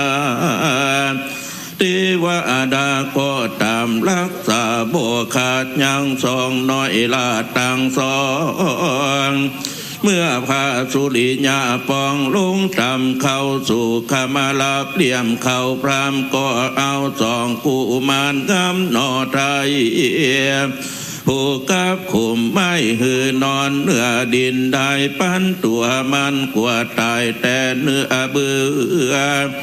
มันบ่เอื้อสองลูกคู่ทอนก็คือนานอนบนงาไม่ตีมาไขว่สุ่มกันวันนั้นแล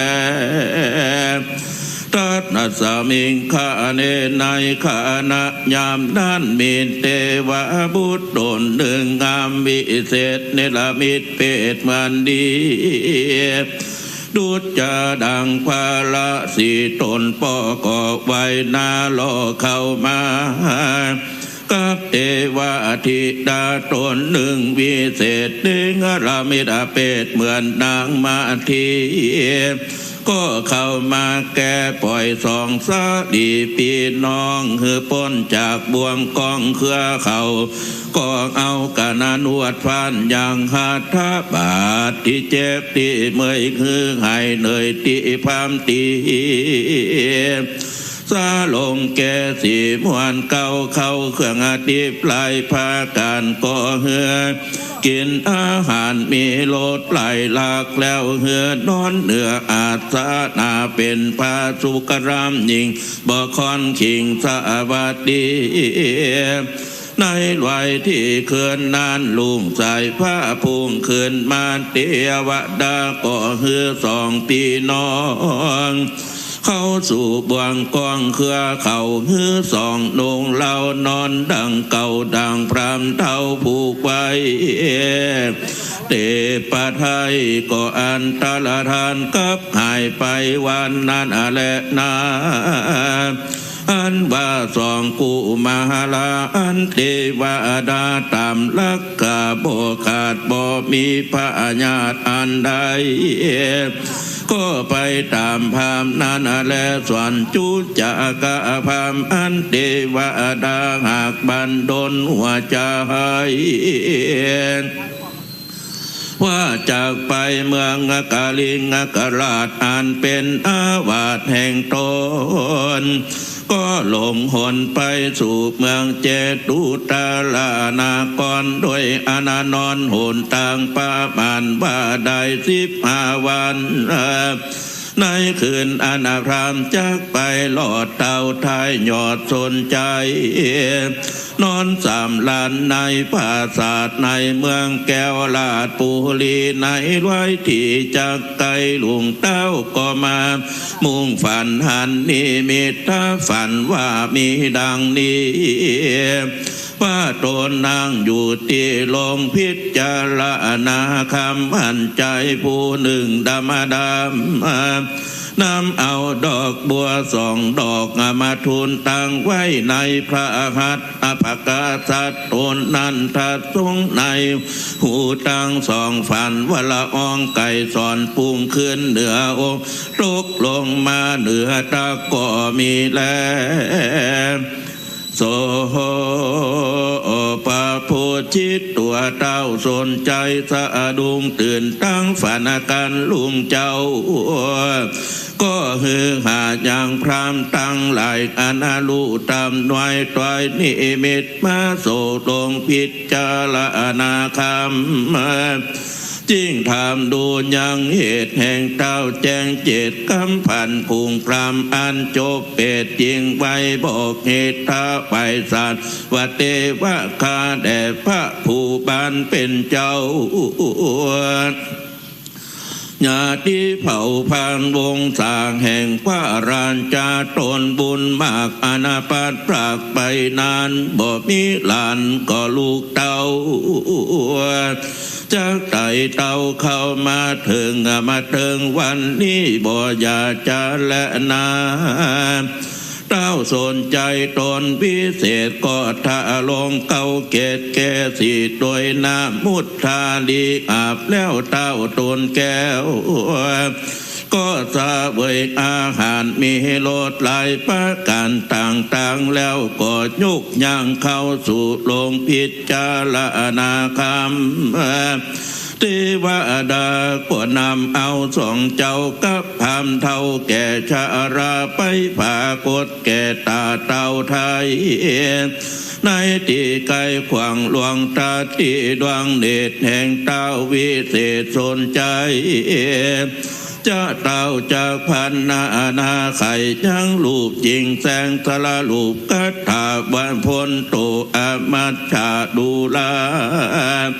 เสนาและอามาตย์อนามาเต็มห้องละสิ่งสะนำอันบากาเบ็ดนางามลุ่งโหลดงามแต่โสดใสงามดังตอมคำจังหลอมล่อเบาเลืองเลือเล่าโดยฟองไฟจักว่าเป็นน้อยใจใดนั่นจะนาอันลุงเลืองไหลใสเหมือนหลอดจากว่าเป็นสาวหนอหญิงใดนั่นจะกุมารตั้งสองประกอบไปด้วยองค์กะปัญจังกะน้อยใหญ่สะมือกันกุมารน้อยใจใดอันมาก่อนนาสั่งมาเหมือนหลานแก้วกำพระปวดจารีเจนและนาลูกหญิงใดมาตามหลังปีแรงที่แต่เหมือนนางแก้วกันหาหลานกูมาเจนและนากูมาลาทั้งสองมีรูปชมนมหันตั้งกูเหมือนลูกปลาจะสีอยู่เลี้ยงกันในกูหาคำเลิศแล้วสั่งมาเหมือนหลานแก้วกูเจนและนาเต้าตนแก้วจริงโป่งราดอานัดอามาดผู้แก้วแก่นว่าท่านจูงลูกแล่นไปพลันก็หันอันพามเท่ากับสองนอนเอากูมันมาสู่สะตานลงหลวงรีบเตอที่นานนายนักการอามาดลูกโดยอาจญาปันไปยับอย่างพรามเท่ากับสองเจ้าหนอกูมันกันว่ามาถึงแล้วท่านจริงทำว่าดูแลท่านพามท่านใดสองกูมานงามปีน้องแตกแห่งห้องแดนใดเมืองเล่าไก่ปวดใจไก่ห้ามแขกได้มาถึงมาเติงที่นี่แล้วจักเอาหลานแก้วกูไปดีตังใดเล่านั้นจ้า ความจริงกล่าวว่าข้าขอนบพระบาทอันว่าสองเจ้าน้อยลาดกุมารอันเป็นวงวานพี่น้องเกิดรวมต้องแม่เดียวมาอันว่าทะอาภานาลาธิเบศตาเวสันตาละละสาสีอยู่ในกิริป่าไม้ได้เหือลูกแก่นไทยเป็นตานด้วยใจบานจมจืนหอมหื่นโดยสัตธากุมารนี่นาคาได้จากป่าเมื่อเดือนเพ็งมานับแต่นั้นนาก็ดูนานสนลาม15ข้ามเดือนดับนี่แหละนาอัฏฐาในกาลานานเต้าสนใจเล็งหันส่องใส่ใจกำพาบ่อปุ้นคาผู้จีพามตันก็มาไทยเอาสองลานลักฮือเป็นอาตาน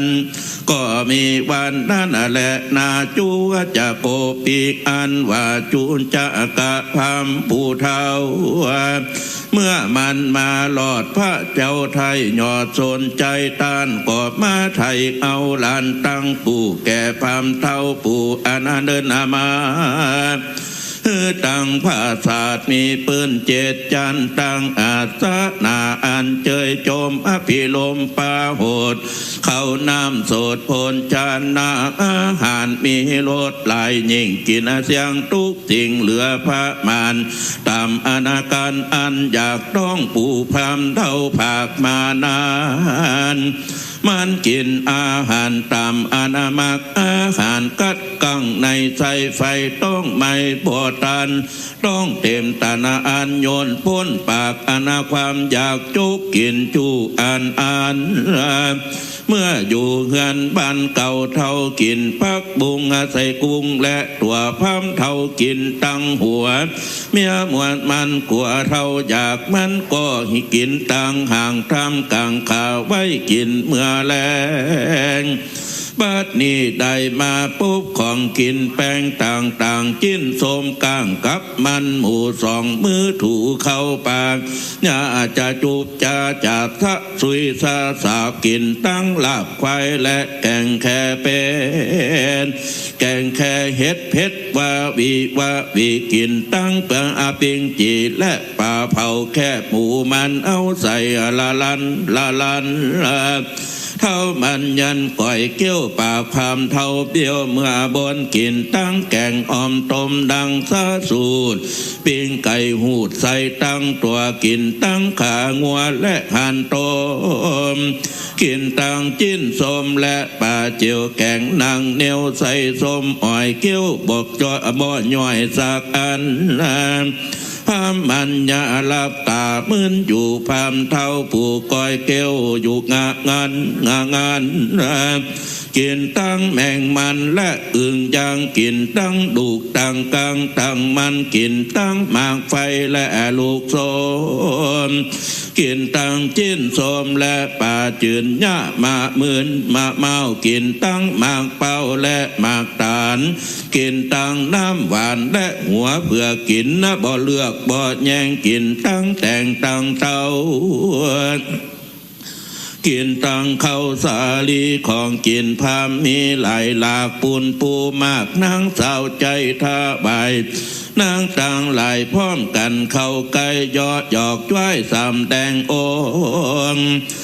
พรามเท่าลงอำนาจเข้าบวงบาดผุงยิงเผาเป่าปิงปอนปากปู่พามเท่าอยากละร้อน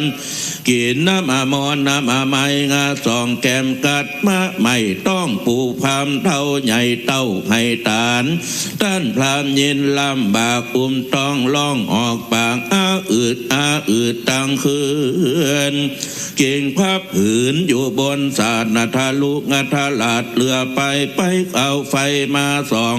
โคตรหาจ้องอยู่ละวันโคตรหาจานก็บ่ออกหวังจักถอกมือเบาใจกินยาปานจุในก็บ่แปร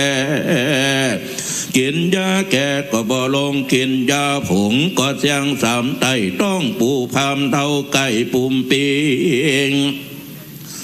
พุงเด็กยิงตั้งหลายจิงจูงแขนปูลูกเล่าเท่าให้ใจเศร้าจุญาโยดตาญาโยดวางจังตกป้อยซ้ำปองมาแถมเล่าซ้ำไล่กว่าเก่าแถมนาถ้าเอายามาลูบไล่หวังจากได้เบาใจพรามให้ใจสะอื้นเสลดขึ้นหูคอปั้นว่ามอสะเศร้าให้ใจเศร้ากังกับตาบ่รับเลือกขึ้นตาเลือกฟื้นเมื่อบนตินมือวนเป็นเกี่ยวหันปัดเดียวเร็วลาเขารักษาอยู่เฝ้าหันพรามเท่าเป็นดังจักตายเขาตั้งหลายพรามพร้อมมาจิ้งจะเลียงน้อมเป็นเกี่ยวเดียวเขาจริงเดียวไปหาหมอบมาจุแทงเพื่อเฮือผู้พรามแต่งเพื่อเฮือผู้พามหายผู้พามมาก็ไปสู่หมอหัวฝ่ายก็ว่าเขตควังไปสู่หมอหัวหลวงก็บ่ได้อยู่ไปหาเท่าปู่ก็ยายามยังอยู่กำบ่ออกไปสู่หมอหัวงอกว่าอย่าสู่มาตื้อหลานไปสู่หมอจ้างตานก็มันตายไปเสียแล้วไปสู่หมอแก้วก็ยังจักยากไปสู่หมอปากมากอย่าสู่มาถามไปสู่หมอไพศาลก็บ่ฮู้ตีไปสู่หมอยี่ก็ว่าจักหายไปสู่หมออายก็มันตายไปแล้วไปสู่หมอจ้างแก้วก็ผิดกับเมียมันไปสู่หมอคำปันก็ไปการแขกไปสู่หมอหัวแตกว่าจะไปสร้างส่วนมันไปสู่หมอขวัญก็เป็นพญาติไปสู่หมอหัวกาดก็เป็นไอไปสู่หมอคำใบก็ไปล้อมหัวบ่ตันมาไปสู่หมอกุลวาก็หนีไปไล่ไปสู่หมอไส้ก็หนีไปนาไปสู่หมอโหลาก็ลมปงไปสู่หมอสอนหงหมาก็มาไล่คบเขาก็ลบขึ้นมาดังเก่าเขาก็มาแต่งยามปาจุต่างๆกินบะคังก็เสียงสามทงกินยาผงก็เสียงสามไตต้องผู้พามเท่ากัดใกล้แตกเสียงดังตุ้มผงคนนั้นงางุมงาเงาตกแต่งงาเงาเสียงข่าวว่าพรามเฮาตายนี่เฮาปะพามเฮานี่ตายแล้วบางพ่องก็เบี้ยวปากและไข่หัวพ่องก็ยากหัวบ่เข้าใกล้บางพ่องก็ร้องไห้ว่าวายวายบางพ่องก็ด่าปอทานน้ำใจพ่องก็กี่พ่องก็ตีกองสะบัดใจไปตาตาดเหือปูพามเขาขาดใจตายเขาตั้งหลายจริงห้ามพรามขึ้นไว้เหนือแตนว่าเฮาจักได้พาแผ่นที่ไหนมาปกเขาก็ปกเอาเบียร์ไปซื้อยังกาดได้พาขาดผืนหนึ่งเหมือนดังย่องัวเอามาปกหัวก็มากุมนาบ่ห่มมาเกินสองตาลับติวพองก็อิวเลียวกูนี่ยินกวาดนางหัวปองละลายเด็กดอยไปนานุ่มเขากว่าปุ่มผู้พามแตกเข้าใบแบกกินพิษเสียงจีพิษอินทรีปึ้งกินเข้าในราชมนเทียนพระเจ้ายอดสนใจและนาเต้าบรมมาสนใจก็เฮือรีบส่งสาการพรำผู้บ่เฮืออยู่ปอยามผุงขาหักคือมาห้ามไปหน้าผุงขาหันอย่างจ้ามาห้ามไปหลังผู้ตาฟังเฮือตีกองผู้ตาปองเฮือตีก้องผู้จังพ้อนเฮือตีแฉงผู้ปากแปงเฮือเป่าปีแต่ทะเลมือผู้แขนซื้อฮือถือละแอดชัดกังพ่องก็ย่างพ่องก็ไปเต้าหันหัวไหวอยู่รางนานุ่มปูตาซุ่มมานำตางผู้ตาฟังเหือมาแบกไม่ไตผู้หูหนวกไปฮือตีกองผู้เป็นปองเหือตีปาดนุ่งผ้าขาดสุยสาย ผู้แขนลายเหือพ่อนแลนลบหลังผู้แขนหักหือตีแฉงผู้อาตินแยงเหือตบมือผู้เท่าเหือถือวีกับศาสตร์ผู้ปากเปลวหือดังไฟเข่าล่ำไหลโศกทองพ่องพ่อนดำสาพดผู้หลังคดหือถือตุงผัวเป็นลุงหือถือจอผู้ให้หมอกหือก้อยละลอยไปเขาล่ำลายโศกงาเศร้าหามพามเท่ากาละกีนีเท่าบอดีจังสับปาลีพ่องก็พรามผู้นี้เองนักพ่องบ่าพักทาหมู่พ่องปยาอยู่เต้าลู่จริงไปเต้าหันซากผู้พามไว้ลุยะลาหลอกพ่องกลางศอกเหนือหัวบางพ่องก็มัวฟื้นบ่าล่องด่าว่าเว้ยว่าพ่องว่าเจ้าเราเฮ้ยขึ้นเก่าเฮาจักเสียผู้พามเท่าที่ได้จ้าจักเสียยังน้ำก็จักหากินป่าจักเสียยังนาก็จักกินแนวและหัวจักเสียยังจอมบวกก็หาจอมผัวก็ว่าจักไว้หากินเห็ดจักเสียยังเก่าผักเพชรก็ว่าจักไว้กินดอกจักเสียป่าผักนอกก็ว่าจักไว้กินใบจักเสียตีไก่บ้านก็ขี้เลียดอ่างจักเสียไก่หิมตังก็เยี่ยวกลัวจักเสียตีไก่หัวขัวก็จักไว้ไตเต้าจักเสียตีไก่เก้าเป้าก็กลัวเป้าบ่หวานจักเสียตีไก่เก้าตาลก็กลัวตาลบ่ใหญ่จักเสียตีไก่เก้าไผ่ก็ว่าจักไว้กินใบจักเสียตีไก่จักเสียตีไก่หิมตังก็จักเสียตีไก่เก้าสางก็ว่าจักไว้กินหน่อจักเสียตีไก่น้ำบ่อก็จักไว้ตักกินจักเสียตีไก่ส่วนพักก็ขี้เลียดเจ้าส่วนก็จักเกียดอยู่มามงจักเสียตีไก่เก้าบงก็บ่นาจักเสียตีปัญญางัวก็จักกัดจักเสียตีไก่วัดตุเจ้าก็กลัวผีผู้พามหลอกจักเสียตีไก่เก้ากอกว่าจักไว้เป็นยาจักเสียตีป่าคาคนก็จักเกี่ยวจักเสียตีป่าเหี้ยวผีก็จักจังจักเสียตีวังน้ำก็จักไว้หากินป่าเต้าวดีเสียตีนดินแดนขอกป้านไปนอกควันไก่ประเทศใดดินโปรดตีนั่นโสดบดีกาละกินีปังซ้ายดินก็จักไว้ห่างหาปางไปขวาดินก็จักไม่ติสะหนใต้ดินก็จักเหลืองหนเหนือเมืองดินก็จักม่านตัดสีดำก็ควรวางตัดดีตำกลางดีก็เสียเต้าดีเสียปรุพามเท่าจืดยังควันเขาจริงจวนกันสู่สะเศร้าเต็มลูกดันดาวเข้าต่างถึงตีวางพรามบูเขาจริงอยู่จันจับเมื่อเจ้าพันหาเล่านิมนต์สาธุเจ้ามาบังสกุลเพื่อจักเหือเป็นกุลแก่พรามเท่าเขาก็ไปอาราธนาสาธุเจ้าวัดน้อยก็ว่าขีดขวางไปนิมนต์ตู้เจ้าวัดหลวงว่าเขาไปบ่ได้ไปนิมนต์ตู้เจ้าวัดไตว่าเขาบ่เคยเมื่อไปนิมนต์ตู้เจ้าวัดเหนือว่าเขาเป็นตุ่มไปนิมนต์ตู้เจ้าวัดลุ่มก็ว่าเขาเก่งไปนิมนต์ตู้เจ้าวัดเมงก็บ่ไปบ่ได้แลตานไปนิมนต์ตู้เจ้าวัดบ้านบ่เท่าว่าไปนิมนต์พระอโยธยาก็บ่ลางไปนิมนต์ตู้เจ้าวัดล้านจ้างก็ว่าเฮาต่างภาษาไปนิมนต์พระกุลวาเขาก็ได้พระกุลวาตนหนึ่งตุลาคันนาก็ห่างปุนไข่หัวตั้งตัวตนย่อมเป็นขี้เสียนและขี้ขากหิมปากก็เศร้าเก้ากลางก็หยุมผุมก็เติบหนังเกิบก็ดีตื้อสองมือยาโศกโกกผิดกองสองตาปองรับหลิวอกก็กิ่วแถวแนวแอวก็โกดหลังก็โกงคดปุนกัวหัวก็ซ้ำมาเปิบหน้าเกิบเยอะปะปุนดีดู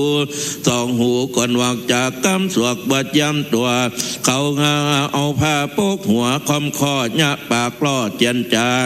ก้อยลีลาย่างบาดติแต่พาย่อมผาดหนูก็มากัดตาละปัดก็ขาดสายสนุกบาดก็เป็นเฮ็ดนาก็เป็นเกตบ่หอมขมอมก็กว้างก้นถงก็หัวเขาว่าชี้ชั่วบ่เชียงยะยืนจำยังงาสองตาก้อยแขวนมายะยุยยะยานมายืนนาเทียมปังข้างกองหลวงปูนดีกว่านักเจนเป็นนายะจีลกว่าอุบาสกเหย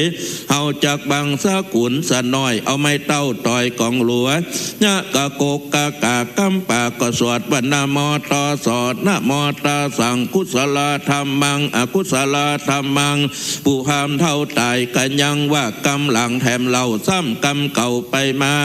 กุศลก็บ่ได้เสียงเมียงในปากก็บ่ลุดปุรีขีสุดก็บ่ควางโถงขยางก็สะปายแล้วก็ปั่นป้อนไหลฮือพรำปูว่าขอฮือป่อออกไปอยู่อเวจีจะได้หนีไกลไปงาเมืองฟ้าจุงกรมนารับบาปกรรมเว้นฮือไปอยู่กับเทนเตวัตรลุ่มใจจะได้เกิดเป็นคนซ้ำปอสองก็มีวันนั้นแหละนาเมื่อนานพญาสะดีสนใจกันว่าฮือทรงสาการพามแล้วคนแก่ต่างหลายก็ปากันตีกองล่องเป่าทำข่าวหาวงศาแห่งพระพามนาหัวงอกทุกสละหลอกทุกกองงาคนตั้งหลายตีกองปันนากองจะขาดก็บ่หันเจือจาดผู้พามมาเหมือนนั้นสอกเข้าของนาบ่มีคนเฝ้าว่าเจือพามเก่าเป่าเสียสูญก็คนขึ้นมามุนมั่งในลาดโกทะคานเล่มช่างหลวงแห่งเต้าสนใจต่างเก่าก็มีวันนั้นแหละนาส่วนอันว่าพระมาตั้งหลายมวลหมู่เข้ามาจุมนุมกันในวันเจ็ดบ่ขาดเจ้าไทยลาดผู้มีก็อำกะทำอันจูดีเจ้าจาลีกุมารอันเป็นหลานนาแห่งตนเฮือเป็นเจ้านำปนไปก่อนนาหลานพระเจ้าฟ้าก็ออกไปโดยยอดปาลิวานหลายม้วนหมากเสด็จพรากหน้าปนใจหยาดใจใหญ่โดยจ้างมาโลดลาเจ้ามาหาถมกันก็มีวันนาและดี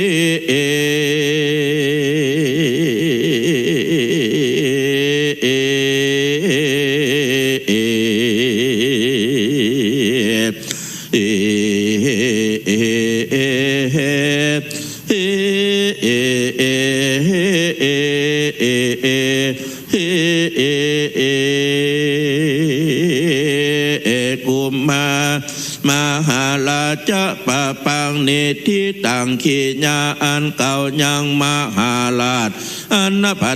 ดาไปโดยคาถาว่าได้60เก้ากาถานิทิตาก็บังคมสมเด็จเน็ตก็มากินน่องจองขึ้นแผ่วแอวพดแผ่วใบหูนั่งทุดนั่งถูแต่เจ้าก็แล้วเท่านี้ก่อนแล้วสาธุนะครับการที่11จบไปแล้วนะครับกำเดี๋ยวก็การที่12ตอนนี้นะแปลงโมงไว้ให้แล้วเด้อจังดันนาหมูจังฟ้อนนะแปลงคาดตีให้แล้วนะแซมเปิลกันเด้อพอแล้วไปตั้งนาบนเด้อแล้วก็พอสายไฟของนะไปคล้องใส่สายไฟเด้อผมแปลงไว้ให้แล้วตอนนี้นะครับการที่11จบไปแล้วนะครับเอามาเลยกำไปน้อยไปฟอดอย่างเดียวเอากำ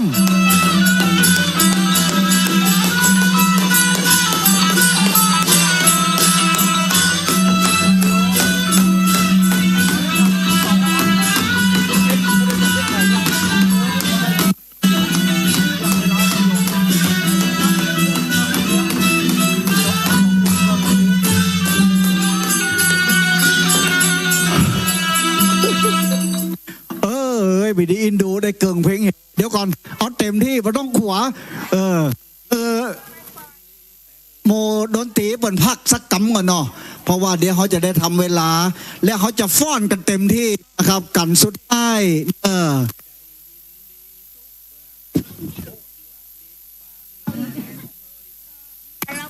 2523ครับขอเรียนเชิญท่านอาจารย์ด็อกเตอร์นะครับกตัญญูเรือนตื่นหรือว่าปีนันคนบะเก่าเข้าบัดตานพ่อแม่พี่น้องได้ยินกับเสียง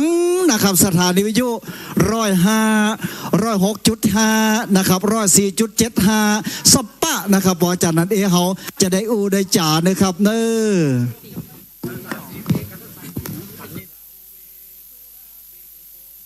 กราบขอบพระคุณครับท่านอาจารย์ดร.จิรศักดิ์ บรรลัมรองผู้อำนวยการฝ่ายกิจการทั่วไปวิทยาลัยสงฆ์นครลำปางคณะศรัทธาสาธุชนอุบาสกอุบาสิกาผู้มาร่วมในงานตั้งธรรมหลวงเวียงละกรครั้งที่19ขณะนี้เราได้เดินทางมาถึงกันที่11แล้วนะครับมหาราชซึ่งเจ้าภาพเข้าเจ้าศรัทธาผู้ปวารณาตนในกันนี้กระทรวงทรัพยากรธรรมชาติและสิ่งแวดล้อมนะครับสำนักทรัพยากรธรรมชาติและสิ่งแวดล้อมลำปางสำนักบริหารพื้นที่อนุรักษ์ที่13สาขาลำปางสำนักงานสิ่งแวดล้อมภาคที่2ลำปางสำนักงานทรัพยากรน้ำภาค1ลำปางสำนักงานจัดการทรัพยากรป่าไม้ที่3ลำปางองค์การอุตสาหกรรมป่าไม้ภาคเหนือตอนบนองค์การอุตสาหกรรมป่าไม้เขตลำปางสถาบันโฆษบาลแห่งชาติในพระอุปถัมภ์ครับและสำนักกรมประชาสัมพันธ์นะครับของจังหวัดลำปางในโอกาสเด็กนี้จะขออนุญาตเรียนเชิญคุณพิมพาพรเจริญจตุพัฒน์นะครับกรมประชาสัมพันธ์ลำปางนะครับสำนักนายกรัฐมนตรีนะฮะได้ขึ้นไปบริเวณด้านบนเพื่อถวายกันเทศบริเวณด้านบนมณฑปหลวงพ่อดำซึ่งจะมีงานสมโภชในวันพรุ่งนี้ด้วยนะครับ27และ28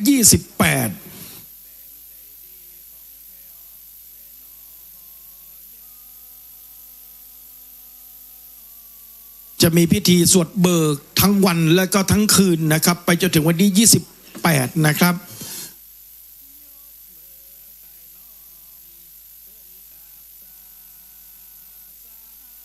กันต่อไปนั้นจะเป็นกันที่12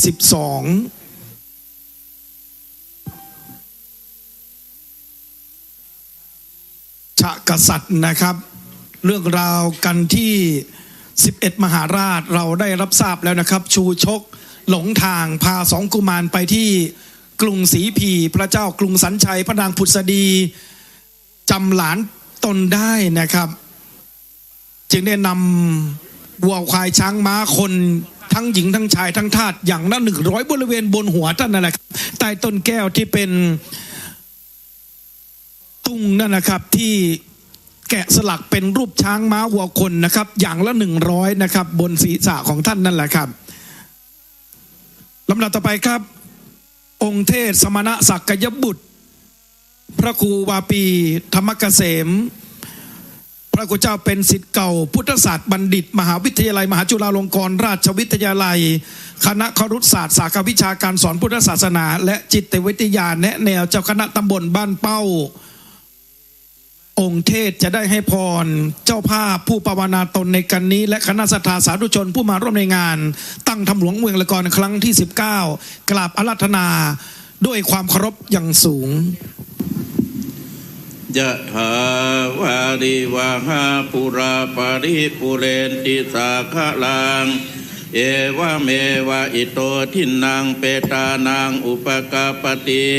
อิชิตังปฏิตังตุมหังคิปะเมวะสมิสันโตสัพเพปุเรนโตสังกปาจันโทปนรโสยถามณิโชติลโสยถาสัพพิติโยวิวัชชันตุสัพพะโรโควินาศตุมาเตภวัตวันตรายโย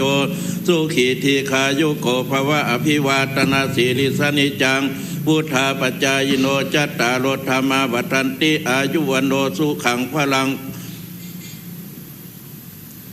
สาธุสาธุสาธุอ้าวจ้างเชิญ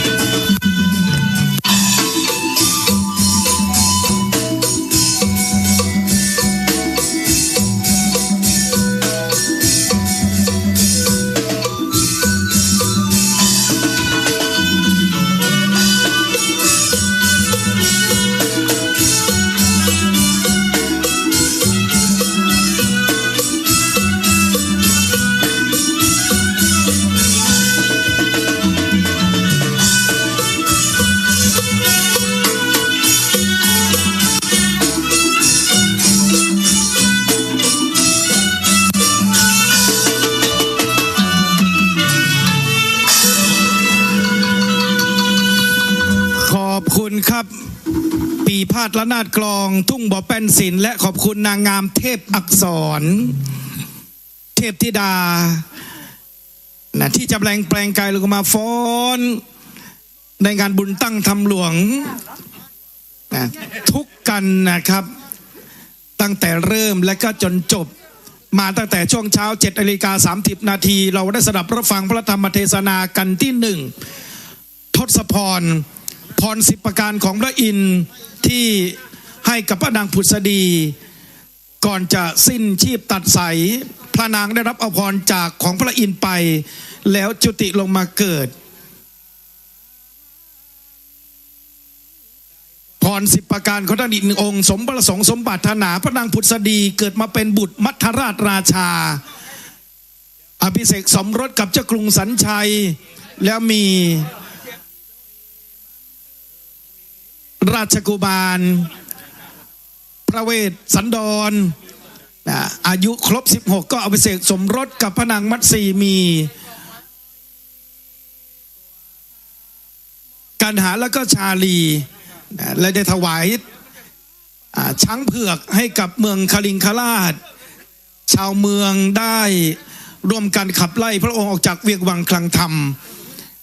จนมาถึงกันที่5กันชูชกจุลพลมหาพลกุมารบันมัตสีศักตบันมาจนถึงกันที่12นะครับฉากกษัตริย์ว่าด้วยพระเจ้ากรุงสัญชัยและพระนางผุษดีและพระหลานทั้งสองพร้อมด้วยพระสงฆ์นิกรเนี่ยร่วมกันนะครับเดินทางมารับพระเวสสันดรที่เขาวงกฏเรื่องราวจะเป็นอย่างไรนั้นพระคุณเจ้าได้ขึ้นนั่งเทียบบนธรรมาสน์แล้วนะครับท่านพระครูโสพลพัฒนวิกรมนะครับองค์เทศสำหรับคนที่เกิดปีกุลนะครับพระครูโสพลพัฒนวิกรมท่านเป็นศิษย์เก่าพุทธศาสตร์บัณฑิตรองเจ้าคณะอำเภอเมืองปานเจ้าอาวาสวัดบ้านทุ่งตำบลแจ้ซ้อนอำเภอเมืองจังหวัดลำปางและเจ้าภาพผู้ภาวนาตนในกันนี้คือกระทรวงคมนาคมในนามหน่วยงานกระทรวงคมนาคมทั้งหมด6หน่วยงานประกอบไปด้วยสำนักงานขนส่งจังหวัดลำปางสำนักงานศูนย์สร้างทางลำปางแขวงการทางลำปางเขต1แขวงทางหลวงลำปางเขต2แขวงทางหลวงชนบทลำปางท่าสยานอากาศลำปางและสำนักนายกรัฐมนตรีสำนักงานประชาสัมพันธ์จังหวัดลำปางสถานีวิทยุกระจายเสียงแห่งประเทศไทยจังหวัดลำปางสถานีวิทยุกระจายเสียงแห่งประเทศไทยเพื่อการศึกษาจังหวัดลำปางสำนักงานทรัพยากรน้ำแห่งชาติภาค1ขณะนี้ท่านพระคุณเจ้าได้ขึ้นนั่งเทียบบนธรรมาสน์พร้อมที่จะแสดงพระธรรมเทศนาธรรมหลวงในกันที่12ฉากกษัตริย์ในโอกาสเดียวกันนี้ในนามพุทธศาสนิกชนพุทธบริษัทใคร่ขอได้รับเกียรติจากศาสตราจารย์เกียรติคุณด็อกเตอร์แพทย์หญิงสยมพรสิรินาวินประธานสมัชชาสุขภาพจังหวัดลำปางที่ปรึกษาผู้อำนวยการวิทยาสงฆ์นครลำปางกรรมการผู้ทรงคุณวุฒิคณะกรรมการประจำวิทยาลัยวิทยาสงฆ์นครลำปางได้ให้เกียรติเป็นตัวแทนพุทธศาสนิกชนสมณศรัทธาคณะศรัทธาจุดเทียนส่องพระธรรมในกันที่12ฉากกษัตริย์ขออนุญาตเรียนเชิญด้วยความเคารพยิ่ง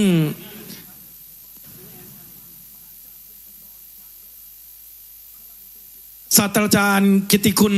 ดร.แพทย์หญิงสยมพรสิรินวินนั้นท่านได้ถวายตัวเป็นพุทธมามกะสนับสนุนส่งเสริมทั้งภาคการศึกษาของพระภิกษุสงฆ์สามเณรสมกับเป็นยอดมหาสีกาศกอุปถากอุปถัมภ์พระศาสนาเจริญทำตามคำสอนพระศาสดาจิตศรัทธาเลื่อมใสไฟทางบุญเรียนเชิญนะครับสาธุชนทุกคนทุกท่านประนมมือขึ้นขณะนี้ ศาสตราจารย์กิตติคุณดร.แพทย์หญิงสยมพรสิรินาวินมหาอุบาสิกาผู้ใจบุญกำลังจุดเทียนบูชาพระธรรมในกันที่12ฉะกษัตริย์ในงานบุญตั้งธรรมหลวงมหาชาติเวสสันดรครั้งที่19ณมณฑปหลวงพ่อดำอำเภอเมืองจังหวัดลำปาง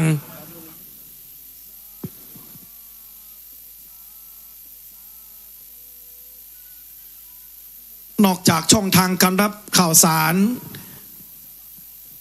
ในมณฑลพิธีแล้วช่องทางรับข่าวสารทางสื่อสถานีวิทยุภาคีเครือข่ายหลายคลื่นนะครับในนามพุทธศาสนิกชนพุทธบริษัทขอบพระคุณครับศาสตราจารย์กิตติคุณดร.แพทย์หญิงสยมพรสิรินาวินมาณโอกาสนี้เป็นอย่างสูงลำดับต่อไปจะรับเมตตาธรรมจากท่านพระคุณเจ้าพระมหานฤดลมหาปัญโยศิษย์เก่าพุทธศาสตร์มหาบัณฑิตปริญญาโทสาขาวิชาพระพุทธศาสนามหาวิทยาลัยมหาจุฬาลงกรณราชวิทยาลัยวิทยาสงฆ์นครลำปางปัจจุบันพระคุณเจ้าดำรงตำแหน่งเป็นผู้อำนวยการโรงเรียนเกาะคาปริยศึกษาสำนักวัดน้ำทงเลขานุการเจ้าคณะตำบลบ้านเอื้อมเขตที่1จะได้เมตตาอาราธนาธรรมในกันนี้กล้าวกราบนมัสการด้วยความเคารพยิ่งขอโอกาสลูกศิษย์ลูกหาในฐานะจะได้เป็นองค์อาราธนาธรรมต่ออาจารย์หลวงพ่อพระครูนะครับสาคติเลยสาคติเลยการบ่เศร้าปางเมื่อเจ้าเวท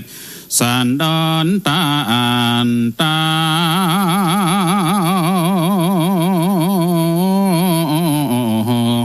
แจ้งเหตุวาลีโป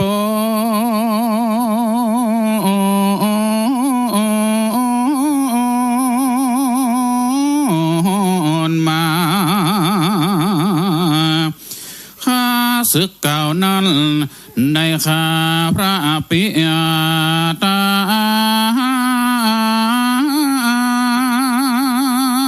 แล้วตัวตามมาหาเฮาผู้เป็นโล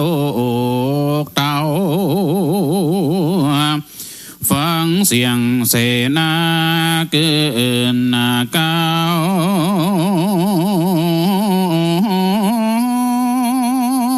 เต็มมาโด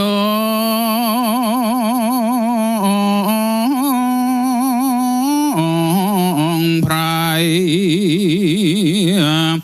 มาเห็นพระโมจังก็มาลายลัทธายายญาติเตมาโดงป่ากว้างตึงตุงตึงชัดทงจอจางปัดแกว่งนอเววนวญาเวสันดรตันเต้ามีความชางอนหวังว่าลีปนจากมาขำขาว่าน้องเหยจุงเลวยาจาที่ขึ้นสู่เลี้ยวปานนาขึ้นสู่ดอยสูงเพื่อพอเล็งยังเสียงเรื่องนั้นเฮโล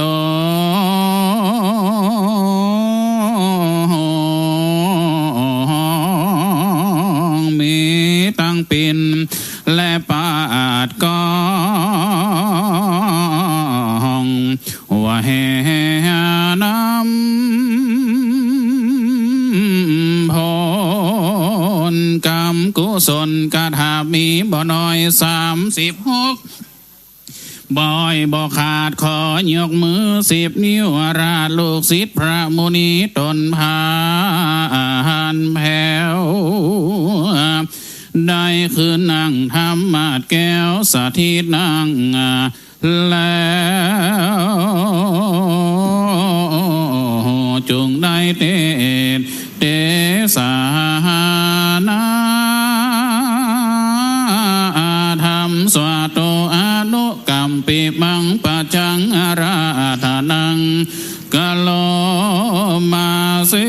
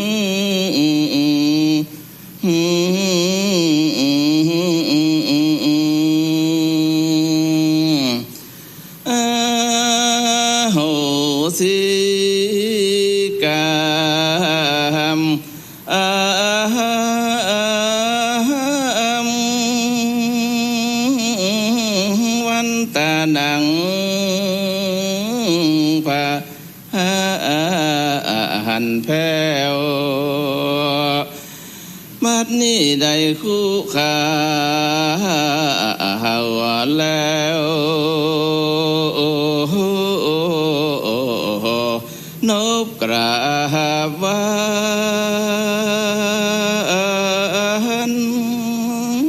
ตี10 นิ้วน้อมกายกาวเกสี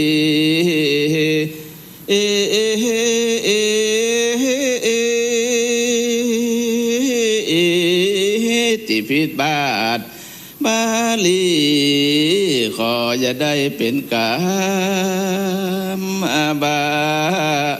อาบต้อง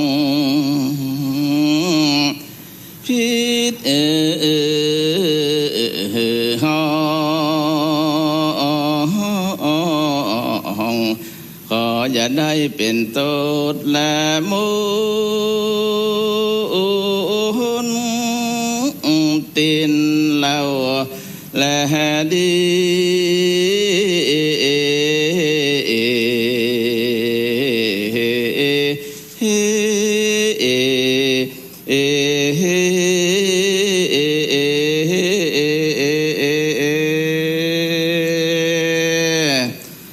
นะโมตัสสะภะคะวะโตอะระหะโตสัมมาสัมพุทธัสสะนะโมตัสสะภะคะวะโตอะระหะโตสัมมาสัมพุทธัสสะนะโมตัสสะภะคะวะโตอะระหะโตสัมมาสัมพุทธัสสะจาลิโกมาโรปิมุตจันเลนทันสัลลติเลทัสสะวารังนิวาสาเปตวาจุ ตัสสะละทัสสะหัสสะนิอากามกาปิมุกกาเนวะปันทาเปตัวตัสสะมิงตัสสะมิงปะเทเส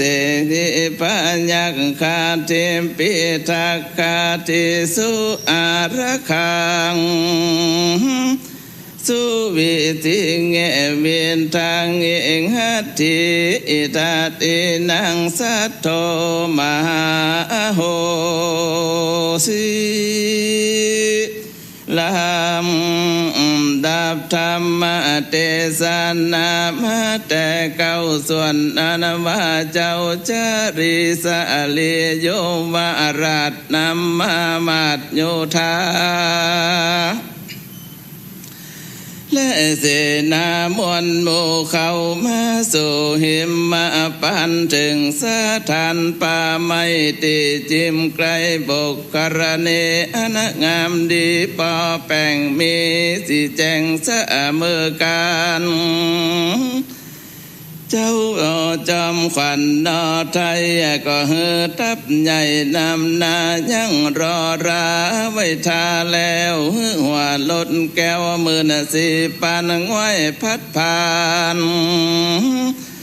ตั้งต่อเป็นหน้าหล่อตั้งมาแห่งตันหน้าแห่งฮือแต่งดาอยู่เฝ้าเปื่อบองฮือเนื้อป่าเสาราวียังราชสีและเสือคงเสือเลี้ยงนอนเลี้ยงในป่าแรดจังลาไพรสนเสียงเรปนสะเสาสานานาดาวดุงตันเสียงมานันนิแห่นเสียงจังแสนเลือหูเสียงกงทานุปานฟ้าฟาดเสียงลดนางอาจยามเตียวเดินดงเขียวมีกองนั้นไขว่ห้องหิมมาปานในสถานก็กูแก้วกูสลาก็มีหวาน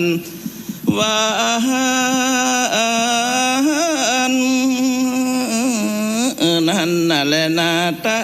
มาทางปะกาเซนโตสัตตาอังหาสัตตาสัพพัญญูยอดซอยหันบาทถอยบาลีบทหลังมีไปแจ้งพระจริงแจ้งเทศนาวาเตสังสุตตวานาลิงเอกาโคสังพิโตเวสันตะโรอหุดังนี้เป็นต้นว่าปิกะเวดุลาปิกุตั้งหลายอันเป็นใจอริยจัตอนวะปัญญาเวสันตะระราชปุณมีบวชเป็นราศีอยู่สร้างในป่ากว้างไพรสนเสียงลิปนนุดนาโกละหนมีกองเกิดไขว่ห้องดุงไพรเต้าตุกใจเหลือขนาดก็จุงแขนนางราชมัตทีลัดนีดีพระอนีบ่อยู่ขึ้นไปสู่จอมเข่าตนองค์เราปานแผ่วใดซึ่งกล่าวแล้วแก่เก่านางแก้วแม่มัตทีบดูลาสายสลีเฮ้ยเจ้าปีจังนางจุงยุงพอเฮือที่สุดแต่จุมเสนาโหร้องเสียงมีกองดงไพรเสียงจังใจลองแสนมาเต้นแสนตามลานนุดมูคาลใหญ่แย่เต็มจูแง่ดงไพรจอดตุงใจควัดแกว่งไกวจูแห่งอันนานังพรันปาลาบาบใบวังแบดใบตุกไปยังกว่างท่าไรในป่าแล้วขับมือกว่าทุกหลุมเอาไข่กลุ่มแบดนาก็กำหอกทาดาแต่งเนื้อตัวแห้งบ่จังเต้นออกจึงตาย ถูกหอกคมจาดังสองราพี่น้องจักไต่จากบ่วงกองขาศึกนี้และนามาดันนั่งมาดทีน้อยนัดฟังโอวาทวาทีแห่งหนอมูนียอดซอยนางพอค่อยไปมากองหูว่าเป็นยุทธาเมืองเก่านางจึงลมเล่าจันจาวดุรามมหาราชเจ้าตนเป็นปิ่นเก้าเหนือหัวขอยาได้กวนเหลือข้านาดข้าศึกบ่อาจจักราวียังตนบุญมีจังงาเจ้าเหือโศกเศร้าถึงตายเป็นดังใจผู้หนึ่งเล่าว่าเฟืองเข้ากำเดียวมัดเป็นเกลียวจี้ไฟใส่เผาน้ำใหญ่สาคอนน้ำมาบ่ร้อนว่าจักฮอนบ่ลุกคอนเป็นเปลวเฟืองกำเดียวทุกน้ำมาก็ลวดซ้ำหายตาก็อุปมาแต่ไทยไข่บอกไว้สันใดข้าศึกในโลกลาบ่อาจคาลาบียังตนบุญมีจังเจ้าฮือโศกเศร้าถึงตายก็อุปมาดังอันขอเจ้าปีจันปิดจารณายังกำคุณอินตายดยาวหากได้กล่าวไว้แต่ใครยาปั่นไว้ว่าเจ้าห่อจันตนปอจักมาต่อมาขึ้นต่อข้านิ่งหาเอาเสนามวลหมู่เข้ามาสู่ไพรสนมาราชนาตนลูกเต่าเป็นเจ้าสะเวยเมืองยุทธะเรื่องตัวนาบ่อเนินจ้าเฮิงนานคำจ่าขันว่างไว้แห่งเต้าไทยอินตาว่าขอสามีกาปีเจ้าจะขึ้นเล่าตามมาจงขึ้นเล่าตามมีแด่เตว่าอันพระมหาสาเจ้าฟังกำดังหนอเนาว่ามาทีตัดเครื่องขี่ขาดแล้วก็ปาเอานางแก้วแม่ลงมาจากดอยภาวะวังมานั่งอยู่ห้องศาลาก็มีหวานนั้นแลนาตะมาทังปะกาสินโตสัทธาอังหาสัทธาสัพปัญญูตนเป็นครูแก่โลกหันนาโภกบาลีพุทธดังมีไปแจ้งพระจริงแจ้งเตนสนามวาทะโตวิสันตโรวรจาดังนี้เป็นต้นว่าปิกเวดุลาปิกขุทรงตนตะลงสินใจสละอัตตนวาพญาเวสันตละราชบุญเรือง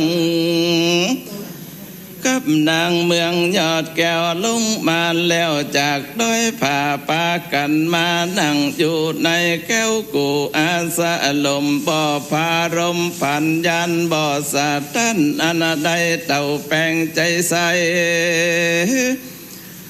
มันนั่งอยู่หันกองต่างส่วนว่าเต้าบุญขวางยศใหญ่คือเต้าไทยสนใจจริงจากใครท่านต่อซึ่งนางแก้วหนอพุทธสดีว่าดูราสายสาลีเตวีสาลีอาเข้าว่าคันนาเฮาสีเต้าองค์คันปู่ญาดันมวลหมู่จักไปสู่ศาลาแห่งราชบุตรตาบุญนาใหญ่อันนาอันพร้อมนาไข่ที่เดียวทุกเป็นเปลวอันใหญ่จักหมู่ไม่เพิ่งมีความเครื่องขี่บ่อน้อยเตียงจองหอยตุ้ยมาเหตุนั้นนาปีจักไปก่อนนางจึงพอนาตุ้ยไปทัดนั้นลายลานใส่ใจกำพร้า จุงไปตามญาไปลุนกวันนะจะและนาปัญญาสาลีสนใจกล่าวแล้วก็ลงจากคอจ้างแก้วตัวงามเตี้ยวไปตามตั้งใจจากศาลาใหญ่มุตจารินไปหาใส่ผู้มินลูกเต้าอันอยู่ดาวศาลาก็มีหวาน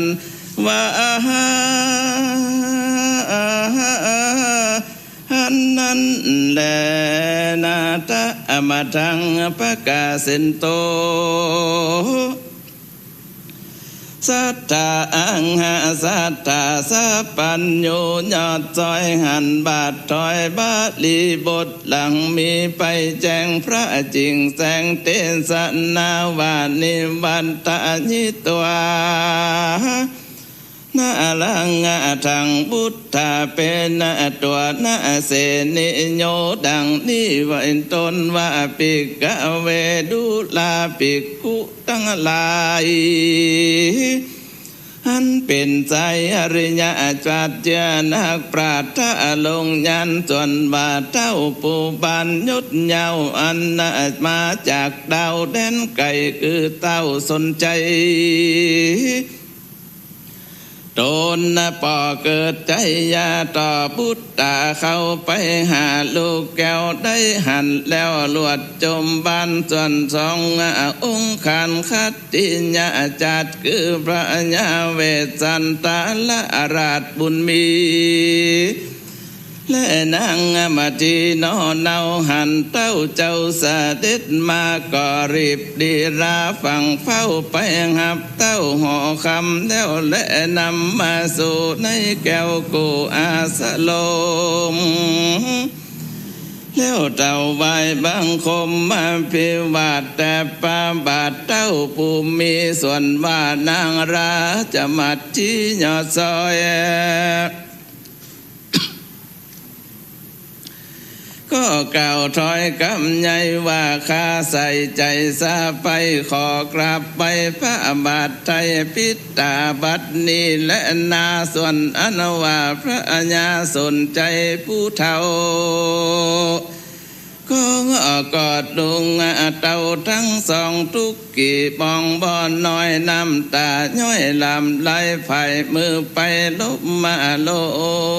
ลูบเนื้อใจวังเอื้อกุณนาจักทำขี้ยา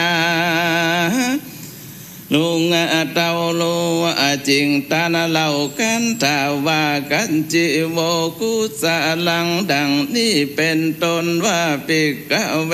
นุลาลูกรักป่ออนว่าไปแง่เจ้ามาอยู่ดงไพรป่ากวางปั๊มเป่งสร้างป่าระมียังอยู่ดีบ่ขาดบ่มีปัญญาตมาเปลี่ยนจะเรือส่องใส่ใจลูกเต้าอยู่ป่าเศร้าดุงตันเลี้ยงชีวิตโดยหัวมันและลูกไม้ยังหาได้ป้อฉันจะเรืออันหนึ่งเหลือบและยุงบ่มาตอมไตงูน้อยใหญ่บ่ราวียังราชสีและเสือคงมีจุลงดงดอนรันบ่มานอนไขว่คว้างตีจิมมาขังรามนสัตไล่ตามในป่าเขาบ่มาลาและมาเปลี่ยนจะเลือเมื่อนั้นพระมังหาสัตเจ้าจริงตาณเล่ากำไปว่าอัตถิโนชีวิกาเทวะขันแดบอันนาแต่เป็นนามานี่เป็นเก้าว่าขันแดเจ้าพิตาคาสองขาพี่น้องอยู่ในเทียนนาทองดุงตันจุมหัวมันและลูกไม้หมอก็มีไว้พอกินเลือบยุงบินไหลซ้ำงูใหญ่แย่พรำเปล่าอาบยังมียังนาสัตว์ดงรีตัวได้บ่ต้องไปมาเปลี่ยนและนาคันแด่ปอปัญญาเป็นเจ้าข้าลูกเต่าทั้งสอง ได้ขี่มองตุงอยากปองย้อนได้พรากจากสมบัติโทมานัดมาต้องสอนข้าปีน้องตั้งสองได้หันกองแจงสองคือหูจงตั้งดีดังดานสาระที่ตวนนาสอนเนื้อมากตามมากรรมทุกนานำไล่แหล่คือทุกบ่ได้หันนาพ่อแม่ทั้งสองนี่แลงแงนาเอวันจาปานาบุตตาจังกันพระมหาสัจเจ้ากล่าวดังนี้แล้ว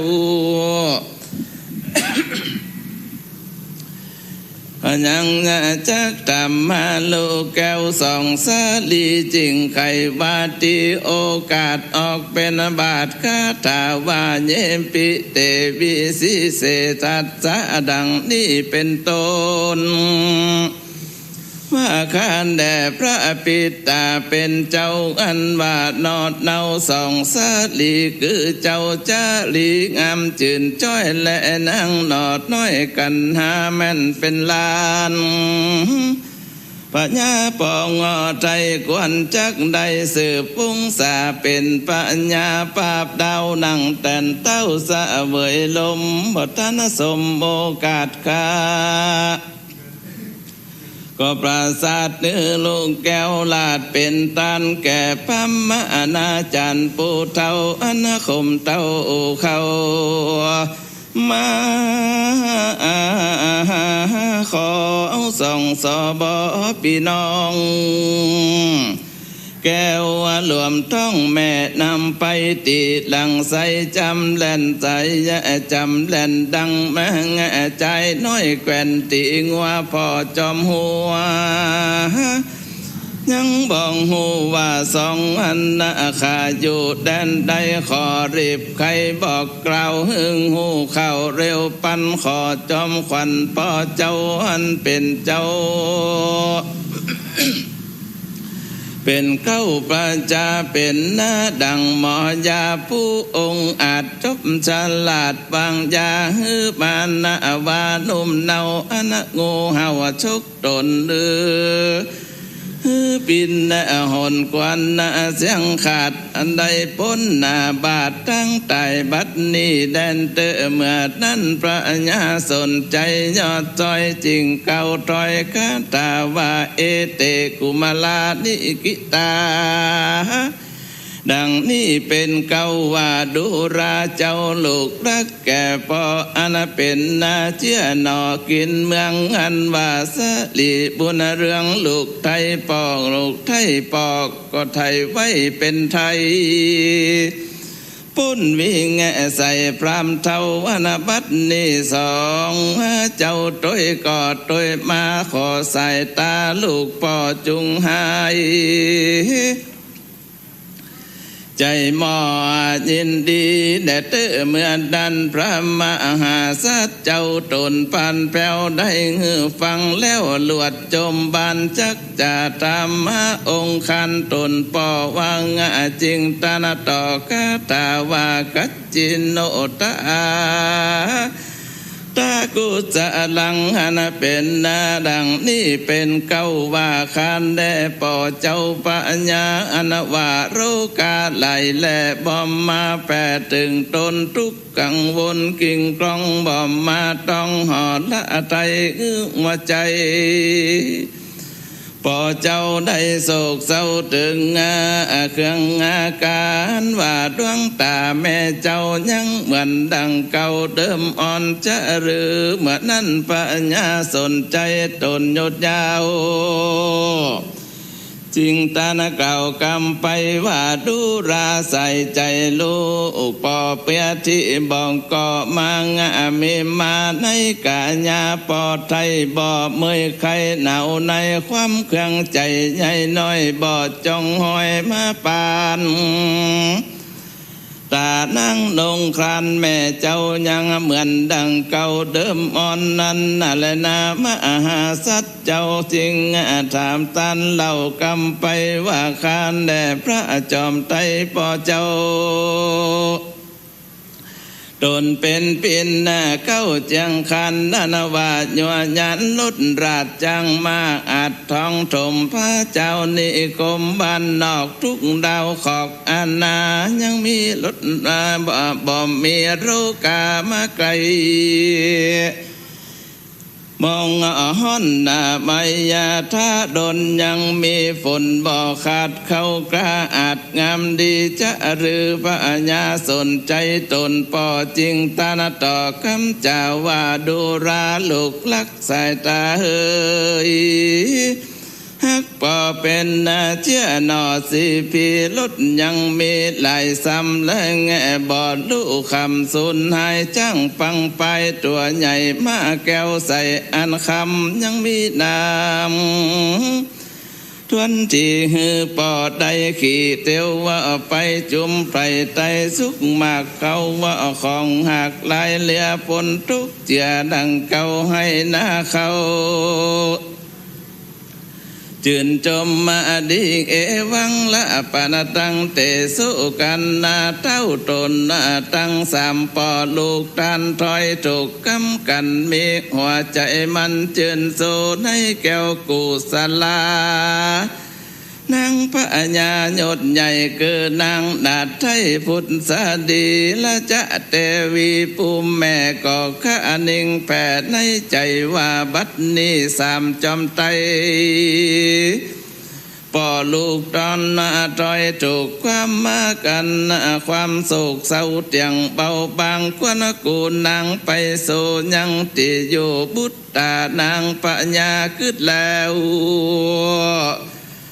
ก็กันอากาศแก้วเตียวไปกับนางในมวลหมู่เข้าไปสู่อาสาลมก็มีหวานนั่นแหละนาตะมาทังอภกาสินโตสัทธาอังหาสัตตาสัพปัญโยยอดซอยหันบาทตอยบาลีบทดังมีไปแจ้งพระจริงแจ้งเตสนาว่าอิเจวังมาตายันตานังดังนี้เป็นต้นพิงกาเวดุลาปิกุตั้งหลายอันเป็นสายอริยะจัจเจนักปราชญ์รงยันเมื่อสามกุมันปอลูกเต้าพงตานาตุกคนกันไปมานั่งปุปญญา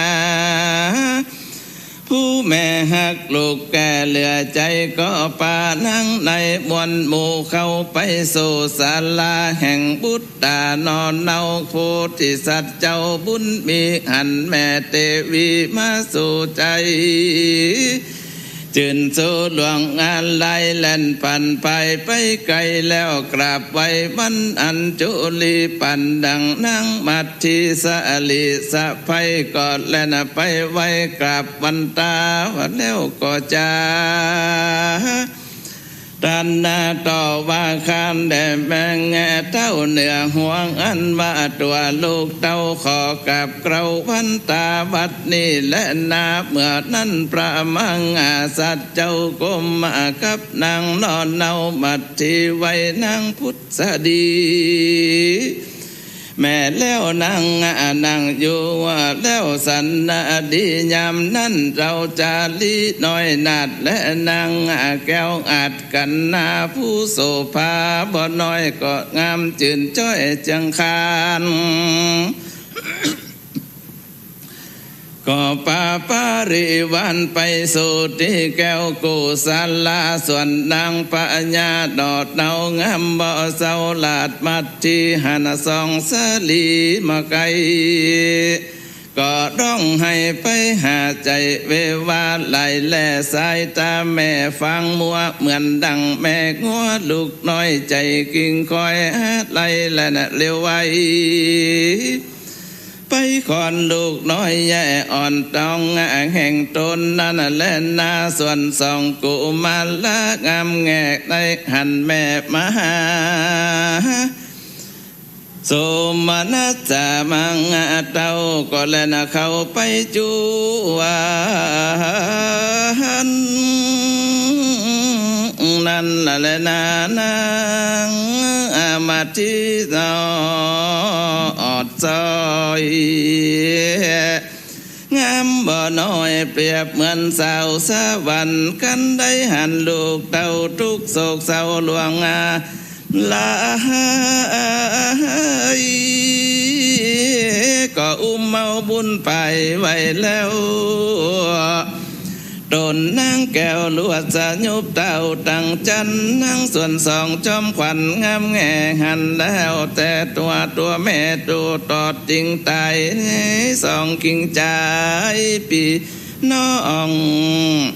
ทุกโศกต้องรอยลือก็มาสะยุบเต้าเนื้ออุกแม่รอดตนแพ้ติงตาย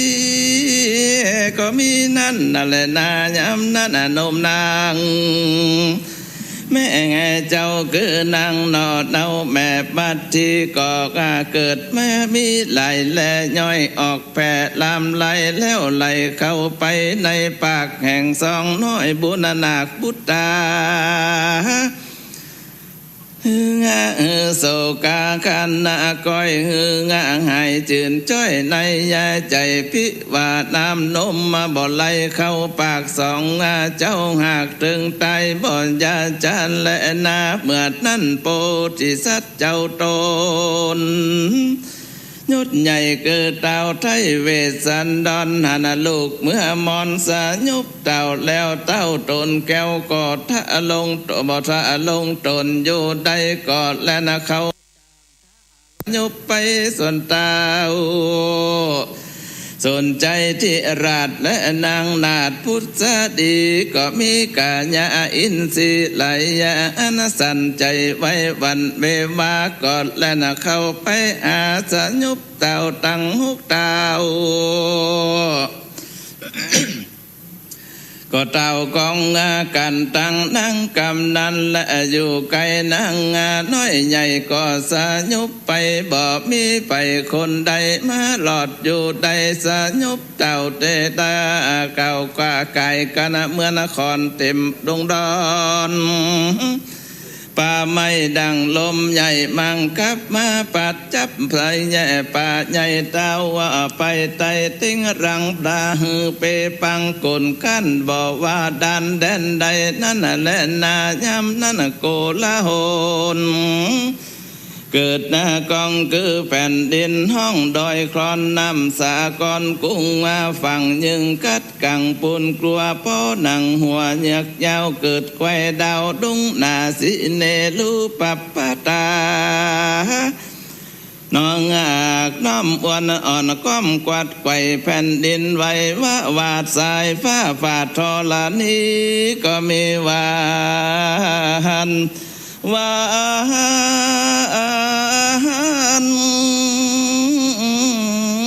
นั่น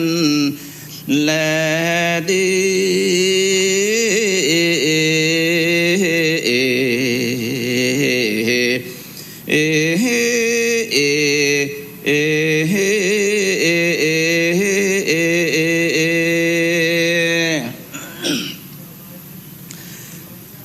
กาเตญานีนาลือ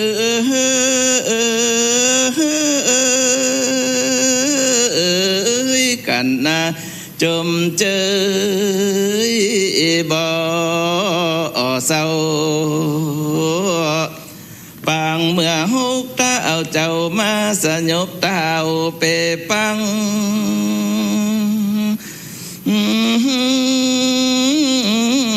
ยังหิมวันป่าไม้มาล้มเต่าตีไกล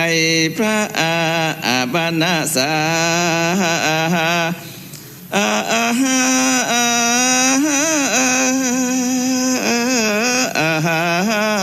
ลาส่วนว่าคุณอินนาตาก็มาฮ้อนตีนังเต้าก็หาฝนแก้วหลังลงมาในหิมวาป่าไม้ มาตกตีไก่ส่วนหน้าเจ้าฮุกตาอาวาไทยก็ได้สติตื่นขึ้นมาที่นั่นนาเล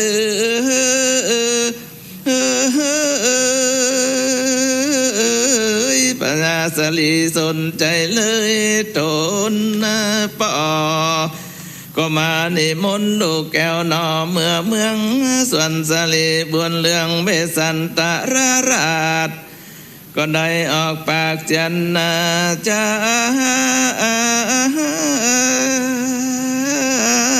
วัติปอปัญญามานิมนต์ผู้ข้าไปเมื่อสิ้นเมืองเสวยราชเป็นเจ้าปราสาทสิพีอิติปวาดี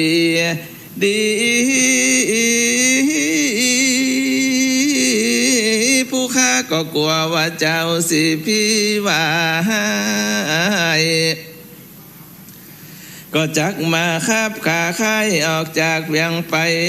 ผู้ข้าก็จักหนีไก่แสนเต่าทุกโศกเศร้าเหลือโห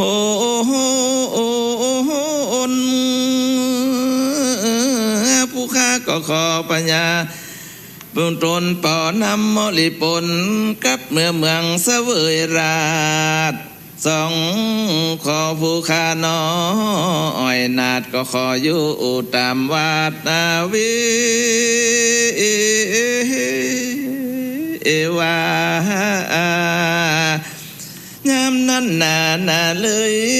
พระญาสลีสนใจเลยตนปอก็มานิมนต์แถมเล่าซ้ำที่เก่าหลายที่ส่วนว่าสองสลีโลแก้วก็ฮับเอานิมนต์ไว้แล้วก็ปิกปอกหนอคือเมืองเราแลดี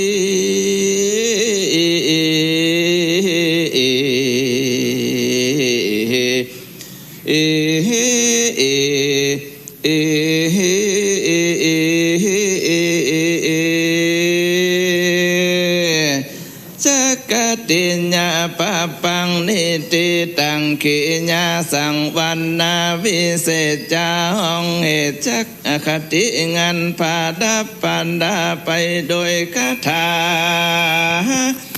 ว่าได้36คาถาก็บังคมสมเล็จสละเด็ดแล้วเต่านี้ก่อนแล้วสาธุสาธุสาธุ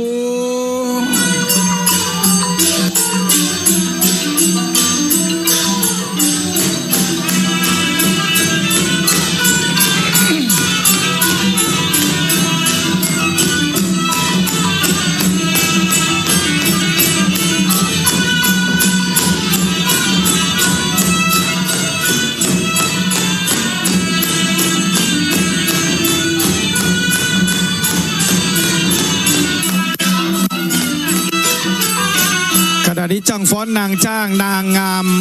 นางรำเทพอักษรได้จำแรงแปลงกายลงมาฟ้อนจึงฟ้อนลายหลังจากสดับรับฟังพระธรรมเทศนาทั้งกับเก้ากับป่ายในกันกษัตริย์นะครับสำหรับคนเกิดปีกุลแสดงพระธรรมเทศนาธรรมหลวงพุกนี้โดยท่านพระครูโสพลพัฒนาวิกรมศิษย์เก่าพุทธศาสตร์บัณฑิตมหาวิทยาลัยมหาจุฬาลงกรณราชวิทยาลัยวิทยาลัยสงฆ์นครลำปางปัจจุบันท่านพระคุณเจ้านั้นเป็นรองเจ้าคณะอำเภอเมืองปานนะครับเจ้าอาวาสวัดบ้านทุ่งตำบลแจ้ซ้อนอำเภอเมืองจังหวัดลำปางเจ้าภาพผู้ปวารณาตนในกันนี้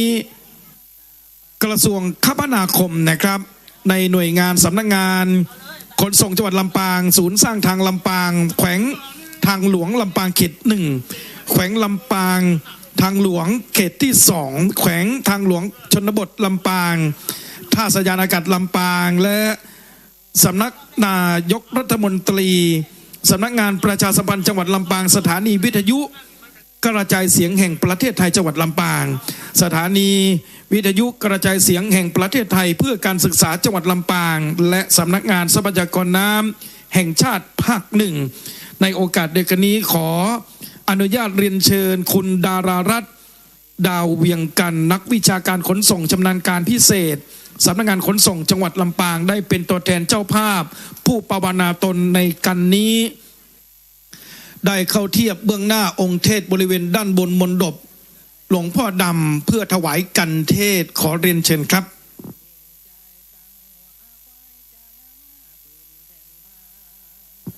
กันต่อไปนั้นเป็นกันสุดท้ายกันที่ 13นครกัน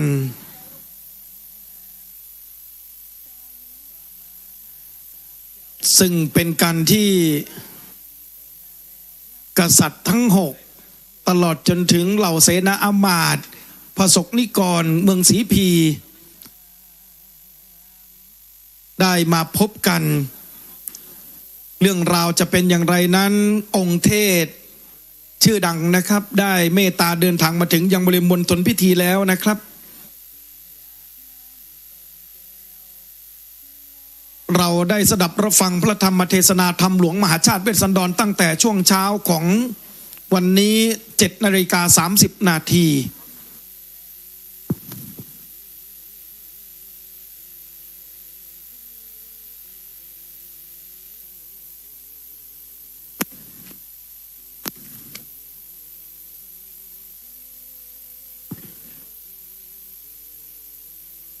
ลำดับต่อไปจะได้รับพรจากท่านพระคุณเจ้าองค์เทศท่านพระครูโสพลพัฒนาวิกรมรองเจ้าคณะอำเภอเมืองปานเจ้าอาวาสวัดบ้านทุ่งกล่าวกราบอาราธนาด้วยความเคารพอย่างสูง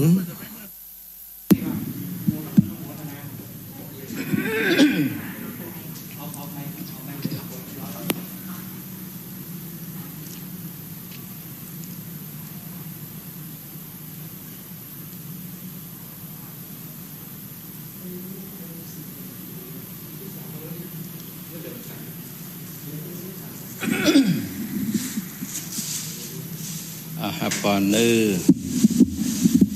ยะถาวาริวหาปุลาปาลิปุเรนติสาขะรังเอวะเมวะอิโตทินังเปตนังอุปกัปปติอิจิตังปฏิตังตุมหังคิปะเมวะสมิจจตุสเปปุเรนตุสังกปาจันโทปนรโสยะถามณิโชติรโสยะถาสัพพิติโย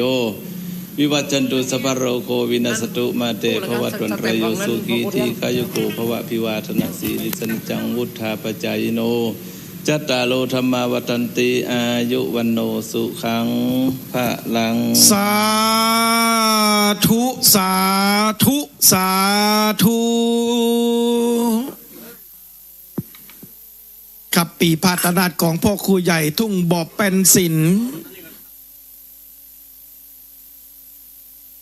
ขณะนี้เราได้รับพรจากท่านพระคุณเจ้าองค์เทศกันที่12นะครับฉะกษัตริย์เป็นที่แล้วเสร็จลำดับต่อไปก็จะได้สดับรับฟังพระธรรมเทศนาในกันที่13นครกันซึ่งก่อนที่จะได้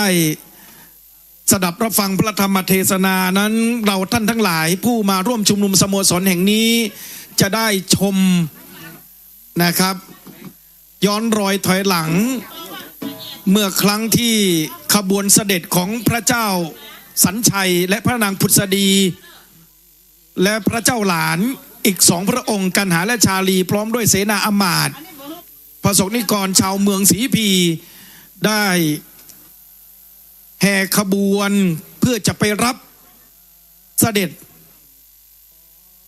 พระเวสสันดรและพระนางมัตสีกลับสู่เวียงวังคลังธรรมจะเป็นภาพประวัติศาสตร์ป ประจักษ์ต่อสายตาผู้มาร่วมในงานทำบุญตั้งทำหลวงไวยากรณ์ครั้งที่19ที่กำลังรับชมผ่านช่องทางสถานีวิทยุ FM 106.50 ซึ่งเป็นวิทยุของวิเลยสงฆ์นครลำปางในขณะนี้นะครับมาถึงกันสุดท้ายที่มีชื่อว่านครกันซึ่งท่านพระคุณเจ้าองค์เทศ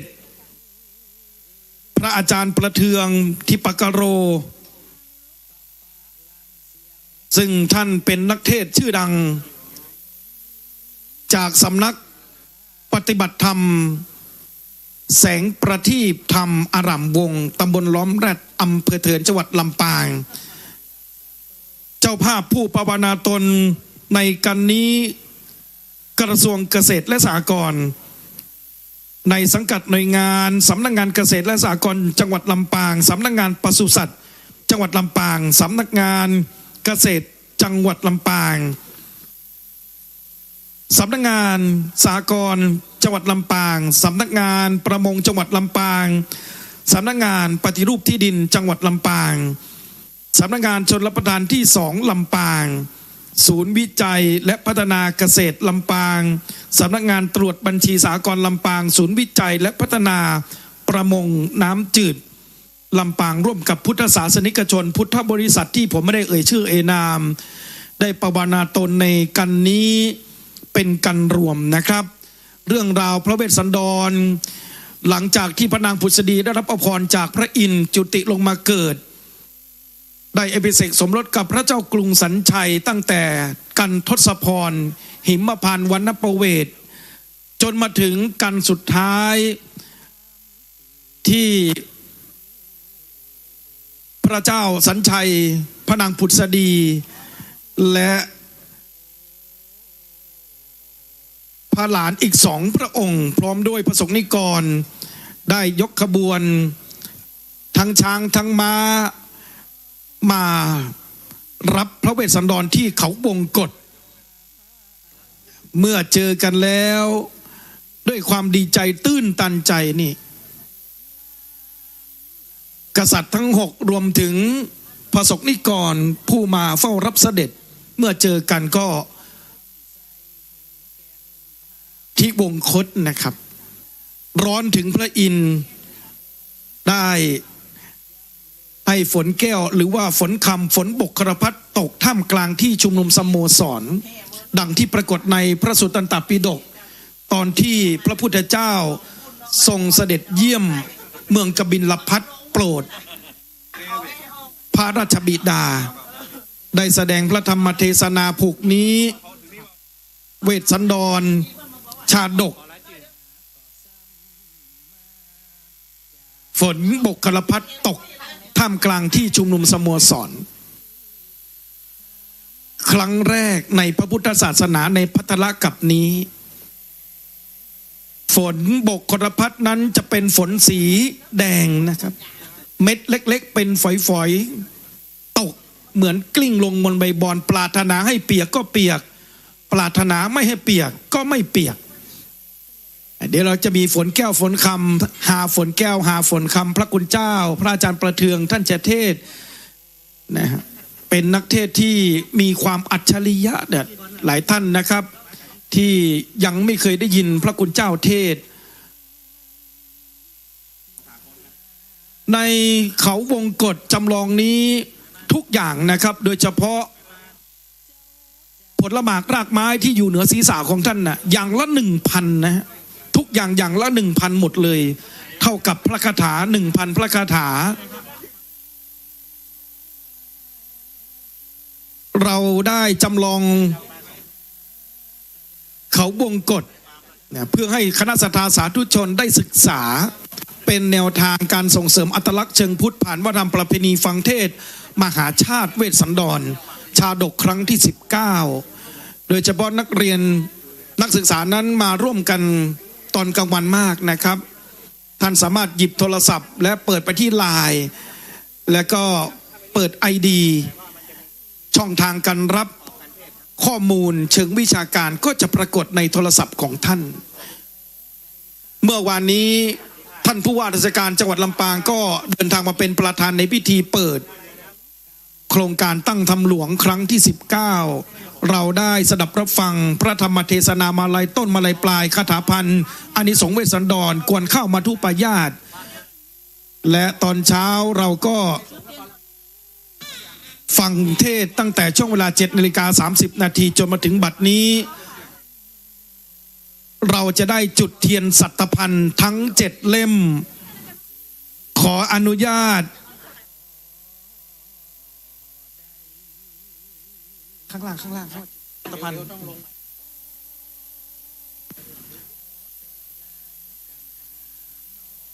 จะได้จุดเทียนส่องธรรมในกันนี้นะครับคือกันนครกันเรื่องราวทั้งหมดนะครับเราได้รับทราบมาตั้งแต่ต้นความเป็นมาของพระเวสสันดรชาติสุดท้ายก่อนที่จะมาบรรลุเป็นพระอนุตตรสัมมาสัมพุทธเจ้าในบารมีมหาทานที่ยิ่งใหญ่ทุกเช้านะครับที่เมืองศรีพีพระองค์นั้นจะเปิดประตูทั้ง4 ทิศนะครับเพื่อบริจาคทานทุกวันแม้แต่พระองค์จะออกจากเวียงวังคลังธรรมของพระองค์นั้นก็ยังทรงขอเสด็จพ่อพระเจ้ากรุงสัญชัยถวายทานอย่างละ700ที่ดังปรากฏในพระสุตตันตปิฎกสตกสัปหาทานนะทานอย่างละ700ขณะนี้ท่านพระคุณเจ้าสมณศักยบุตรองค์เทศพระอาจารย์ประเทืองทิปกโรท่านเป็นศิษย์เก่ามหาวิทยาลัยมหาจุฬาลงกรณราชวิทยาลัยวิริสงนครลำปางหลักสูตรประกาศนียบัตรวิชาชีพครูท่านเป็นนักเทศชื่อดังหนเหนือลีลาในการเทศทั้งเสียงท่านสามารถเทศได้หลายทำนองหลายเสียงนกเสียงสัตว์ในหิมพานต์นี่เดี๋ยวท่านจะได้สดับรับฟังต่อโสตและประจักษ์ต่อสายตาของท่านนะครับ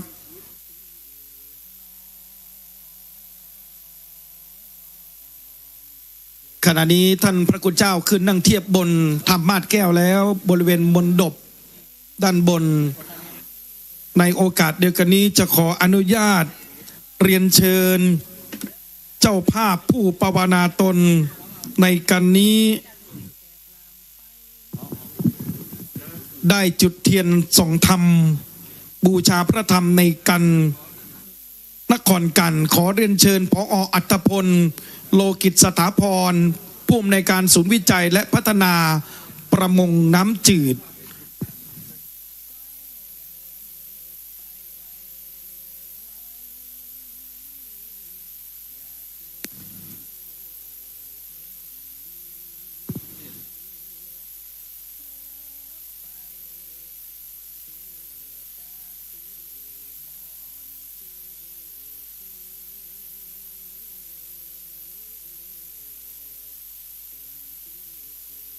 มหาชาติเวสสันดรเป็นพระชาติสุดท้าย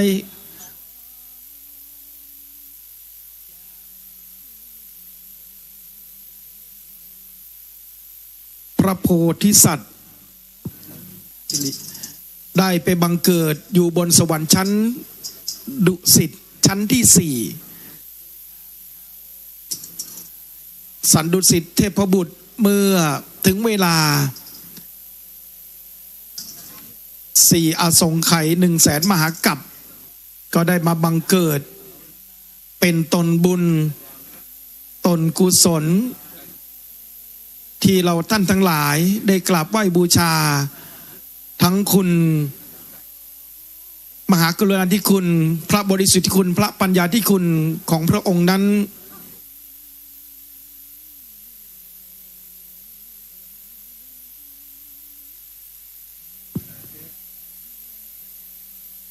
ได้เดินทางมาถึงเป็นเวลา 2,565 ปีดังที่พระองค์ได้พยากรณ์เอาไว้พระพุทธศาสนาในพัทธกัปของพระองค์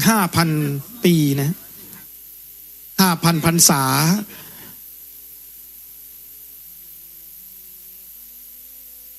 เราได้ฟังเทศมหาชาติเวสสันดรสืบทอดต่อกันมาจนมาถึงยุคของเราท่านทั้งหลายบัดนี้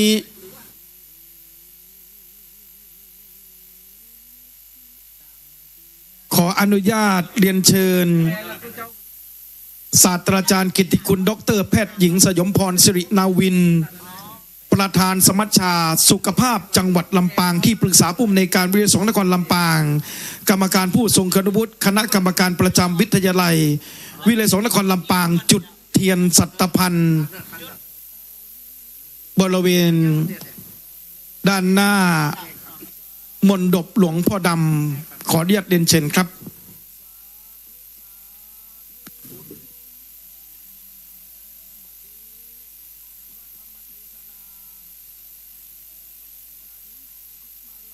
และเล่มที่2ขอเรียนเชิญคุณพีรยาร่มป่าตันผู้อำนวยการส่วนบริหารทั่วไปสำนักงานชนรับประทานที่2จุดเทียนสัตพันธ์เล่มที่2นะครับเล่มที่3ขอเรียนเชิญคุณกัญญากรยนต์สุริยันวงศ์เล่มที่4ขอเรียนเชิญผู้ช่วยศาสตราจารย์เกษราสว่างวงศ์อาจารย์บรรยายพิเศษมหาวิทยาลัยมหาจุฬาลงกรณราชวิทยาลัยวิทยาลัยสงฆ์นครลำปางเล่มที่5ขอเรียนเชิญผู้บริหารโต๊ะจีนนะครับคุณตุ๋ยนะครับวันนี้เจ๊มาเองนะครับขอเรียนเชิญเลยนะครับเล่มที่6ขอเรียนเชิญคุณจุธาทิพย์โสกิจสถาพรนักวิชาการประจำชำนาญการพิเศษเล่มที่7นะครับขอเรียนเชิญคุณจัญญรักษ์ประจักษ์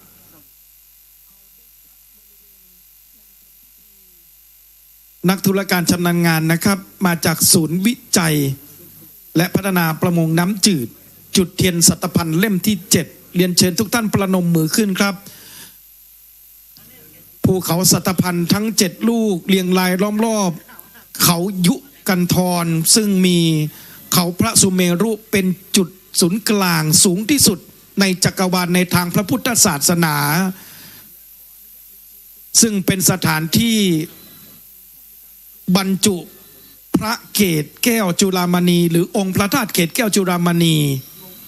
ที่พระอินทร์นั้นได้นำพระอบทองคำนำพระเกศของเจ้าชายสิทธัตถะที่แม่น้ำเนรัญชรา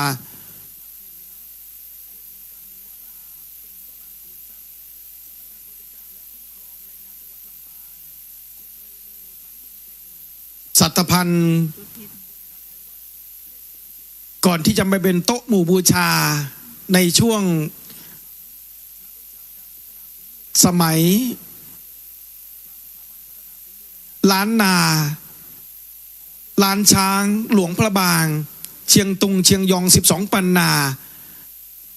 ซึ่งได้รับอิทธิพลในทางพระพุทธศาสนาแบบเถรวาทแบบดั้งเดิมหลังจากพุทธศตวรรษที่24ล้นเกล้ารัชกาลที่5พระบาทสมเด็จพระจุลจอมเกล้าเจ้าอยู่หัวได้รวบรวมล้านนาเข้ากับสยามประเทศเราจึงมีการบูรณาการพุทธศาสนาอัตลักษณ์วัฒนธรรมประเพณีเชิงพุทธ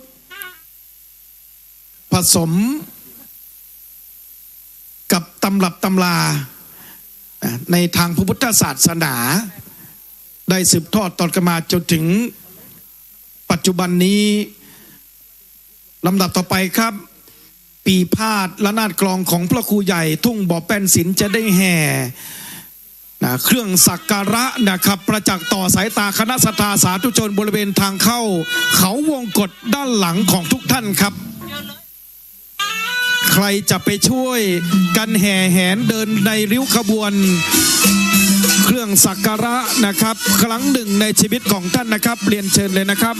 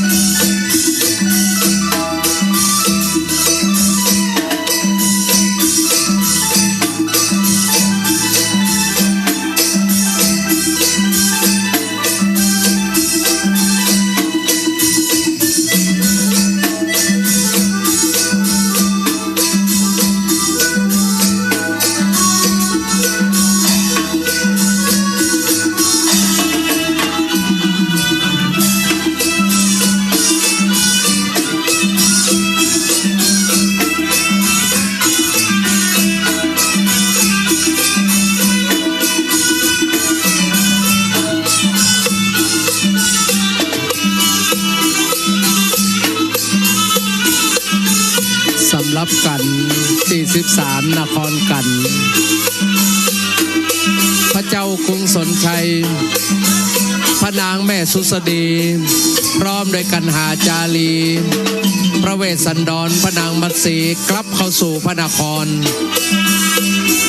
มีความปีติยินดีที่6กษัตริย์ได้กลับเข้าสู่เมืองมีการแห่มีการเฉลิมฉลองปีติยินดีซึ่งในธรรมผูกนี้บ่งบอกถึงความมีเมตตาเป็นที่ตั้งจากพระเจ้ากรุงสนชัยกรุงศรีพีคือพระเจ้าสนชัยแม่พระนางพุทธดี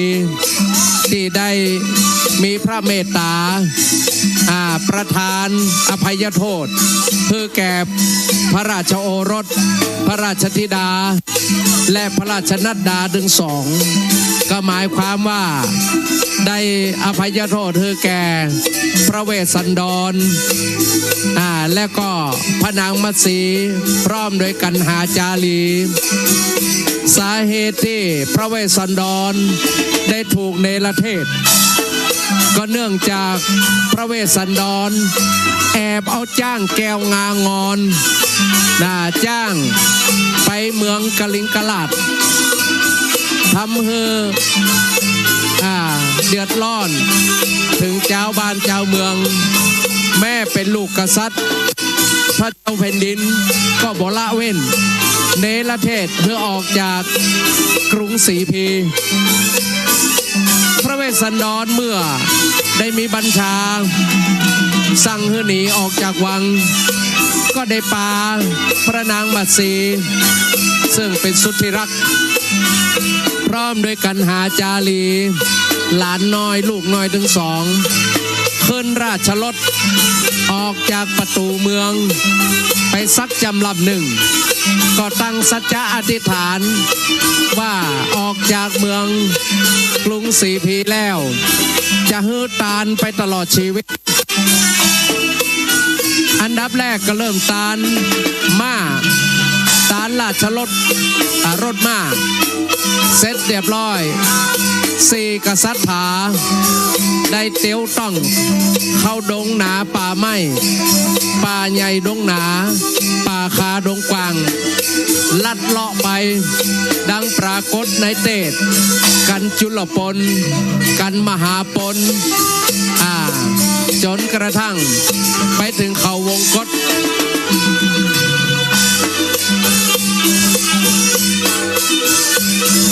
พระเวสสันดรไปบำเพ็ญตนเป็นพระฤาษีโดยมีพระนางมัตสีเป็นผู้ที่คอยรับใจไปหาหัวไม้ลูกมันมีอยู่วันหนึ่งพระนางมัตสีไปหาหัวไม้ลูกมันแล้วก็กลับมาบอกป้าลูกน้อยซึ่งพระเวสสันดรได้เฮือตานกันหาจารีไปกับปู่พราหมณ์จูจกไปแล้วปรากฏอยู่ในกันกุมารบันนางมัตสีได้สลบต้าวตายในป่าดงไพรป่าหญ้าก็เพราะนางได้เสียอกเสียใจที่หาลูกน้อยบ่ปะร้องไห้ร้องห่มจนกระทั่งสลบไป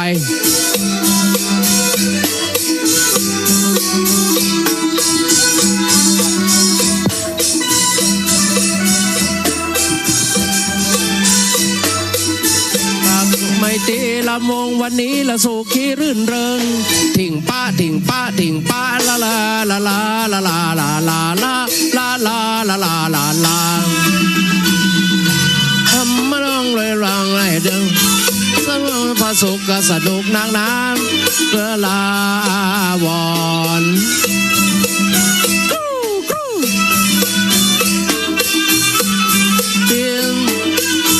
สนุกเวหาลำวันนี้สุขีรื่นเริงถิ่งป้าถิ่งป้าถิ่งป้า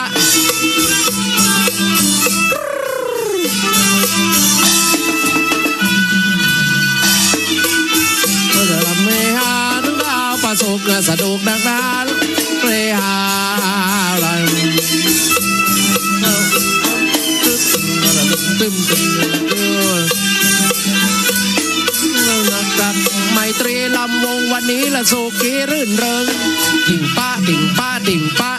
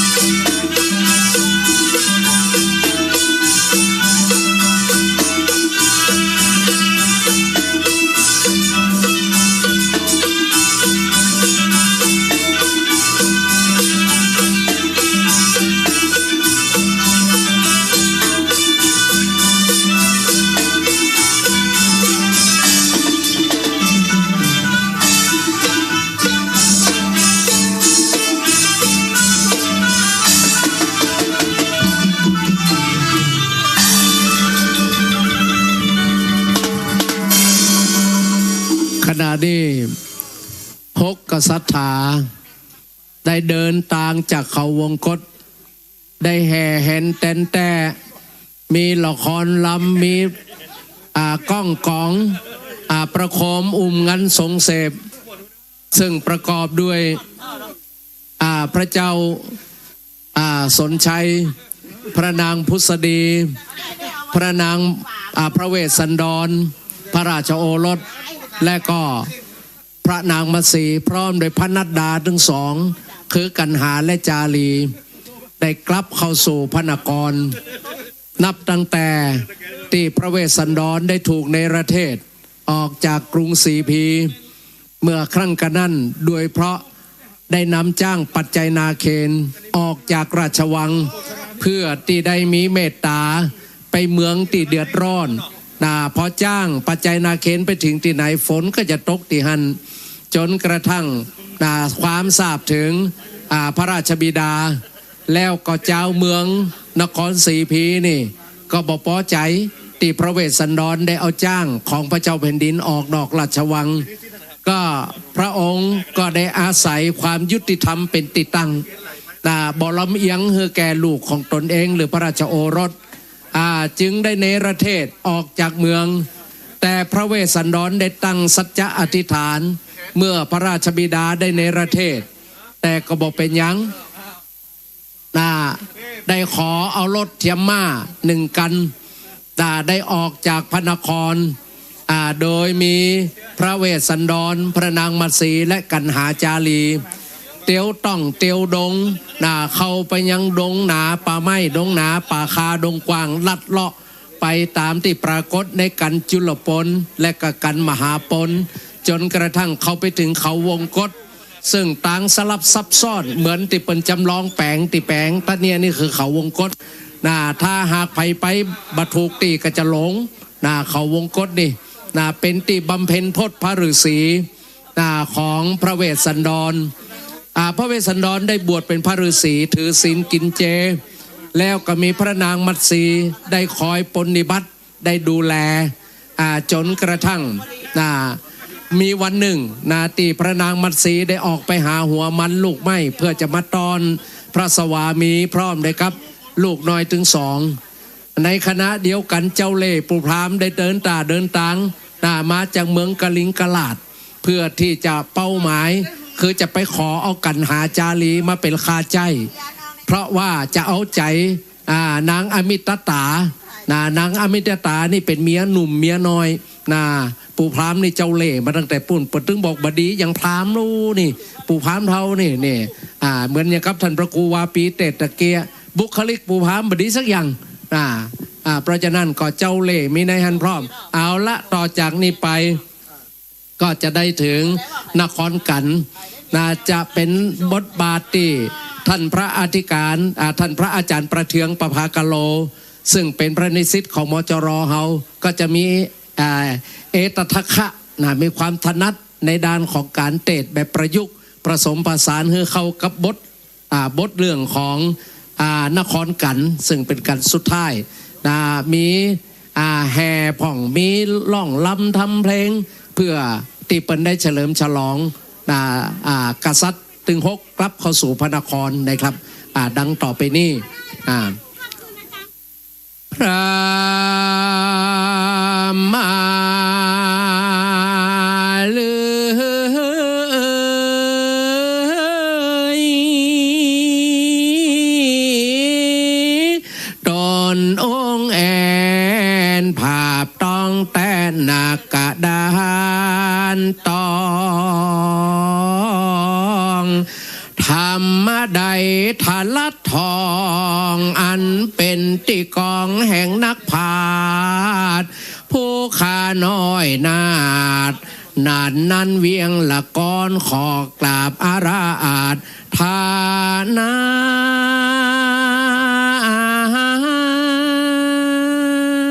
ครูบาเทืองได้เตสนาเตศกันนครกันหลังจากสักขติปับพังนิทิตังสิทสุนสุดเสียงไปแล้วบัดนี้แต่เล่ามาถึงยังนักขลากันกวงปางเมื่อพระเจ้าจ้างปิกมาเสพสร้างสะเวยมืองเนื้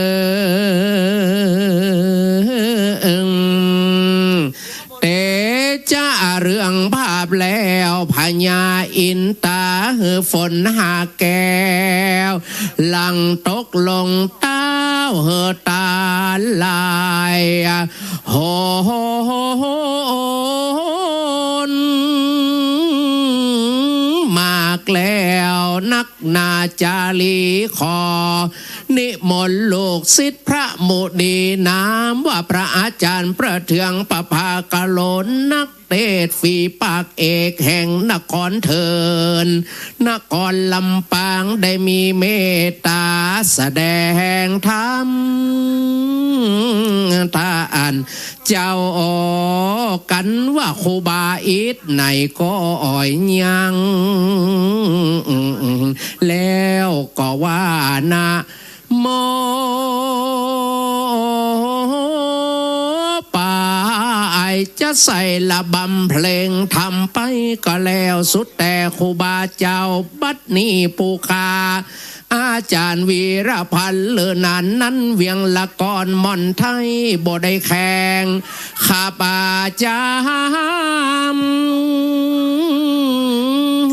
ท่านครูบาใส่นำทำสัก2 3 4 5 6 7 8 เก้าบังกันว่าอิดไหนก็อ่อยยัง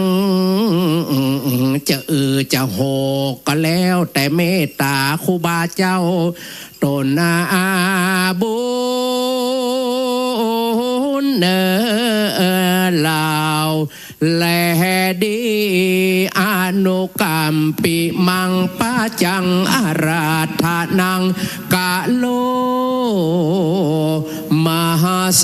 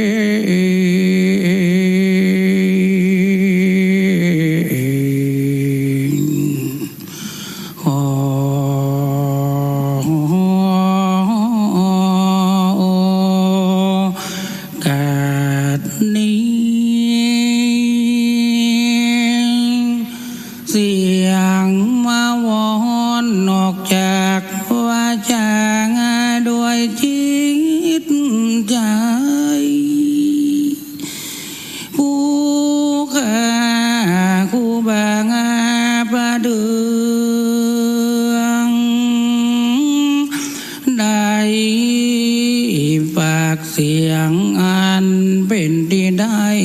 เรียบเลี้ยงมาหลายปีขวบเขามาถึงปีนี้แล้วได้ปี2565ได้มาถึงและถูกสลกเอาวันที่26ยามเย็นนี้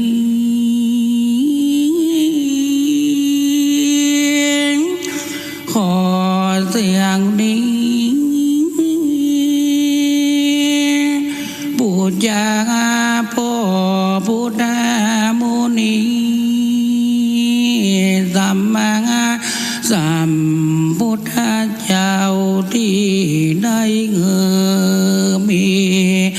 ธรรมมาเล่าและได้คลี่ออกเป็นเทศนาเหมือนคำพ่อพงอาจารย์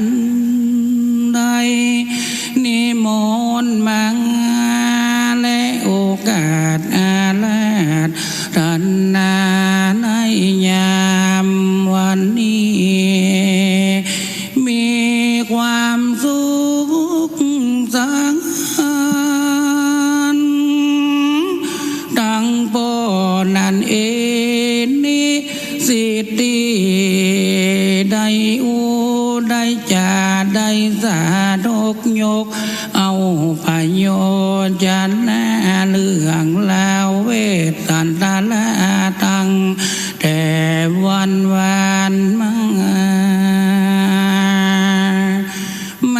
ถึงโบสถ์อาลาธนาปีนี้เป็นไปเพื่อความอิ่มใจในยามเจ้ายามบ่ายยามวันมายามค่ำปออาจารย์นั้นเจ้าเมืองหลักก่อนมาพรเอาเสียงโยเยินเฮคูบาพระเดืองประภากะลูกเศษพระพุทโธมานั่งอยู่บทแทนธรรมาสนี้แล้วขอไว้สร้างครูบาอาจารย์ที่ได้เงือสินลาภาเลิศแล้วได้งาลำขวางแก้วเกงาและนำมาเทศนาในสถานที่อันเป็นธรรมไว้สาบุญนี้ขอพอองค์ดำอนุโมทนาบุญตงโลกศิษย์พระพุทธโธได้งาใส่ธรรมะบรรจุบรรทุกเอาแต่บารมีธรรมพระพุทธเจ้าได้มาขยายสมทบจบในปัญปกาดังขออัญเชิญดวงวิพระวิญญาณแม่สุจาดังได้วัดวานี้เป็นที่ชื่อได้ว่าช่วยกันอุปถัมภ์พระดักดังดีแม่เจ้าได้งาทิฏฐานส่วนดียามที่ได้เป็นมงคลใส่สาลีแม่สาลีสุชาดาอธิษฐานได้ความทุกข์ยากได้อยู่รักษาแต่งตั้งหนเมืองนครลำปางมากระทางวันนี้ยังเป็นดีอยู่สุขใจปลีเปลิมไว้สาหลวงปู่ครูบาเจ้าเกษมเข็มมะโกลูกศิษย์พระพุทธโธที่ปฏิบัติในการที่ท่านใดมีสังขารกระตั้งยามที่ผู้หลวงเจ้าได้เป็นที่นั่งอยู่ในหัวใจหมู่คนในพุทธศาสนาบอกว่าเก่งหาว่าขอดวงวิญญาณพ่อเจ้าบุญญาวาสโดยหัวใจงันเป็นที่สังอาจเดินตามธรรมกา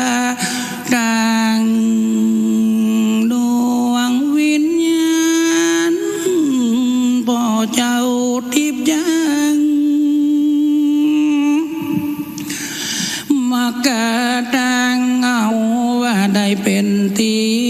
สุขใจดีใจปิติจาติอันใดดีเกิดมาแล้วบ่เสียชาติเกิดได้มีจิตประเสริฐพบพุทธศาสนาขอไว้ขอสาด้านเจ้าด้านด็อกเตอร์พอสอผู้อำนวยการและผู้ช่วยสถานศึกษางนมหาวิทยาลัยเมืองนครลำปางวิทยาลัยสงฆ์ยังเป็นที่มั่นคงทรงด้วยผลแห่งการสร้างปางลมิตานบอกลูกสู่ถึงหลังได้ช่วยกันสืบสานกันไปจนเสียงอายุการพุทธศาสนาปันปีเป็นว่าภาษาบัดนี้ผู้ข้าจักพากันยกมือไว้มือสางพี่น้องศรัทธาจากป่ากันฮือกำลังใจกับผู้บาพระเทืองเป็นที่เอาเสียงได้บูชาทำจะขอบคุณแฟนทำดนตรีขึ้นขอบคุณด้วยใจน้อมนำที่เงอเป็นพลังธรรมแม่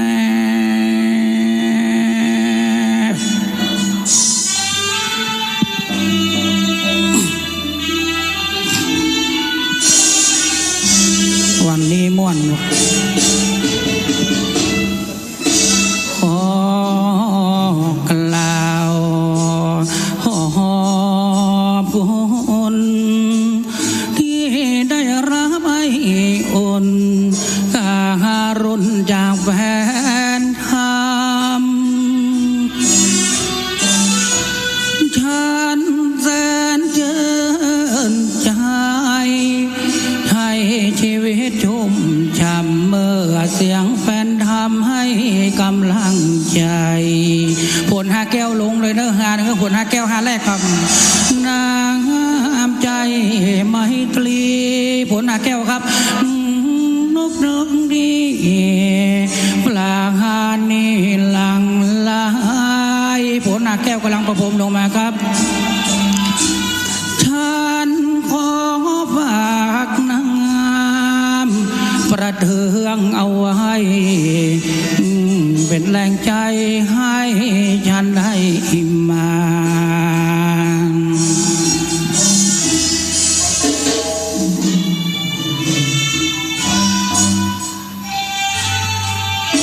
ผล5 แก้วลงเลยนะครับ5 แรกนะครับผลวันนี้มี7 5สีขาวนะครับขอลาวขอบคุณที่ได้รับไอ้อุ่นการุณจากแฟนธรรมฉันแสนเจิญใจให้ชีวิตชุ่มช่ำเมื่อเสียงแฟนทำให้กำลังใจขอองค์เดวาสถิตฝากฟ้ายิ่งใหญ่คุ้มภัยให้ท่านเถิดนาขอจงเถิดใหญ่ไว้เถิดว่าตราบชั่วชีวาไม่ลืมแฟน ธรรม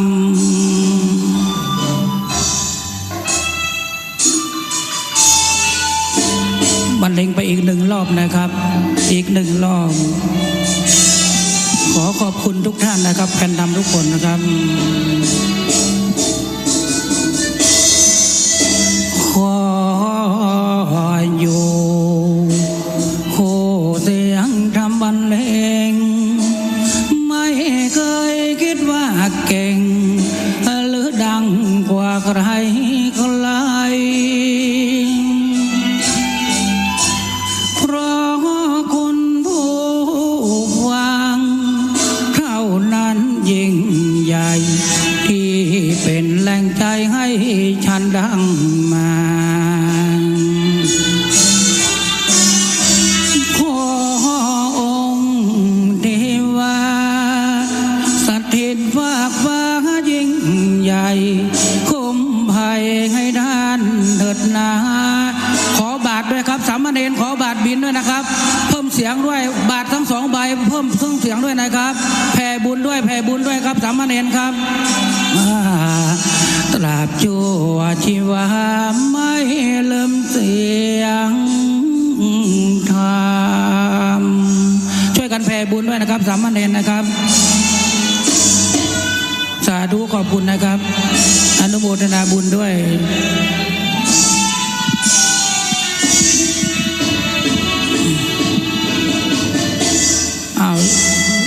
สาธุปรบมือให้ดนตรีด้วยปรบมือร่วมกัน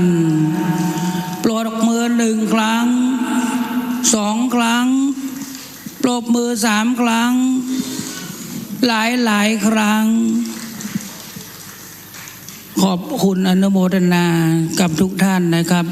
ตอนนี้ไปทั้งหมู่จ้างกองดนตรีท่านเจ้าเป็นต้นไปกระทั่งถึงศรัทธาผู้ที่ได้มาร่วมกิจกรรมกิจการงานตานประมีของทางมหาวิทยาลัยมหาจุฬาลงกรณราชวิทยาลัยวิทยาลัยสงฆ์แห่งนครลำปางเชิญทุกท่านยกมือขึ้นกับปุ่มไว้ที่สวงอกครูบาจะตั้งนะโมลำลึกนึกถึงคุณของครูบาอาจารย์จาติว่าน้ำยังบ่หลงลืมป่าจาติว่าในนายังบ่หลงลืมต้นเขาจาติว่าในศาสนาพระเจ้าพี่น้องเฮาบ่หลงบ่ลืมบ่ล่าจาติกากว่าการบำเพ็ญหือตานจากข้าบ่มีไผลืมกึดถึงหาโพธิสัตว์เวสสันดรบ้านวัดบวรจะมีความสุขไก่จะมีความสุขใจจักได้พบได้งันนาบุญจะปิกบอกกลับมาอยู่เมืองนครศรีพีเสด็จโดยพระราชบริพารทั้งหลายติดตามอันมีพระผู้สนใจอันมีแม่ย่าพุทธดีอันมีเจ้าจารีกันหาที่เป็นที่หุที่ดีไปอยู่กับอีพ่ออีแม่เป็นพ่อปู่ฤาษีเป็นแม่ฤาษีอุปถัมภ์ประดักอีพ่อกระตั้งโดยปู่พามเท่าก็เพราะว่าเอาตุนตัวของพ่อปู่ฤาษีต้องการบำเพ็ญทานให้บรรลุทำอันสูงสุดถึงมีการให้บริจาคทานเข้าทานน้ำทานเงินทานทองทานจตุปัจจัยทานเลือดเนื้อเชื้อไขทานหมดทานเสี่ยงทานให้กับปู่พามเท่าชูโชคจุ๋งไปเมืองมันเมืองกะลิงกะลาดเพราะว่าคณาจารีแก้วจ้างปัจจัยนาคินเป็นสิ่งที่มันจุ่มเย็นกับเมืองเขาบังเอิญว่าบัดหลงส่งมาทางเมืองนครศรีพีเจตุตนะนครพ่อปู่สนใจแม่ย่าพุทธดีเจ้าเมืองกว่าจะเป็นแสนชีวิตหับเอาขวัญนางมาทีงับเอาขวัญนางแม่กันหาแล้วก็หนุ่มน้อยจารีแล้วจากนั้นก็ได้หู้เล่าความว่าพ่อเป็นฤาษีอยู่ที่ฮั่นบัดนี้มันถึงเวลาก็อย่า8 เดือนแล้ว7 เดือน 5 วัน 7 5จำไว้เด้อ7 5 เลขที่ออกงวดหน้าแอดนะครับบอกแล้วเอาเมื่อกี้ว่าไปแล้วด้วยเวลาดังกล่าวจากห้องเอิญเจิญเอาพี่น้องท่านศรัทธาสาธุชนตั้งจิตอธิษฐานกันที่เมืองลำลึกนึกถึงคุณงามความดีโพธิสัตว์เวสสันตระจาตกะที่ถูกเนรเทศเข้าไปอยู่ในป่าพร้อมกับกันหาจารีสีกษัตริยาบัดนั้นยามนั้นมากระทั่งถึงวันนี้2,500 กว่าปีก่อนหน้านั้นเป็นที่ได้หู้เกี่ยวเอาจ่องเอาในการสิ่งที่เป็นจาคะที่เป็นประโยชนะก็คือทานบารมีจึงตั้งเอาลิกคนหมู่คนตึงหน่อยตึงใหญ่ตึงมดตึงเจ้าเมืองนครศรีพีจัดขบวนจ้างขบวนมาแห่แห่นแต่กันเหมือนตะกี้ที่เขาแห่กันเอาต้นเงินเอาสิ่งที่มันเป็นยอดวันนี้ไผ่ยังบ่ได้บริจาคยอดล้านครูบาเถียงก็ยังบ่เตดเด้อนะขันตั้งมันบ่ถึงดังนั้นช่วยกันบริจาคแล้วก็ยกมือไหวเด้อสา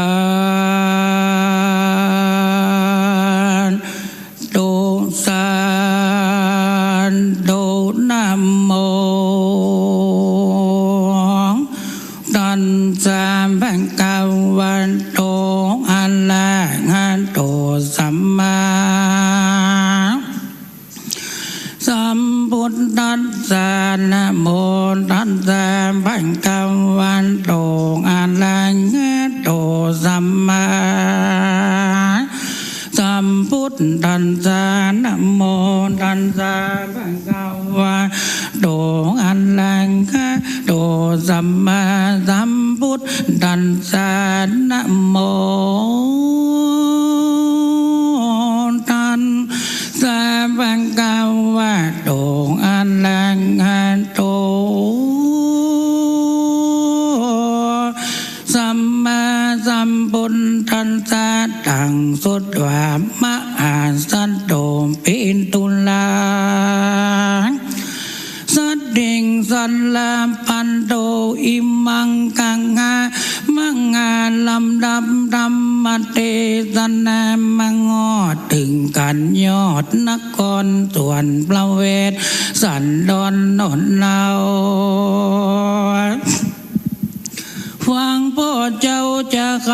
ตั้งโยธาในและอำมาตย์เก่ากำโอกาสเอาไว้เมืองพระบุญเรืองยอดซอยจักเก่าดอยเจียนละจาก็เก่ากัดถาว่าดำเมนาลัดจังกันเล่นต่างลัดตาปัมปากจัดยิดดำวังตวนจานจันนามปัตตาเยวานิกัมมาจาสมากัตตาดังนี้ว่าข้าแต่พระบิดาเจ้าฟ้าปังเมือเสวยลาดเป็นเต้าอาจสีปีโตดขามีคำเกือกพระคือจังเบือกเป็นตันบัดใจกันอันไพรราชจะดีปากอันจังแก้วหักของเฮาเกิดมาเตรียมเงาห่วมคาบานหยาดฟ้าลงมาดังเลือจะเข้าป้อยเกียรติจะจมเสียดเปลี่ยนเงาเจ้านิคมเข้าบ้านนอก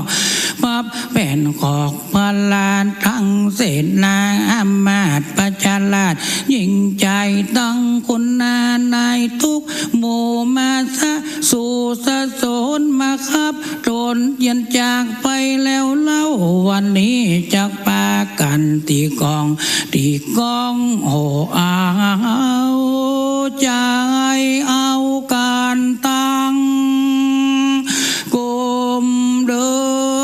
นไปในป่า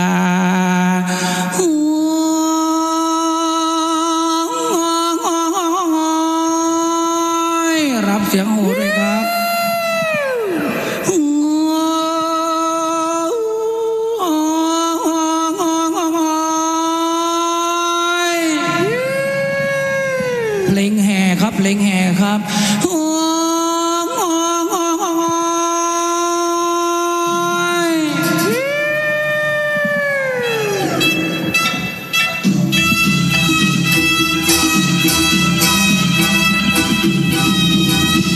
ขอเชิญทุกท่านนะครับเด้อพี่น้องด้านศรัทธาม่วนงานสั่นเรารับสมัครจ้างห้องเพลงไปด้วยเนอะพออาจารย์นันเอ็นนันนั้นช่วยทำบุญกำเด้อ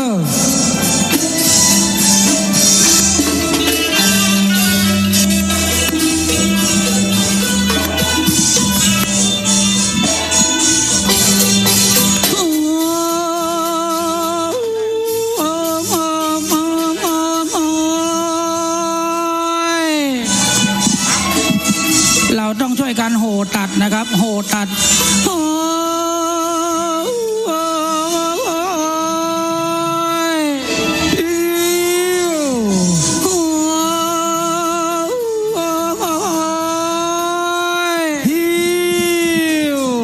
ผลหาแก้วหาที่สองนะครับเม็ดพิทูลกามสีที่จะตกต่อไปนี้นะครับผลหาแก้วหาที่สองนะครับผลหาแก้วหาสองเด้อน้องๆลูกหลานเด้อพี่น้องได้เป็นผู้ที่เป็นนางฟ้า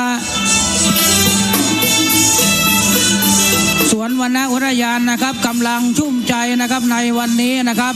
ผลหาแก้วโบกกระพัดหาที่สองลงมาแล้วนะครับ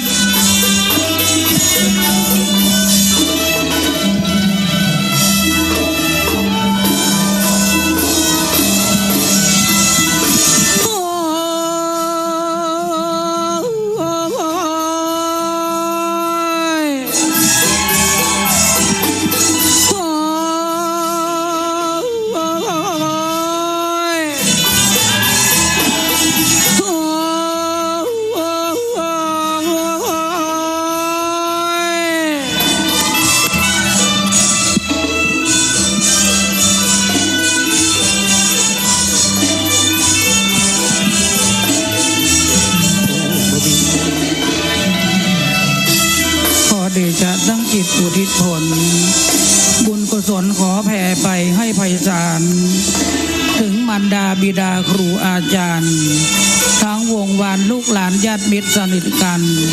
คนเคยร่วมกันและงานทั้งหลายทั้งคนเคยร่วมรักสมัครใคร่ขอมีส่วนได้ในกุศลผลของฉันทั้งเจ้ากรรมนายเวรและเทวันขอให้ทุกท่านได้กุศลผลนี้ด้วยเถิด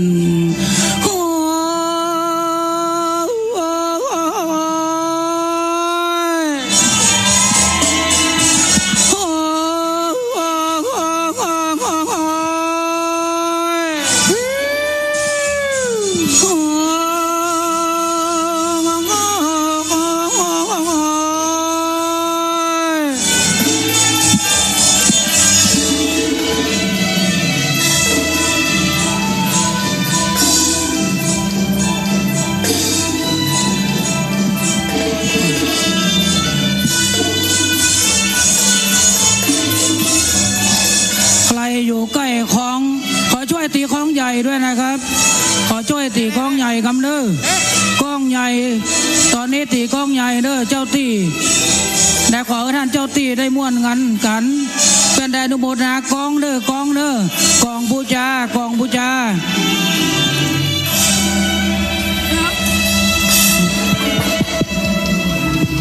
ดอดเอากองเด้อกองเด้อเจ้าตีเจ้าทางกำลังมาอย่างกองแตกโอ้ตีก้อยๆน้อยลูกโอ้มวนแต่มวนว่าเหรอโอ้เอ๋มาเตะตันไม่เจ้าบริยาน้องกองเด้อกองบูชาเด้อกองบูชาตีตัวนี้นะครับเด้อมังหา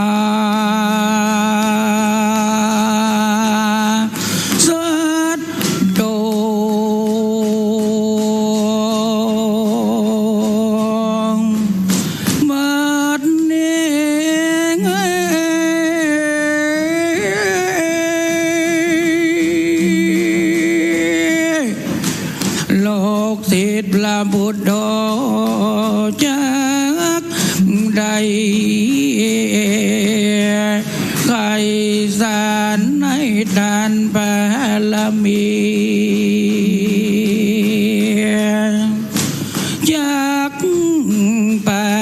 งเอาลิพลใดไป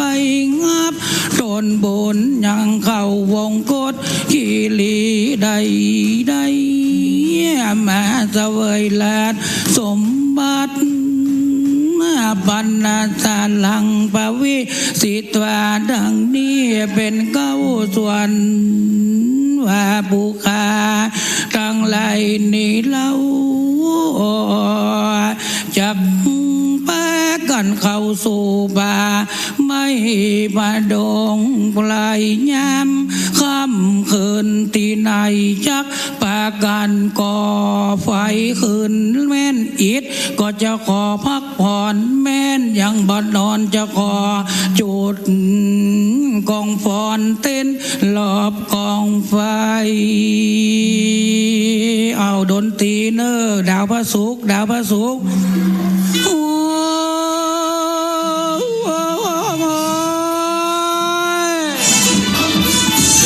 อย่าลืมรับเสียงโห่ด้วยนะครับ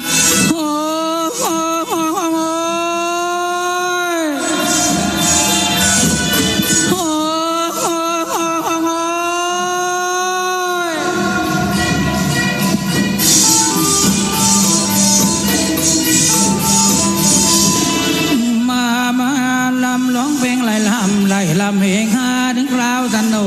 กนักหนายาวยวนขึ้นอยากลมตึงข่าวบอกเราที่ก่อนตุ้มข่าวส้มส่งสนุกกินถึงเมามารวมความรักทุกคนประจักษ์ปักไมตรีลำวงคืนนี้ละทุกเกลื่นเลิงเอาครับ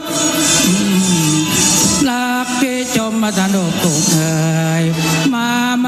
ลำร้องเพลงไรลำไม่ลำเฮงฮาถึงคราวสนุกนักหนายาวยวนขึ้นยาอารมณ์ถึงข่าวว่าเราถึงข่าวส้มโศกสนุกกินองหอมารวมความรักทุกคนประจักษ์บักไมตรีลำวงคืนนี้ตุกเกลื่นเลิงรักที่ชมจะลงสุขเอ่ย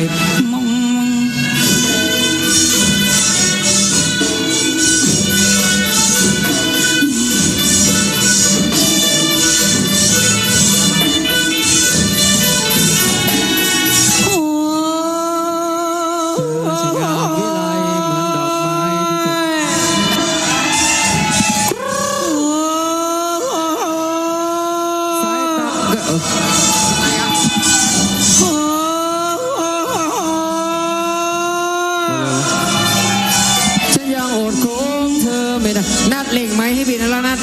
วิไลเธอช่างงามวิไลเหมือนดอกไม้ที่เธอส่งมาเหมือนดอกไม้ที่เธอส่งมามองตาสายตามาจ้องมองกันรู้สึกเกลียวซ่านหัวใจอย่าว่ารักฉันก็ไม่รักอย่าว่าหลงฉันก็ไม่หลงฉันยังอดของเธอไม่ได้เธอช่างงามวิไลเธอช่างงามวิไลเหมือนดอกไม้ที่เธอส่งมาเหมือนดอกไม้ที่เธอส่งมา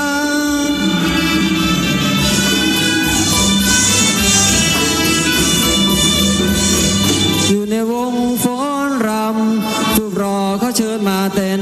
เนื้อเย็นก็เชิญมารำยืนมาในตาหวานฉ่ำลงมาในตาหวานฉ่ำเป็นคู่ใครเชียดเข้าไปอีกหน่อยสวรรค์น้อยอยู่ในวงฟ้อนรำรูปรอเขาเชิญมาเต้นเนื้อเย็นก็เชิญมารำมองมาในตาหวานฉ่ำมองมาในตาหวานฉ่ำรำคู่ใครมองควันตาเจ้าอยู่แห่งใดมองไปขวัญใจทำไมไม่มาขวัญใจทำไมไม่มามันเพราะเหตุอันใด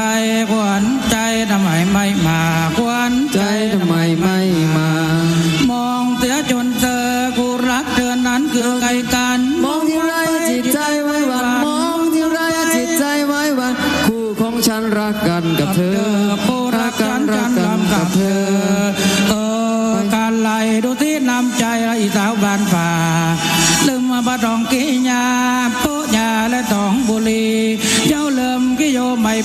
มาราพี่น้อยลังใจบอดดีน้องเป็นสาวจีลืมแว่นลืมหวีที่เคยส่องแยง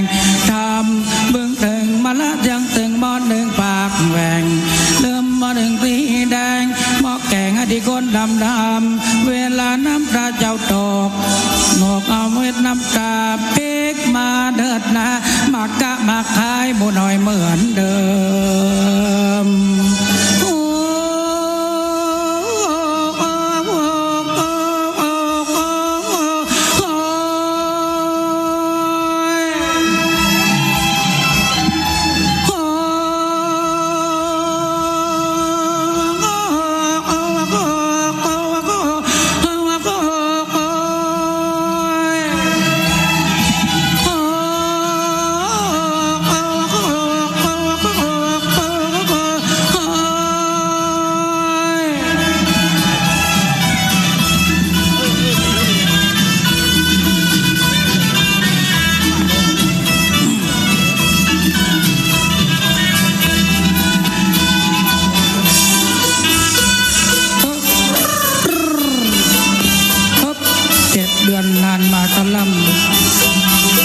ก็ขอโอกาส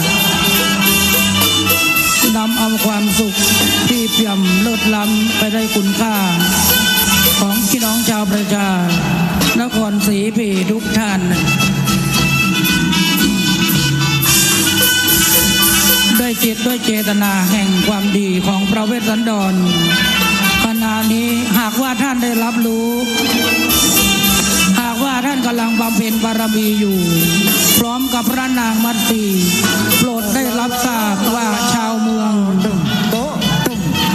นครศรีพีจีตุตรนครนี้เต็มที่แล้วนะครับคืนนี้เป็นจะได้พากันขบวนตั้งขบวนแล้วก็แห่แหนขณะนี้กำลังอยู่ที่กลางป่ากำลังผ่อนความเหนื่อยล้ามากหากว่าได้ร่วมกันสร้างสิ่งที่มันเป็นปิติสุขมาแทนที่ก็คือจุดกองไฟขึ้นย่างอย่ายกและก็รอบกองไฟกันและก็บัดนี้จากไปใกล้ไปถึงเหลืออีกใช้การเดินทางอีกไม่นานกว่าจะพบแจ้งคงจะได้พบองค์ฤาษีเวสสันดร7 เดือนนานมาสลัมท่านอยู่สร้างบำเพ็ญบารมีสา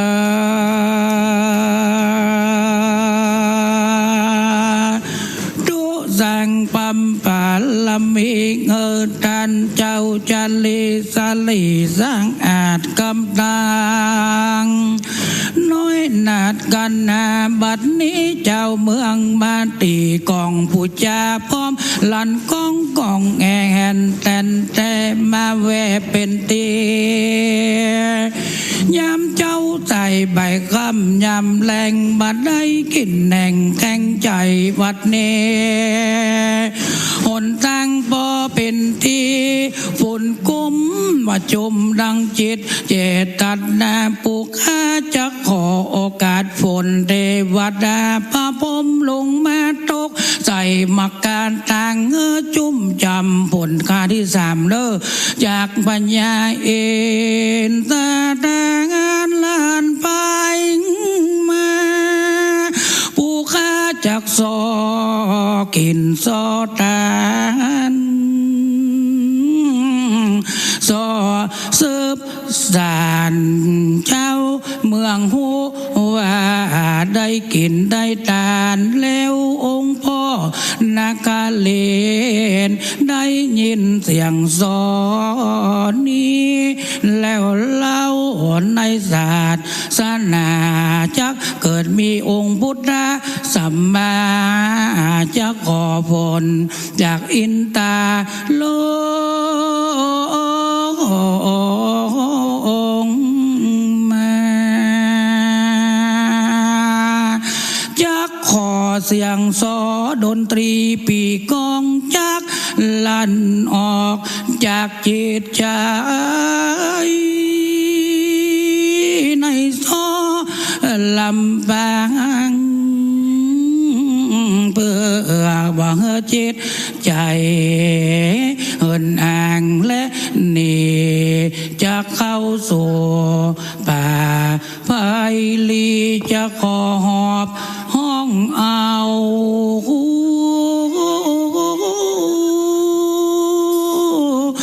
วันมาอยู่กับแข้งแขนขา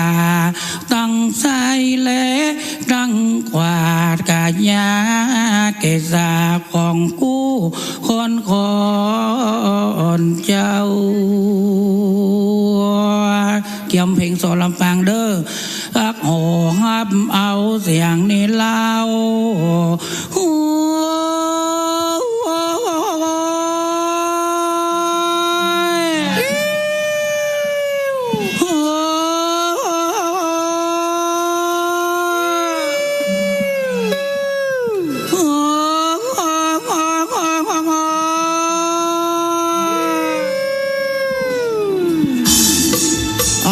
ยกที่สอง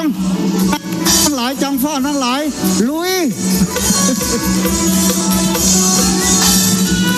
ติมนิ้ววางเกี้ยวเกษาอาหางวันดาทุกท่านเนื้อเจ้ามากินตาดานเอาเตอแม่ไทยกินตาดานฟังเทศฟังธรรมเจ้าพี่นายน้องและเพื่อนพ้องวงศานักคนที่นักนาจะพักป่าไม่ทุกกายทุกใจวันใดจะเหมือนวันดีด้านบนนั่นจันพิเศษนอกเนื้อผู้จังฟ้อนนะครับการน้ำของคุณพิมพาพรโอ้โหใจเนื้อเจ้าใจจุ่มใจบ้านใจหวานแต่เราคนหนุ่มคนเฒ่าใจสุขใจใจบ้านตีไว้นานนี้สุขีแต่นามันกับแกงมาพี่น้องพี่น้องสุขใจบ่วงคล้องละพี่น้องหมู่เฮาเหมือนกับแกงจิ้นเฮายังบ่ลืมแกงป่าได้อยู่ห่มคาเฮายังบ่ลืมห่มจองละจับใจตึงปีละดีใจตึงน้องละเพื่อนน้องเพื่อนป้องละสุขใจยินดีว่าในวันนี้สุขกีแต่นาเป็นที่ธรรมกาทางบุญกันเนาะเจ้าคนหนุ่มคนเราจะสุขใจเฉยจอมป่าไม้เนื้อมาวันนี้ใจดีนักหนาเอาช่วยกันเด้อช่วยกันเด้อไผ่ซอได้ช่วยกันคำเด้อเนื้อเจ้าเอาขอบคุณพ่อนาจันนั้นฟังเทศฟังธรรมใจงามแต่เล่าละเตืองหนุ่มตึงเท่าละใจชื่นละใจบ้านมาฟังเทศแล้วปารมีขอบคุณเด้อพ่อแม่พี่น้องเขาที่มีการสนับสนุนนะครับแล้วก็ขอบคุณไปตามเจ้าตุลหลวงพ่อพริการนรกปภากาโลได้เมตตานะครับบริการน้ำมา10 โหลนะครับ12,500 ขวดนะครับวันนี้ต้องขอบคุณมากเอากับเป็นอย่างสูงไวยสาบารมีครับวันนี้แถมกำใจงามแต่เราขอผลหาแก้วผลที่4นะครับผลบุคลพัฒน์หาที่4เนอะผลบุคลพัฒน์หาที่4หาที่4นะครับผลบุคลพัฒน์ครับแก้วมหานินผลที่4ในแก้วมหานิน3 ภาคการเนื้อเจ้าละต้านไทยออกมาฟอดมาเต้นมาลำจิตใจงามเบิกบานเนื้อเจ้าหลวงพ่อองค์ดำประธานนั้นเล่าปอนนอเจ้าเนื้อนางสาโนปิมปาสังฆาติตามเข็มมาโกต้นงามของลำปางแห่งห้องตึงบาศกบ่มองเนื้อเจ้าละต้านไทยเอาสาธุบ่มองครับบ่มองจุ่มใจงามแต่งามตักละงามนักงามนาสาธุงานนักงานเหมือนเทวดาลงมาล่อเบาสาธุฟังธรรมคู่บา สงฆ์องค์เจ้าเตดบ้วนเตดงานดอกเตอร์จิรศักดิ์ปันลำละเทศตามพ่อใจงามโมจะร้อแห่งห้องซึ่งบะมีได้มองเนื้อเจ้าต้านใดเซ้ยอาจารย์นาลงใจดีเหลือหลายว้าวว้าว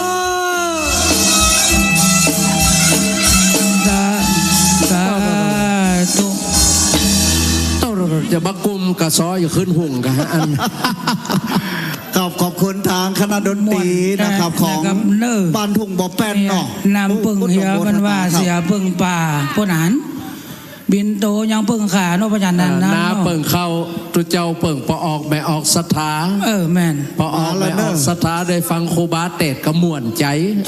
กลับมาแล้วเฮ้ออาจารย์ประเทืองครับตะกี้มาจ้าไปหน่อยติดงานครับผมเอาปนันจีบ่เอาโหฮับกำผู้นักแก้วหาที่5จะลงอ่ะเด้อฮับกำได้เฮียขวนมาทีเจอละ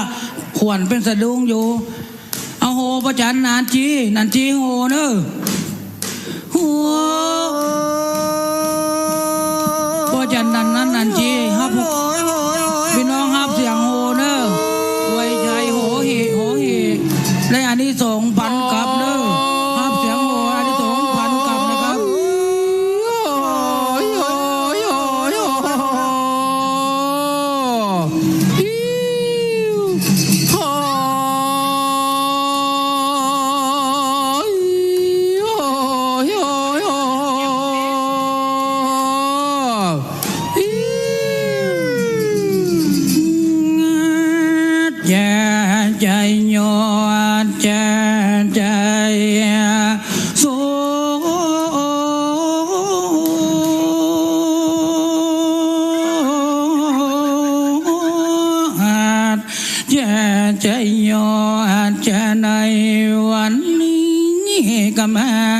เป็นวันดี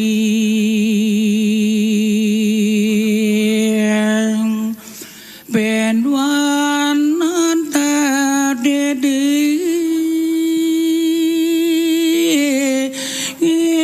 วันนี้ได้ยามเดือน3เดือน4ค่ำเดือน4นี้มาเป็นตีสาลำวิตันตันแรงมาดีได้บำเพ็ญบารมีอันมียากขอโอกาสงับเอาควรเจ้า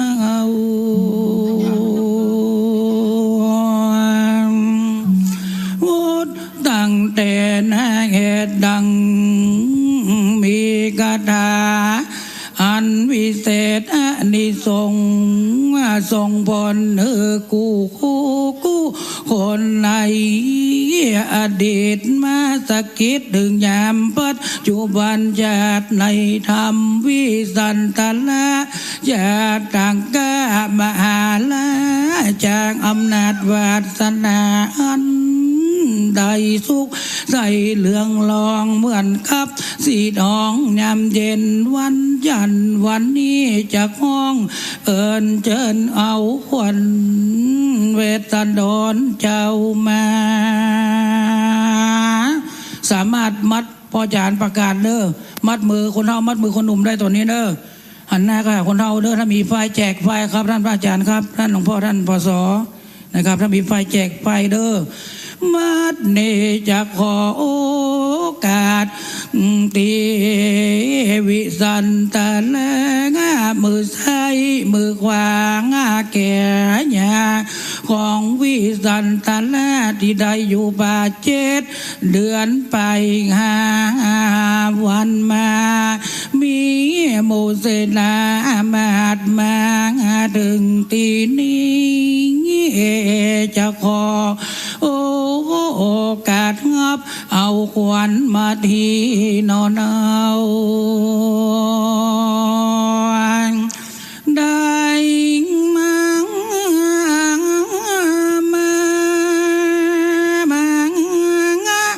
กับเสียงก้องเสียงกองเสียงจอยผู้ขาจัดเอาบ สลีมาตั้งไว้เพื่อจักใดขอนิมนต์ท่านองค์ปู่ฤาษีศึกข้าลาเพศได้สำเร็จแล้วด้วยทานบารมีเพื่อจักปิกพอกไปเกินเมืองลุงเรืองสืบต่อสังกอตนพ่อสนใจพุทธดีมีแต่จักเท่าจักแก่ลงไปถึงวัน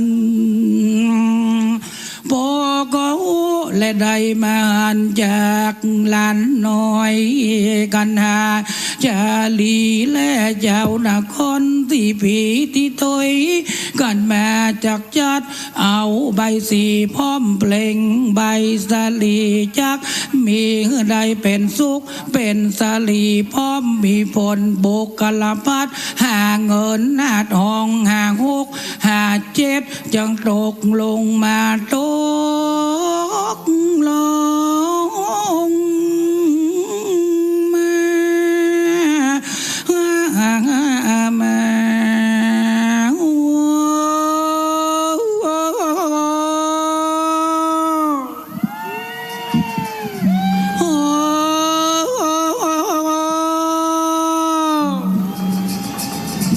อย่าลืมรับออกเสียงโหด้วยครับโห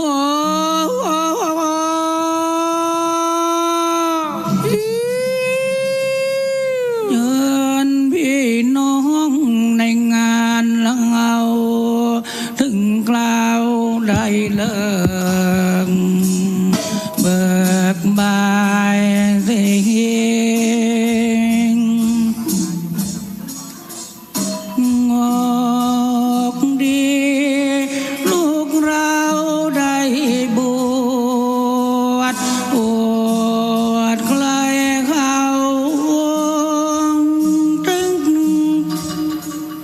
ถึงโลกของเราก็เสื่องในบุญคนข้างอันนางนมมันดามละคนยิ่งกว่าเตียงได้เด่นเราอย่าทิ้งประเพณีขอเชิญน้องพี่ช่วยโอ้ยชายรับโหได้ครับรับโหได้โอ้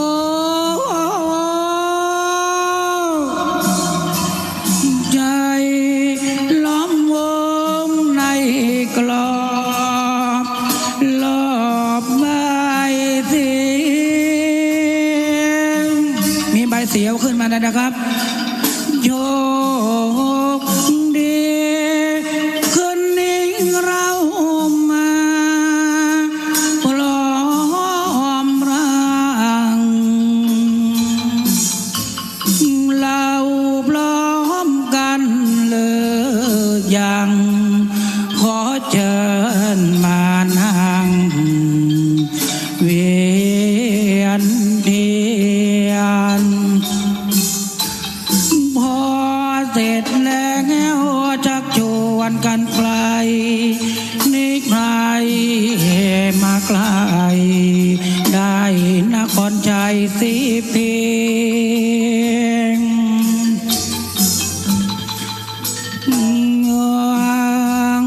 ใจคิดน้ำ100 บาทประสาทสดัง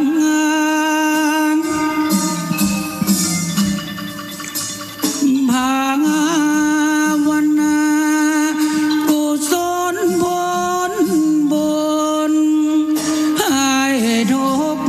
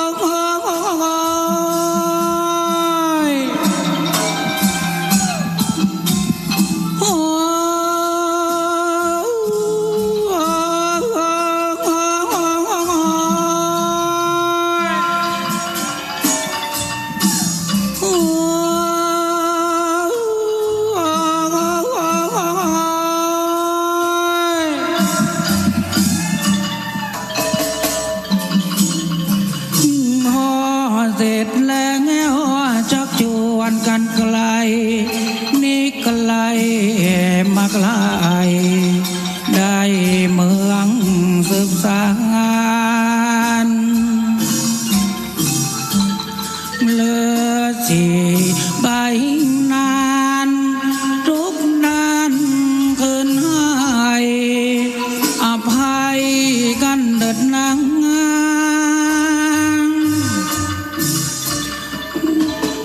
วันเวลามาถึงนครศรีพิทุกตัวนังคนที่มีศรัทธานิมนต์เวทกันตลากลับมาเวียงวังขอเชิญนิมนต์ท่านกลับเวียงวังนะครับวิสันตระจาตกะภรรยาแม่สลีมาทีเมียแฝงแห่งเจ้าหรือสีวิสันดรลูกทั้งสองที่ฤาษีเฮือเป็นตานไปกับพ่อปู่พามเท่าชูชกเทวบุตรเทวดาเบอถูกสโลกกับอยู่เมืองกาลิงกาลาดน้อมจิตอันสะอาดจากผลอินหงเอิงตาทั้งหลายเพื่อลูกหลานปีกบอกกลับขึ้นมาเวียงวังแห่งเต้าลาดพระเจ้าสนใจต่อมาเจ้าเมืองทั้งหลายหันคุณค่ายกเมืองนั้นเพื่อปกครองด้วยบุญแห่งปารมีทานศึกศาสนะมาทุกเต้าตราบเต้าทุกวันนี้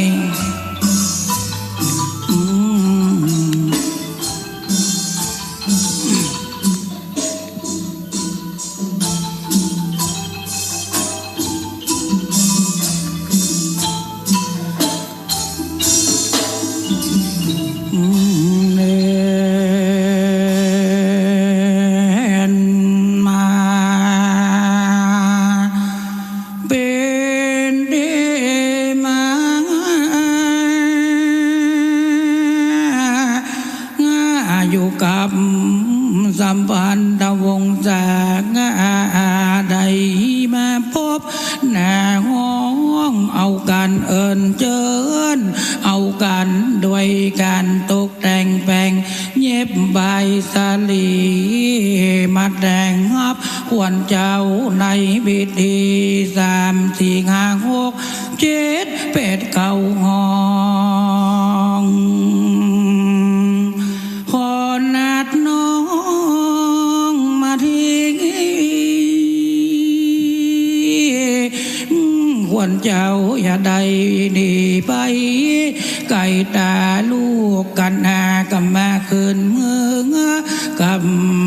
มาที่แม่เจ้าจาลีพี่เจ้ากับมาแล้วเราจักได้ขอโอกาสเต้าพ่อหรือสีวิสันตาละลาสิกขาเพศจากองค์พ่อผู้ฤาษีปิกบอกเมียเมืองขออย่าได้ไปโยตีไกลอยู่ทางใดใจเจ้ายังบอกขึ้นมาแม้นว่าไปตกอยู่กับเสียงนกไปตกอยู่กับเสียงอีกา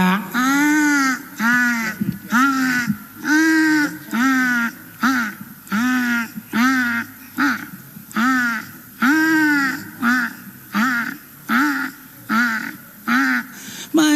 ตกอยู่กับเสียงโมเสียงหมาผู้พาม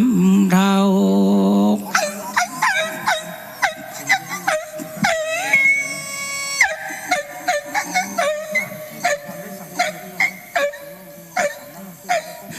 อยากขอโอกาสอย่าได้ไปตกใจอยู่กับเสียงนั้นเล่า 32 ควรเจ้าเข้าสู่วันผูกเจ้าจักถึงนครสีพีควรเจ้าไปตกอยู่กับพญาธรทิพย์กลางป่าไปตกอยู่กับนกกูตนตัวน้อยก็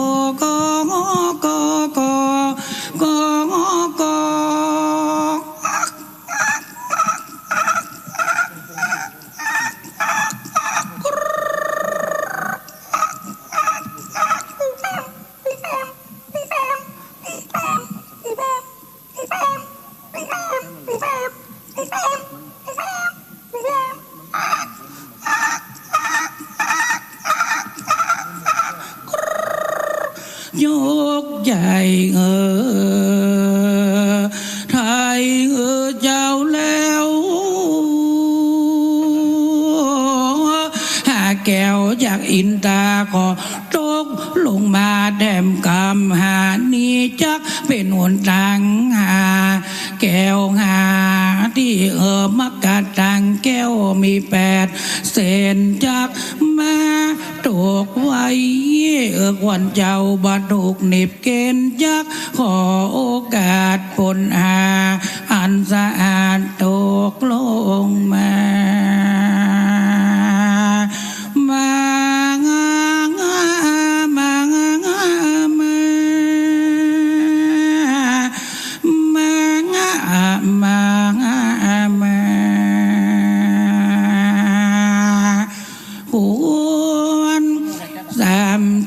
32 ขวัญในกายาในเกษาลงมานาตาจะบกกิ้วกังกายาอันแก่นใจกว่าแข่งแขนอันใดที่เคยอิดเคยทุกข์ยากลำบากมาเมื่อ7 เดือนก่อนนั้นนาบัดนี้ปูกาตะขอเงอพรามปุโลกิตห้องเอิญว่าตะโดโลกศิษย์พระพุทโธ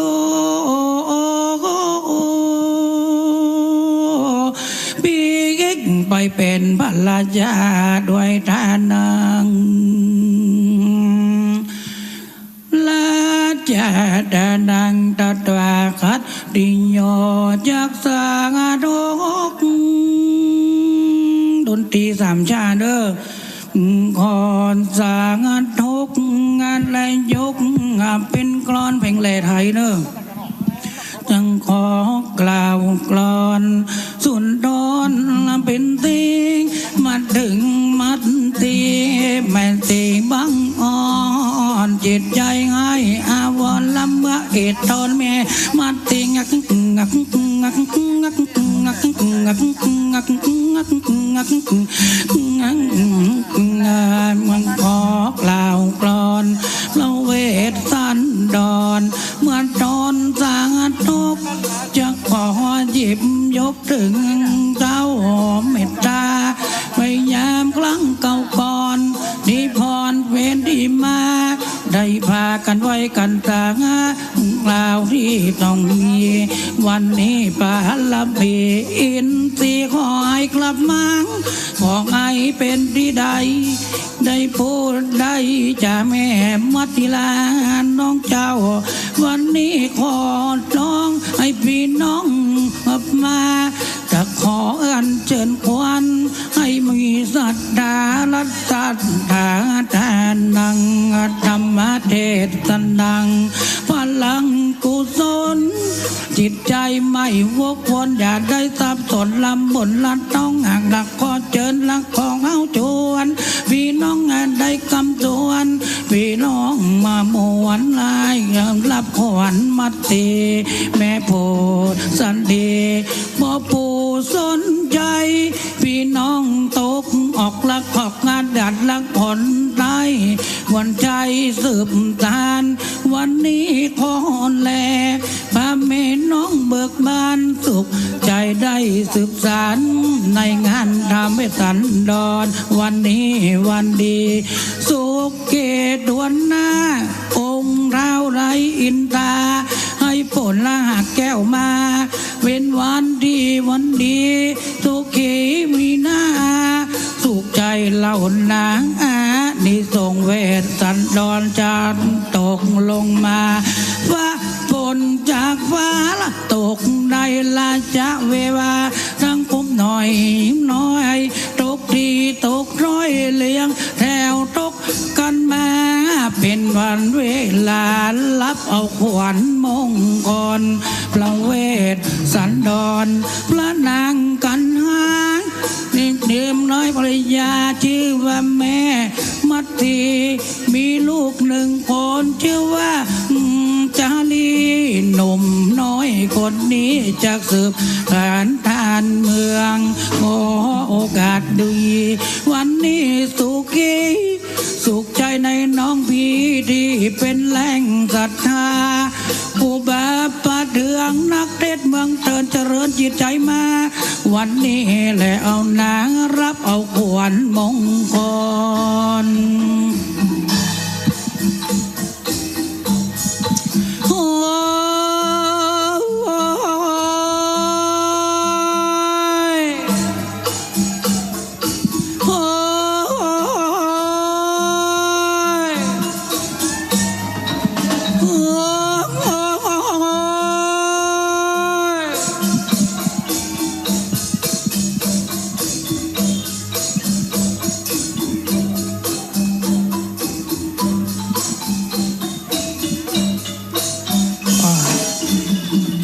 สงสาร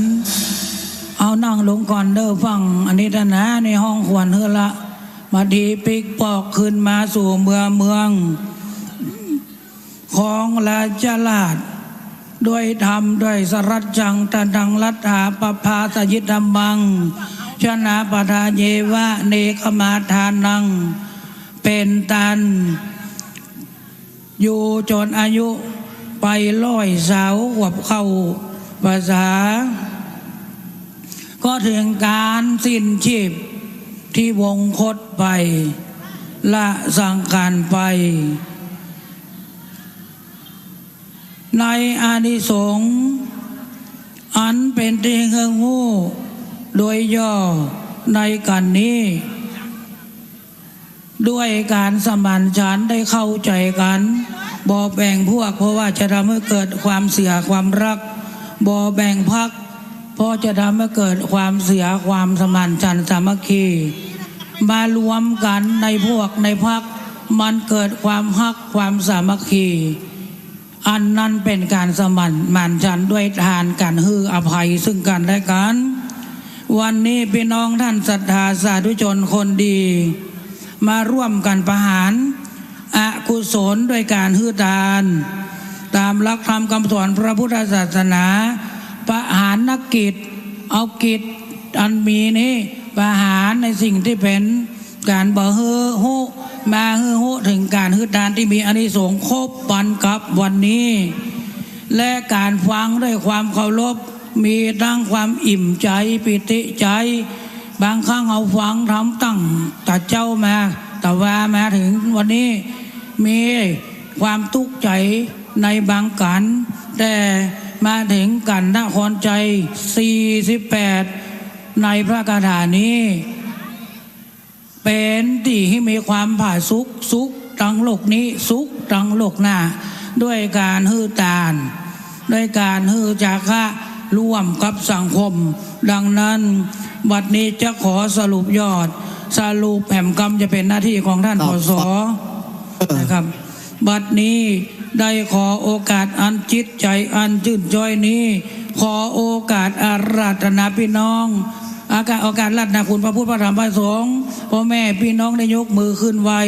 ทำผูกนี้พระเจ้าสนใจได้ล้มหายได้วายชนละสังขารไปกับปาเป็นแห่งชาติหนึ่งครับพระเจ้าสุดโตทันนาแม่พระผู้สดีก็มาเป็นแม่พระพุทธเจ้าพระสิทธัตถกุมารก็คือเป็นพระนางสิริมหามายาพระเวสสันดรก็เป็นพุทธเจ้าจารีก็มาเป็นลาโหน กานาชาลีก็มาเป็นอุบลวรรณเถระภิกษุณีบ่ได้เกิดกับสากยวงศ์ดังนั้นสรุปย่อๆเน้นเด่นดังเฮญา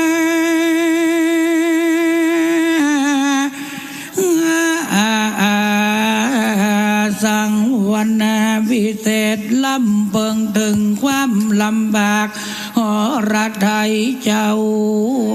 ทั้งหลายยินดีด้วยสัมปติสาลีอันตนใดเจ้าทั้งหลายปิกปอกตำบลหลังคาอย่าไปฟังกันเด้อเป็นที่ใดโง่เป็นที่ใดน้อมนำเอาบนแห่งการเนื้อทานบารมีของพระพุทธเจ้าในอ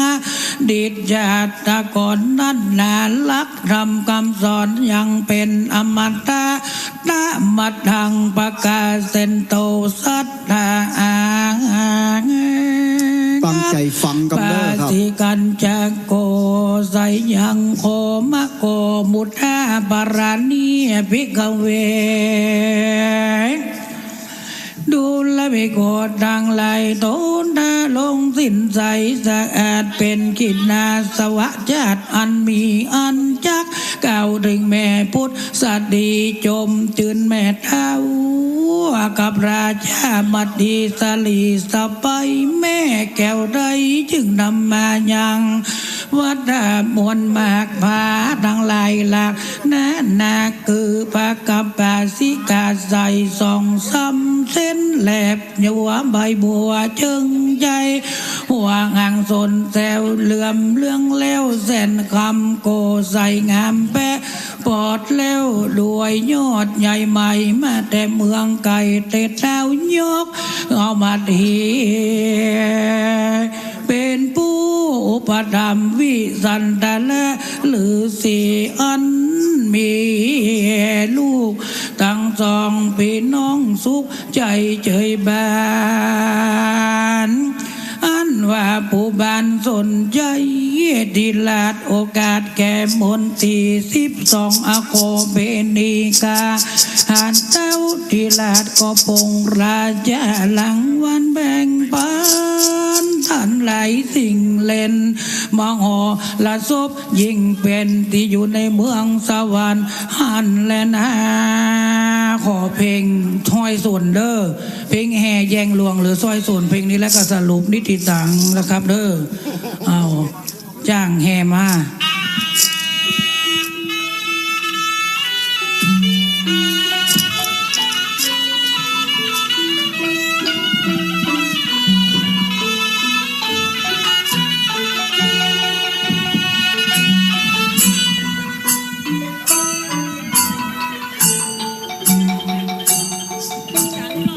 ขอกุศลผลกรรมที่ทำดี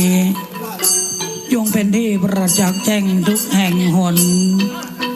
จงสำเร็จแก่ญาติมิตรสนิทชนที่เวียนวนตายเกิดกำเนิดมาสรรพสัตว์ทุกทั่วราชเอปารักษ์จงประจักษ์ในกุศลผลนี้นาพ้นจากทุกข์ประสบสุขทุกเวลาสมดังข้าอุทิศให้ด้วยใจเถิด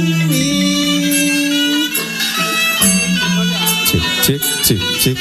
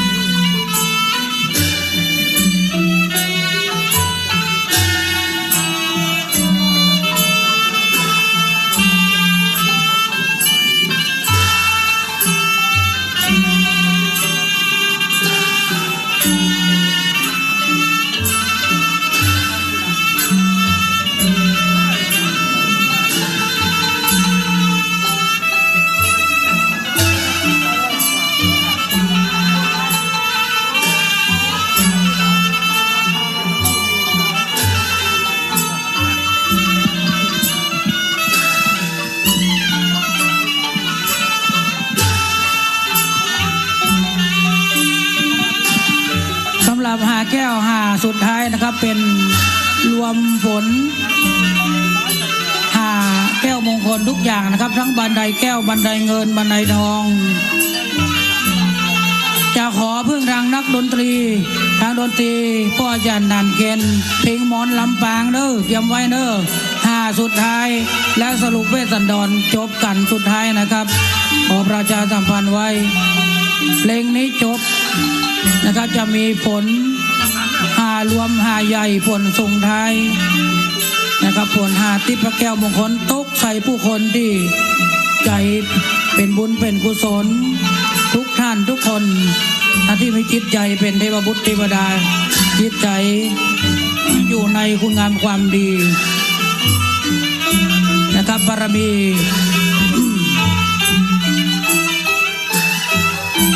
ขององค์เหนือหัวโพธิสัตว์เวสสันตระชาตกาเวสสันดรชาดกนะครับบารมีท่านเต็มท่านตั้งปณิธานอธิษฐานอยากจะให้ขอความหลุดพ้นท่านพระพุทธองค์ก็หลุดพ้นเป็นพระสัมมาสัมพุทธญาณที่เราได้สาได้กลับเรื่อยไวกลับเต้าทุกวันนี้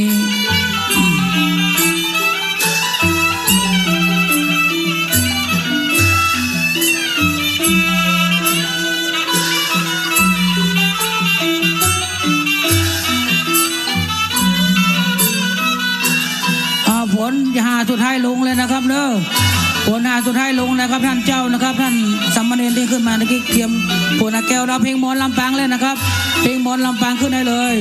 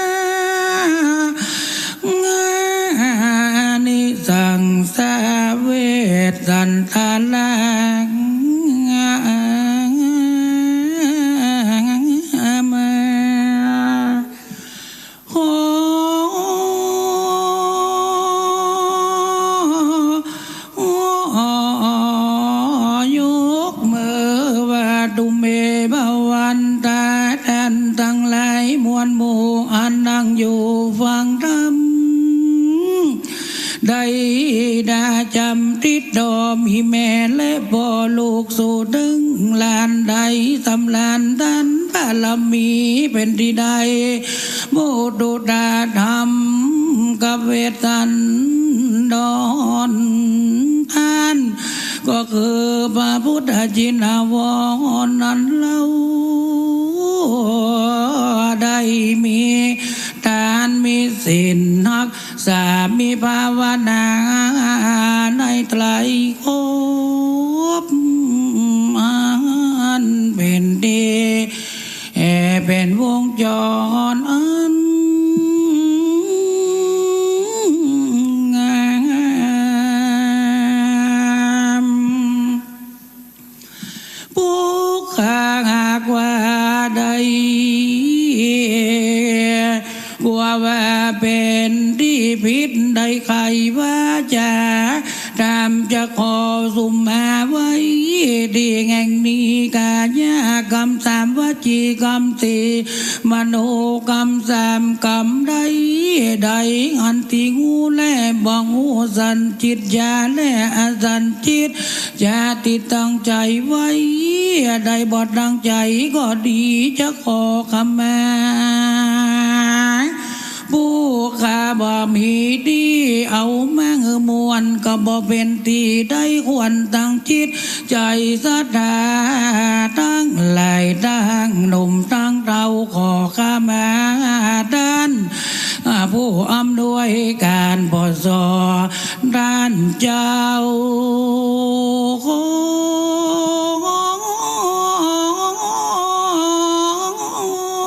ยก10 นิ้วด้วยใจเป็นธรรมขอขมาที่นี้การทำมันเตตันนันเนตดิตังกิญญาสังวันนานาวิเศษจากของเหตุอย่างธรรมนาคอนกันอ่านประดับประดาวัดได้48 คาถาก็บังคมสมเลนตลอดี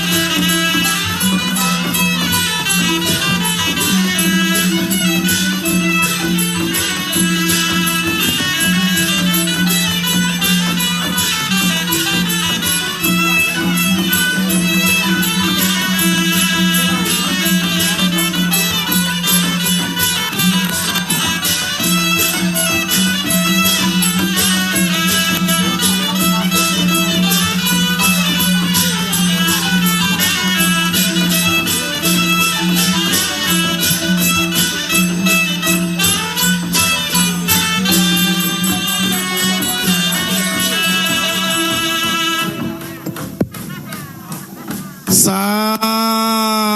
ธุสาธุสาธุ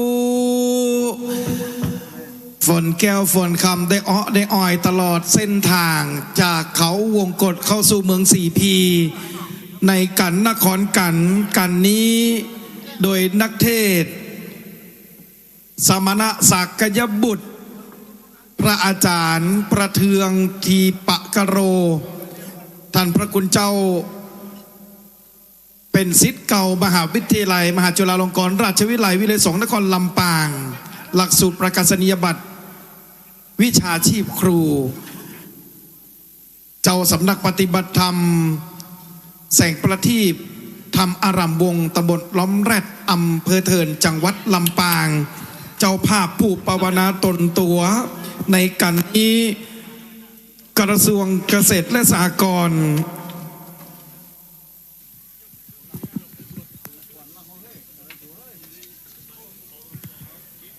สำนักงานปศุสัตว์จังหวัดลำปางสำนักงานเกษตรจังหวัดลำปางสำนักงานสหกรณ์จังหวัดลำปางสำนักงานประมงจังหวัดลำปางสำนักงานปฏิรูปที่ดินจังหวัดลำปาง สำนักงานชลประทานที่2ลำปางศูนย์วิจัยและพัฒนาการเกษตรลำปางสำนักงานตรวจบัญชีสากลลำปางศูนย์วิจัยและพัฒนาประมงน้ำจืดลำปางสำนักงานส่งเสริมปกครองส่วนท้องถิ่นจังหวัดลำปางในโอกาสเดียวกันนี้จะขออนุญาตเรียนเชิญตัวแทนเจ้าภาพผู้ปวารณาตนในกันนี้คือท่านผอ.อัธพลโลกิสถาพรผู้อำนวยการศูนย์วิจัยและพัฒนาประมงน้ำจืดลำปางนะครับได้เข้าเทียบถวายกันเทศท่านพระคุณเจ้าบริเวณด้านบนมณฑป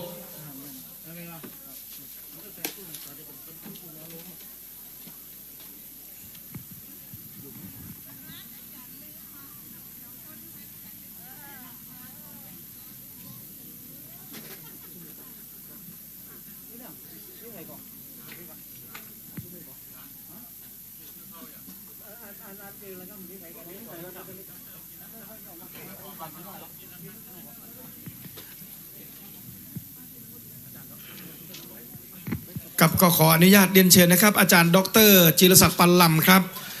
รองผู้อำนวยการฝ่ายกิจการทั่วไปมหาวิทยาลัยมหาจุฬาลงกรณราชวิทยาลัยวิทยาลัยนครลำปางครับได้เป็นตัวแทนพุทธศาสนิกชนพุทธบริษัทเจ้าภาพผู้ปวารณาตนตลอดจนถึงคณะศรัทธาผู้มาร่วมฟังเทศน์ฟังธรรมมหาจารย์เวสสันดรชาดกครั้งที่19ณมณฑปหลวงพ่อดำมณฑลพิธีที่เราได้ร่วมกันสดับรับฟังพระธรรมเทศนาเป็นช่วงทำนองโวหารแบบปืนบานลานนาตั้งแต่ช่วงตอนตะวาเต้าฮอดจะถึงวันนี้ได้สดับรับฟังครบทั้ง13กัน 1,000 พระคาถาแล้วบัวระมวลจะได้รับพรจากท่านพระคุณเจ้าองค์เทศ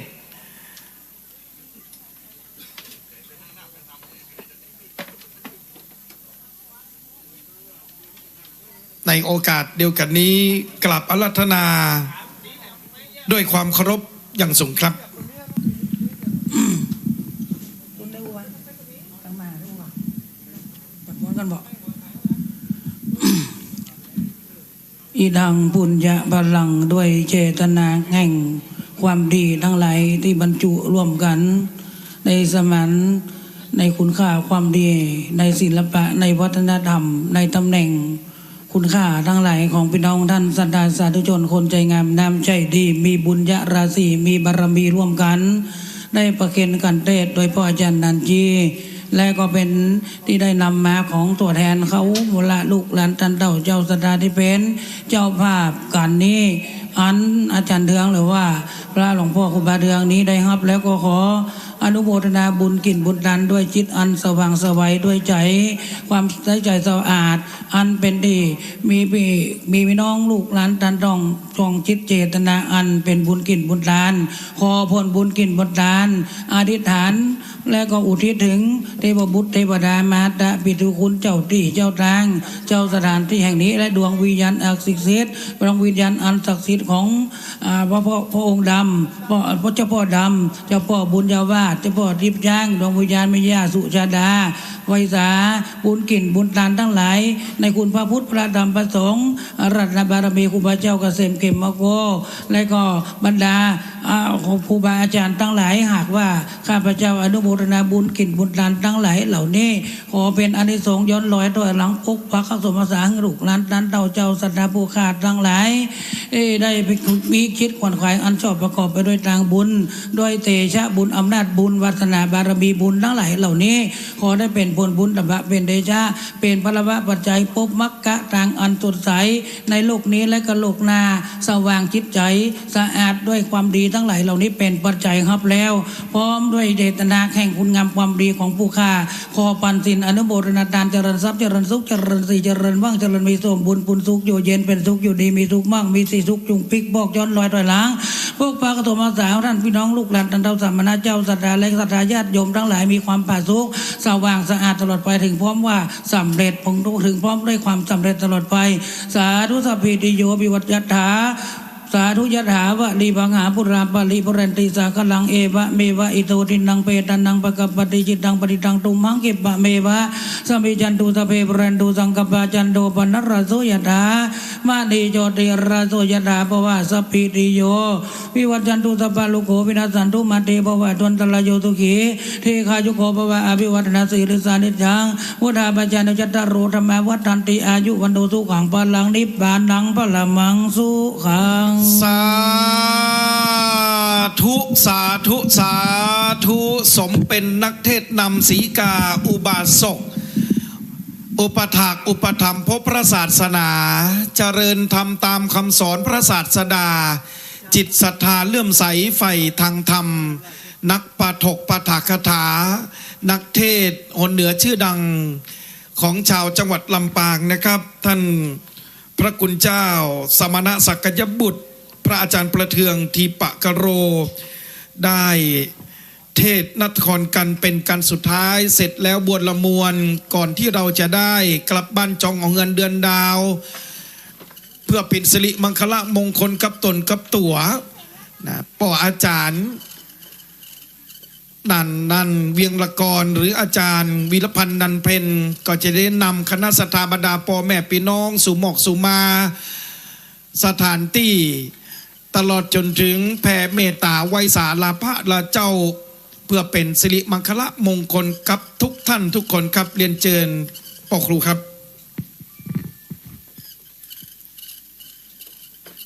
ท่านพุทธบริษัททั้งหลายซึ่งวันนี้มีหลวงพ่อท่านพระครูสิริธรรมบัณฑิตผู้ช่วยศาสตราจารย์ด็อกเตอร์ซึ่งเป็นผู้อำนวยการวิทยาลัยสงฆ์นครลำปางพร้อมด้วยคณะผู้บริหารทีมบริหารอันซึ่งประกอบด้วยท่านพระมหาบวรวิทย์รัตนโชโตรองผู้อำนวยการฝ่ายบริหารและก็มีท่านพระครูสังฆรักษ์สุพนัสภูริวัฒโนก็เป็นรองผู้อำนวยการฝ่ายวิชาการซึ่งได้รับพระราชทานราชทินนามใหม่ว่าท่านพระครูโสพลวีรบัณฑิตพร้อมด้วยกับคณะผู้บริหารที่เป็นรองผู้อำนวยการที่เป็นอุบาสกเป็นอุบาสิกาบอกว่าจะเป็นท่านดร.จิรศักดิ์ปัลลัมท่านอาจารย์ณรงค์พร้อมด้วยคณะหลายคู่หลายท่านที่ผมบ่ได้เอ่ยชื่อเอ่ยนามหมู่เฮาได้มีโอกาสได้สืบทอดเจตนารมณ์มาเป็นปีที่19ได้อนุรักษ์รักษาวัฒนธรรมประเพณีอันดีงามโดยเฉพาะอย่างยิ่งเป็นช่วงของการปฏิบัติธรรมเพื่อนำจิตใจให้เกิดเป็นบุญให้จิตใจมีความเมตตาเป็นติตั้งเมื่อจิตใจมีความเมตตาบุญก็เกิดขึ้นเมื่อบุญเกิดขึ้นแล้วเฮาก็ได้สร้างไว้เป็นเงาติดตนติดตัวที่เปิ้นบอกว่าตานเอาไว้เป็นปัจจัยภายหน้านอกเหนือจากนั้นเฮาก็จะได้สร้างบุญสร้างกุศลนี่เป็นทักษิณาทานเฮอแก่เจ้ากรรมนายเวรตลอดจนเทพเทพาอารักษ์สิ่งศักดิ์สิทธิ์ทั้งหลายที่เป็นปัจจตังซึ่งเฮาพอบ่หันบ่ว่าจะเป็นเจ้าป่อเทพบุตรเทวดารักษายังศาลหลักเมืองพระเสือเมืองพระทรงเมืองพระลักเมืองนครลำปางตลอดจนองค์ปิมปาสารูปเจ้าที่ได้ปกปักรักษายังพระพุทธนิรโรคันตราชัยวัดจตุรทิศหรือหลวงพ่อดำเป็นที่ได้พระที่ได้รับพระราชทานจากพระบาทสมเด็จพระเจ้าอยู่หัวรัชกาลที่9นอกเหนือจากนั้นยังองค์ปันองค์เหมือนของหลวงพ่อเกษมเขมโกพระอริยสงฆ์เจ้านักบุญตนบุญของนครลำปางและบริเวณตัดนี้เป็นคุ้มเจ้าหลวงของนครลำปางซึ่งเจ้าบุญยวาทวงมานิตเจ้าผู้ครองนครลำปางตนสุดท้ายได้ประทานฮือเป็นที่สร้างเป็นศาลากลางสร้างวัดบุญยวาทวัดขตึกเชียงมันวัดบุญยืนวัดป่าดัววัดหมื่นกาดพดแผ่วัดศรีเกิดจัดอยู่ในคุ้มเจ้าหลวงแล้วได้อัญเชิญพระบรมราชานุสาวรีย์พระบาทสมเด็จพระจุลจอมเกล้าเจ้าอยู่หัวรัชกาลที่5มาประดิษฐานที่ด้านหน้าศาลากลางหลังนี้และบัดนี้ปัจจุบันนี้เป็นมิวเซียมลำปาง ก็ถือว่าอัตลักษณ์บริเวณตัดนี้ยังเป็นสถานที่ศักดิ์สิทธิ์โดยเฉพาะอย่างยิ่งเป็นห้องว่าเป็นลานบุญเป็นควงบุญโดยเฉพาะอยู่ในบริเวณของตีกะละปนาผลใกล้ๆกับวัดบุญยวาทวิหารพระอารามหลวงเพราะฉะนั้นวันนี้สิ่งหนึ่งสิ่งใดที่หมู่เฮาท่านทั้งหลายอาจจะได้พลาดพลั้งโดยบ่มีเจตนาใดๆทั้งสิ้นอาจจะประมาทโดยทางกายกรรมวจีกรรมมโนกรรมกรรมตั้งกายตั้งวาจาตั้งจิตตั้งใจอย่างใดก็ดีถึงแม้ว่าเจตนาบ่เจตนาเฮาก็อาจจะได้ขอขมาลาโทษมือได้เป็นบาปเป็นกรรมแล้ววันพุธนี้เปิ้นจะได้เสกซ้อมย่อมยกองค์ปิมปาสารูปเจ้ามีการพุทธาภิเษกเพราะฉะนั้นวันนี้ในนามของคณะสงฆ์นครลำปางโดยภารกิจมหาวิทยาลัยสงฆ์มจร.มหาจุฬาลงกรณราชวิทยาลัยเป็นหลักที่ได้รับมอบหมายจากคณะสงฆ์จังหวัดและเป็นงานระดับจังหวัดที่มอบหมายให้คณะสงฆ์วิทยาลัยสงฆ์นครลำปางได้จัดกิจกรรมนี้ได้สำเร็จลุล่วงอย่างครอบคลุมและสมบูรณ์ที่สุดแต่อาจจะมีการขาดตกบกพร่องใดนั่นเดี๋ยวเขาก็ได้ถอดบทเรียนกันเพื่อจะแก้ไขในปีโอกาสต่อไป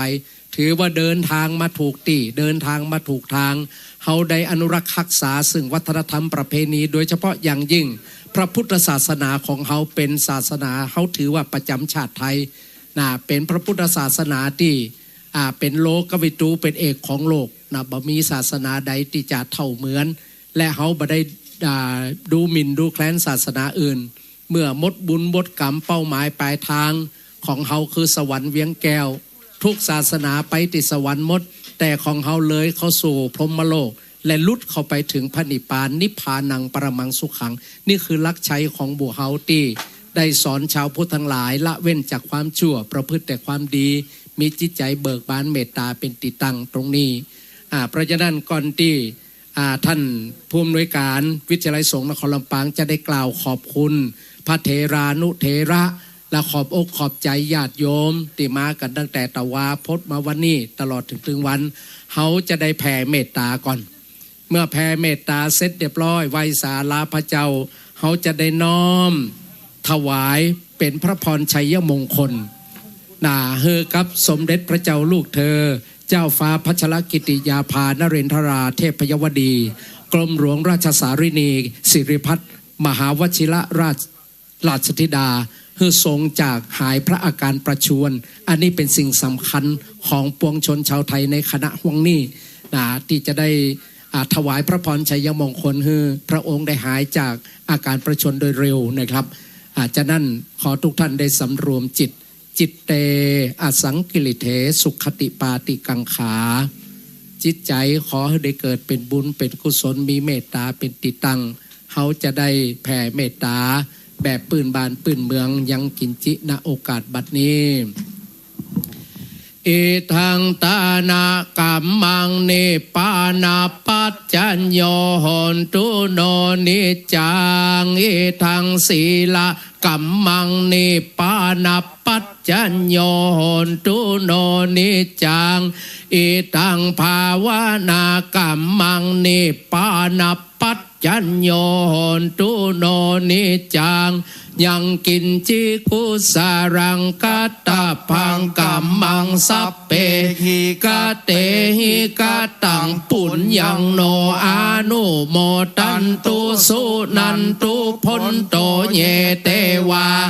สมิงฐาเนอาทิคาตาทิคายุกาสัทธาโหนตุสัพพสัทธาสุขีอัตตานังปาริหารันตุมาตาปิตาสุขิตาโหนตุตุขาปะมุนจันตุสัพเพญาติกาสุขิตาโหนตุตุขาปะมุนจันตุสัพเพอะญาติกาสุขิตาโหนตุตุขาปะมุนจันตุสัพเพปิสสาสัพเพยัคขาสัพเพเปตาสุขิตาโหนตุตุขาปะมุน จันตุสัพเพนักขัตตาสุกิตาโหนตุตุขาปะมุนจันตุสัพเพเทวาสุขิตาโหนตุตุขาปะมุนจันตุสัพเพอาจาริโยปัจจญาสุขิตาโหนตุตุขาปะมุนจันตุสัพพะสัมปัตตินังชะมิชันตุโวสุมาแก้วทั้งสามเนอขวังนี่เป็นขวังบุญเป็นลานบุญสถานที่ประดิษฐานองค์ปิมปาสารูปเจ้าองค์หลวงพ่อดำหลวงพ่อเกษมตลอดจนองค์ทวยเทพที่ปกปักรักษาเสาหลักเมืองพระเสือเมืองพระทรงเมืองนครลำปางและทิพย์วิญญาณของพระปิยมหาราชเจ้าได้มีโอกาสได้รู้รับทราบตรงนี้เขาก็จะได้มีโอกาสตอนนี้ได้สู่มาบางทีเขาหลวงล้ำกำเกินสิ่งหนึ่งสิ่งใดโดยบ่ได้ตั้งใจหัวเป็นประมาตะเขาบ่ได้ประมาตะลาสาก็ขอได้อโหสิกรรมได้มดโตดโพดเป็นนิวรธรรมกรรมอันแก่กาจะได้ห้ามตับห้ามตางสิ่งหนึ่งสิ่งใดของข้าพเจ้าทั้งหลายณโอกาสบัดนี้โย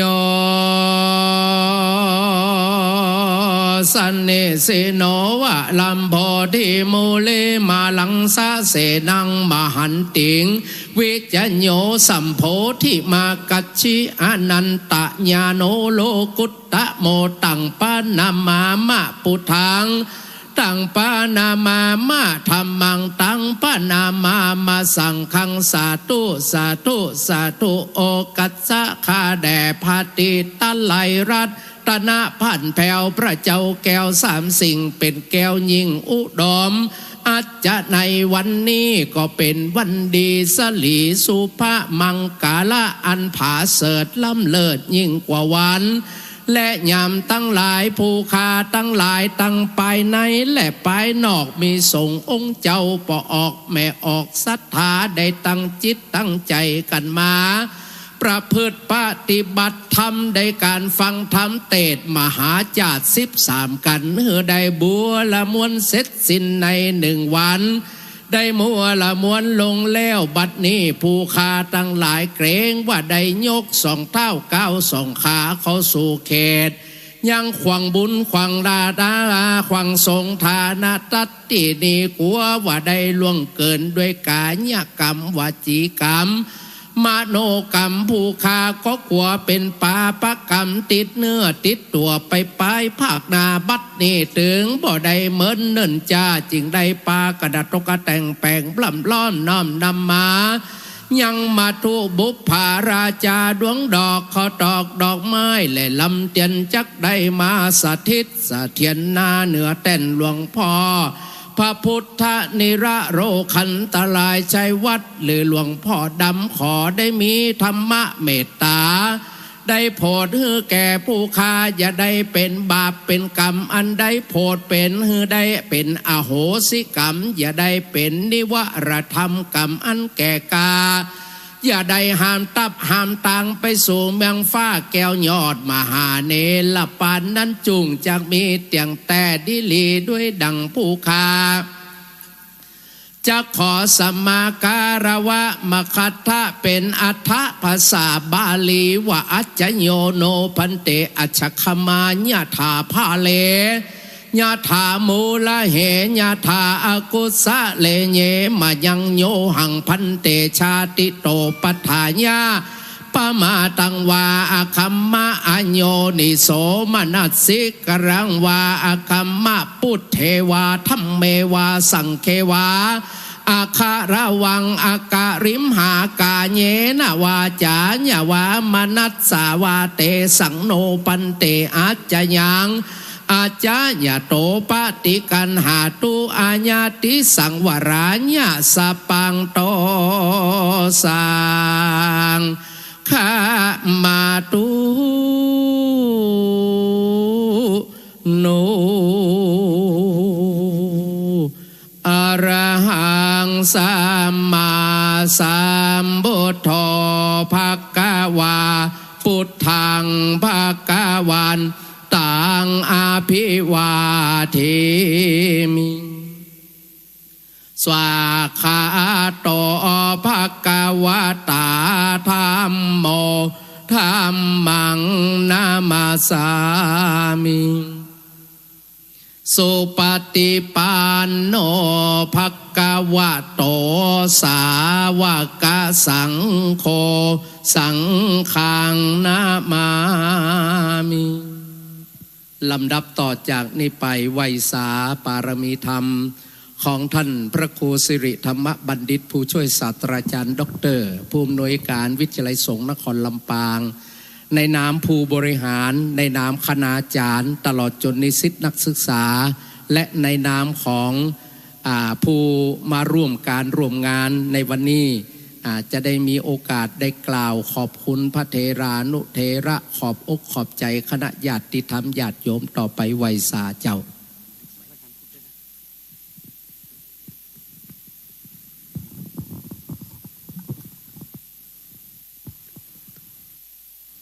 ขอถวายความเคารพนับถือครูบาอาจารย์พระมหาเถระพระเถรานุเถระที่อยู่ในข่วงบุญแห่งนี้และถวายความเคารพท่านอาจารย์ครูบาเทืองทีปากะโลขอเจริญสุขกับพุทธศาสนิกชนคนดีทุกท่านอาตมาภาพในนามประธานคณะกรรมการจัดงานตั้งธรรมหลวงเวียงละกรเตศมหาจาร์ครั้งที่19ของจังหวัดลำปาง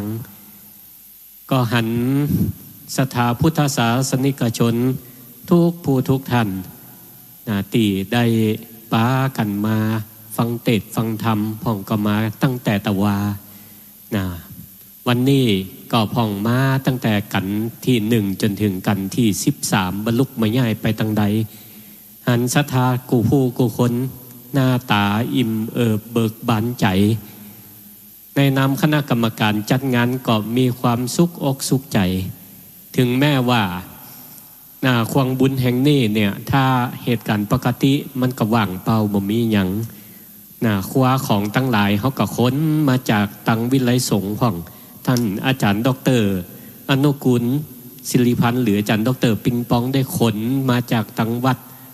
ปงสนุกเหนือมาช่วยกันจัดคือมันงามถึงขนาดนี้เนี่ยก็อิดเหนื่อยกันมาหลายวันคณะกรรมการแต่ละฝ่ายแต่มหันต์ศรัทธามีความเบิกบานใจอิ่มบุญกันในวันนี้ก็คณะกรรมการก็หายอิดหายเหนื่อยศรัทธาก็ฟังทำกันมาวันค่ำพ่องก็ปวดหลังปวดเอวปวดแข้งปวดขาท่านครูบาเทืองก็ป้าฮือศรัทธาหายหมดในกันสุดท้ายเนี่ยเป็นว่าลำปางเมืองแห่งความสุขเป็นเมืองที่หมุนไปตามกาลเวลาเขาจัดตั้งทำหลวงมา19ปีบางปีโควิดพ่องเขาก็ไปจัดที่วิไลสงฆ์แต่ก็ประเมินพอแล้วประชุมกันแล้วมันถึงบ่มวนเต่าจัดที่ขวงบุญสารกลางเก่าแห่งนี้บริเวณ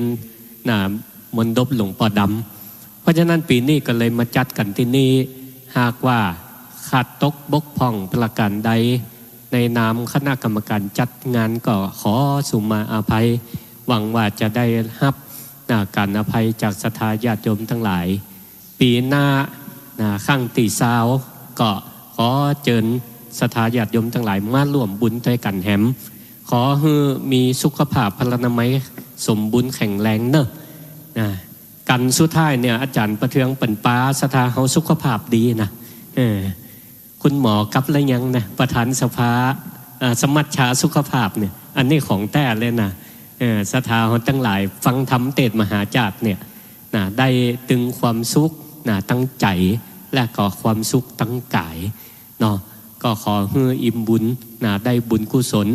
พ่องก็เอาผลหมากหลักไม้ไปบอกตั้งบ้านเนิดได้มาจากป่าหิมพานต์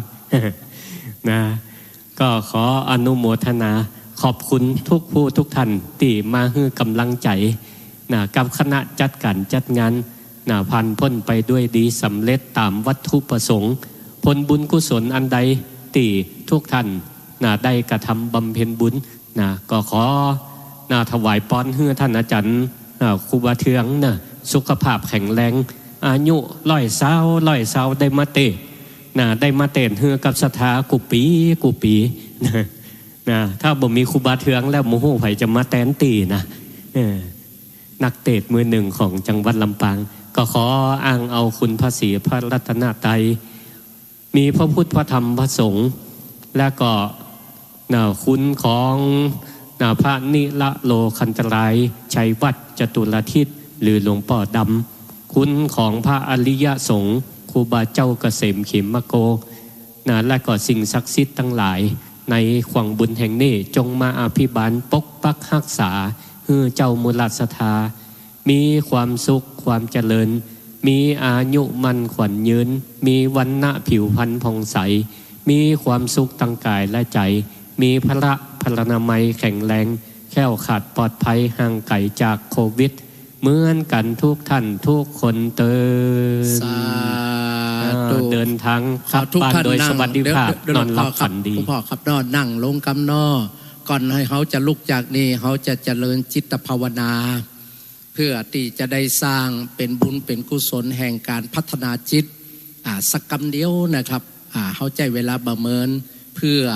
ได้รวบรวมจิตรวบรวมใจมาเป็นมโนปุพังขมาธรรมามโนเศรษฐามโนมยาจิตใจเป็นใหญ่จิตใจเป็นนายจิตใจเป็นหัวหน้ารวมกันเป็นตบะเตจะนั่งลับตาเจริญจิตภาวนาสกรรมเพื่อถวายพระพรชัยมงคลเฮือสมเด็จพระเจ้าลูกเธอเจ้าฟ้าพัชรกิติยาภาดเรนทราเทพยวดีกรมหลวงราชสารินีสิริพัฒน์มหาวชิระราชธิดาได้ทรงจากหายพระอากรโดยเร็วพลันณโอกาสบัดนี้